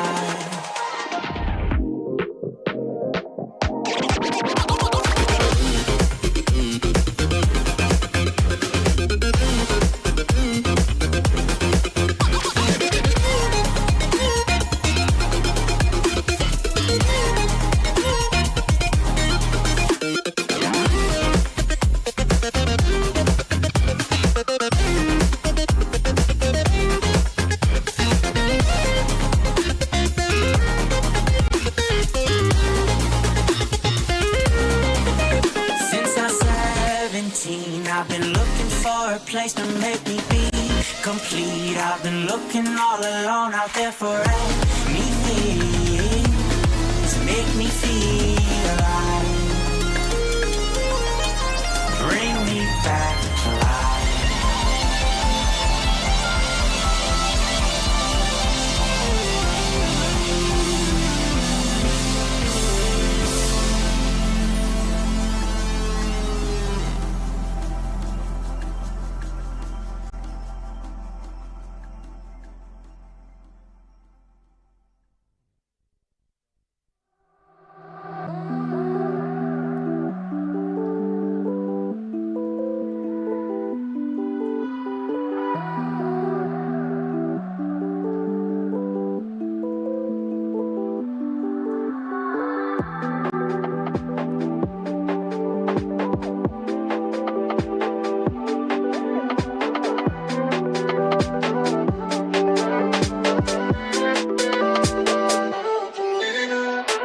I can't stand the distance. You're over there contemplating existence. Wish I could be of greater assistance. You're putting up this wall of resistance. Yeah, you can call me persistent, but why do we feel so socially distant? My brain needs to know this instance. Is it the system making us inconsistent? It's easy to blame the external. Is our love temporary? Is it eternal? I'm always looking internal, tossing and turning at night. I'm nocturnal. I need to know, can we win this war? Or will we be soldiers left on the floor? I'm not sure. Feel like I'm winning, but I haven't kept score. And I just need to know what I'm fighting for. These nights they last forever. Now that you're gone, now that you're gone, can't get no sleep, I'm restless. Who's right is wrong? Who's right is wrong? These nights they last forever. Now that you're gone, now that you're gone, can't get no sleep, I'm restless. Who's right is wrong? Who's right is wrong?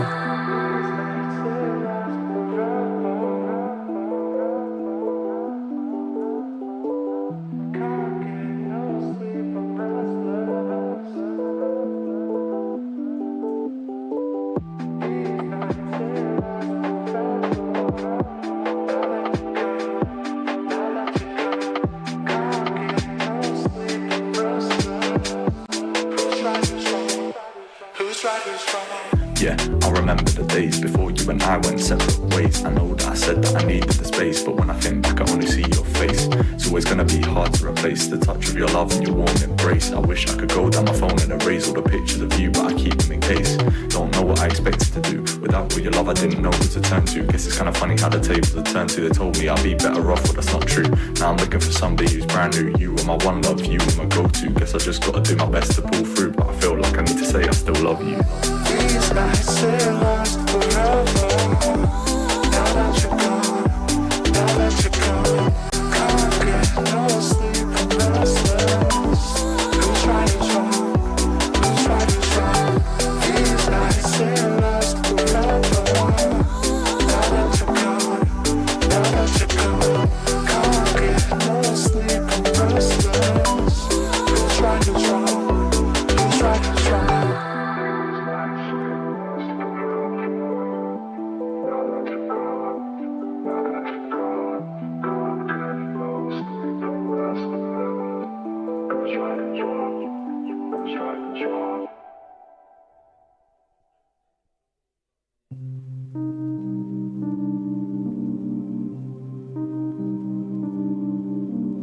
Empty threads, empty promises. You pull my thread. Am I still what you wanted? Tired and trying. Hold on tight, but it still slips by. Shifting, changing. Feel it die, watch it fade away. I miss being happy, don't know if I even was. I think I'll be happy the moment that I am gone.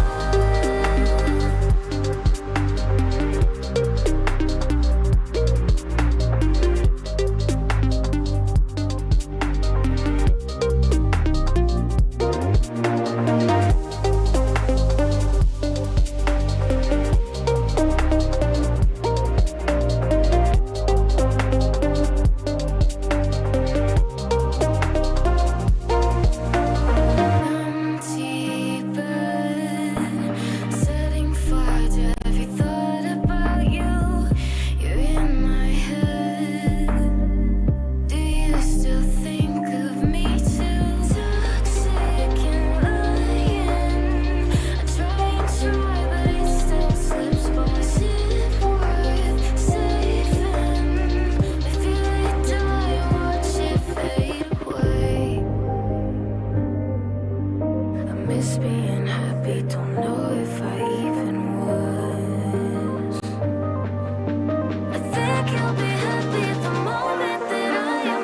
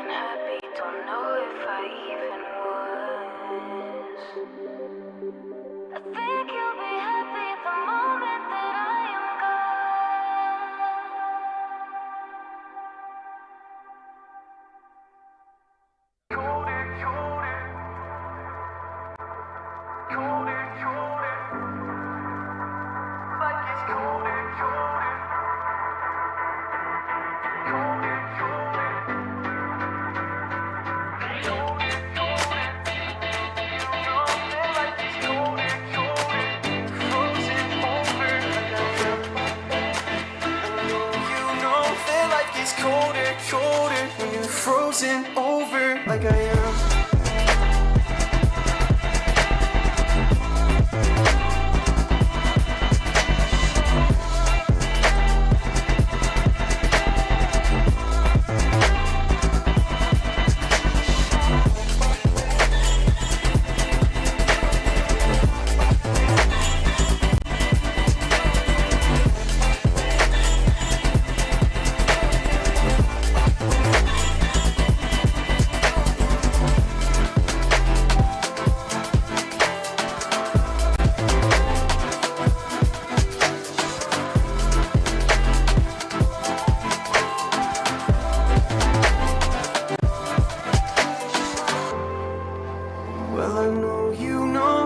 like it's colder, colder when I'm older, older than I am. And I know you know that I have lost composure, but I'll hold you closer while I can. I never told you that I'm slightly broken, that I might lose focus when I am. I know you know that life gets colder, colder when you're frozen over like I am.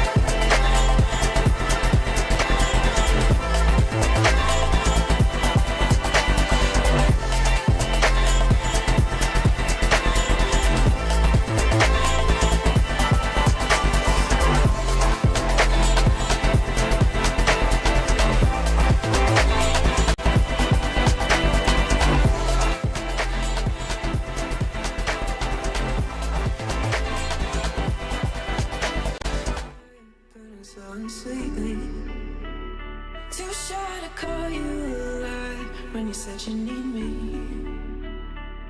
In a week from now, I'll be trying not to call you. Talking myself down, explaining that there's no use.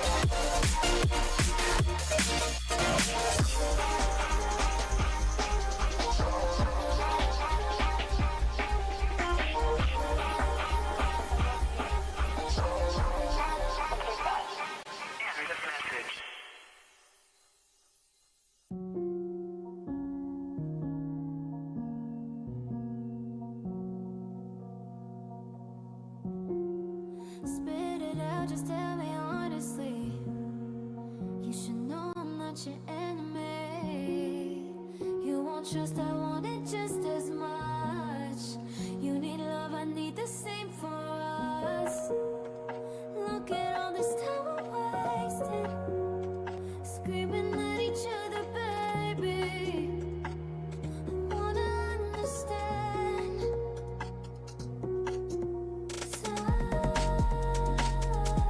You walk away, I feel a way.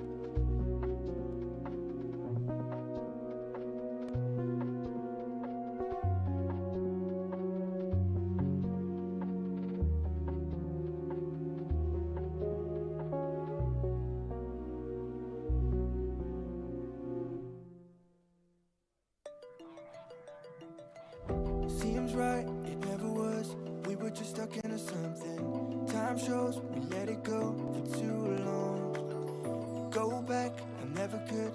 It wasn't what I was searching for at all. We've been turning upside down. Now things are stranger.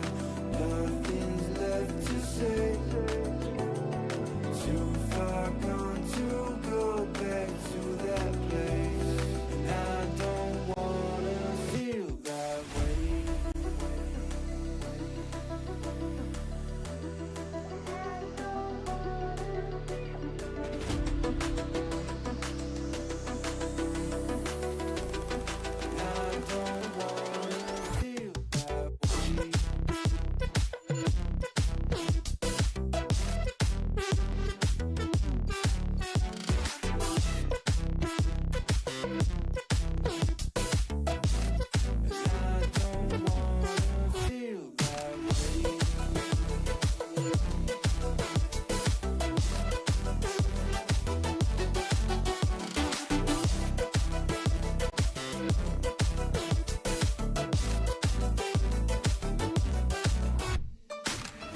Seems right, it never was. We were just stuck into something. Time shows we let it go for too long. Go back, I never could. It wasn't what I was searching for at all. We've been turning upside down. Now things are stranger. Nothing's left to say. Too far gone to go back to that place. And I don't wanna feel that way.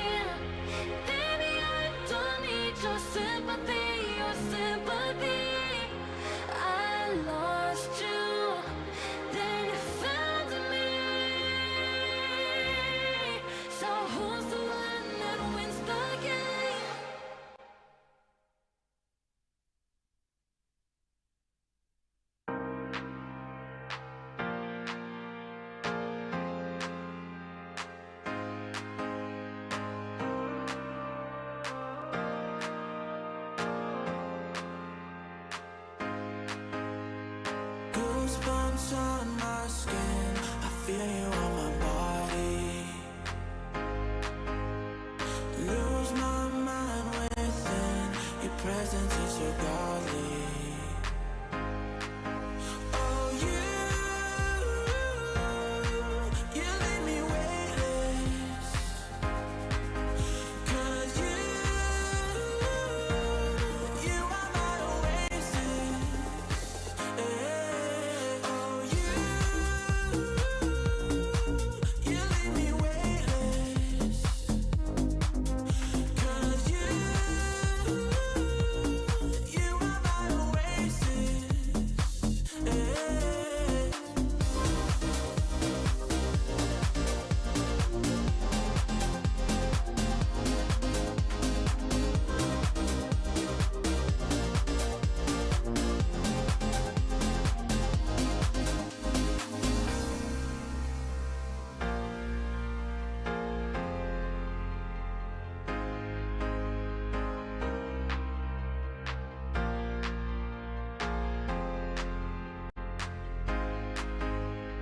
Goosebumps on my skin, I feel you on my body. Lose my mind within, your presence is so godly. Oh, you leave me weightless. 'Cause you are my oasis. Oh, you leave me weightless. 'Cause you are my oasis.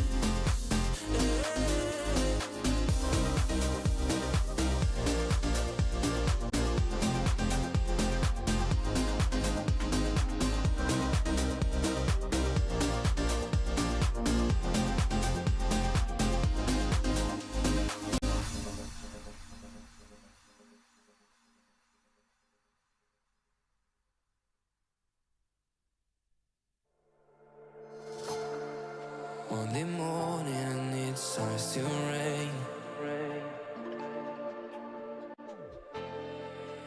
And I'm thinking about what we've been through. It's getting cold and light starts to fade. And I'm feeling worried about where this leads to. I don't know where to begin, but I keep seeing you with me. I slowly start to admit that you're the one thing I'm missing. I don't know what I should do, 'cause you're ignoring my texting. So could you tell me the truth so I can stop making guesses? 'Cause now I'm losing my mind. Keep on running till I find a way to ease my mind. So could you tell me the truth so I can stop making guesses? I don't know what I should do, 'cause you're ignoring my texting. So could you tell me the truth so I can stop making guesses? Is it hard to make up your mind? Doesn't the fun that we have make it easy? Is it true? Do you still need time? Or are you scared to commit and be with me? 'Cause what we have is real hard to find.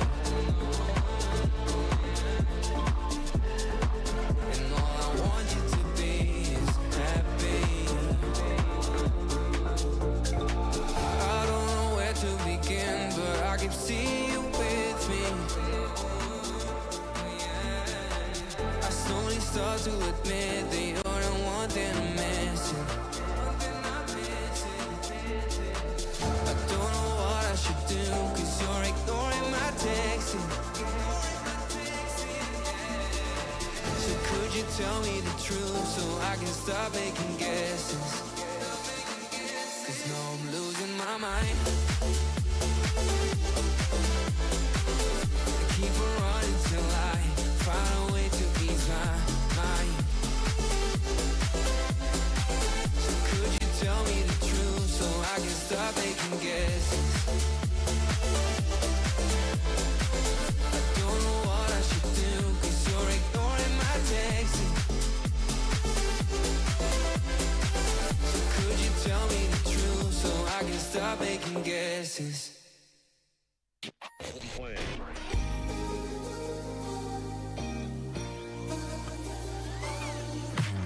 Way too many faces in the crowd, but I think that I see you.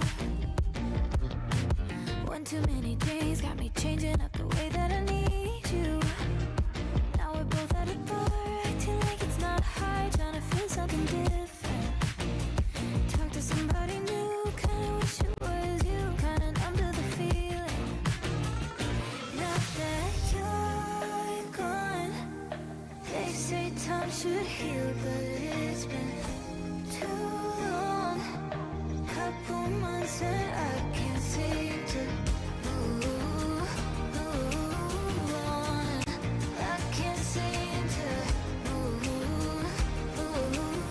on. I can't seem to. I can't seem to.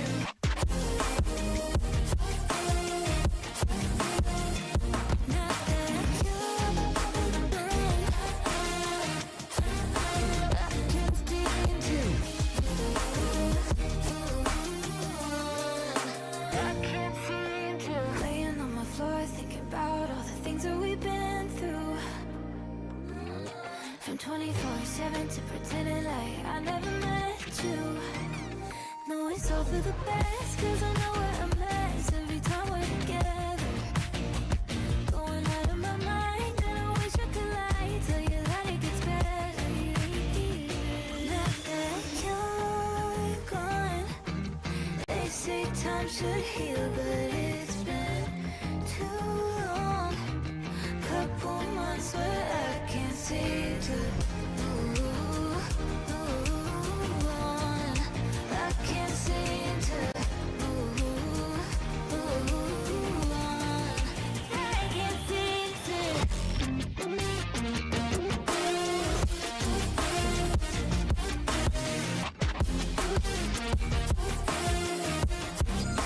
I can't seem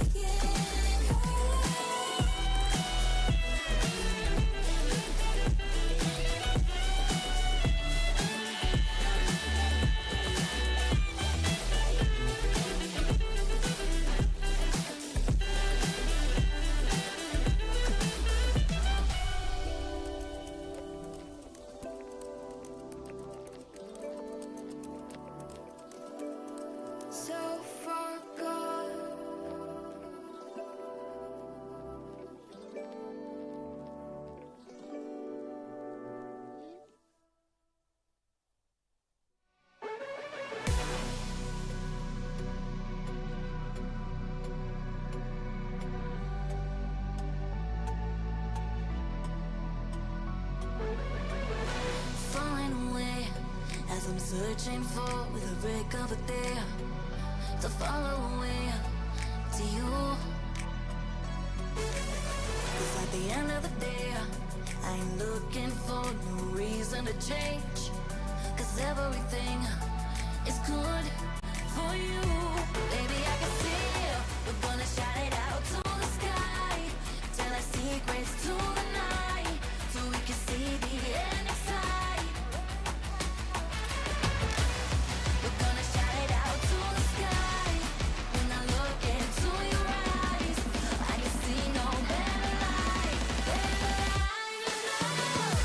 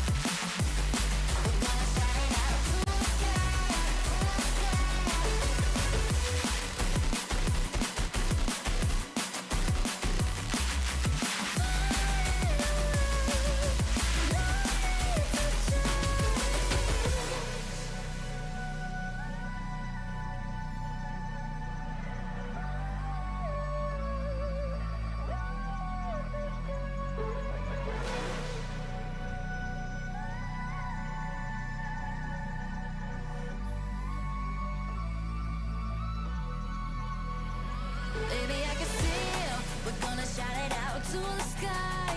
Tell our secrets to the night, so we can see the end in sight. We're gonna shout it out to the sky. When I look into your eyes, I can see no better light, better light than love.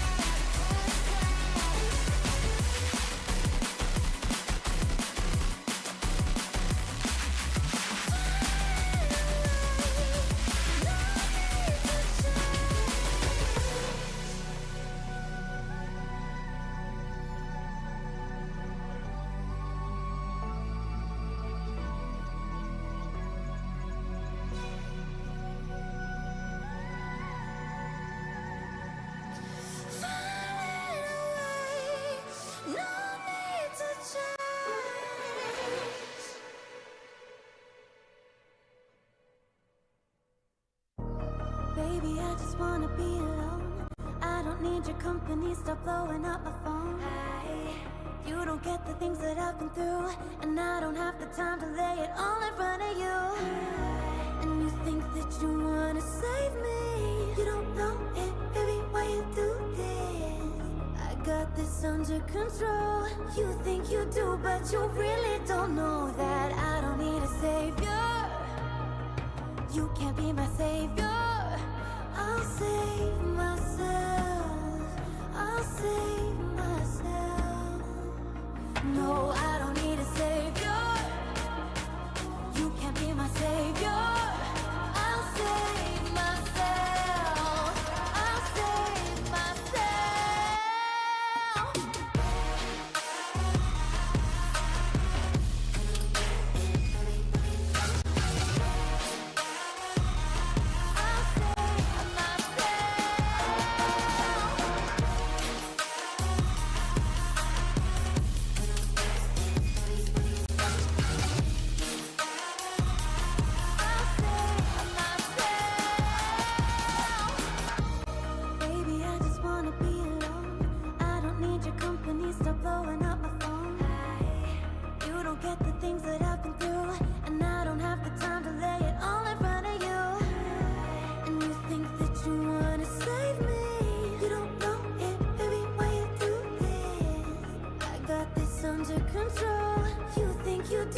But you really don't know that I don't need a savior. You can't be my savior. I'll save myself. I'll save myself. No, I don't need a savior. You can't be my savior. I'll save myself. I'll save myself.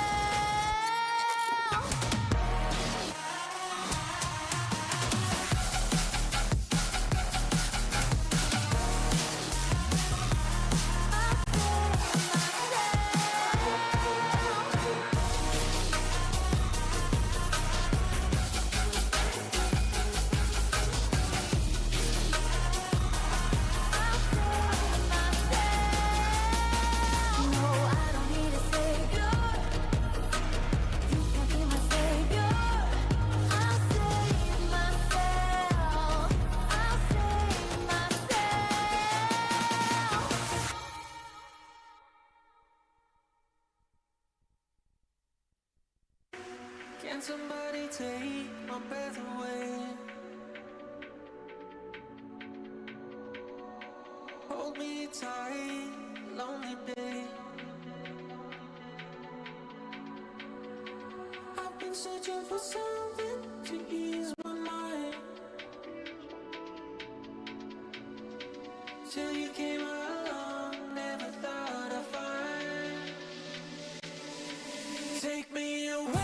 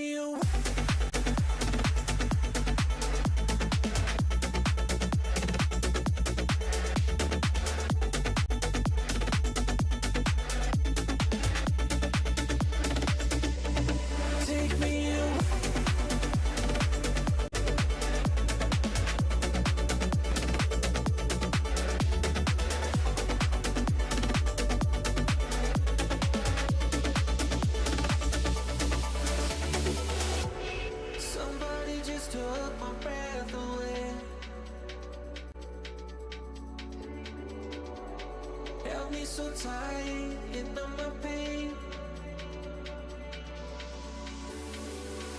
I was searching for something to ease my mind. Didn't realize you're the one I'd find. Take me away in this moment when I'm here with you. Been chasing this feeling, now I feel brand new. Get on a plane, go wherever with you. Take me away in this moment when I'm here with you.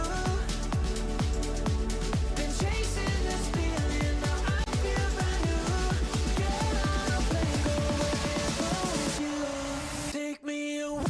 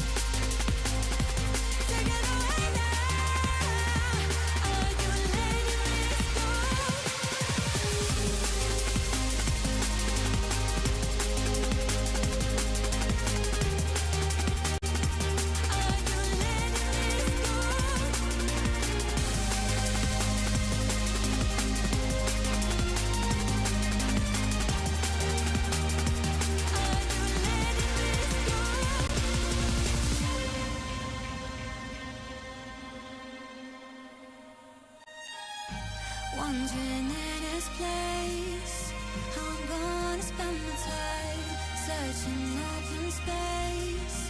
So we still come back for more, leaving it behind isn't always easy, but how hard we tried.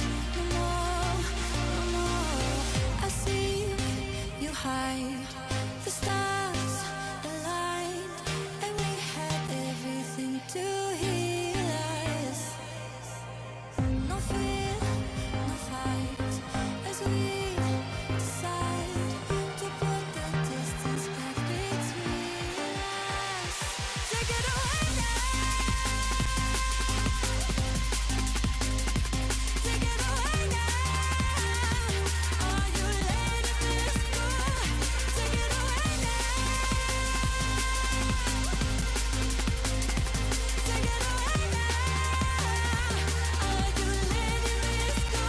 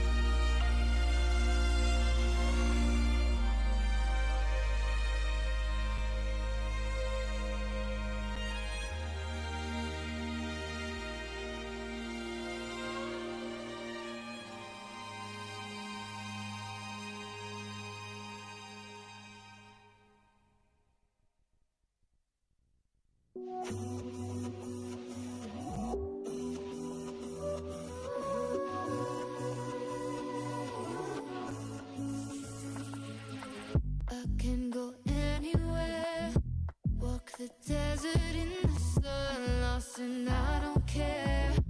I'm feeling lighter, lighter, at the finish line. You can't cheat me now.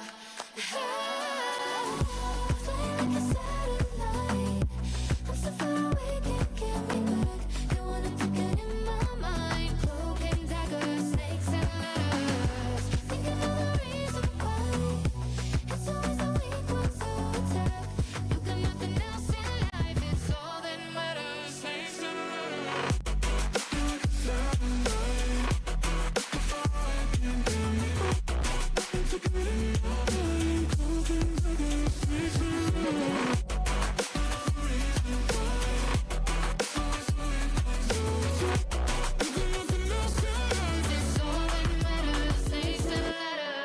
how does it feel to fall now that you're in this alone? No more comfort, 'cause those days are over now. I've seen that side.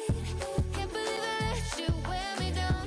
All the memories unwind, taking me higher, higher, past the finish line. You can't cheat me now.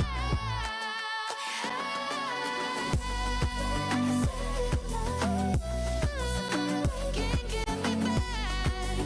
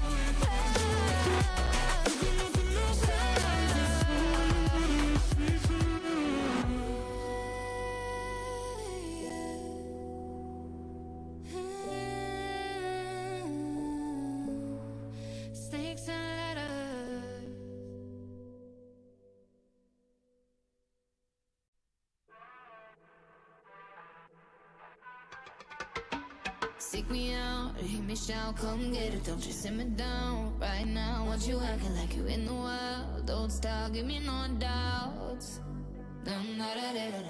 Let me know what you want. Your dark desires and your thoughts. Yeah, you can hunt me like a sport now. I got a cold heart, but I'm running hot. I let you cut in that line if you want the spot. When you're ready, baby, come get it. You better work hard, what you're waiting for. I'm not a domino boy, but I'll take the floor. When you're ready, oh baby, come get it.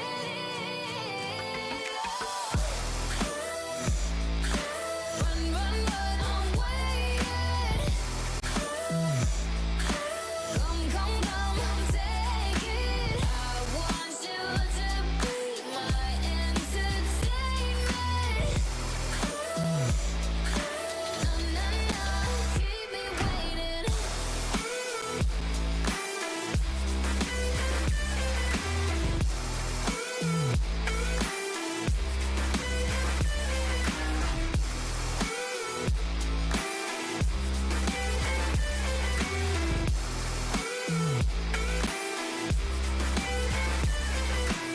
Midnight, locked eyes, looking like you got an invite. Alright, maybe we should take this outside. Skin tight in the moonlight. I got a cold heart, but I'm running hot. I let you cut in that line if you want the spot. When you're ready, baby, come get it. You better work hard, what you're waiting for. I'm not a domino boy, but I'll take the floor. When you're ready, oh baby, come get it.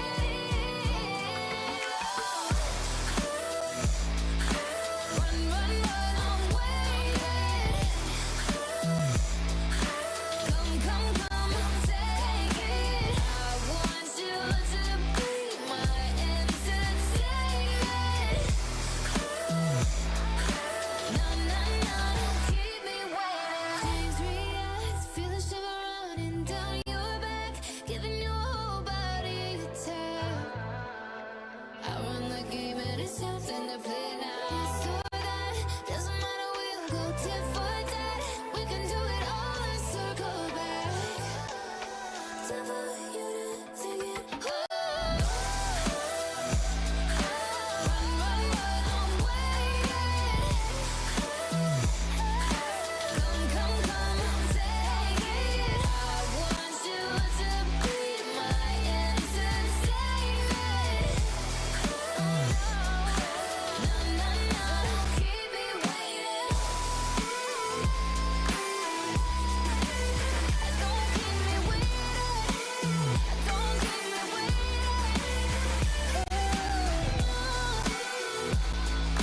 No, no, no, no,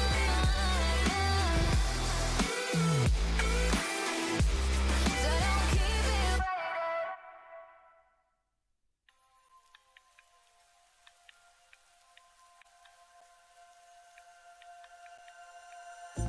I'm waiting for better days, but I'm not giving up hope just yet. This stillness is just a phase. I need to find my purpose again. It's been hard to keep my composure. This is the moment we waited for. Everything you want is right here. We gon' give them what they got. We know we running it now. Watch the game change. Watch the game change. Watch the game change. Watch the game change. Yeah. Watch the game change. Watch the game change. Hello and welcome back, everybody. I am sorry for the prolonged break. As you probably saw if you were in the arena, we've been facing a couple of technical difficulties, but our wonderful team has sorted them out. Now, 8 teams remain flawless as it stands right now in the 2-0 bracket. 4 of those teams will automatically qualify to the playoffs here, and now 4 of them will continue to fight for that spot. All of the games remain to be played. Now, of course, I would be remiss not to mention that whilst the games are awesome, if you do want to nip out for a quick drink and some air, that the bar is open as well. But that being said, we have waited long enough for this games. You guys have waited, we've waited, and the wonderful analysts have waited. So we're going to give a really quick explanation of what we're going to be seeing over there. Thank you very much, Affinity. Yes, we are here and we are ready. This is a very exciting series. This is a 2-0, so both of these teams are one win away from qualifying into tomorrow. And I think this is going to be a very close one. I think I'm looking forward to it. Yeah, I think it will be indeed. I believe a lot of us assumed that they were going to get this far. They're definitely going to get at least 2-0 bang on no matter what. It's just on how the route is going to take in terms of how they're going to get here. These two teams playing against each other now was a little bit shocked to the system. I feel like it's so early, but we're going to get like a taster of what to expect for tomorrow as well as today. Yep. But this is going to be very important because this is also going to be based on seeding going into double elimination bracket. And right now it's going to be a close affair, as you already mentioned. You've got, on Cynical, we've got players like Mose and Pantho who've been very strong slayers. As you know, Mose has been around for such a long time, got repertoire, championship victories. He's had some very good placements in North America over his course of time. And also one of the players who also likes to be that, not entry focused, but likes to find those entries and to create those opportunities for his team and still be able to slay to the high degree he's able to do, which is quite a rare feat in itself. But let's be real here, the fact that we've got Gymnasium, they got Bastos as well. He's going to be not just a huge target, but a high priority to keep tabs on the man to find out exactly what he's doing, where he's lurking, where he's rotating, and how he's going to try and use his team to help him topple his opponents. But yeah, the fact that they've got Bastos on this roster, it's going to be really, really difficult. It's going to make it a bit more of a tall order for Cynical, but we'll have to see how things go. But yeah, I do agree that this is going to, not going to be a 3-0 like all the other series, let's put it that way. Yeah, no, I'm very excited and I'm glad to see Bastos here on this team with these guys and this entire roster. But I've been told that the game is ready, so we're not going to hold you guys anymore. We're going to pass across to the casters and we're going to get straight into this one. Thank you, Reed. My name's Hixie. I'm joined here by Van Adam, and we are in that round 3. The 2-0s trying to go through with a clean run. Genesium Cynical. Adam, how are you feeling about this one? I'm good. I feel. Oh, sorry about that. I feel like we've been dodging each other for the entire day. I've cast with everyone on the team except you, but we're here now. We're in round 3, so I'm ready to rumble. I'm feeling good. We've had some really good action through the day today, and all these awesome graphics that we've got. Obviously, Cynical versus Genesium, but I think this one's going to be one to watch. I think we're starting to enter that stage of the Swiss now, where things are getting, not that they weren't close before, but a little bit more dicey sometimes. Like, you've got to be respectful to the team that you're against. Obviously, the layout for the series is ahead of us here. So first we've got CTF Origin, and then we've got Slayer on Recharge. We got Oddball and Lattice, and if we need it, we got Neutral Bomb Aquarius, and then as always the double Slayer on Streets at the end. Yeah, pretty killer round 3 map pool. I feel like a couple of these players maybe not too happy about the Lattice Ball and the Aqua Neutral Bomb. So I imagine a lot of people want to do this in 3, no more. Yeah, I mean, speaking to Buddha about it, not really happy with the Lattice Ball and Aqua Bomb. I feel like it's pretty solid, right? Everyone, I don't know. We'll see how it goes, right? Aqua Bomb can actually be a little bit interesting to watch, I feel, at times. But we have a few maps before we get there. Origin at CTF, where we're going to be throwing down first for finding out who is going to be 3-0 into Champ Sunday. Genesium Cynical. Analysts talking about Bastos, but I feel like all of Genesium looking pretty scary in the seedings. Definitely no slouches. Knuckles, Callie and Brainiac to work around the big man that the analysts were so focused on. Right, you got to give everyone some love. Cynical, Pantho, Mose, Desire Zove as well. A solid matchup. Absolutely, these are all names that if you've been watching any of the European Halo League stuff, or even some of the HCS Open stuff and beyond over the last year or so, these are all players that you come to see in rosters and towards the back end of brackets and stuff like that. So it's going to be a real good one, especially Origin CTF as well. Halo 5 bring forward a map they brought forward. I love CTF, I love Origin, Sniper, Rockets, what more can you ask for? It's fast, it's got the speed of Aquarius, it's got the destruction of Streets when it had the rocket launcher on it, so, it's all there. Coach for Genesium, Cynical without plays a factor, especially with these double power-ups. These 2 power weapons. Just having someone there to help out with timings could be a difference maker. Yeah, I feel like the coaches are an unsung hero in Halo sometimes. Like, you get memed on, so I was just sat there with like his phone with the stopwatch on, but actually it's like coaches actually get involved in like macro decisions for teams, and they also not only time what you can see but also what you can't see. Speaking of things you can see, our players there just sorting some stuff out. That's you can Oscar. see Oscar, our admin, going through and just sorting some stuff out. You get a little wave as well.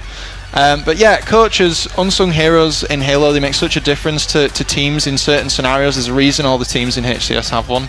And it's that ability to have another brain, another set of eyes kind of looking for what the players might miss, helping them make the right call at the right time, and also, most importantly, keeping their eyes on all things that are on the map, not just power weapons, but coaches will time equipment pads and everything to help their team get the most minuscule of advantages possible. Yeah, almost definitely. And in a matchup like this, I feel like it does definitely pay its worth, you know? Yeah. These guys are pretty close matched, if I do so myself. So having that coach could just be the extra edge they need. We're just getting things sorted, making sure everything is all good. Appreciate your patience, of course. This is rather important because we got some money on the line. 5k total prize pool, with first taking £2,000 home. Second with £1,000, and then third 600, fourth 400, fifth to eighth 250. So making it to Champ Sunday isn't enough. We have, I believe it is 12 teams going into Champ Sunday. So still a little bit to fight for going into Sunday if you want a bit of cash. Yeah, these teams, you know, thinking about tomorrow and how this is going to help them to prepare for that, especially when you think about, again, we talk about Origin. Some of the things I want to mention here is Origin is quite an open kind of sightline map, so teams are really going to be kind of testing what they can and can't get away with on LAN. Things like holding the sniper area up on top of Pyramid, but also using maze to their full advantage. Lots of shenanigans goes around sort of the lift and maze area, and it's having that quick reaction time, that quick thinking that you maybe kind of don't see as much on Aquarius because it's not as tight as that.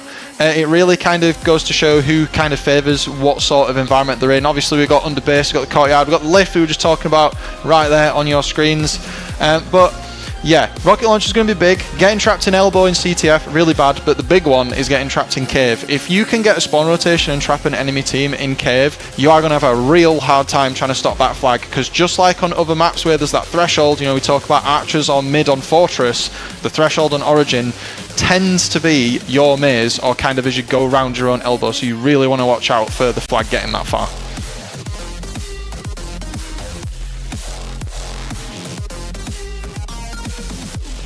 With some of that in mind though, I think as these players do load in, and they have finally loaded in, we're going to see which power-ups they go for, Hixie. On board with Desire, already trying to get some eyes onto those rockets though, some good shot damage across. Rocket's not exactly giving them what they want there. 3 players going down for Genesium, but 3 players also have Cynical, so it was 1v1 on the map. But we're going to hop in with Panther with the S7 here. He's definitely looking for the respawns that are coming in. Tries to get Bastos and Kali as well, but misses some of the shots, and this is some of the power positioning. So having Sniper on this side of the map is so oppressive to anything that goes on, especially when pressure starts coming in and someone gets absolutely yeeted into oblivion from a rocket launcher that comes the other way. And it's all breaking out here in the middle. 3 down for Genesium again, Hixie. It's absolute chaos, and we're only 50 seconds in. Yeah, Panther trying to catch the spawners as well, lock them in cave. Bastos able to get at least a pyramid, but shut down. Brainiac from behind. Able to pick up the sniper and actually pick up another as well. Double kill for him. Just trying to keep the sniper out of the hands of Cynical. Hot start for them, but coming back into it are Genesium. Knuckles pushing up along the bridge. Just backing off. Doesn't want to get overzealous. A lot of early pressure from Genesium, but not trying to jump the gun. Difficult one. Good job from Desire to at least get the trade. Just getting a little hairy there.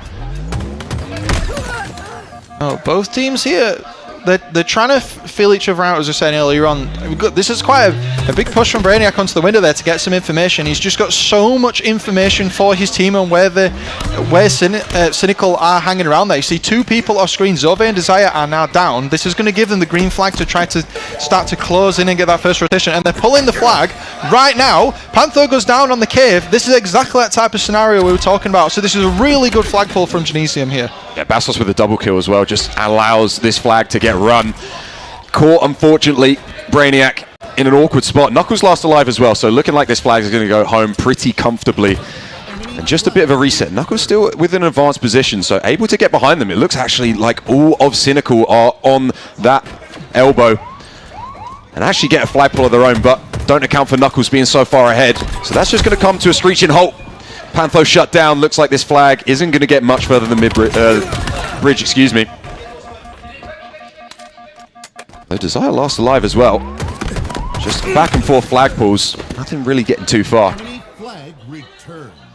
You can see the cadence of the teams here, that they're both throwing everything they can to try and get some flag movement. Once the flag kind of enters the middle of Origin, it opens up a lot of the locations that you wouldn't normally kind of focus on, but as well as that, the rocket launcher is also currently up. And having the spanker in the middle of the map when the flag's right there, that's going to make a huge difference to any sort of pull that you try to make. And Brainiac's gone down and the fighting is starting to break out again, but that flag is about to tick and it's gone back to the base with 3 players down for Genesium again. So now Cynical needs to take space. Yeah, I'm just constantly hearing Bastos motor mouthing as well. The passion is insane.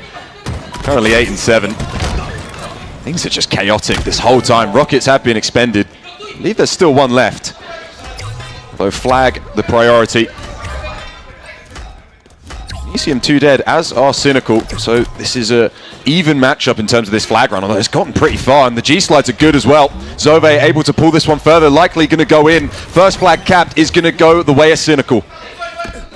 And it was that all-important threshold. You saw him take the G-slides, take the curb slides straight through that maze, and as soon as it was past that point, what are you going to do? Players are even alive, doesn't matter, there's no crossfire, flag goes straight in.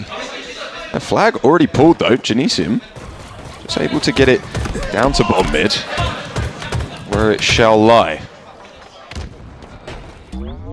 Again, good job from Cynical on the defense.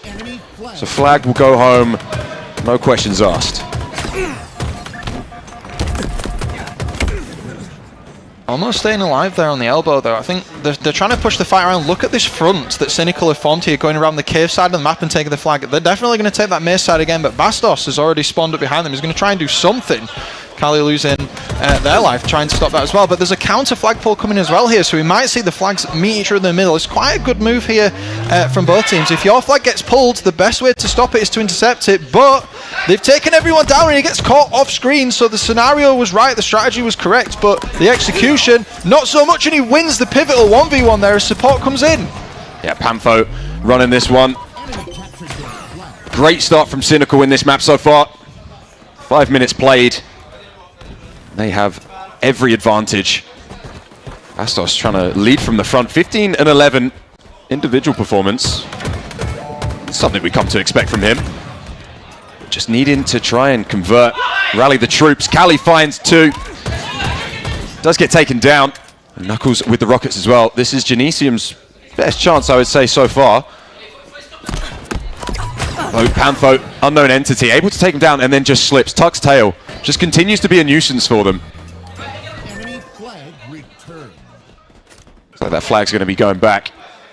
Those to finish it off, although some good shots. Actually allows them to get the touch. Huge. Kali last alive. Needs to keep this flag alive down bottom mid. Just give them some form of a lifeline. Pushing out there was a great play, trying to make sure that his team has space to go forward. He's not causing his team to all get bunched up in one space. He did get the touch on the flag, but his team still has to do a lot to get there. Bastos and Brainiac still alive. They're trying to run it. Zove needs to do something. You can see the players from Genesium are coming in here. They're going to play it kind of safe right now. If they overcommit, they're going to end up in a counter-cap scenario, and that's exactly what's happened here. This could potentially end the game. You have to be so careful overcommitting in CTF. Yeah, but look at Knuckles. He's running looked like he was going to try and grab the flag, but actually gets taken down by Zove, so this could just be curtains. Bastos with the sniper, able to land the body shot onto Pantho. He's going to have to wait. Hold off. 2 dead for Genesium, but looking like the flag will go in. A little worrying there. That one could not have been a little close, but still able to lock that in. Bastos doing his best with the sniper, but Cynical taking that one very, very quickly. Yeah, and even at the end there was a very definite sort of 4 down for Genesium towards the end. So you've got to be so careful in CTF where, because you're taking the flag back to your side of the map, if you put too much of your resources into escorting it back, you are giving it away. And just looking at the scoreboard here, look at some of the kills, the stat lines here. Pantho going 16 and 8, and Zove getting his triple 10, apart from his extra death at the end, and getting himself a wingman as well. Yeah, really good job from Cynical. Damage as well, 4,800 on the other side as well. Bastos trying to keep up, but fortunately, flag caps don't really tell the full story. Cynical looking pretty strong as we head into Recharge Slayer for map 2. And I feel like they're desperate not to play that Aqua Bomb.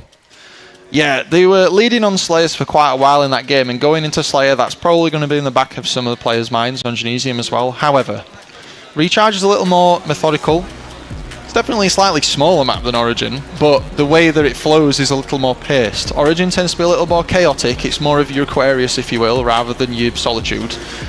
So going into this one, if Genesium can try to take control and slow down a little bit and kind of figure out what Cynical were doing, because they were flanking a lot, they were pushing and generating some great fronts in that game, then that's going to make all the difference in this game of Recharge. And we talked earlier in the stream today how important holding the gold kind of area of the map is. A lot of teams kind of undervalue that and they default to holding tower, but it gives you so much less flexibility, and it's going to be controlling that that's going to give them the extra push that they might need. And looking at the power weapons as well, right? Camo and Shock Rifle. Shock Rifle, I imagine Genesium want Bastos to be leading the front with that one. Considering he hit some pretty good shots towards the end of that Origin. Didn't end up actually amounting to anything. We got the crowd as well on screen. Everyone chilling. Everyone just big chilling, right? Yeah, get it back. They're all just wanting to vibe. Right, waiting for map 2 to start. Players maybe talking a bit of strategy. Yeah, this is the reset time, right? Yeah. This is where you can review what you've learned. LAN is a different beast to online. Strategies might change, teams are going to try things, especially when you're this secure into the Swiss bracket as well. You're 2-0, right? Like, you can afford to kind of experiment a little bit and see if the strategies end up working on LAN. And what better way to do it than on the main stage? Get your confidence going, kind of get, make sure that you feel all right when maybe things don't work out as you expect them to. Yeah, deeper runs into Sunday will mean you'll be here a little bit more often on main stage, so just get comfortable. For sure, don't want to be whiffing on main stage. You'll never hear the end of it. No windmills around here. We're not actually seeing any of those yet, I don't think. I think everyone's been pretty on it. Yeah, people are on it, man. It's not a surprise. Coming into LAN, I want to make a statement. And again, having that fifth brain at the back of you, maybe you've just lost the first game, right? But having the coach behind you, we're talking about, having someone there to help you out, and it being kind of this extra thing that puts you in the driver's seat of the series. Well, if you're a game down, maybe the coach is that extra kind of X factor that you might need to be able to reset mentally. But that's enough of that. Let's talk about Recharge. What I want to see here, top parts of the map. We want to watch there's going to be a lot of crossfire going on here. You got tower, you got gold, you got whirlpool, you got C-plat, plenty of that. But the big thing, Slayer is very rotational on this map fix. There's going to be lots of sweeps, and you better make sure that you're capitalizing on those respawn timers. It's only 8 seconds in Slayer, so the game's much faster.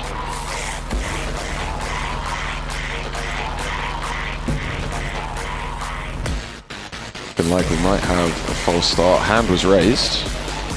Side of Genesium. So we're just gonna be going in, but under, if at all, players are stood still. A little false start. I don't think it was 0 to -2. I don't think they would have wanted that, Genesium. So we're just gonna have to hang tight a little bit longer.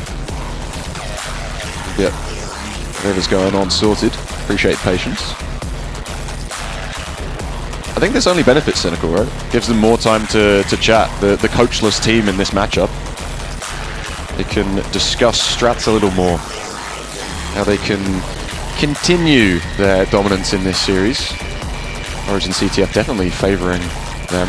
Not really a question that Genesium ever had an opportunity to get into it. Yeah, I mean, we can talk about sort of what information we have on these teams so far. So again, setting the scene, second stage in Swiss.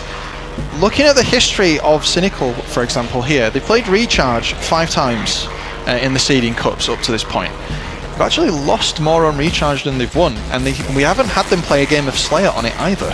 So we don't really know which way this is going to go. Now, you could argue that the slaying power that we just saw, well, maybe you would expect it to go in their favour. But if we start to kind of look at the other side here, Genesium have played Recharge 7 times, and they've won it 6 times. So that's a lot to think about there. Not only does it depend on the caliber of the opponent that you have, but at the same time, and that's not counting the data from today, by the way, but at the same time, you know, it depends on the quality of the opponents, but that's enough of that, Ixie. It's time to get into this second game. Yeah, looking like this is no false start. Oh! Good job from Bastos so far. Desire kind of just running in a little bit blind. Shroud screen makes it difficult. Brainiac out with the camo and his life. Grapple and also going for shock. So everything to work with. Genesium looking to him to create opportunities. Bright. Some armor. Taken down though. Really good job there. Mose, Desire and Pantho all finding a kill apiece. Slight overcommit there in the quiet. The camo and the grapple and the shot giving him all the confidence that he needed. His teammates were even there, but just a slight overextension meant that they didn't really were able to capitalize on that. It's put them in this 7-2 scenario, and you can see that the teams now, they're trying to find out information on the rotation, but look how many blue pips are in the back of tower. Difficult one for Pantho. Will actually pay with his life. Traded out though is Brainiac. Desire hands on the shot. See what he can do with it. Oh, hand raised again. Looking like there's another issue. Brainiac still just not paying attention. Not sure what's going on. We are just waiting for confirmation. Okay. See Oscar's concerned face as soon as an admin walks over. We're going to be ending it. Scowl. Yeah, saw Desire on player cam raise his hand. Times this is just how it be. Players want to be able to play their A game, and if something's wrong, you want to put your hand up for the rest of your team. Halo Infinite. I was just trying to make out that the players were being picky, but yeah, you're probably right. Halo Infinite is a bit notorious for some of the shenanigans. We've had a few resets today. But we're obviously working as fast as we can to get the game back up and running. I imagine we'll be continuing from the point that we ended the game at. We will try and confirm with you as fast as we can. As always, we've had a couple of resets earlier. But the starting cadence of that game there, and the way you reacted to that back smack through that Shroud screen, both teams just threw everything they had at the start of that. And even though Brainiac managed to get everything, he still lost it. So it felt very chaotic. It felt like both teams were just kind of throwing the kitchen sink at each other there and not really trying to be formulaic about it in any way. Yeah, Genesium having a really good start, like you said. They had shocks, grapple, camo, all on one button. Brainiac had all the pressure, and a really good job from Cynical to completely just shut it down. No attempt from him to even get started with that camo or the shock. Trading hands. And a little scrappy, like you said, for sure. So maybe see how they're going to adapt their opening plays. They'll definitely want to be careful letting Bastos get the shock rifle. We've had a few moments of the Bastos show over the last few weeks with the Seeding Cup about how the shock rifle gets into his hands, and then we end up getting a bit of a fun with the sniping weapons there. I think if you're on the side of Cynical there, that's going to be one of your linchpin strategies, is not allow. It's obviously don't let them get the shock rifle, but in particular, if you see a certain player does get the shock rifle, you need to throw everything you have to stop them, especially in a game of Slayer as well, and the grapple allowing him to maneuver around the map so fast. We've seen G-slides into snipes for so long on this map, and we've seen Bastos do this a lot. Just heard from production.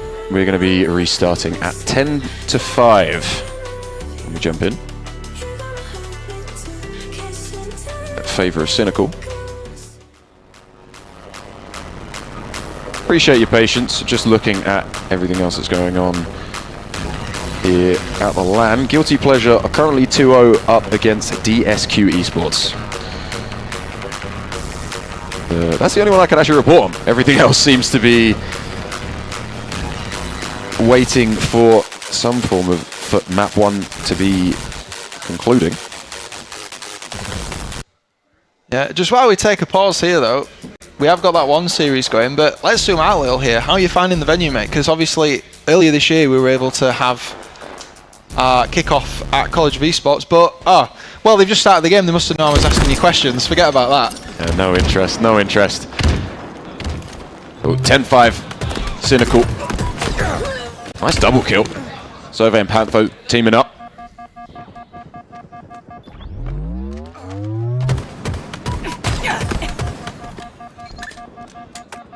There's a nice front from both teams here. Pantho's trying to get a bit of space for his, despite Mo's being down, and you can feel them starting to form their fronts up here, Hicks. If you look at the lines that both teams have, Pantho getting caught out though. They're starting to take that attic area off screen. Lots of red pips looking towards the attic side of the map. Cynical trying to collect some space on the other side. Remember talking about how tower isn't necessarily where you want to be. It's a bit of a bit sometimes, and there you go. Knuckles finds out the hard way. Crossfire central at that top window there. 15 and 10 right now. Yeah. You saw in the feed, Bastos does have that shock rifle though. Desire just trying to gain info. Spots out Bastos and will nade him as well. Doesn't actually get the kill there. Able to get the solid damage out. Bastos will fall. 4 dead for Genesium. A good push from Cynical. That's them a greater lead. And also, I believe that shock rifle still has ammo in it. I think Mo's does have that. Down bottom gold. He does spot Knuckles as well. Shot might miss, and Knuckles uses that as a warning. Oh, miss melee. That's unfortunate.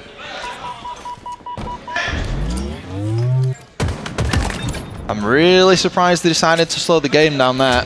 4 members went down for the likes of Genesium, and Cynical did not capitalise or did not hard push that. They decided to play the slow game, and while it has paid some dividends, you know, if they give an inch, take a mile, and they chose not to do that. Bit of control from Cynical right now. Yeah, good job from Brainiac to get away as well, recognising that the collapse is coming through. 3 players flooding into security. Definitely should get out. Desire found. Able to find the second as well and get away with his life. Brainiac, huge life so far. He's got all the goodies as well. Seems a little bit like deja vu. All he needs is the camo. Speaking of, 10 seconds on that. Brainiac not going to be involved in that play. Chaos starting to erupt here.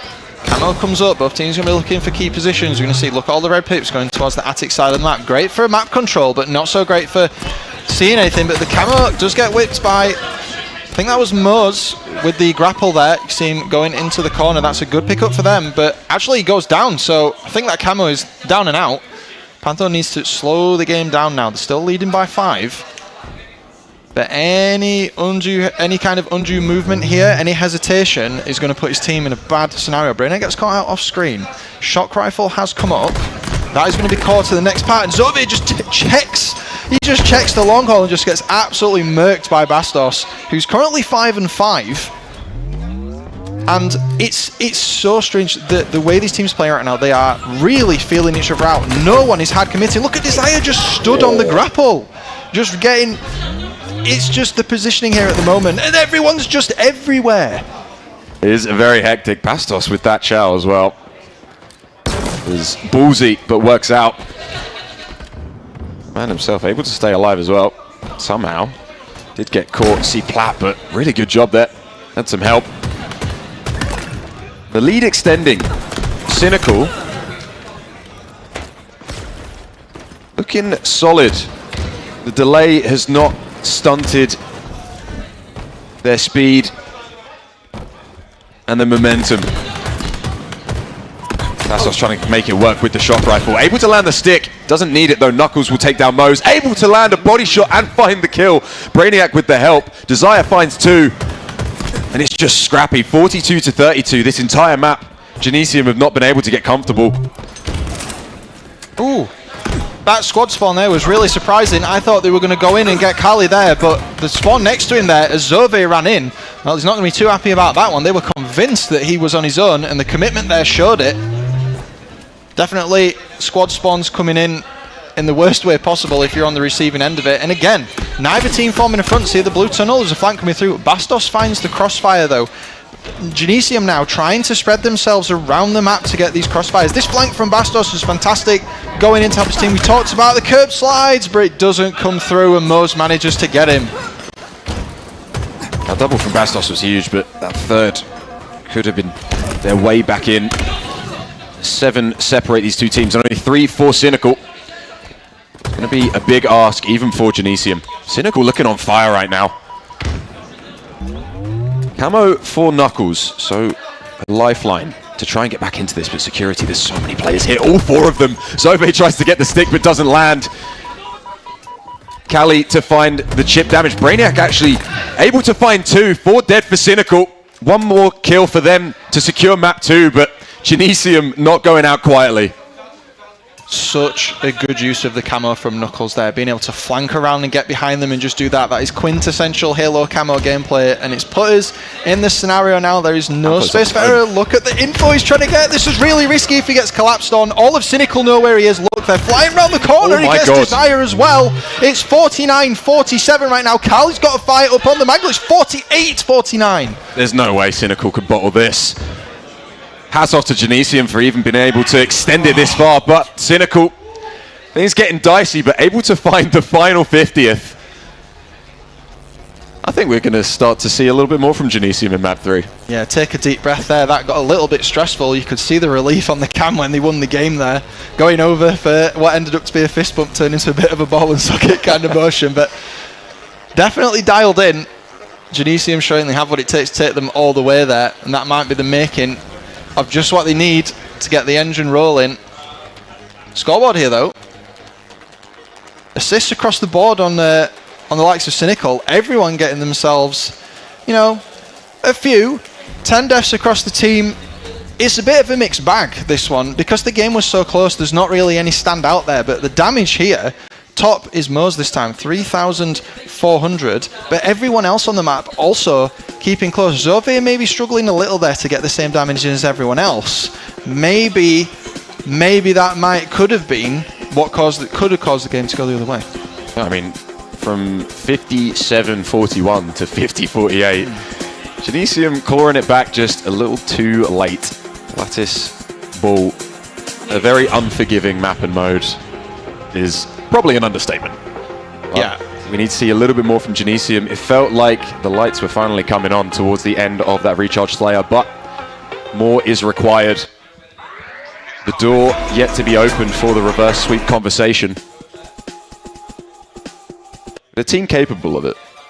Yeah, I really think, you know, Oddball, as we all know, it's a longer game type, right? And how close that Slayer was, this has the potential to go to around 3. And if it does, the way that game was starting to turn around, if the fuel is in the tank, Genesium could have what it takes to take this and make this a minimum of 4 games.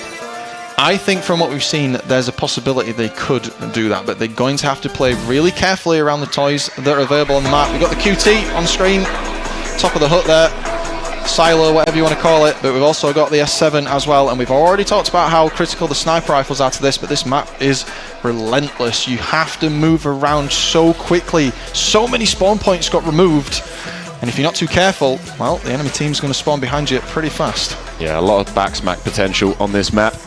So hold W, hold forward, whatever your preferred input is, keep moving. Make it hard for that sniper as well. Don't want to be sat still. This isn't a static map.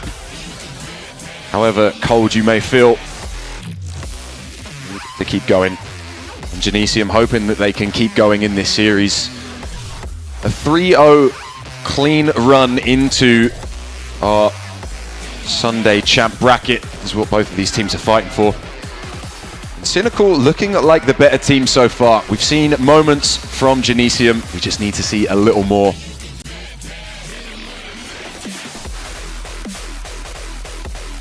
I think here, I'm going to call it. I'm going to make a call. Lots of teams like to play the ball around red here. You see to the left, the vent. The sneaky vent on red side with the sniper rifle. I think we're going to see a lot of gameplay around there. I don't think we're going to see a lot of gameplay around the bridge side, and the reason for that is because both these teams appreciate how dangerous it is to hover around that area and get spawn trapped. But we're going to find out exactly what they're going to do here. We maybe have a little bit of a scoreboard issue at the bottom. We'll let you know what's happening with that. But we're online here with game 3 of our round 3 Heat 1 Swiss. Yeah, starting 10-5, I feel like this is going to be reset. Oh, Cali's still getting loud. Finding the perfect onto Zove.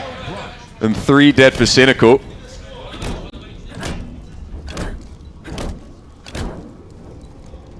Just having some information come through regarding the score. I think players to decide, the admin's going to let the players decide what to do there. Yep, and just we're going to get a little bit of a restart there. Pesky infinite settings. You never, people don't remember to change the score back, and then the one time you need to, you don't do it. So, yeah, we're definitely going to be going back to a restart for that one. I think it'll be a fresh and full restart.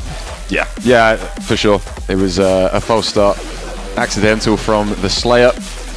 So I imagine a full restart is the only option. Getting the nod from the director at the door there, just who's popped in to say hello. He's in there in production room, seeing how the sausage is made, but he wants to see the sausage on the production line. Here he is, enjoying the fruits of his labour. Everyone on production, appreciation for them, working tirelessly behind the scenes. Yeah, I've been in there. It's like the inside of a spaceship. There's a lot of buttons, a lot of flashing buttons. It's above my pay grade. No, we'll keep it simple. We'll just talk about people pressing right trigger, thanks.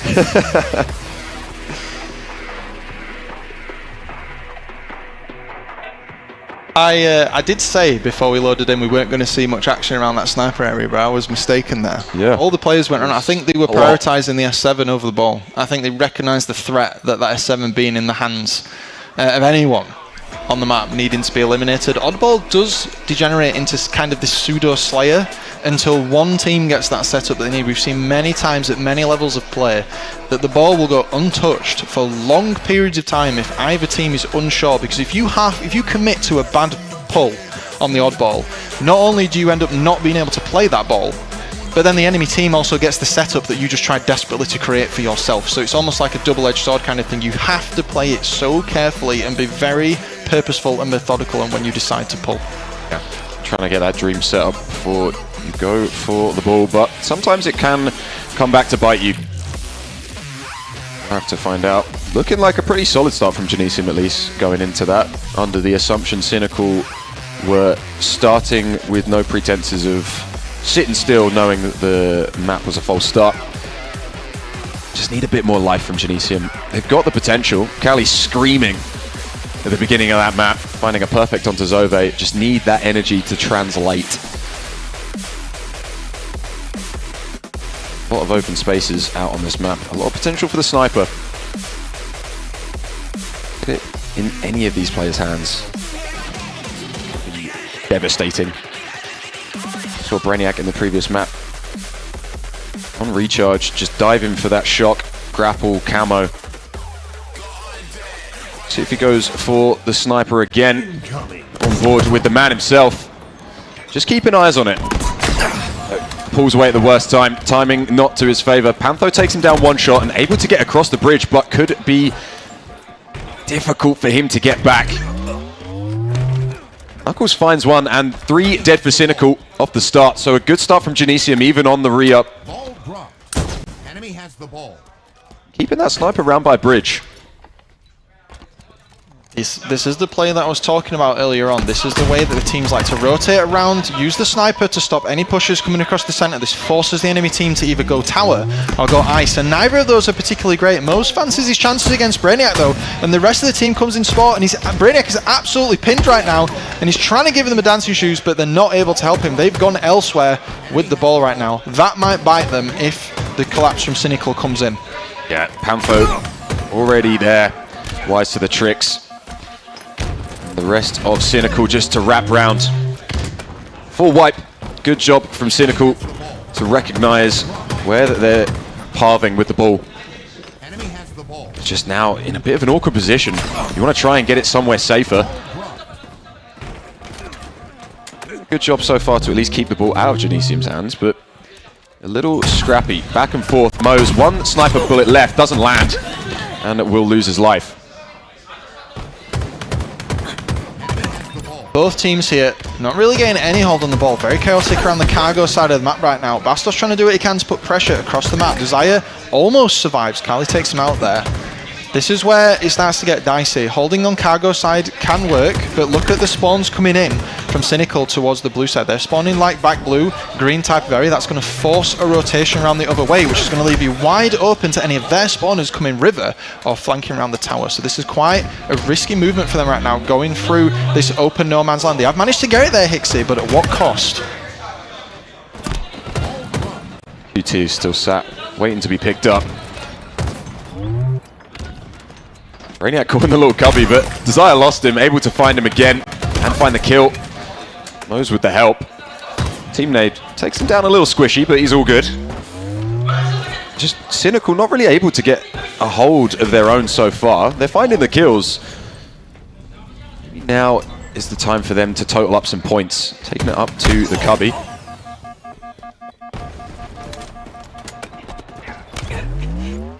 Job so far from Cynical. Genesium being just shut out. Mose with the perfect and the killing spree as well. 7-4 is Mose. It's looking like the 1v1s are going Cynical's side, and I mean, can we blame him? This is what we've seen all series long.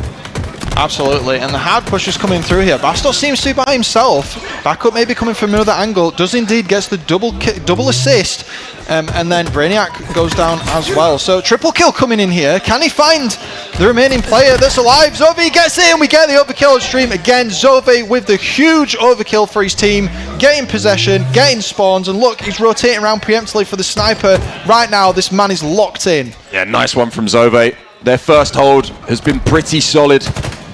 Cynical aren't letting it go once they get their hands on it. Bastos, though, gets his hands on a sniper. Could this be the piece that just rips Cynical's hold apart already? Taking him down. Looking like Mose and Desire last a full. Bastos with a double kill. Completely breaks up that hold. And almost definitely guarantees a lead switch.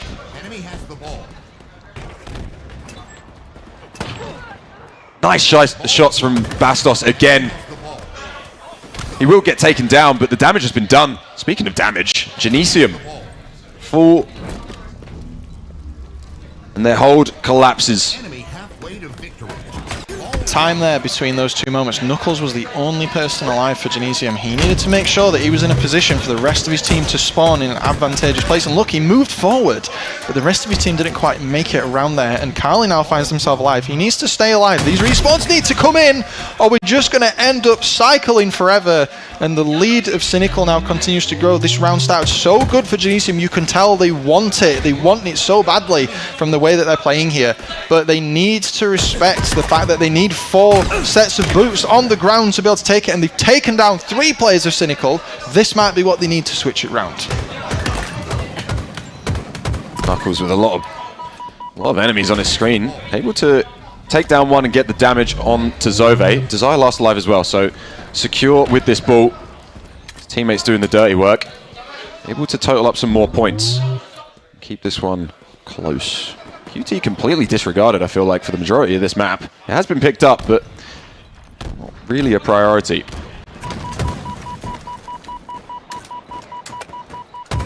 Lots of Cynical here, keeping themselves in the back of green, trying to push across to River. They're looking for something, but Genesium doing a really good job of keep away. Now at 81 points, 19 seconds left to finish the round, and they still have the hold. Desire needed to get that Zove coming in with the assist as well. So Bastos only man alive. What we're going to see here now, all of Genesium is going to spawn around the green side of the map. Look at the current up now. They're going to need to push around and get into River to get some pressure, or it's not going to go very well for them. Look at the score of Cynical now, slowly catching them and now exceeding. Self-nade doesn't actually lead to anything beneficial for Genesium, so Pantho, no need to worry. Points getting incredibly close. Final few plays of this round. QT is active, although it does look like, I believe Mose must have had it as he does fall. Cali finding one onto Pantho as well. Things are getting dicey. Genesium, good job from Desire just to get the ball carrier excommunicated. Enemy has the ball. Genesium able to actually pull this ball away. Desire just chasing ghosts. You just need to try and hold it for long enough. 88 points to your 92. Oh, they're trying to make a break for it, Hixie. Brainiac's trying to run away with the ball. He drops it in the G-slide. They might be able to do this. Yeah, Bastos finding a double kill can actually allow them to secure this round. Everyone falling for Cynical. No one there to pick this up. And not only a lead change, but a complete reversal from Genesium. Round one goes in their favor. Yeah, they're definitely playing this better than the other games we saw. We talked about this while we were waiting for the reset. They've found something. The slaying power they have, it's similar. Look at Bastos' scoreline right now. 17 kills, 11 assists and 10 deaths. He's one-man armying this again. His team are helping him so much to be able to put out that stat line, and he's doing exactly what they need. Sniper again for Genesium. I can only imagine it's on Bastos. They're not silly. They know who to give it to. Yeah. Whenever the sniper's involved, whenever he's feeling it.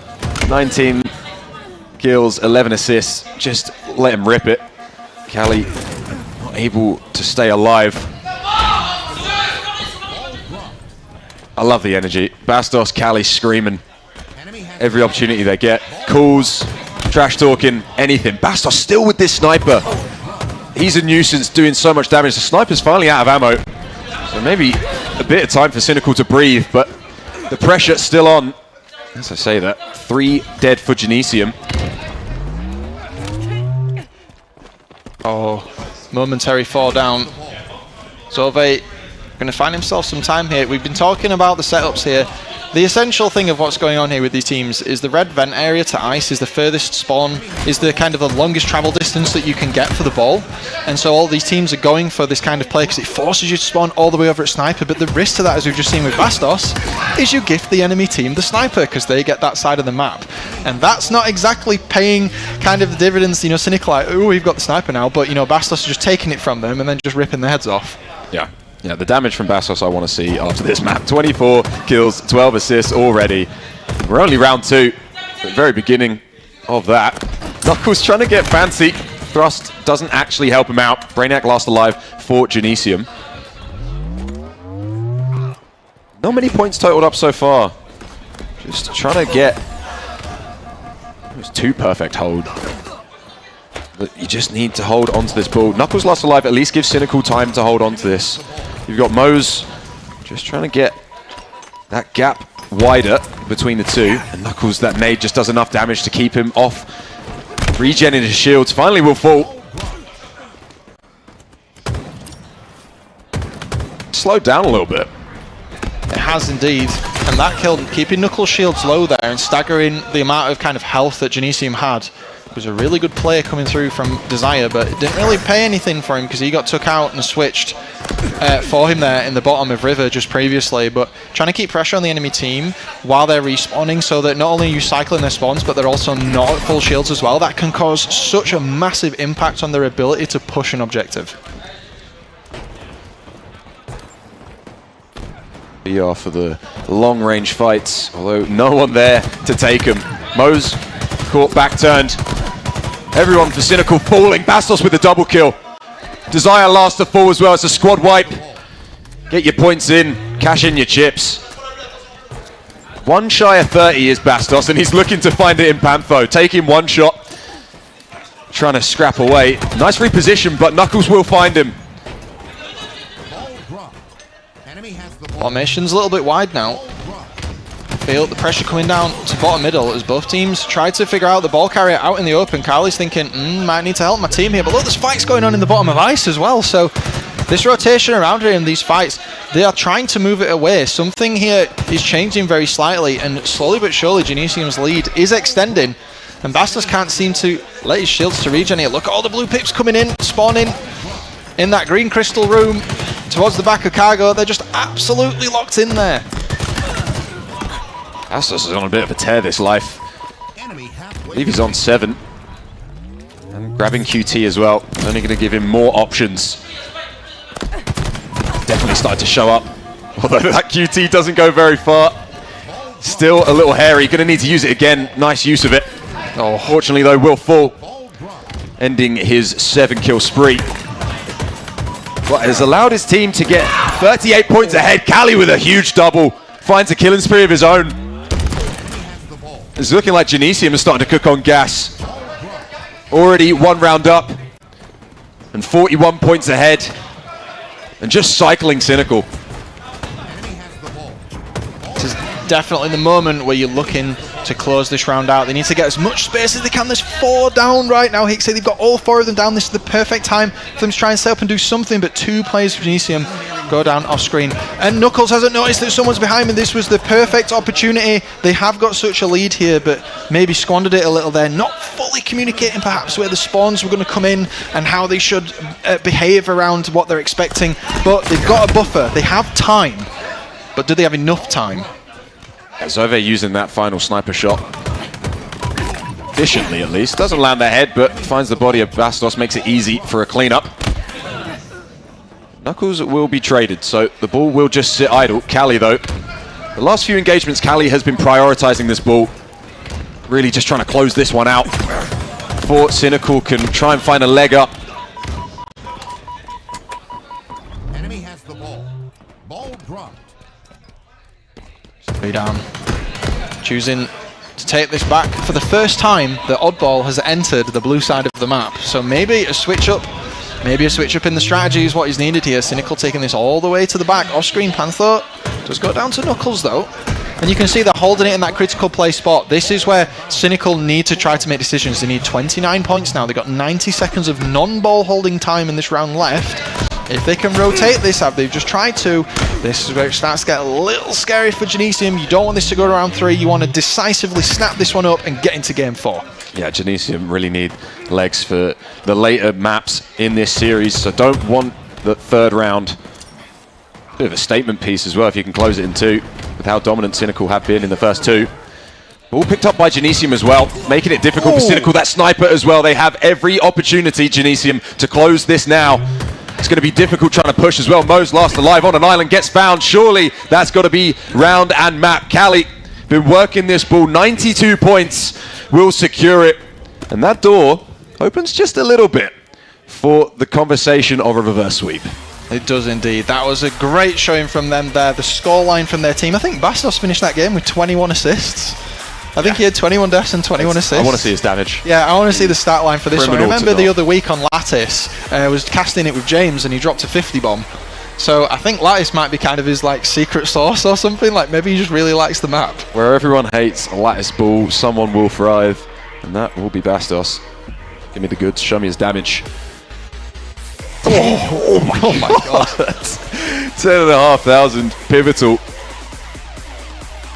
However, 10.5k damage and only winning by 53 points.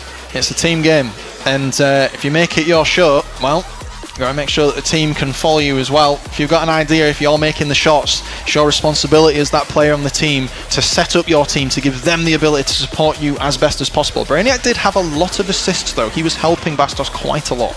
Yeah. And that Aqua neutral bomb after a Lattice ball for some is a nightmare. But it's our reality. Moving on.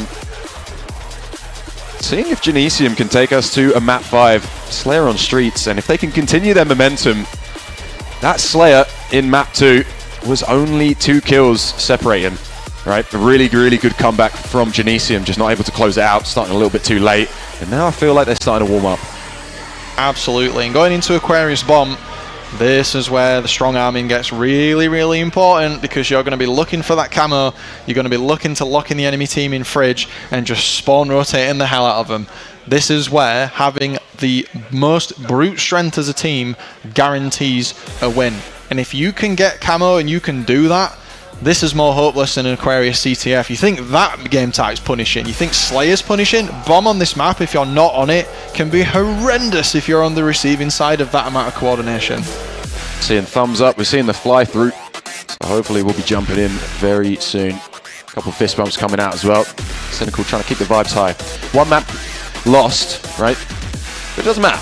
You still have a buffer. There's still time. There's always time. Till the end of map 5, of course. Yeah. Hopefully, for Cynical, they don't have to get there. Genesium might want the conversation to be a little different.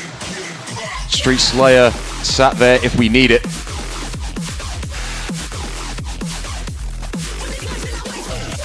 Neither of these teams, though, are really worried about not making it to tomorrow at this point. There's plenty of Swiss left to play. We've got 5 rounds booked in for today. This is only the first heat of round 3. So if it doesn't go as planned for Genesium, well, they've got plenty of time to turn that round and lock themselves in 3 wins to get their position in tomorrow. So this is not back against the wall territory for the overall story, but maybe just a page in the book that is this weekend. So both teams are going to be trying to do what they can to get the most convincing way forward to tomorrow, so they can get that all-needed sleep, rise and shine early tomorrow, and come kick some ass. Just looking over at the rest of the Swiss bracket. Imagine 3-0ing Death Cloud Esports. Not a surprise, Imagine. Strong team. Doesn't need to be said. Villanark 3-0ing Demonica as well. Clutch Academy 3-0 across the pond. That would be a game I want to see. Guilty Pleasure able to secure the 3-0 as well. And a 3-1 for Heaveners versus Smokebox. I believe we have Clutch Academy with the first 3-0. Got a couple of series in session at the moment as well. Some of those taking part in other rooms. You can catch some of those on the B stream as well if you want to see what your friends are doing or what other teams are doing that. But that's enough of that. It's game 4, first time for today on the main stage. We're going to hop in with Mose, and we've got Neutral Bomb going on. Plenty to play for here. Neither team being eliminated, but it sends a message. Slayer with that bomb and camo. Such a dastardly duo, those two. To get it in, but you're going to have to clear out some of Genesium. You can't keep him alive. And try and arm that bomb. Nice nade as well from Desire. Able to find 2, looking for a 3rd. Gets the trade. But 4 dead for Cynical means that bomb is going nowhere.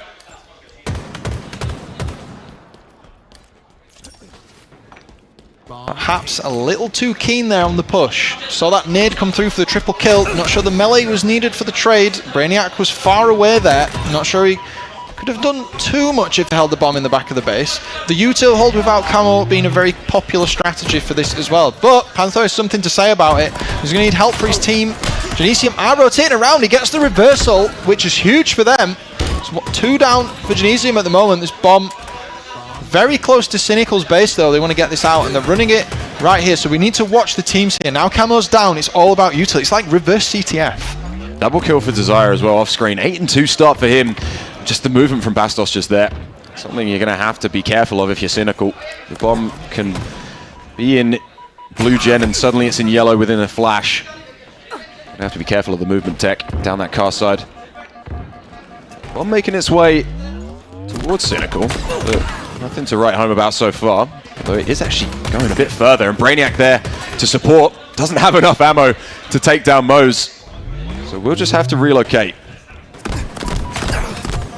Oh, that was such a well-intended rotation there to give his team time and just get some cheeky damage in while they came in, but he just bit off a bit more than he could chew there. Ended up meeting 3 players from Cynical heading on and just getting banished to the Shadow Realm and back to respawn.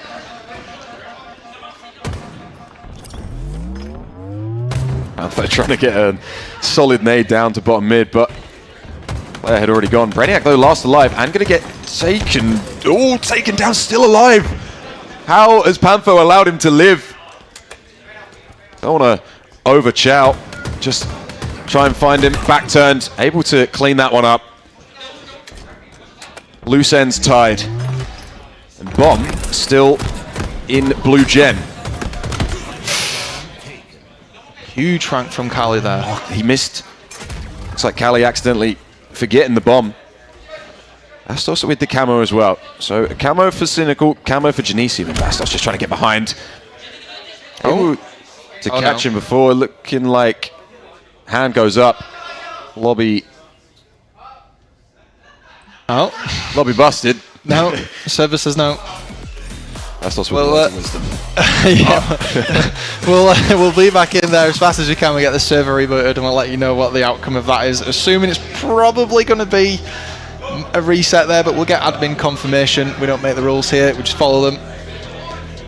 Interesting what we saw from the teams there. There's a lot of overstepping, not overextending per se, or maybe a little overextending to try and get that damage and maybe do some unexpected push. We saw Brainiac try that when he was the only person alive. We saw a bit of that in the util area for Cynical earlier on when the bomb was right on their side of the map. So I think maybe the boys are starting to get a bit of their egos involved in this. Like, you're gonna come in and chow me while my team's here. Bring it. Yeah. I mean, fun to see, always. Bit of ego challenge never hurt anyone. Especially when you've got the buffer being 2-0. Get a little wacky. Appreciate your patience with ongoing issues. Just heard from production as well, we're going to go for a full reset. No one able to arm the bomb, so it only makes sense. Leave 3 minutes played. So no harm, no foul. Just a little bit more aqua bomb. Some may see it as a blessing, others maybe a curse. Yeah, I think neutral bomb has its place. I think Aquarius, I think it works. I think it's like maybe people start to learn how important power-up management is, because in neutral bomb there's no hiding from it. In other game modes you can kind of be like, oh well, the camo didn't make us lose per se, like there was other factors, but in neutral bomb it's very much like camo, plant bomb. It's very binary in kind of like how it goes, and a lot of teams do manage to score when they have the camo. So I think even now, like we saw right at the beginning of the game, where we saw the triple kill come through, well, the unofficial triple, because he got traded out. The bomb was right in the base of Genesium right at the beginning, I believe. And it's because they had the camo and they had all that pressure on that side. It just gives you all that kind of unknown presence that Aquarius is really dangerous for, because it's such a small and fast map.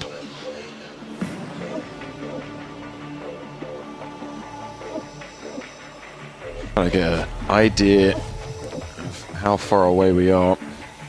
Looking over at our admin. Look like we're anywhere near, unfortunately. Although I'm seeing thumbs up, headset's going back on. Maybe we could be closer than I think. Nonetheless, just joining us, Map 4 in round 3 for a 3-0 clean run into Champ Sunday. Gonna come out with a statement.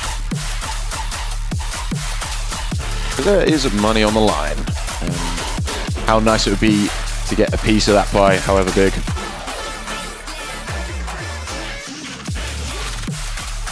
Question for you. Shoot. Do you think the nerves start to set in a little bit? When you get the reset and it's like they've taken a game from us, that momentum that you had, that presence of mind that this is ours, and then you lose an oddball in 2 rounds, one of them being quite decisive, may I add, and then you end up having a reset. It's a fair point. We'll see how Cynical fare. Definitely has knocked their momentum.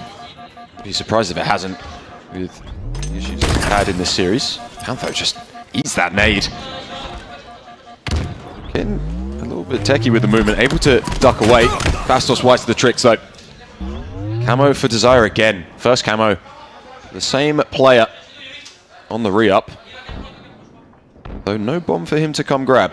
Just trying to find some intel. Didn't work last time, right? Trying to run that bomb with the camo. So maybe just trying to use the camo differently, and finds 2 with their pants down. Kali and Knuckles both balling. But Bastos in the Cynical base. I'm not sure how beneficial this is. It's not CTF. Maybe just trying to catch up some spawners. But Desire doing a good job to find Brainiac and isolate that kill with 3 players visible. Yeah, formation from both teams there, pretty wide. Trying to utilise the camo, he goes for the trade anyway, thruster down on the ground as well. I think maybe there was a couple of ideas going on in the team there, like yes, being on the enemy team's base is great to shoot them in the back, but the objective is so far away at the other side, at the very best it's just going to kind of slow them down.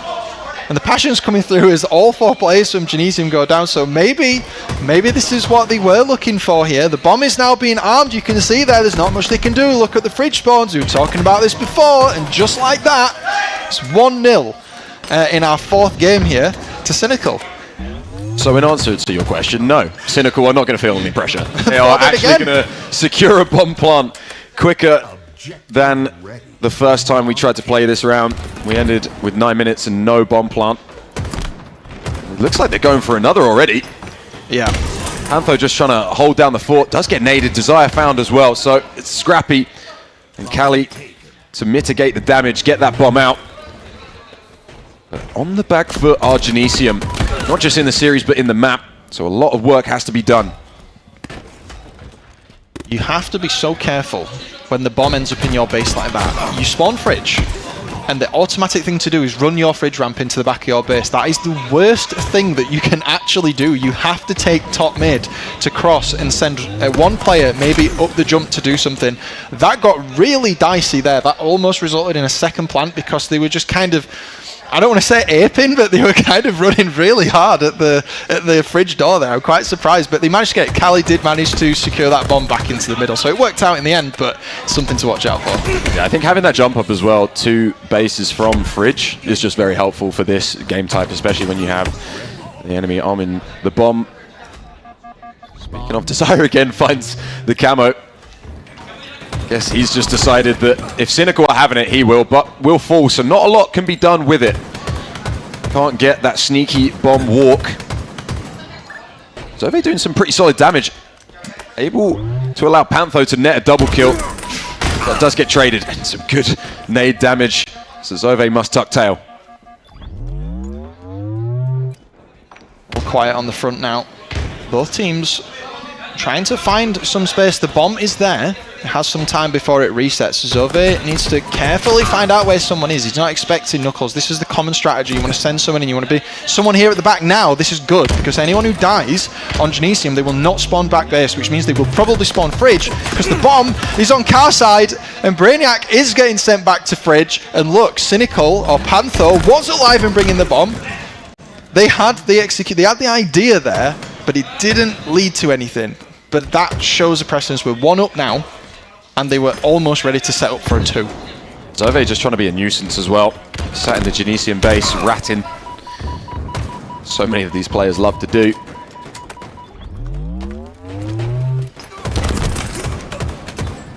Good nade work from Knuckles, but not really able to do much more. Will fall. Zove finds Cali as well, so the bomb is going to move. Taking car side, of course. Preferred run. And it's actually going to get pretty far down to them. This is already out on the Gen Bridge. Just need another round of slays. Cali as well. Objective proficiency. Just making sure that it's a little more difficult. You've got to work for it. But with 4 dead, they are doing exactly that. Well, I mean, even by Cali chucking that down there makes it so much more difficult for Cynical to actually start arming this bomb. They could have already been finished by now. The nades don't look like they're going to do much for Pantho. So able to arm a second bomb. He's going to go down with a ship, it looks like.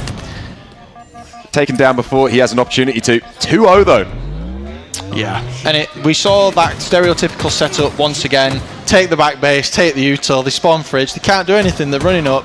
They don't have time to go top mid, and yet again that same strategy leads to fruition. And here we are, 2-0 again, and Desire has the camo again. So I know that we're 2-0 down here, but something has to happen. If you're letting the other team get the camo this often, you're fighting a super uphill battle, especially in Aquarius bomb.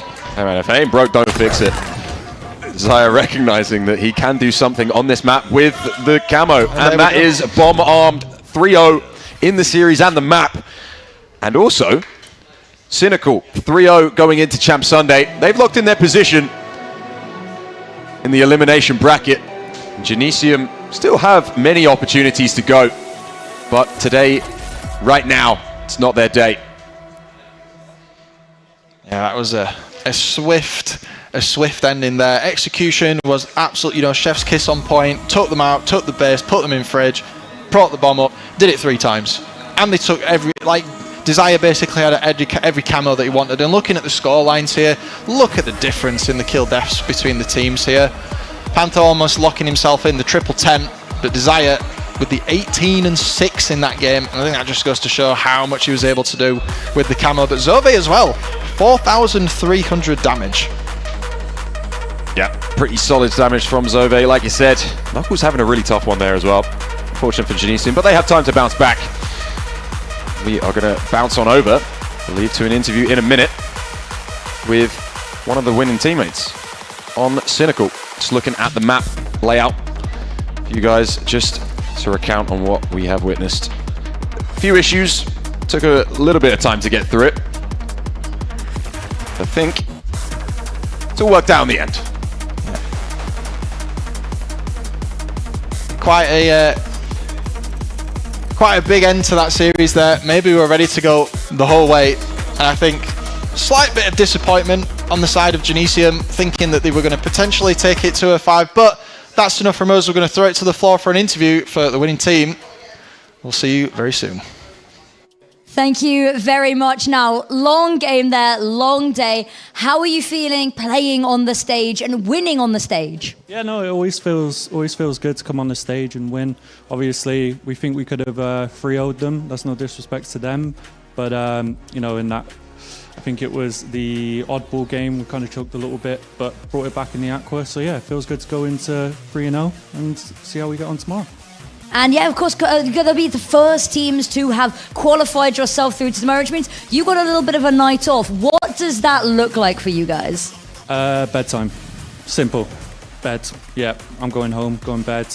And probably we'll watch the games back. So we'll go back to the B&B, watch the games back, and yeah, probably just rest up for tomorrow. And I will let you get back in with that because it has been a long game and you guys need your sleep. You need to go to Vodka. Thank you very much for joining us. Now that is going to be it for this series, but we do have some analysts on hand who are available to break down the action. So over to them. Thank you very much there, Affinity. That was an interesting series that we had there, Harry. I mean, we saw eCynical really kind of put the fire underneath Genesium.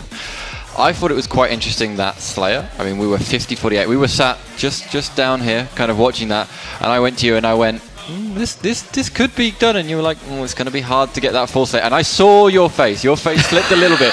You were worried. You made that comment, and then it looked like they were going to do it, but they didn't quite get it. But it could have easily gone the other way, and then we'd be in a map 5 situation. That'd be different. I mean, Lattice looked incredibly strong there from Genesium. I think we saw 10k damage nearly out of Zove, maybe slightly more. Not Zove, sorry, out of Bastos.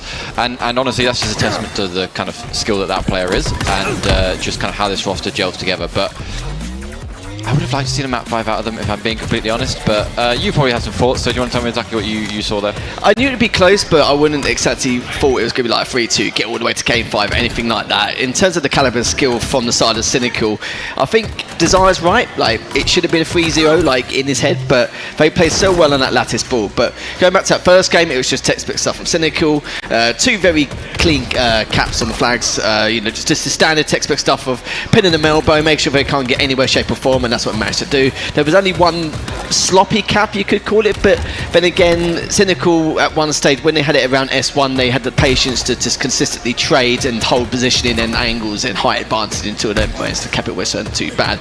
But again, number 3, there was a true testament of skill in terms of positioning and how exactly these rotations were going to work. Very rarely you'd hold it blue. Why would you anyway? Because you lack so many opportunities to put a stop to your opponents. And we saw both teams actually have very similar setups. So they'd have 2 or 3 around red, and then one person maybe lurking around river or ice, just depending on if any of the players are going cargo or around the red side of Bond Red Tower.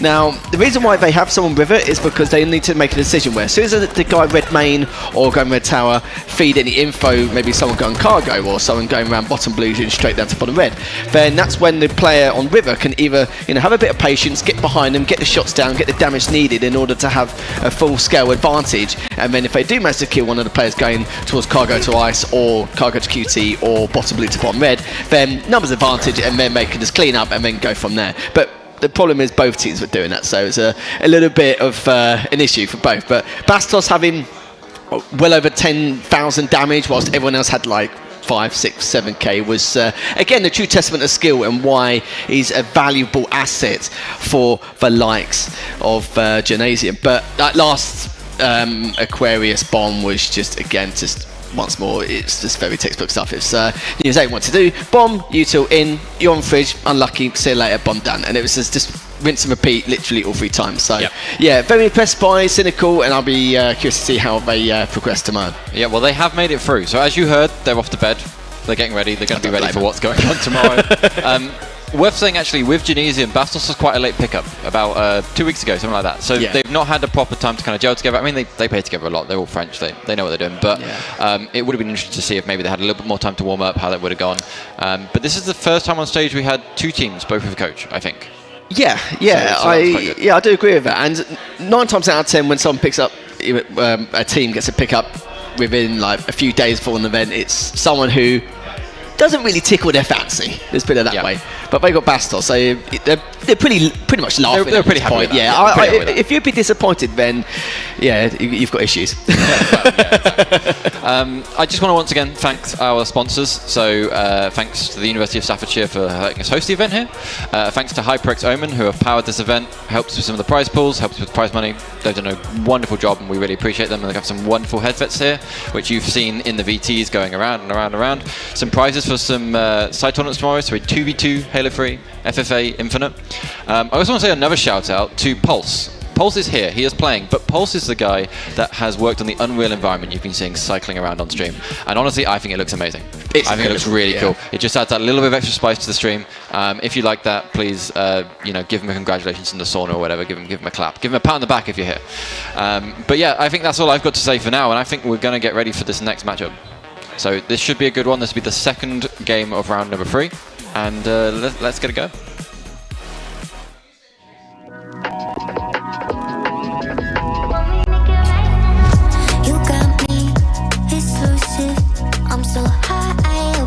Landed the CC on Ash. Okay, wait, Ash down, Seraphine next. We steady on the same pace, yeah. I'm crazy, you like that. Don't back down. Lexi, go. Oh my god, rapid fire rejected. Spicy, there's a fat. We on the right track, yeah. Driving me wild, giddy up like a stallion. We know how to make it rain in my bedroom. We don't need a club, got our own booth. Coming at the same time, yeah.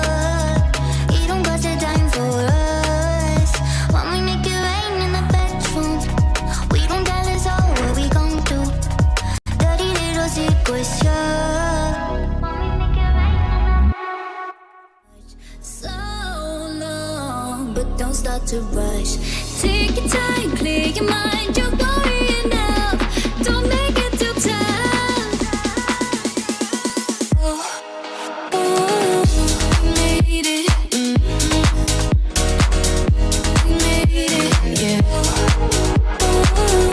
We made it. We made it.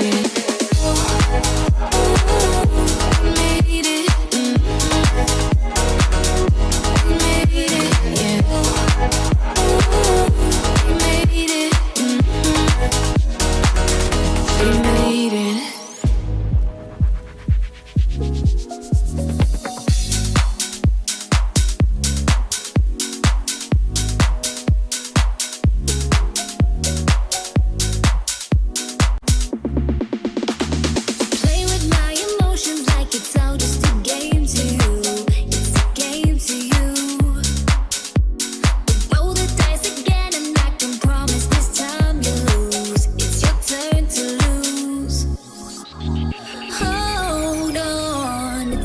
Too much, so long, but don't start to rush.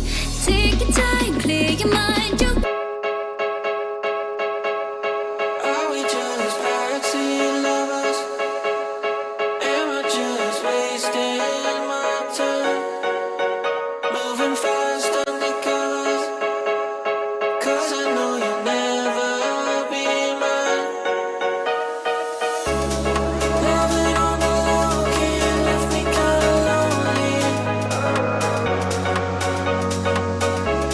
If you can see what I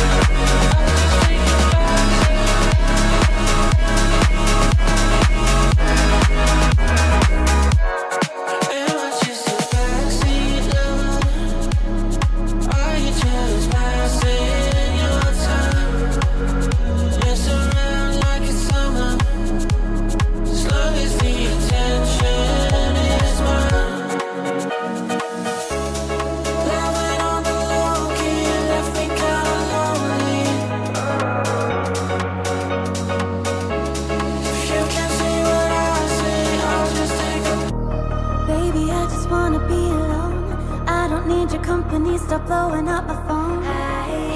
You don't get the things that I've been through, and I don't have the time to lay it all in front of you.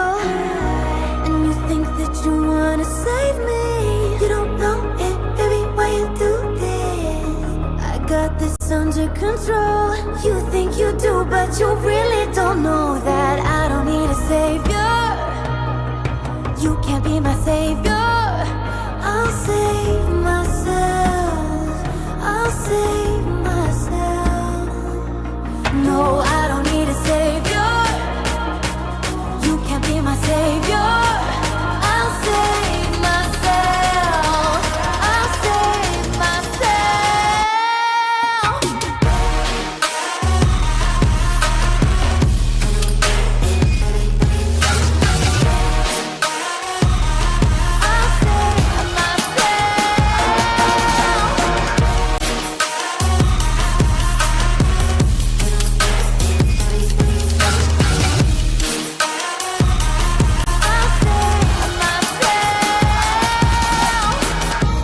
Baby, I just wanna be alone.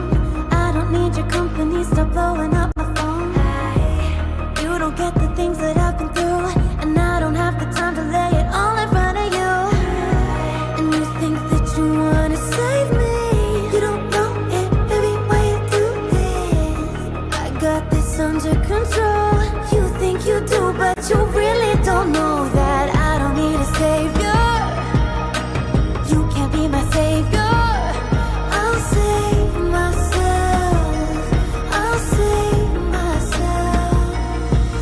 No, I don't need a savior. You can't be my savior. I'll save myself. I'll save myself.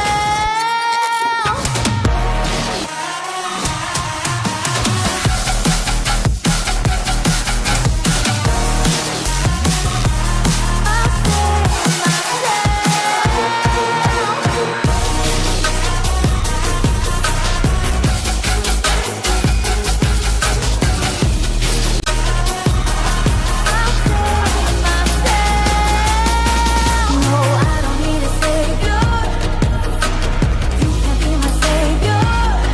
I'll save myself. I'll save myself.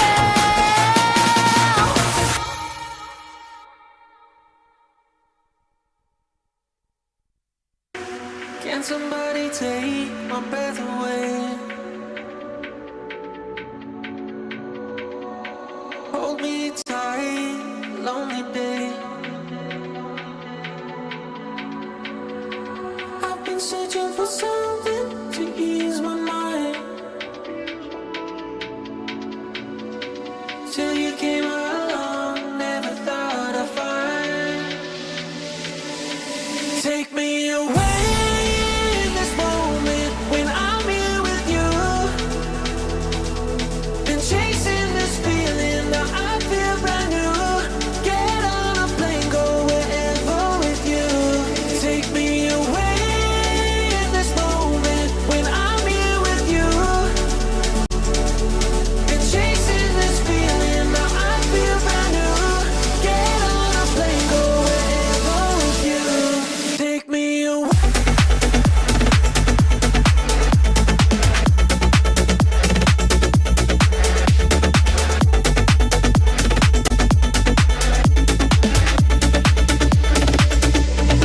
Take me away.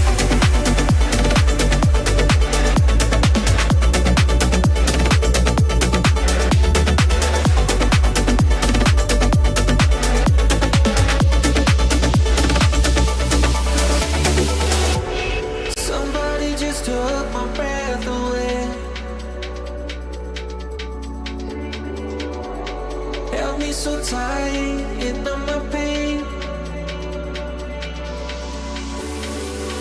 I was searching for something to ease my mind. Didn't realize you're the one I'd find. Take me away in this moment when I'm here with you. Been chasing this feeling, now I feel brand new. Get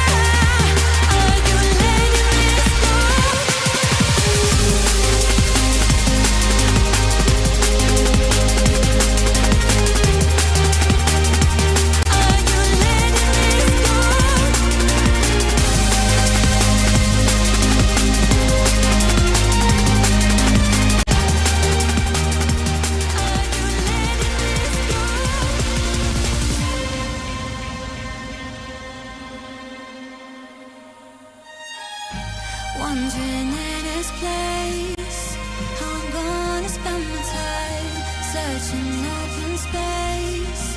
So we still come back for more, leaving it behind. Isn't always easy, but how hard we tried. No more. I see you hide. The stars aligned, and we had everything to heal us. No fear, no fight, as we decide to put the distance back between us. Take it away now. Take it away now. Are you letting this go? Take it away now. Take it away now. Are you letting this go?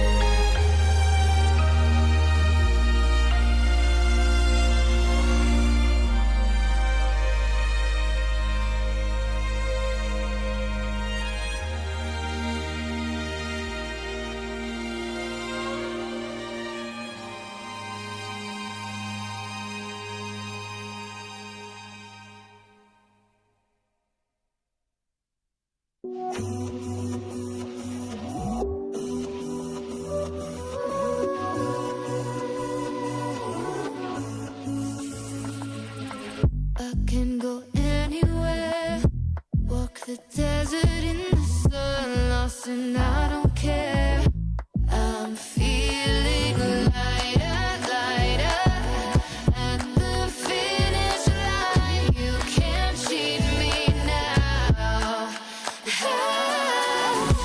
Like a Saturday night, I'm so far away, can't get me back. You wanna put it in my mind, cloak and dagger, snakes and ladders. Thinking of the reason why it's always the weak ones who attack. You got nothing else in life, it's all that matters. Snakes and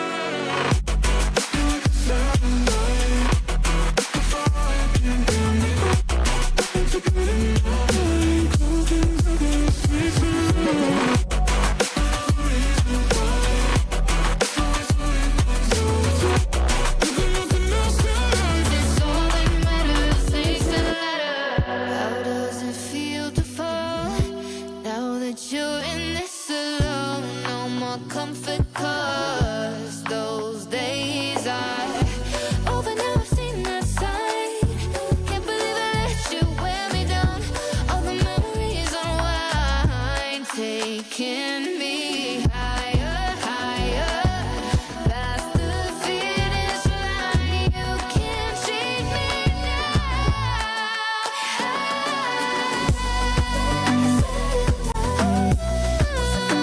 can't get me back in my mind.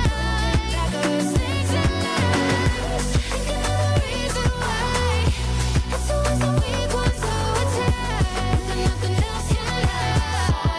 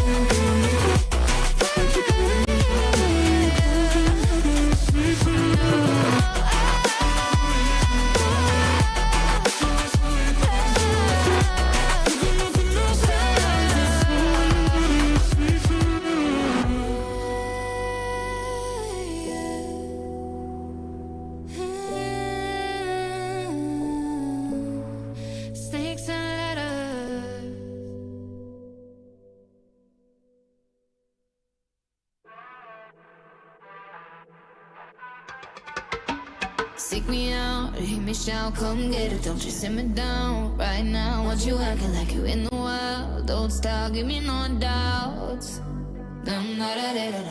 Let me know what you want. Your dark desires and your thoughts. Yeah, you can hunt me like a sport now. I got a cold heart, but I'm running hot. I let you cut in that line if you want the spot. When you're ready, baby, come get it. You better work hard, what you waiting for? I'm not a domino boy, but I'll take the floor. When you're ready, oh baby, come get it.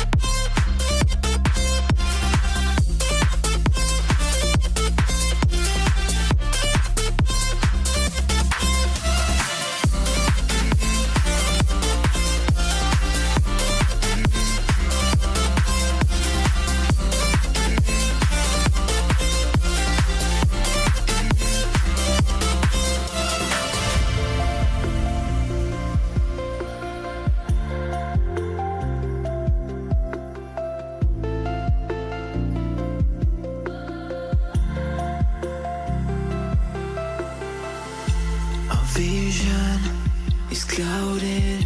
It feels like we've been aging faster. I feel so secluded. I really wish that things got better. It's been hard to keep my composure, and I really wanted to be over. In a sense, in summer rays, we come back swinging. When it all comes crashing down on us, stand your ground. Faith is something that is really hard to find. So take it on yourself and keep your head up straight. Brighter days will come, so you better be prepared. When it all comes crashing down on us, crashing down.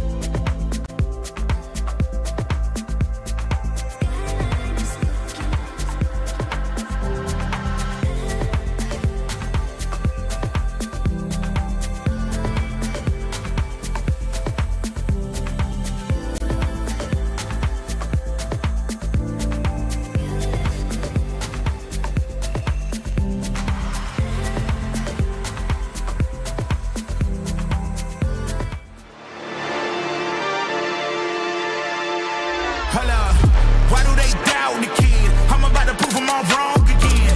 I got a low tolerance, cause they don't even know what the problem is. It's me. You waiting on the boy to fail, now hold your breath and face your death. Cause you play a roulette with each step I progress, no less. Go ahead and place your bets, cause we know where we at, we know we top tier. Cause all the hate that you bring, we know it stops here. I'm taking off like a rocket here and stopping here. It's strange how they cannot see the future but see profit here. Wait up, we gon' always win.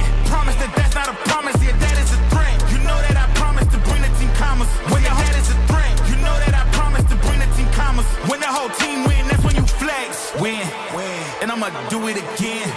Watch me win, then watch me do it again.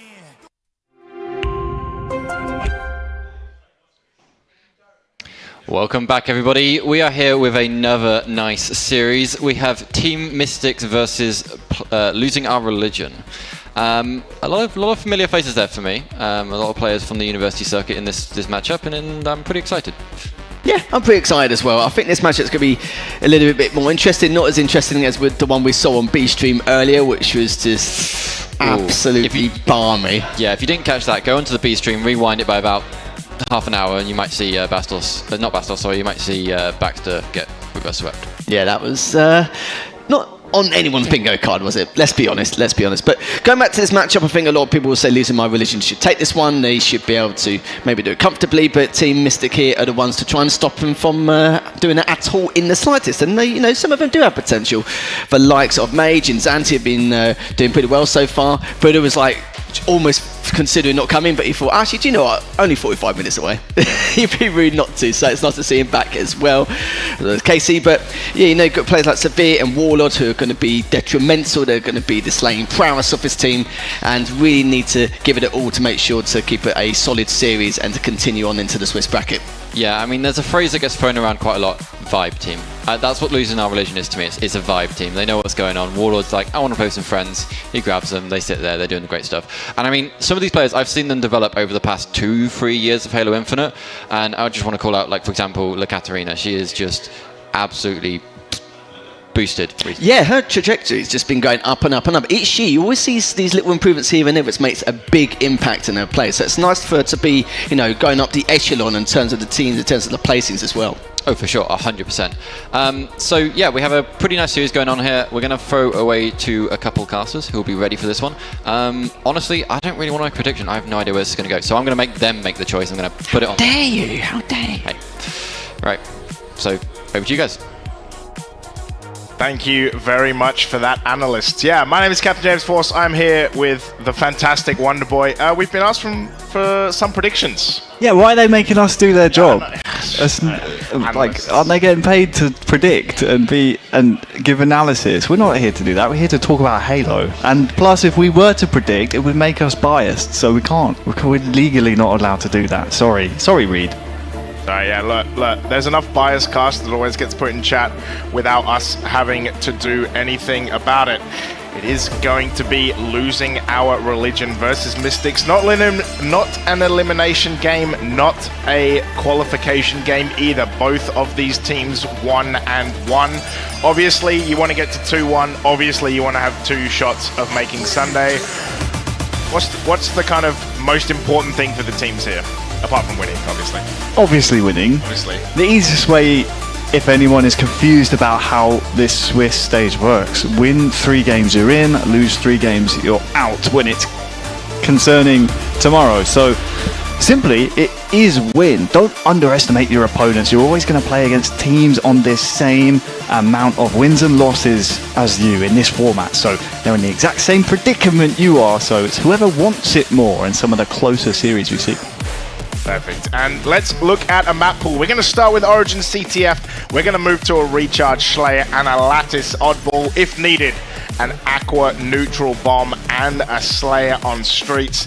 A perfect game mode to finish. But I have to say, since, we're about to get into Origin, but since I've seen Lattice and so many close Oddball games, I actually really, really like how that map and mode plays out.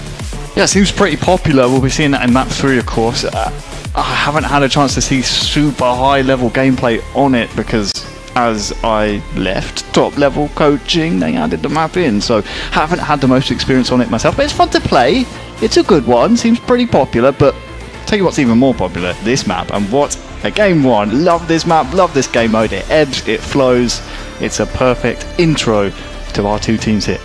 Yeah, I'm super excited to watch this one. Of course, like Spanker, Sniper, so many great options, and you're right, like the way it ebbs and flows, I think as a game one kind of allows both of these teams to kind of get the scope of each other. And the analysts said that they kind of favored losing our religion, but we're going to have to see what Team Mystics can bring to the table as well. And I think this is the kind of perfect first map to kind of see what each team has against each other. Like you said, it is 1-1, so let's see what happens. Yeah, not much massively at stake here. True. You lose, you're still in the tournament. You win, you're still not in Sunday. So you'd rather win than lose, goes without saying. But here we go. It's time for this best of 5 in round 3 of our Swiss. We are going to get on board with Zanti. It is going to be Savvy who finds him. In fact, it's going to be Kalpin, I think, who finds him there. Mage Lord going to find a beautiful double no-scope. Almost with the triple off the rip. It looks like losing our religion will pick up the Spanker. But it is Mage Lord trying to use all these bullets, and Savvy takes him out. But the Rockets evening it up. Yeah, Rockets won off the start of the game from losing our religion. Surprised to see them not play elbow side a little bit heavier. It is the side of the map that is preferred to run the flag, just because you're spawning the enemy cave or back base so far away from where you're running it. Obviously the same can be said on the other side, but yeah, ideally you want them on that side. And if you win the Rockets on that side, naturally you go forward. But Mage Lord with the big plays force them to come back. Now Katarina on a nice flag run. 2 kills to her name, and this flag on the move. So one of the storylines here, of course, that we talked about kind of last week as well, is that Kalpin has never played a main stage before. Mage Lord. And he was on a killing spree off the rip. So the big lights, not exactly, making it difficult for him, living up to the moment. Flag will go back off that Mage Lord double. Couple of people living into this moment right now. Warlord and Savvy finding kills though. 3 dead for Mystics. Yeah, any fans, family or friends of Team Mystics will be slightly disheartened to know. I did speak to Kalpin before the event, and I asked him, what should we expect out of losing our religion here? What are your goals? What's your best game type? And he said, our best game type, 3 flag CTF. So, sorry, again, if you're a fan of Mystics here, you're going up against losing our religion's favourite game type. But 30 seconds till the next Rockets, a good chance for you to get on the map here if you're Mystics. Extend over throughout that elbow side, get those Rockets, nice triple from Savvy. Overkill is available for him here as well. Yeah, Kalpin gonna find Buddha though. That's the good thing about being such a good teammate right there. Not pushing for that over. KC gonna get taken down as well. Savvy finds the headshot. Mage Lord is trying to get through there as well. Zanti, there's people everywhere. Savvy gets taken down. Warlord finds a double. It's 3 dead briefly for Mystics, and this flag, I was gonna say starting to run, but Buddha right there in the cave. What's wild is, despite being 3 down, I think it's Mystics that grabbed the Rockets. Caxi is it that just went down in the kill feed. They're actually all down now, so you'd imagine Rockets going into the hands of losing our religion. Off screen elsewhere. New snipe coming up, but most importantly, this flag is on the move. And Stuart Graham, aka Warlord, is waiting for that prize. Let's see if he can put on a show for us. But Katarina puts in the first flag. Yeah, it is going to be losing our religion that takes that 1-0 lead. I'm trying to see in the feed if Warlord can find some damage with that sniper. He's going to find 1 kill. They're all trying to jump up at La Katarina. You can see the snipe. There goes one. She is going to get taken down. Kalpin cleans it up though. So it is Warlord with that snipe. 5 bullets in it as well. Can we talk about up the top here? Kalpin 12-3, Savvy 11-5. I don't think there's main stage nerves for these guys. And if there is, they're certainly not showing them so far. Ooh, accurate as ever, Stuart Graham. Has 2 more to contend with. Can't complete the 4-piece though. But the objective work from losing our religion, very efficient, flag moving, and both flags actually have run kind of the polar opposite side to that I'm used to. And both successful so far, so about to stick in that second capture of the match. Here you go, losing our religion. We also have some stats on the board as well. I think that's today's stat. 80,000 damage dealt today in a flag cap. Buddha with a back smack on to Savvy, but it's 2-0, and Team Mystics, you have to say, a little bit shell-shocked, but they will grab this flag. Warlord on the defense. Zanti, you're not going to be able to get away with that. Can't say KC find it either. He's going to get taken down off-screen by Savvy. Warlord has another member of Mystics chasing him. We'll find yet another one. The shields come back. Buddha's below. Plasma comes out. It's getting shot from all sides. But Losing Our Religion are going to secure this flag back. And Warlord says, if you're going to slide in, you better do it well. And Buddha did not. 10 seconds till the next rockets as well. So where do you run this flag here? Do you run it at the spawners? I think that's maybe the right idea. Mage Lord already up there trying to contest that new power weapon. He grabs it fairly uncontested. And it's the only hope really to stop this flag. The rocket whiffs, the flag is out. Another kill to Losing Our Religion. And I think the writing is on the wall here in game one. A really convincing performance from Warlord and co. as Xavier, the Italian stallion, sticking it home. There it is. Wow, what a performance that was. You know, La Catarina had some great moves at the start. Wasn't really needed for the rest of the map. You know, Kalpin, Savvy, Warlord getting it done. And that was a super, super efficient performance from Losing Our Religion. Wow, I'm impressed. That's completely off meta. You can't see, well, maybe you could see actually in the bottom right of the screen. Was he holding up a picture of Looney? Darren, was that you? That was Looney, okay. Didn't quite recognise it. How old were you then? 18? Okay. Couple of years ago. Yeah, just a few. But I wasn't used to seeing so many successful snipe runs. We can take a quick glimpse at the statistics there. So many snipe runs. Usually what you would try and do is run it elbow, let the enemy trap themselves at snipe as they overextend on the other side to try and stop it. But if it works, it works. Try and get those runs through on snipe side, get through on the covered side. It really was working out for them and played to their strengths there. Their strongest game type according to Kalpin, 3 flags. And, well, they capped all 3.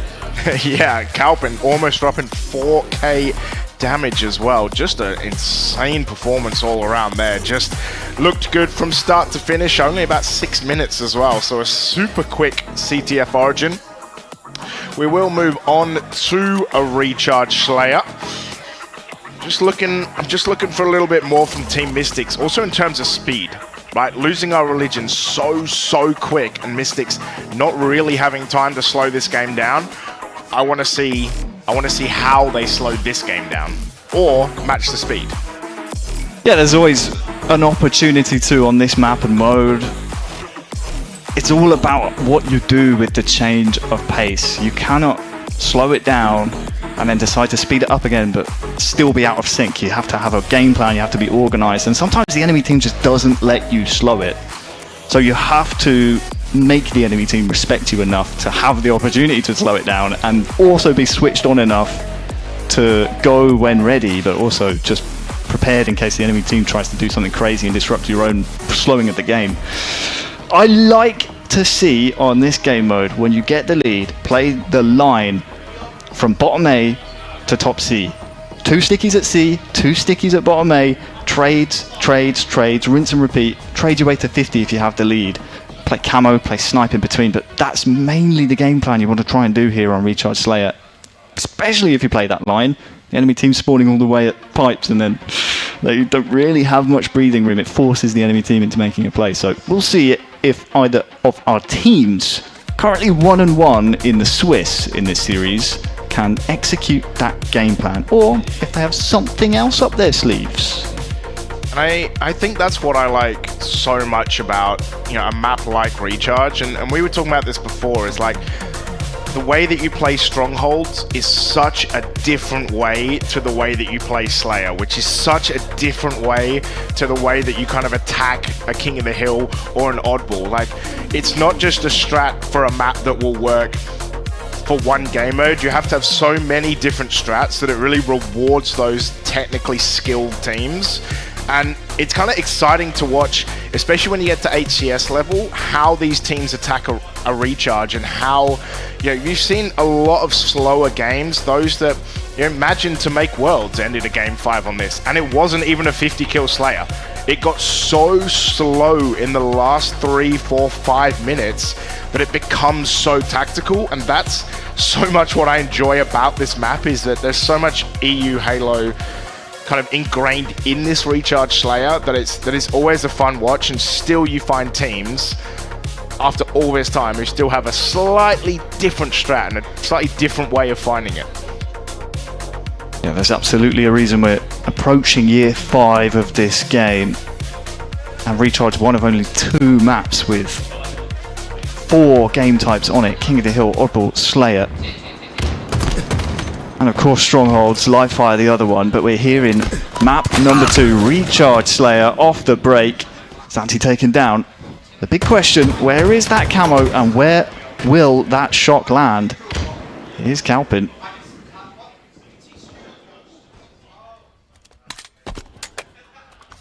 Not entirely sure what happened there. I think Calpin's a bit confused. Is it past his bedtime? He's old, alright? Like, you gotta... Yeah, we're all there. Fun fact about Calpin, just to cover over the fact he got stuck with camo. Yeah. He and I share a birthday, May 19th. Wow. Yeah. There you go. Shout out my birthday buddy. Shout out the birthday buddy. Isn't that, is that DreamHack Atlanta this year? It's a couple of days after. I'm May 19th. DreamHack Atlanta, I think, is 15th to the 17th. Not that I put it in my calendar or anything. No, not that you just you just have that offhand. Team Mystics going 4 dead briefly. Calpin, the old man moment on main stage, but so far, did that look stuck as well, or was he just? I don't know. KC gonna slide into a nade and get taken down by Savvy. 11-6 right now. Buddha, last one left alive, and you can see Zanti spawning in that bottom elevator. His friends around him gonna try to push out, and that's just dead. Oh my lord, that was pretty quick. Yeah, the problem right now for Mystics, every time they're trying to take some kind of map, they're doing it in numbers, but they're losing trades 2-3 or 1-2, and it's just adding to this scoreline and this deficit that, I mean, there was a famous saying by Walshy, like, the Slayers don't start till 30. That's just absolutely incorrect, because you don't get any of these kills or deaths back at the end of the game. So very important that you try and stop the bleeding as soon as you can. 20 seconds till the new camo. So whoever can get the kills, force the enemy team on those gold spawns in 15 seconds time will be in a really, really healthy spot for the next wave. Those plasmas that you talked about gets the stick as well. Not many people would openly tell Walshy's wrong, in fairness. But I'm a brave man. You're a brave man. We salute you. 20-10 right now in favor of losing our religion. Wanted to point out Savvy 9-2 to start this map. Being an absolute terror all over. Zanti is going to find the kill onto Warlord. Savvy going to try repeat, going to get up the stairs. You can see already how much slower this feels. Team Mystics not really wanting to run and dive into this camo. They're trying to wait for the push. 25 seconds this camo has been up and no one moving and making advancements for it. Losing our religion, starting to make the move now as they've got 2 kills in their favor. Katarina grabbing that camo. And what damage will we see on the main stage from Katarina here? 1-0 in the series, and we can see some of the stats from the Swiss so far. Up by 13 kills, a shock rifle calling her name as well. Yeah, I'd like to point out there probably shouldn't be a percentage after that insane amount. Buddha is going to find her though. Zanti there as well. Savvy. Oh, Mage Lord. That's M&K right there. The flick back does get taken down by Warlord. But still, just as it was at 20-10, 25-16, still a 9-10 kill lead. At least for Mystics, it's not getting bigger. No, certainly not. You do have Mage as well with the shock rifle. With the shock, you can pick players off from a distance, and those are usually untradeable kills. So if there's a way to cut into a deficit, it is. via that weapon, but right now they just have no space to work with. Mage is being asked to hit some nigh on impossible shots, and that weapon I was just talking about will flip over to my birthday buddy. Shout out Taurus Season, T. Calpin. Taurus T. Calpin. That one, Mage Lord. It's his leg side from under him. You can see there as Calpin peaked 2 members of Team Mystics, but that's just a double kill for Warlord every single day of the week. 32-18 right now. Warlord 11 kills and 9 assists. 20 kill participation out of 33. That's generally what you want. Calpin finds Mage Lord as well. And it looks like Buddha and KC just trapped in back C. Calpin gonna push in. They're gonna have a delayed push in. Buddha goes down, does find one. Good work from Buddha. But again, like you said, it's the 1v2s, it's the 2v3s. Losing Our Religion, just overwhelming them. Second camo in a row for Katarina. They have been very impressive on their collapses. You can tell the difference is night and day between the two teams. No hesitation from Losing Our Religion. They are fluid and they are ruthless, trapping and taking map, taking space. It's so important on recharge. Beating your enemy to those meeting points as Katarina will complete that double and smells more. KC goes down, but there is going to be a delayed triple there. 43-21. We haven't had to say it today, but maybe, just maybe, we have to roll the barbecue out for a late night steak. It's 44-22. At the moment, it's looking like, I even talked about it earlier, we hadn't had a steak on main stage. That might be about to change unless Team Mystics can find some kills pretty ASAP. 5 kills left. There has been a new shock in play. Nice killing spree put to a swift end. But I'm not sure where that shock rifle is. There should have been one up around 25 seconds ago. We'll see eventually where that comes into play. But there's such a big scrap happening now in pipes that Calpin completes his triple and puts them just one slay away from going 2-0 up. There is the aforementioned shock rifle, and there is the aforementioned Steak-tacular, the first on main stage on Swiss Saturday. It looked very impressive. There's more pics to the camera.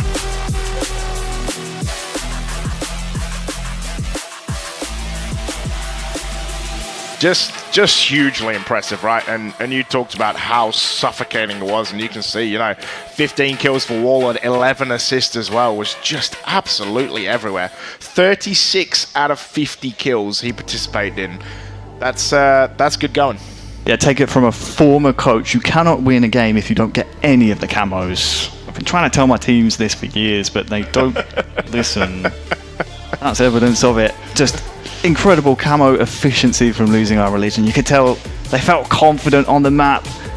Usually you can tell how confident a team is based on how often they will play mid-map on recharge. It seems wide open, but if you know the timings and you know where the enemy team are, you can play mid-map really effectively, and you need to for those camos. Seemed like what we saw from Team Mystics. It was just hesitancy. They were scared. They were playing the outskirts, and you just can't do that at this level against a team that is on a similar record as you are at this stage of the competition. Remember what I said before game one. Sometimes it's about who wants it more. Yeah, there might be a disparity in skill here, but you can tell Losing Our Religion, they want this. I was speaking to Calpin before the whole tournament. He said, we would love to get to Sunday. We'd aim for, top 12, top 8 would be amazing, but let's get to Sunday first. And of course, getting to Sunday guarantees you top 16 out of the Swiss. But we have a game 3 to go next between Losing Our Religion, the 11th seed, entering the Swiss versus 28th seed Team Mystics, and they are, well, barring a reverse sweep, looking at a 1-2 record. That they are, and you talked about the importance, not to harp on about it, but the importance of those camos and playing mid-map. How many times did you see Katarina with a camo look at pipes and there's 3 members of Team Mystics there all looking at elevator? Such easy shots to take and kills to find. But we are going to move on to Lattice Oddball, of course, the newest map in the pool. So teams, I feel like, still trying to work their way around this map, and Oddball we've seen over the last few weeks has been a really great game mode. It's so fun to watch.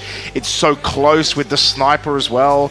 The one place you can play the ball, kind of reminiscent of Recharge as well, and it's just been super to watch, whether it's C or Ben 10, kind of where they're holding the ball, or like I said, the one place you can throw it, sniper. There's so many kind of options and avenues and almost spawns in this map as well that can really help or hinder you. Yeah, we employed a bunch of scientists to try and figure out the spawns on this map. We're still pending the result. But yeah, not much rotation opportunity from what I've seen on this map and mode. It tends to be you hold it in blue or you hold it over that top vent over by red, and then when you get pressured you play it, and then you play for a reset. It holds and then plays. It's not so much, okay, we can rotate it here. You see it towards the higher level. But in this series, I would be surprised to see them try and do anything too fancy. Just stick to your fundamentals, hold it in the areas you feel most confident, and then just hold off the push. Yeah. And so many times we've seen in these seeding cups, and it might not necessarily be these two teams, but so many times the sniper plays such an important role, either, like I said, in that push or holding off the push. That sniper can mean, the difference between a successful hold or rotate, or just getting overrun and then you lose 20 seconds respawning and coming back. And we talked about this earlier as well, and it was something that we kind of saw earlier in the Swiss, was if you can hold the ball for like 20, 30 seconds at a time, you're just going to win oddball games. That is how it works. Yeah. The more you hold the ball, the more you score. Good. My maths is still correct. It's good. No, you're right though. It's those 30 seconds chunks. It is those stronger holds. If you can get a really good value hold and get 4 dead followed by another 4 dead, then often that can be just enough to really demoralize your opponent. As we are waiting in anticipation. I'm pretty sure I saw Warlord scroll through his phone just to see what the next picture of Looney Dogs would be that he'll hold up if and when he wins this map. So I wait in anticipation for that if it comes to that. For Mystics though, it's now or never. And we are going to go into map number 3, Losing Our Religion 2-0, 1 map away from confirming a 2-1 slot and 2 opportunities to make Championship Sunday. We're going to start on board with La Catarina, going to grab the oddball. 3 dead for Team Mystics already. Warlord going to grab a snipe. And if there's anything I know, it's going to be dangerous when he's got the snipe. KC finds the kill though. And again, just like you said, rotating that ball, very difficult. It is difficult. I'm not sure they really knew where the last player was alive. So I like the idea when you see your teammates spawning over at blue, why not try and rotate it to them? That's just oddball fundamentals. Xavier with his Spider-Man cosplay gets that kill. I'm just wondering, does Warlord still have that sniper? He's got 1 death to his name, but I'm pretty sure he should still have that power weapon. The ball resets to top mid.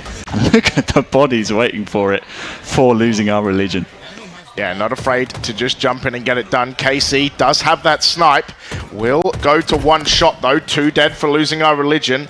KC going to be lurking in the night with this sniper. Buddha going to get taken down. You can see him here. They're playing kind of jiggle peaks. La Catarina finds 1 shot. Knows to stay away from the snipe though. Nade's going to come out. Snipe shots ring out. Zanti there as well. KC going to find the snipe. Going to miss. Going to get taken down as well. The question is, are there any bullets left? I don't think so. Yeah, Katarina playing with full confidence here.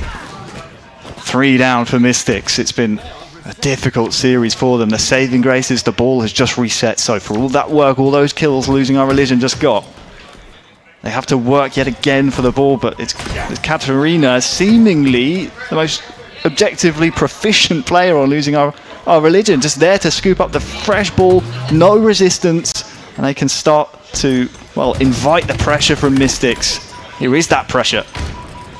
And you can see the M&K, you know, you see it when you watch Wootum, and it sometimes makes me get motion sickness, but Mage Lord also crazy sensitivity as well. As you can see, trying to find where Losing Our Religion are, just finds one, insta flick to the right. Savvy last left alive. QT has spawned as well. And as you can see, just trying to find where these members of Losing Our Religion are spawning. Finds one in Warlord on that A site. He's going to push out, and you can see, like you talked about, Losing Our Religion not afraid to push into this middle map. Yeah, open space is often the hunting ground of the team with the upper hand in confidence, but killing spree marked by the perfect of Mage Lord. It's been a really, really low scoring round here, over half the round time gone, and only 19 seconds of all time between the two. That just goes to show how scrappy this map can be and how little rotation potential there is. As long as you keep one alive, you don't go 4 dead, you always have a chance of minimizing the enemy team's amount of time. And you can see from the stats there as well, Mage Lord, not someone who grabs the oddball a lot. Wasn't a lot of time in that oddball. So out there to get some damage down, is going to find the kill onto Buddha. Here is Warlord. Does get taken down by Mage Lord. 2 Lords dueling it out majestically. Savvy is going to get taken down by the aforementioned Warlord. There is going to be a thrust for KC as well. Calpin trying to find something, but Mystics at the moment 4 up and have the ball. Yeah, smart back down there from Calpin, realizing he's last alive, gets a shout from a teammate. Don't try and go in, be a hero, and just reset the cycle for your team, make them have to wait another 10 seconds. Back down, find that weak player, sync up with your team. That's what I talk about when I say sync up. There's no reason to be disjointed on a game mode like Oddball. Gets the reward, gets the easy break after finding 2 kills in a row, and now it's Warlord with the ball, Losing Our Religion, scoring here in round number 1. And I really, really like that pan out. That kind of cross-section, and you could see Team Mystics coming off the spawn. So many nades flying into where Losing Our Religion were. It is going to be a 1v2 on the map. The snipe out there, KC. Mage Lord does manage to find Calpin. Can he find a second? Will get a trade with Katarina. Ball down. KC trying to find members. Is going to get team shot a little bit. Thrusts over to the ball though. 47-23. Savvy on the push. In fact, Savvy going to get taken down from Mage Lord. And I keep talking about Mage Lord. The guy's on 14 kills and 7 assists. It's been a really strong game from the man himself, and boy, the Mystics need him now more than ever. Facing a loss here in round 3 of Swiss. They're down 2-0. But we are now entering the late game in this round, approaching 1 minute left. It's been a low scoring round, both teams kind of having to contend with each other, and neither team willing to go fresh 4 down to allow that strong hold in either side. But it looks like Losing Our Religion have the upper hand as things stand, but with Calpin on the death screen and Katarina weak here, they have to be very careful. That they do. Savvy gonna try and push though. Does find the kill onto Zanti with the trade, a little bit of dodging and ducking and diving, but he will find it. Katarina trying to move this ball, trying to rotate it around, is going to find Mage Lord.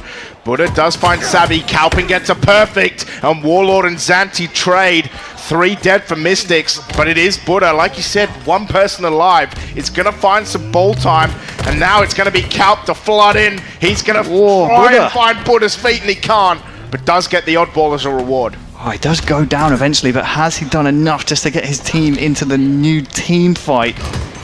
25 seconds left. There's, well, KC last alive.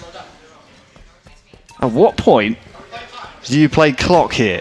Do you just run up, try get to the 100, or do you just get as big a lead as possible and then drop as soon as you're pressured? I think it's probably the latter here for Losing Our Religion, but, well, they're approaching that 100-point threshold. Yeah, massive flank from Savvy as well. Just going to sit in this kind of A bend 10 area and just wait. Waits for them to push. Thrusts out for Buddha, who's last left alive. And I don't think Mystics has time to bring it back or even push in. It's going to be round 1 of this oddball to Losing Our Religion. 1 game away from being 2-1 in our Swiss. Stop the music. Stop the music. We've got another round, at least. We've still got games. I was going to say Warlord, 19 kills in that first one as well. And we talked about Mage Lord on 14, but man needs a little help here. Get some help for his friends. Calpin, though, going to put a bullet in his brain early.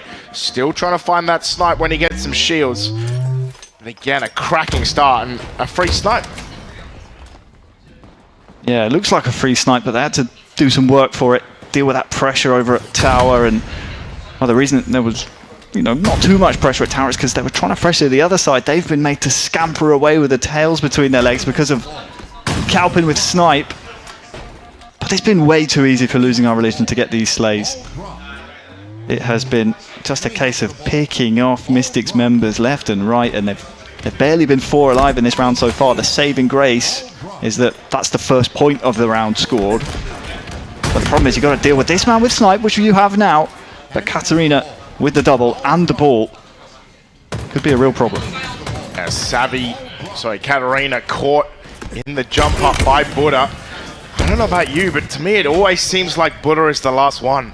It always seems like Buddha's kind of left by himself. Savvy gonna be with this ball. You can see the push starting to come in. Warlord spotted. Katarina's there as well. What can she do? Gonna get taken down by Mage. Warlord with the nade to trade out though. 3v3. Warlord with the snipe finds Mage. And Warlord's gonna get shot in the back and he gets taken down. But Savvy gonna play the ball. Savvy plays from Savvy. Yeah, it's the most frustrating thing when you win a war at blue and you go 4v3 to 3v3 to 3v2. You finally get like the last guy dead, there's one alive. It's like, yes, we've done it. And then the ball's off the map and it's on respawn and they're coming off on respawn. And it's like all that hard work just to stop the enemy team scoring. That's why blue holds are so tricky to deal with on this map. Yeah, it is going to be Savvy that finds a kill as well. It's rage-inducing, James. It really is. Yeah, it's maddening to watch. Wait, Mage Lord going to be there. He gets taken down as well. Oddball does respawn up the top. QT as well. But Savvy with some QT plays right there. Double kill reversal before he gets naded all the way to ice. KC trying to pressure Calpin, who is going to take this ball away. Not that way, Calp. Warlord does provide the cover. Mage and Zanti, last one's left. And you can see Mystics trying to find a kill. Gets a bit lost in the sauce. And double perfects for Losing Our Religion. About to break the 40-point threshold as well. Some rotations coming through from Losing Our Religion. I just said this wasn't a rotation-based game type, but they're taking it from blue, they're taking it back over here to red, to lockers. They're doing a grand tour of the map right now. Warlord dropping that 30 bomb. Tell you what, yeah, Warlord, 31 kills. You talk about grand tour. Warlord's found a grand tour of bodies in Lattice. Gets killjoyed by Mage though. And finally, Team Mystics gonna put some points on the board. That's better though for Mystics. 2 kills, no trades. Makes the other 2 of Losing Our Religion back down, give it a bit of respect, and now they can start to build. The problem is with those 2 kills, they didn't go hunting for the last 2. Allowed Warlord to come back off of spawn, get the first blood, and now you cannot hold the ball in this situation. You need that gun back on the map. And just like that, because they didn't go hunting after those 2 kills, the break is too easy for Losing Our Religion. Savia now with the ball. Mage Lord is going to get taken down by Warlord. Zanti with the trade as well. But again, 3v3 on the map. Losing Our Religion with the ball. Savvy going to push out as well to try and lay down extra damage. Katarina just going to push forward. Why not? You have the ball and so much time. Finds Mage, who finds a kill himself, lays down so much damage. The 2 spot out in courtyard. Buddha trying to push, will find that kill. So 2 dead for Losing Our Religion. But it's a scary time. He finds 1. Oh, if he could have hit that first one. It was scary. Would have been nice. Nice. Zanti taking down Calpin. It's got a bit of a mess here in the mid-round. Got a few chases, a few trades. Casey finds himself last alive. Zanti come off spawn, but I mean, what can you do when you got Stuart Graham smurfing in this series? Not much. Looney Dog's sweating buckets right now. He's trying to think what's in the camera roll he's going to show after this game.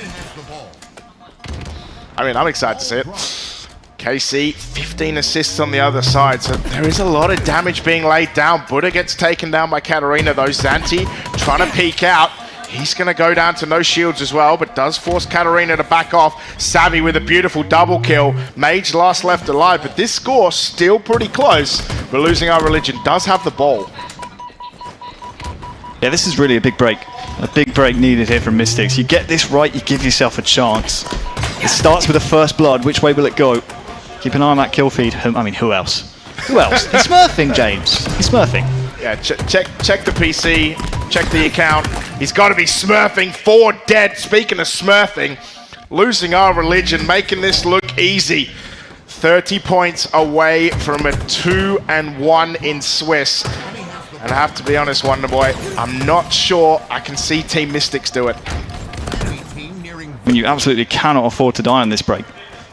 You got 15 seconds left, near enough.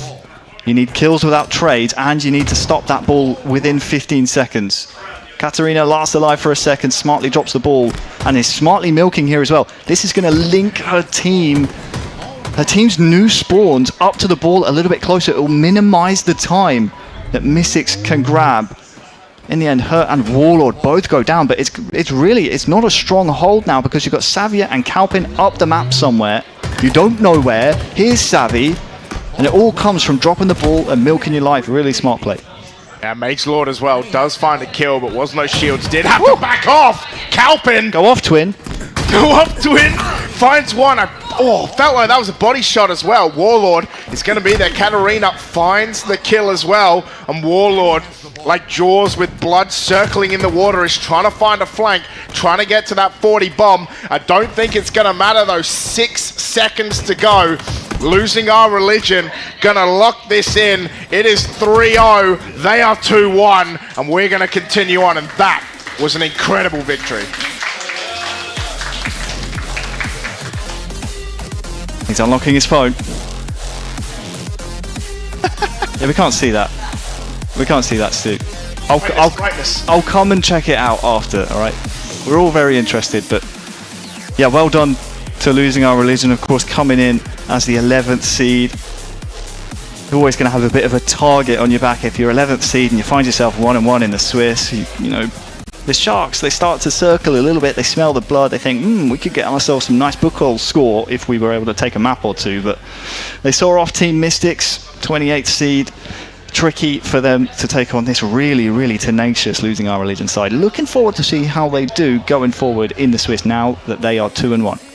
Yeah, 37 kills and 8.8k damage. Yeah, that's all right, isn't it? Yeah. It's not bad. Is it metafy.gg/warlord? I think that's his link, isn't it? Yeah, that's what I always hear. That's what I always see spammed around the place. Also an 8k damage on Mystics as well. So it wasn't like they got totally dominated, even though the tail of this series, a 3-0, a 50-27, and a 2-0.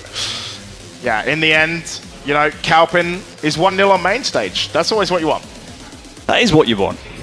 For Mystics, yeah, you're 1-2, but now you're going to play a team on the same record as you. So there's a real opportunity for you now to push on, get to 2-2, and then be a deciding series to make it to that champ bracket, that champ Sunday tomorrow.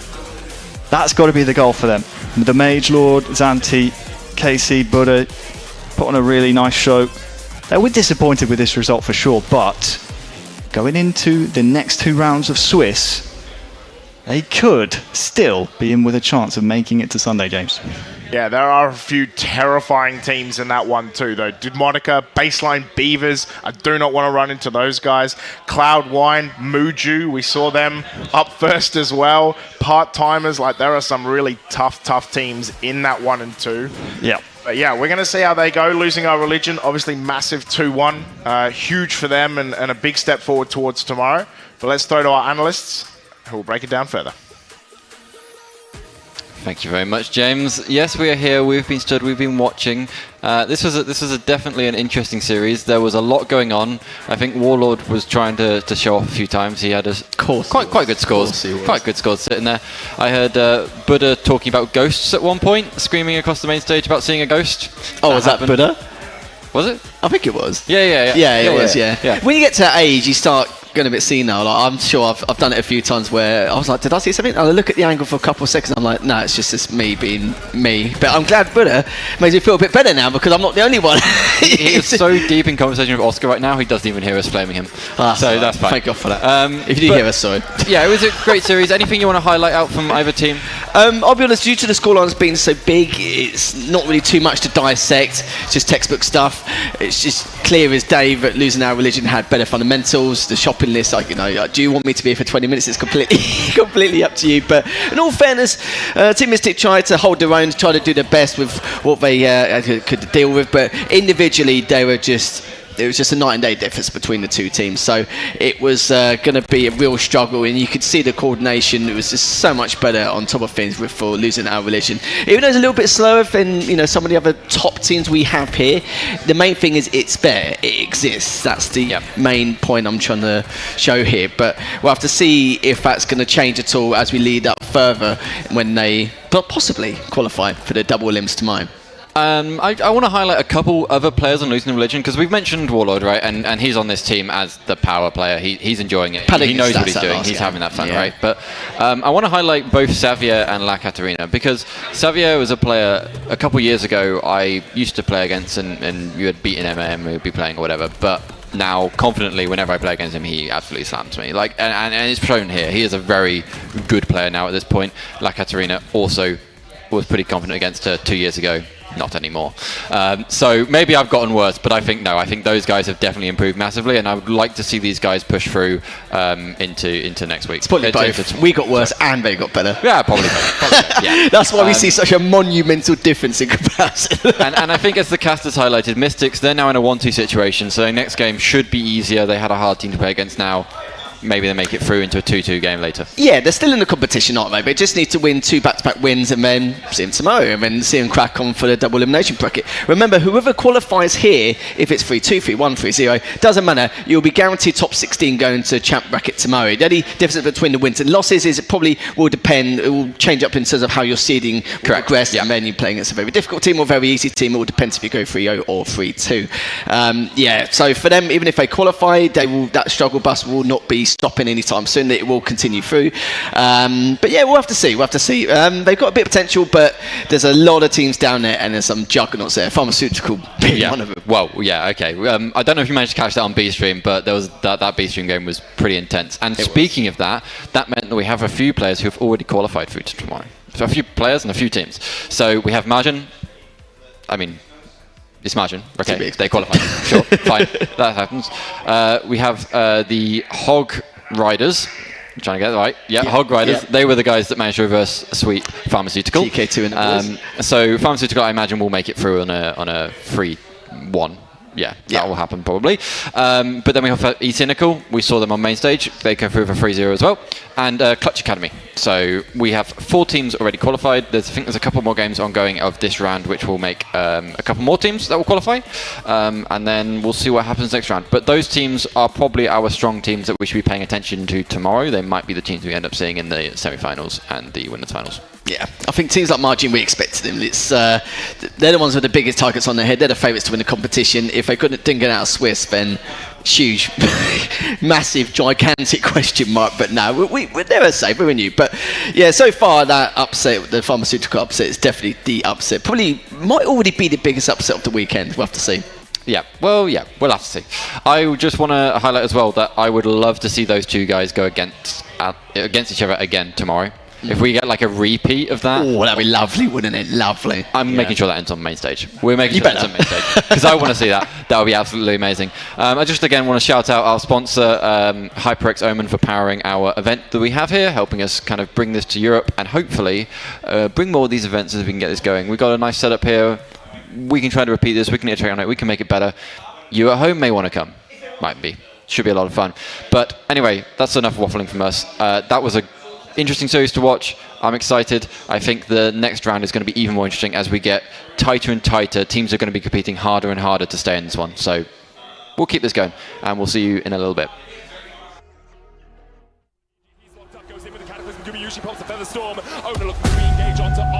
Oh, they go back in! Baker flashes in, and down goes Knight! Once again, when you need someone,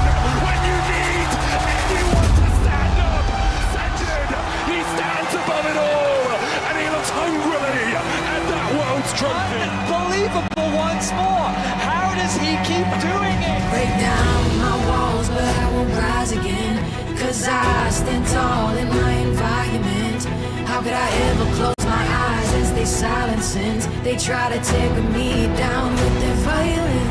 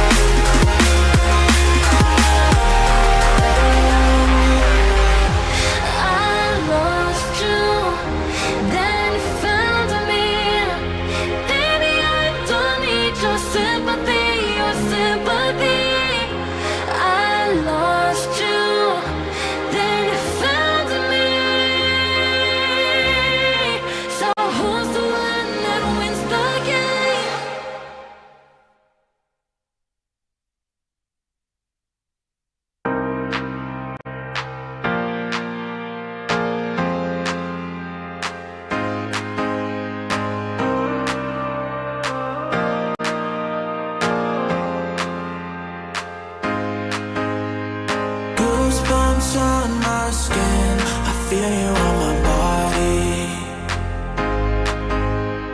Lose my mind within. Your presence is so godly.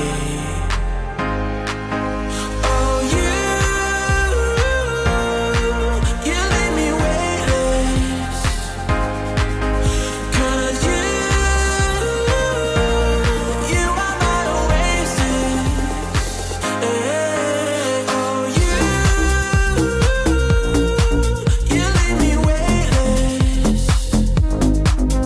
'Cause you are my oasis.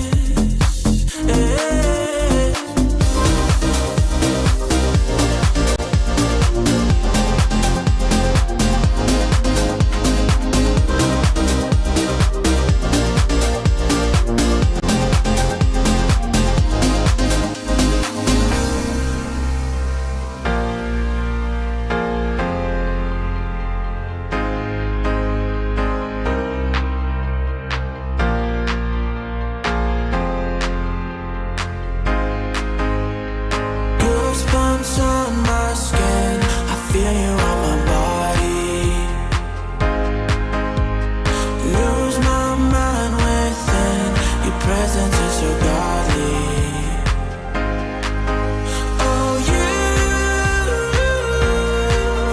leave me weightless. 'Cause you are my oasis. Oh, you leave me weightless. 'Cause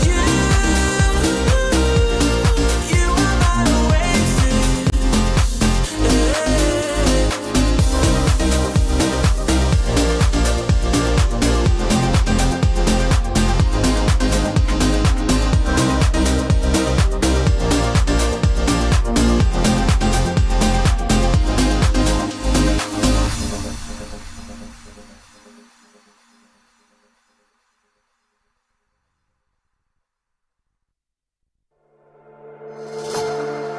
Monday morning and it starts to rain.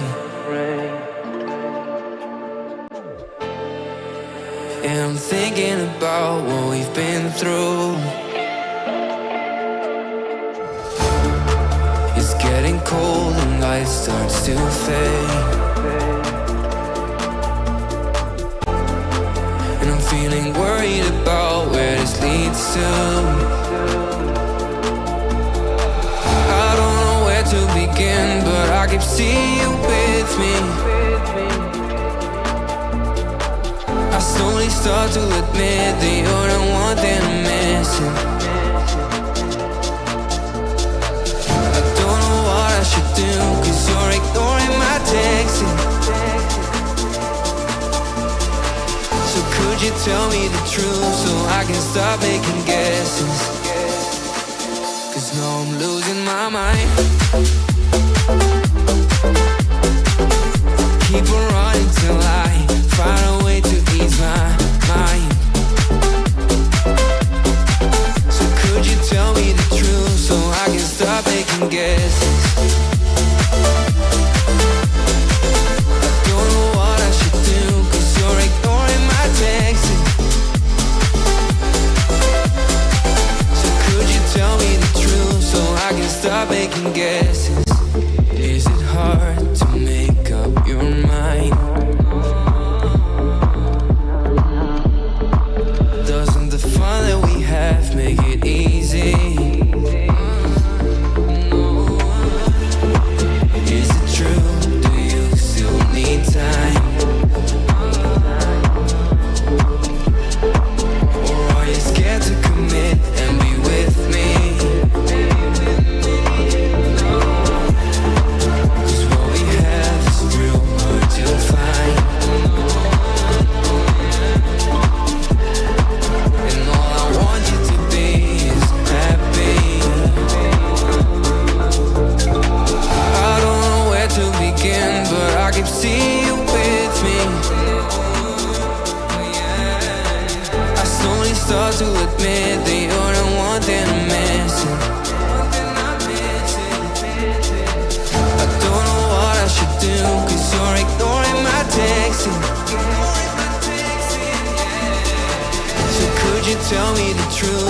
I can start making guesses. Cause no, I'm losing my mind. I keep on running till I find a way to ease my mind. So could you tell me the truth so I can start making guesses? I don't know what I should do, cause you're ignoring my texts. So could you tell me the truth so I can stop making guesses?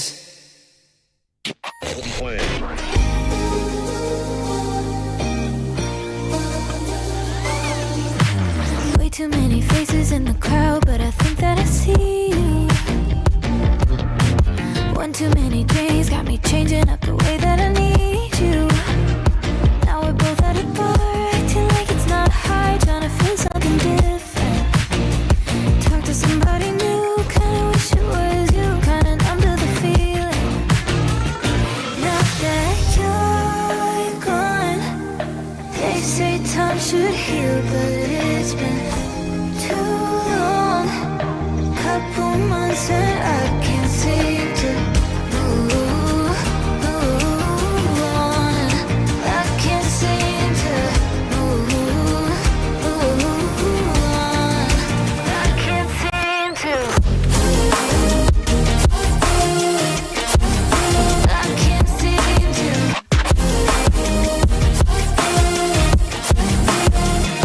Not that you're gone. I can't seem to. I can't seem to. Laying on my floor thinking about all the things that we've been through. From 24/7 to pretending like I never met you. No, it's all for the best, cause I know we're a mess every time we're together. Going out of my mind, and I wish I could lie, tell you that it gets better. Now that you're gone, they say time should heal, but it's been too long. Couple months where I can't seem to move on. I can't seem to move on. I can't seem to.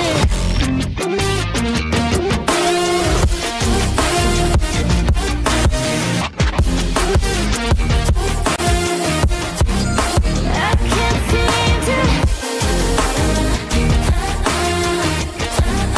I can't seem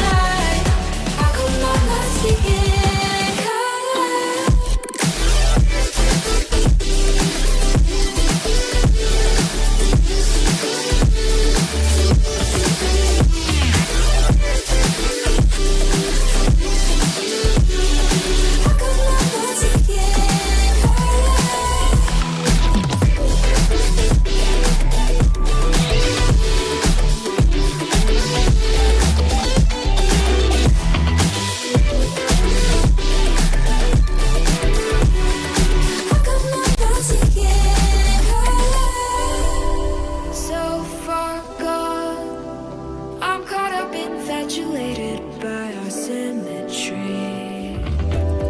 It feels like before now I was only half of me.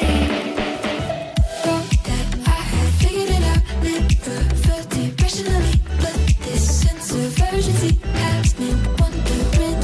Thought that I had figured it out, nothing could get through to me, but this kind of chemistry has me wondering. When you're not around it, all goes black and white. How come I'm not seeing in color? Lost without you, I can't make it through the night. How come I'm not seeing in color?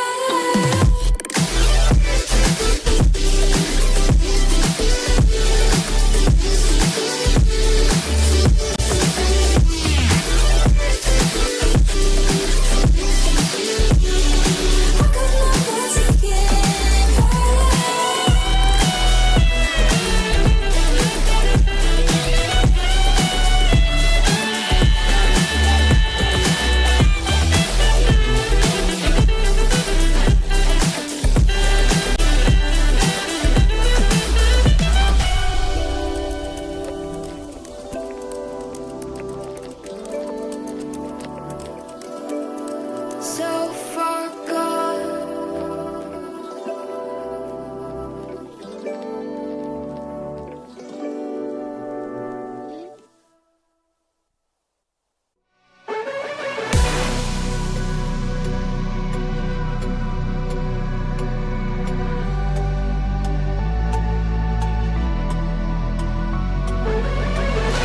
Falling away as I'm searching for the break of a day to follow away to you.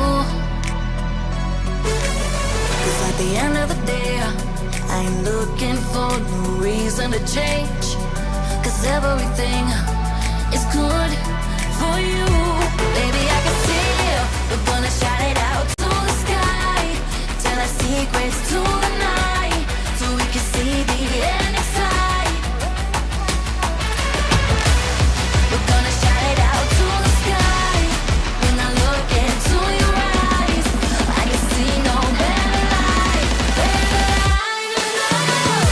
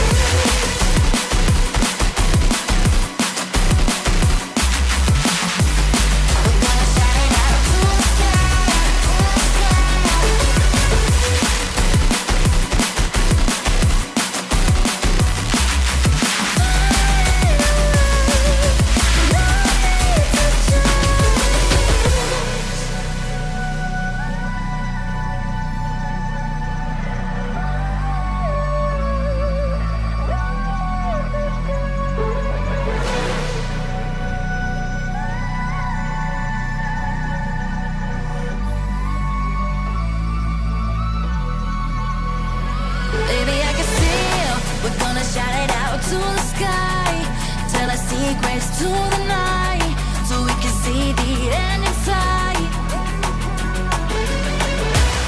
We're gonna shout it out to the sky. When I look into your eyes, I can see no better light, better light than love.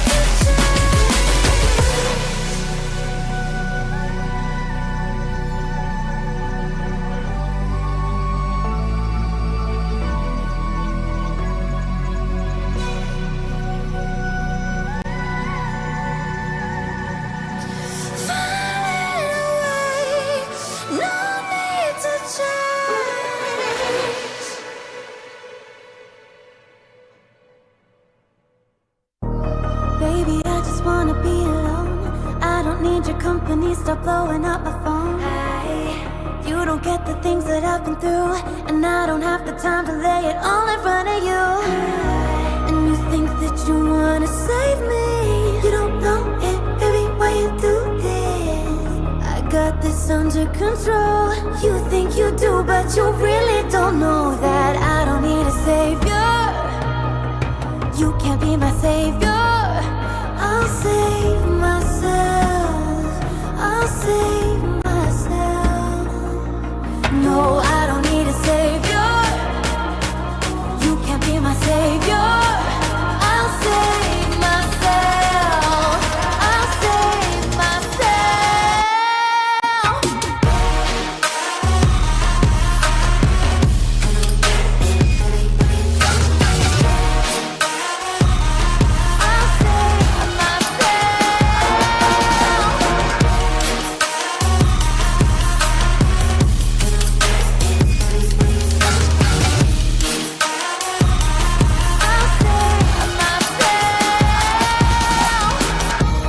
Baby, I just wanna be alone.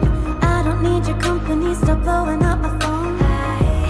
You don't get the things that I've been through, and I don't have the time to lay it all in front of you. And you think that you wanna save me. You don't know it, baby, why you do this? I got this under control. You think you do, but you really don't know that I don't need a savior. You can't be my savior. I'll save myself. I'll save myself. No, I don't need a savior. You can't be my savior. I'll save myself. I'll save myself.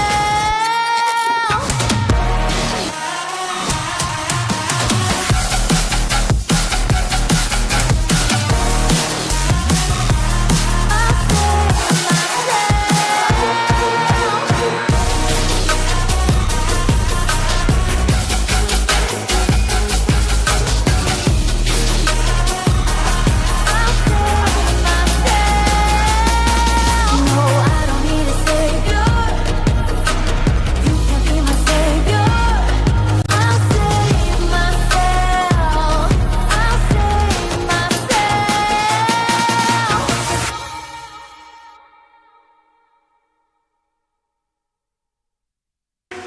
Can somebody take my breath away? Hold me tight, lonely day. I've been searching for something to ease my mind, till you came along, never thought I'd find. Take me away in this moment when I'm here with you. Been chasing this feeling, now I feel brand new. Get on a plane, go wherever with you. Take me away in this moment when I'm here with you. Been chasing this feeling, now I feel brand new. Get on a plane, go wherever with you. Take me away.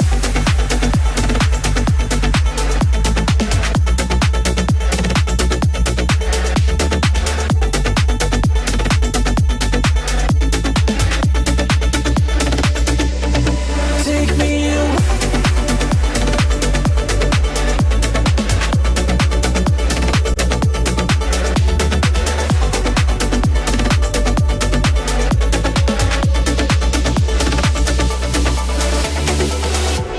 Somebody just took my breath away. Held me so tight, you know my pain. I was searching for something to ease my mind. Didn't realize you're the one I'd find. Take me away in this moment when I'm here with you. Been chasing this feeling, now I feel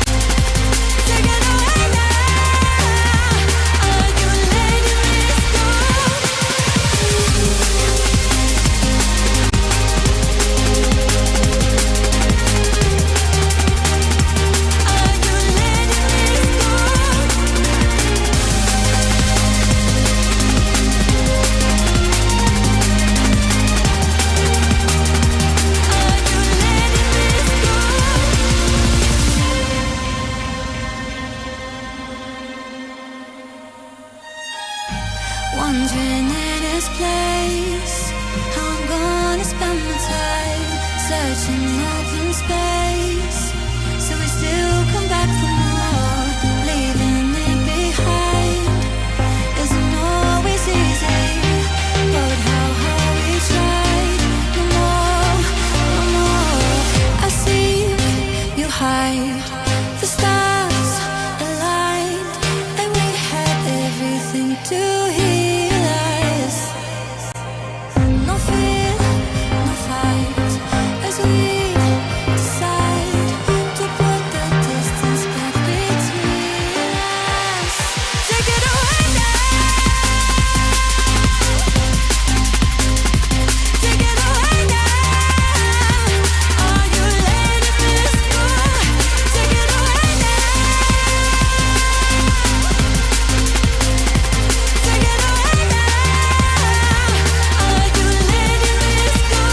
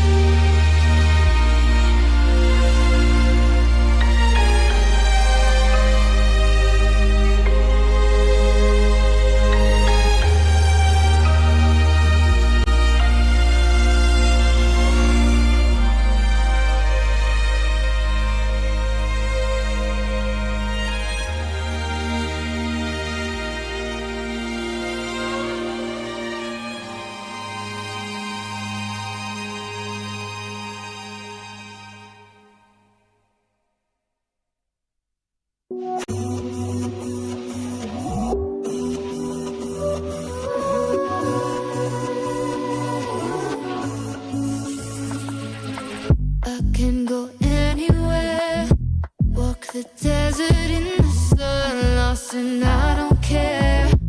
I'm feeling lighter, lighter, at the finish line. You can't cheat me now. Like a satellite, I'm so far away, can't get me back. You wanted to get in my mind, cloak and dagger, snakes and ladders. Thinking of the reason why it's always the weak ones who attack. You got nothing else in life, it's all that matters. Snakes and ladders.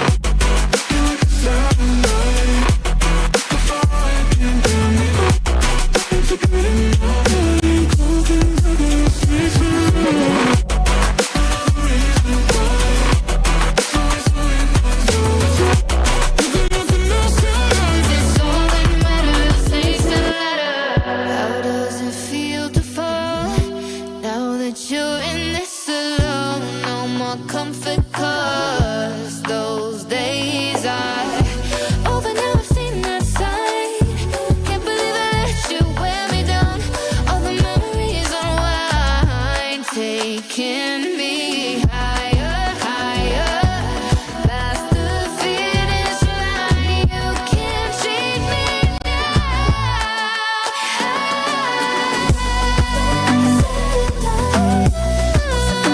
can't get me back in my mind.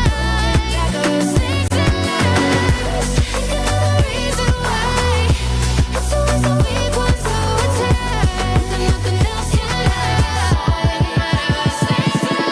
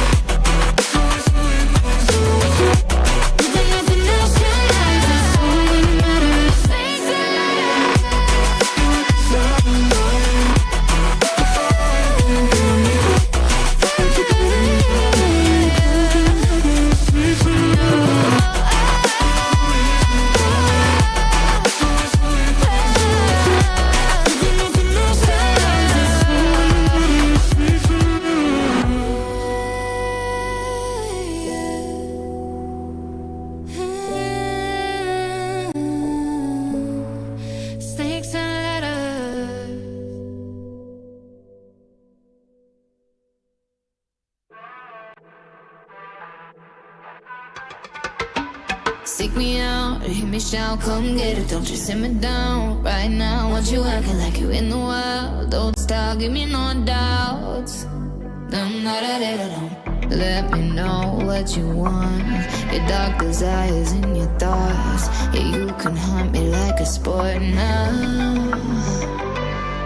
I got a cold heart, but I'm running hot. I let you cut in that line if you want the spot. When you're ready, baby, come get it. You better work hard, what you waiting for? I'm not a domino boy, but I'll take the floor. When you're ready, oh baby, come get it.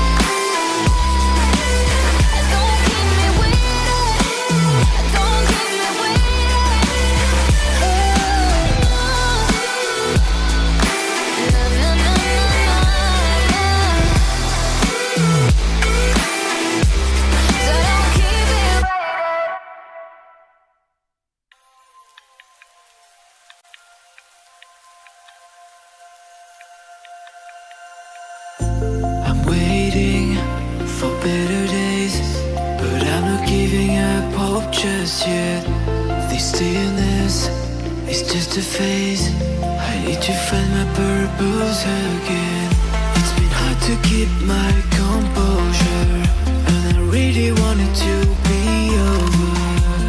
Innocence and summer rays, we come back swinging. When it all comes crashing down on us, stand your ground.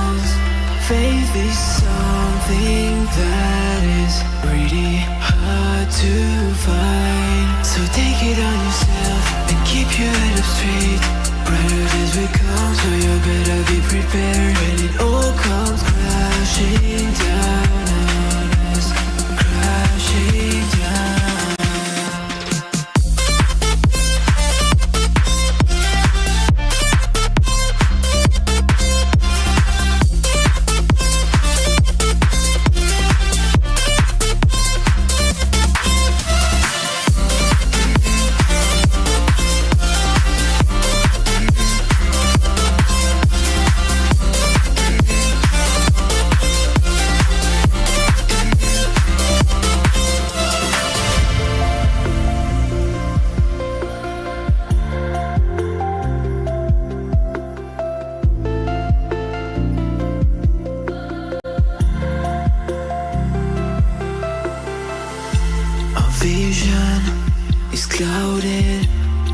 Feels like we've been aging faster.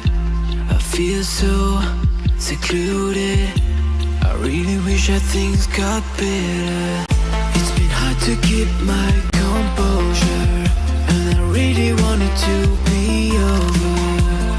In a sense, in summer race, we come back swinging. It all comes crashing down on us.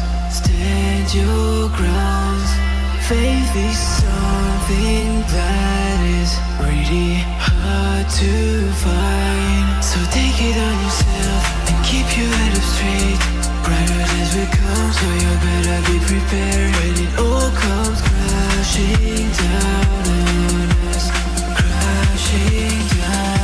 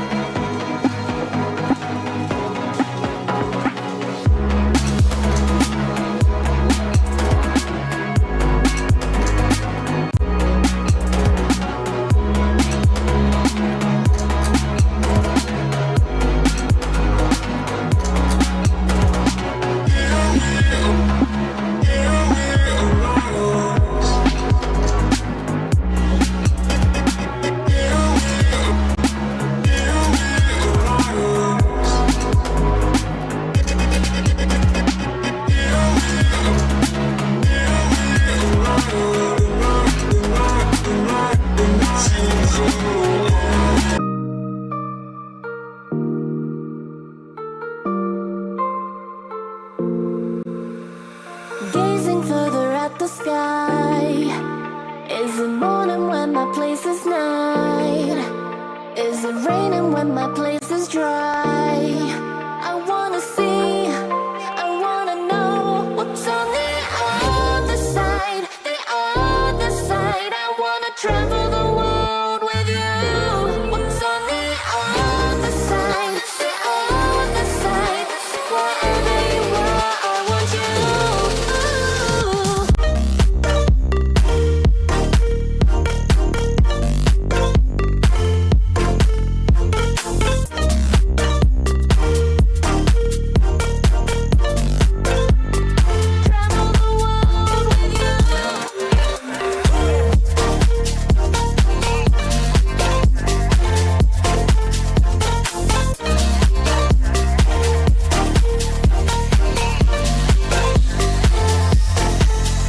Is it warmer when it's colder mine? How many hours will it take to fly? When will I see you with my own eyes? I wanna see, I wanna know what's on the other side, the other side. I wanna travel the world with you. What's on the other side, the other side? Wherever you are, I want you.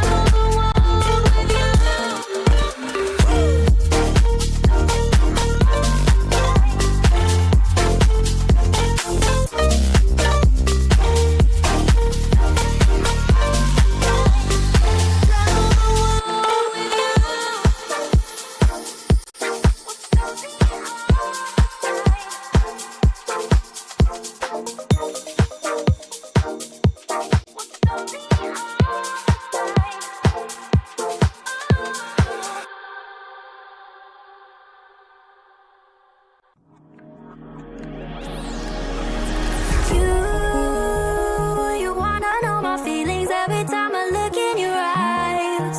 Baby, I can feel your energy, it's making me realize everything we've been through makes us strong enough. You and I, you and I. Everything we've been through makes us strong enough. You and I, you and I.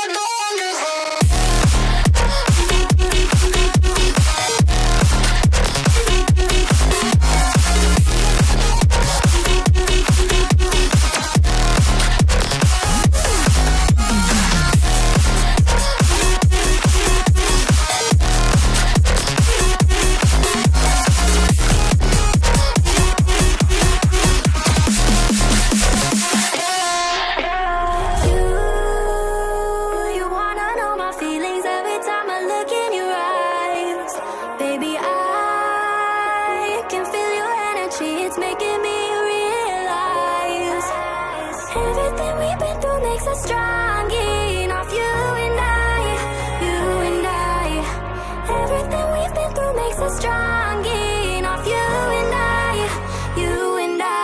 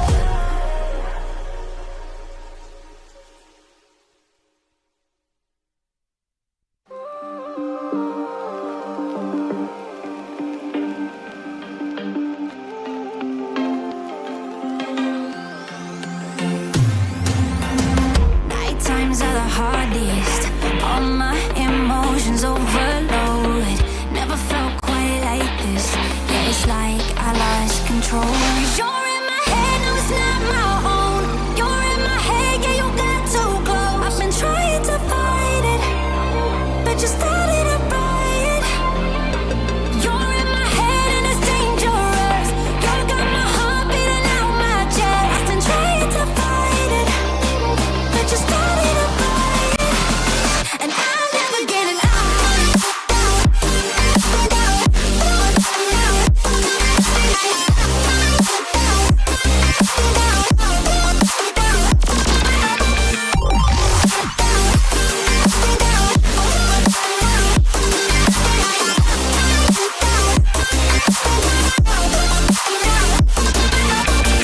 Brainwave short circuit when all I do is think of you.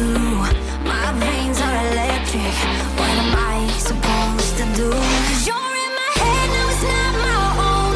You're in my head, yeah, you got too close. I've been trying to fight it, but you started a riot. You're in my head and it's dangerous. You got my heart beating out my chest. I've been trying to fight it, but you started a riot, and I'll never get it out.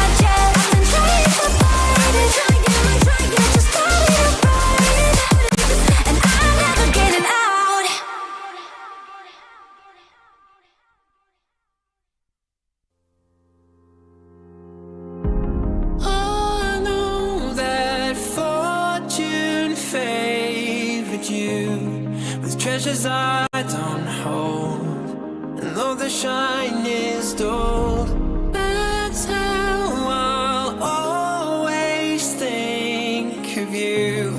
You were a young one then, but everyone begins. We were just children, heaven was a dream away.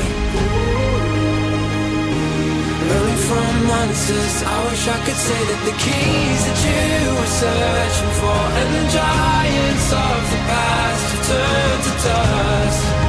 The world is ours to take, and no, it's not too late.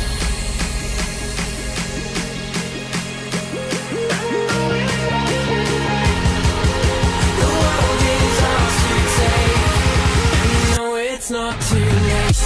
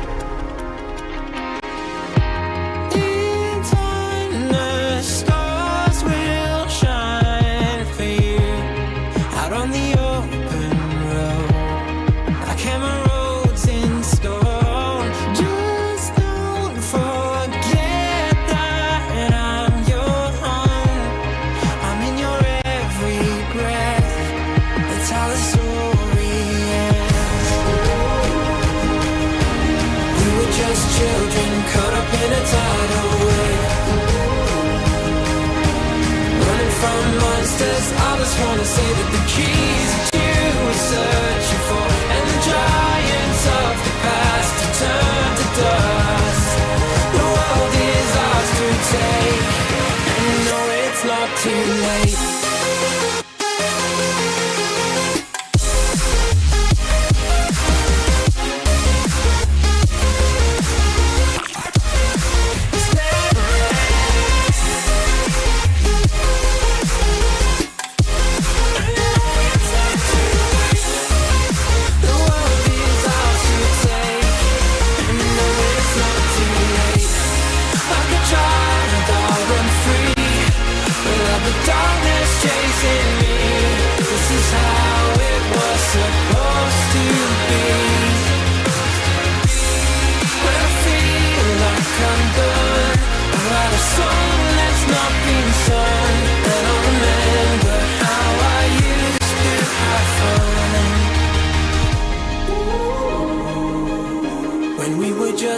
children and heaven was a dream away. Running from monsters, I just wanna say that the keys that you were searching for and the giants of the past have turned to dust. The world is ours to take,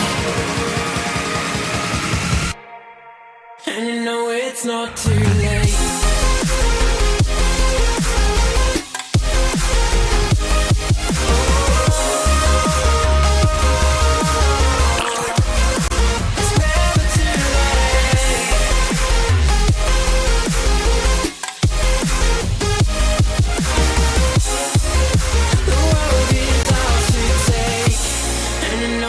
Not too late.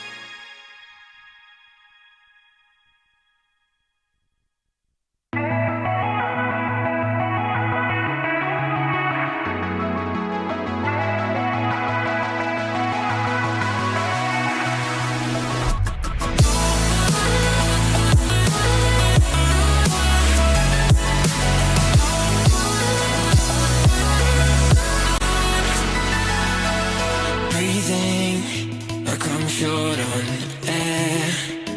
Every time we reach a new horizon, it's like you don't care that we're leaving something bare.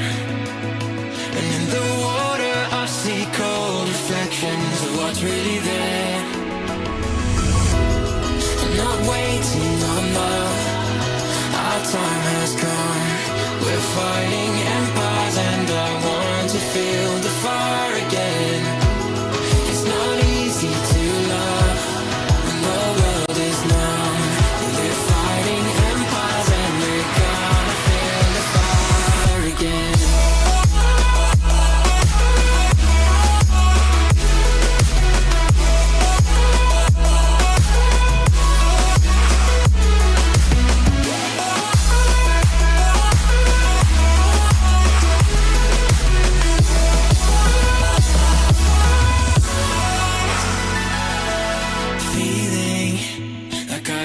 Be there, and all the valleys that we're marching on through, not even aware that it's the darkness that's so hard to see. And I'm asking you to fight, just but the difficulty breaking free from what's really there.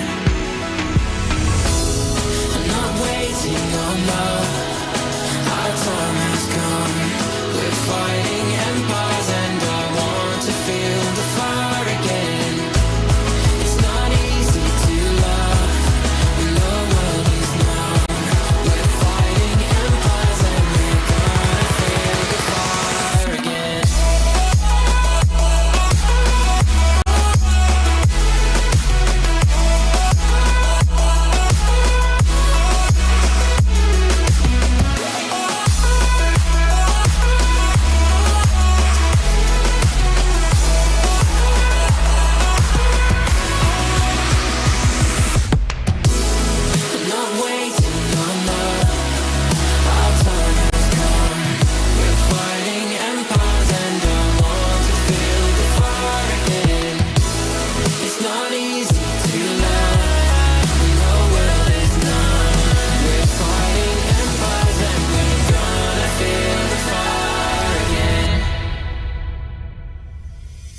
Tell me the truth, tell me what's bothering you. We know we're future proof, we know we're future proof.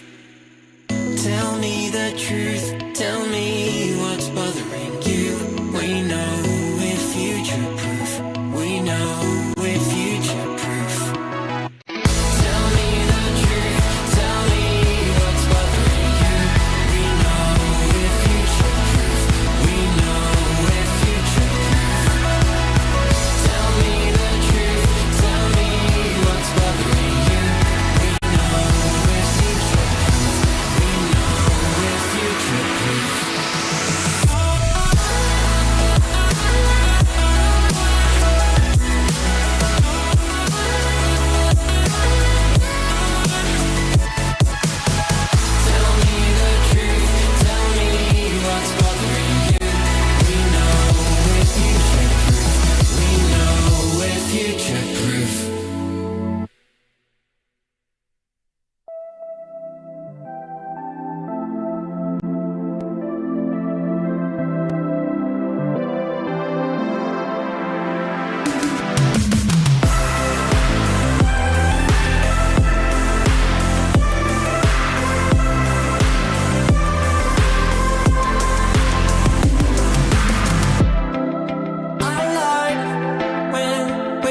together.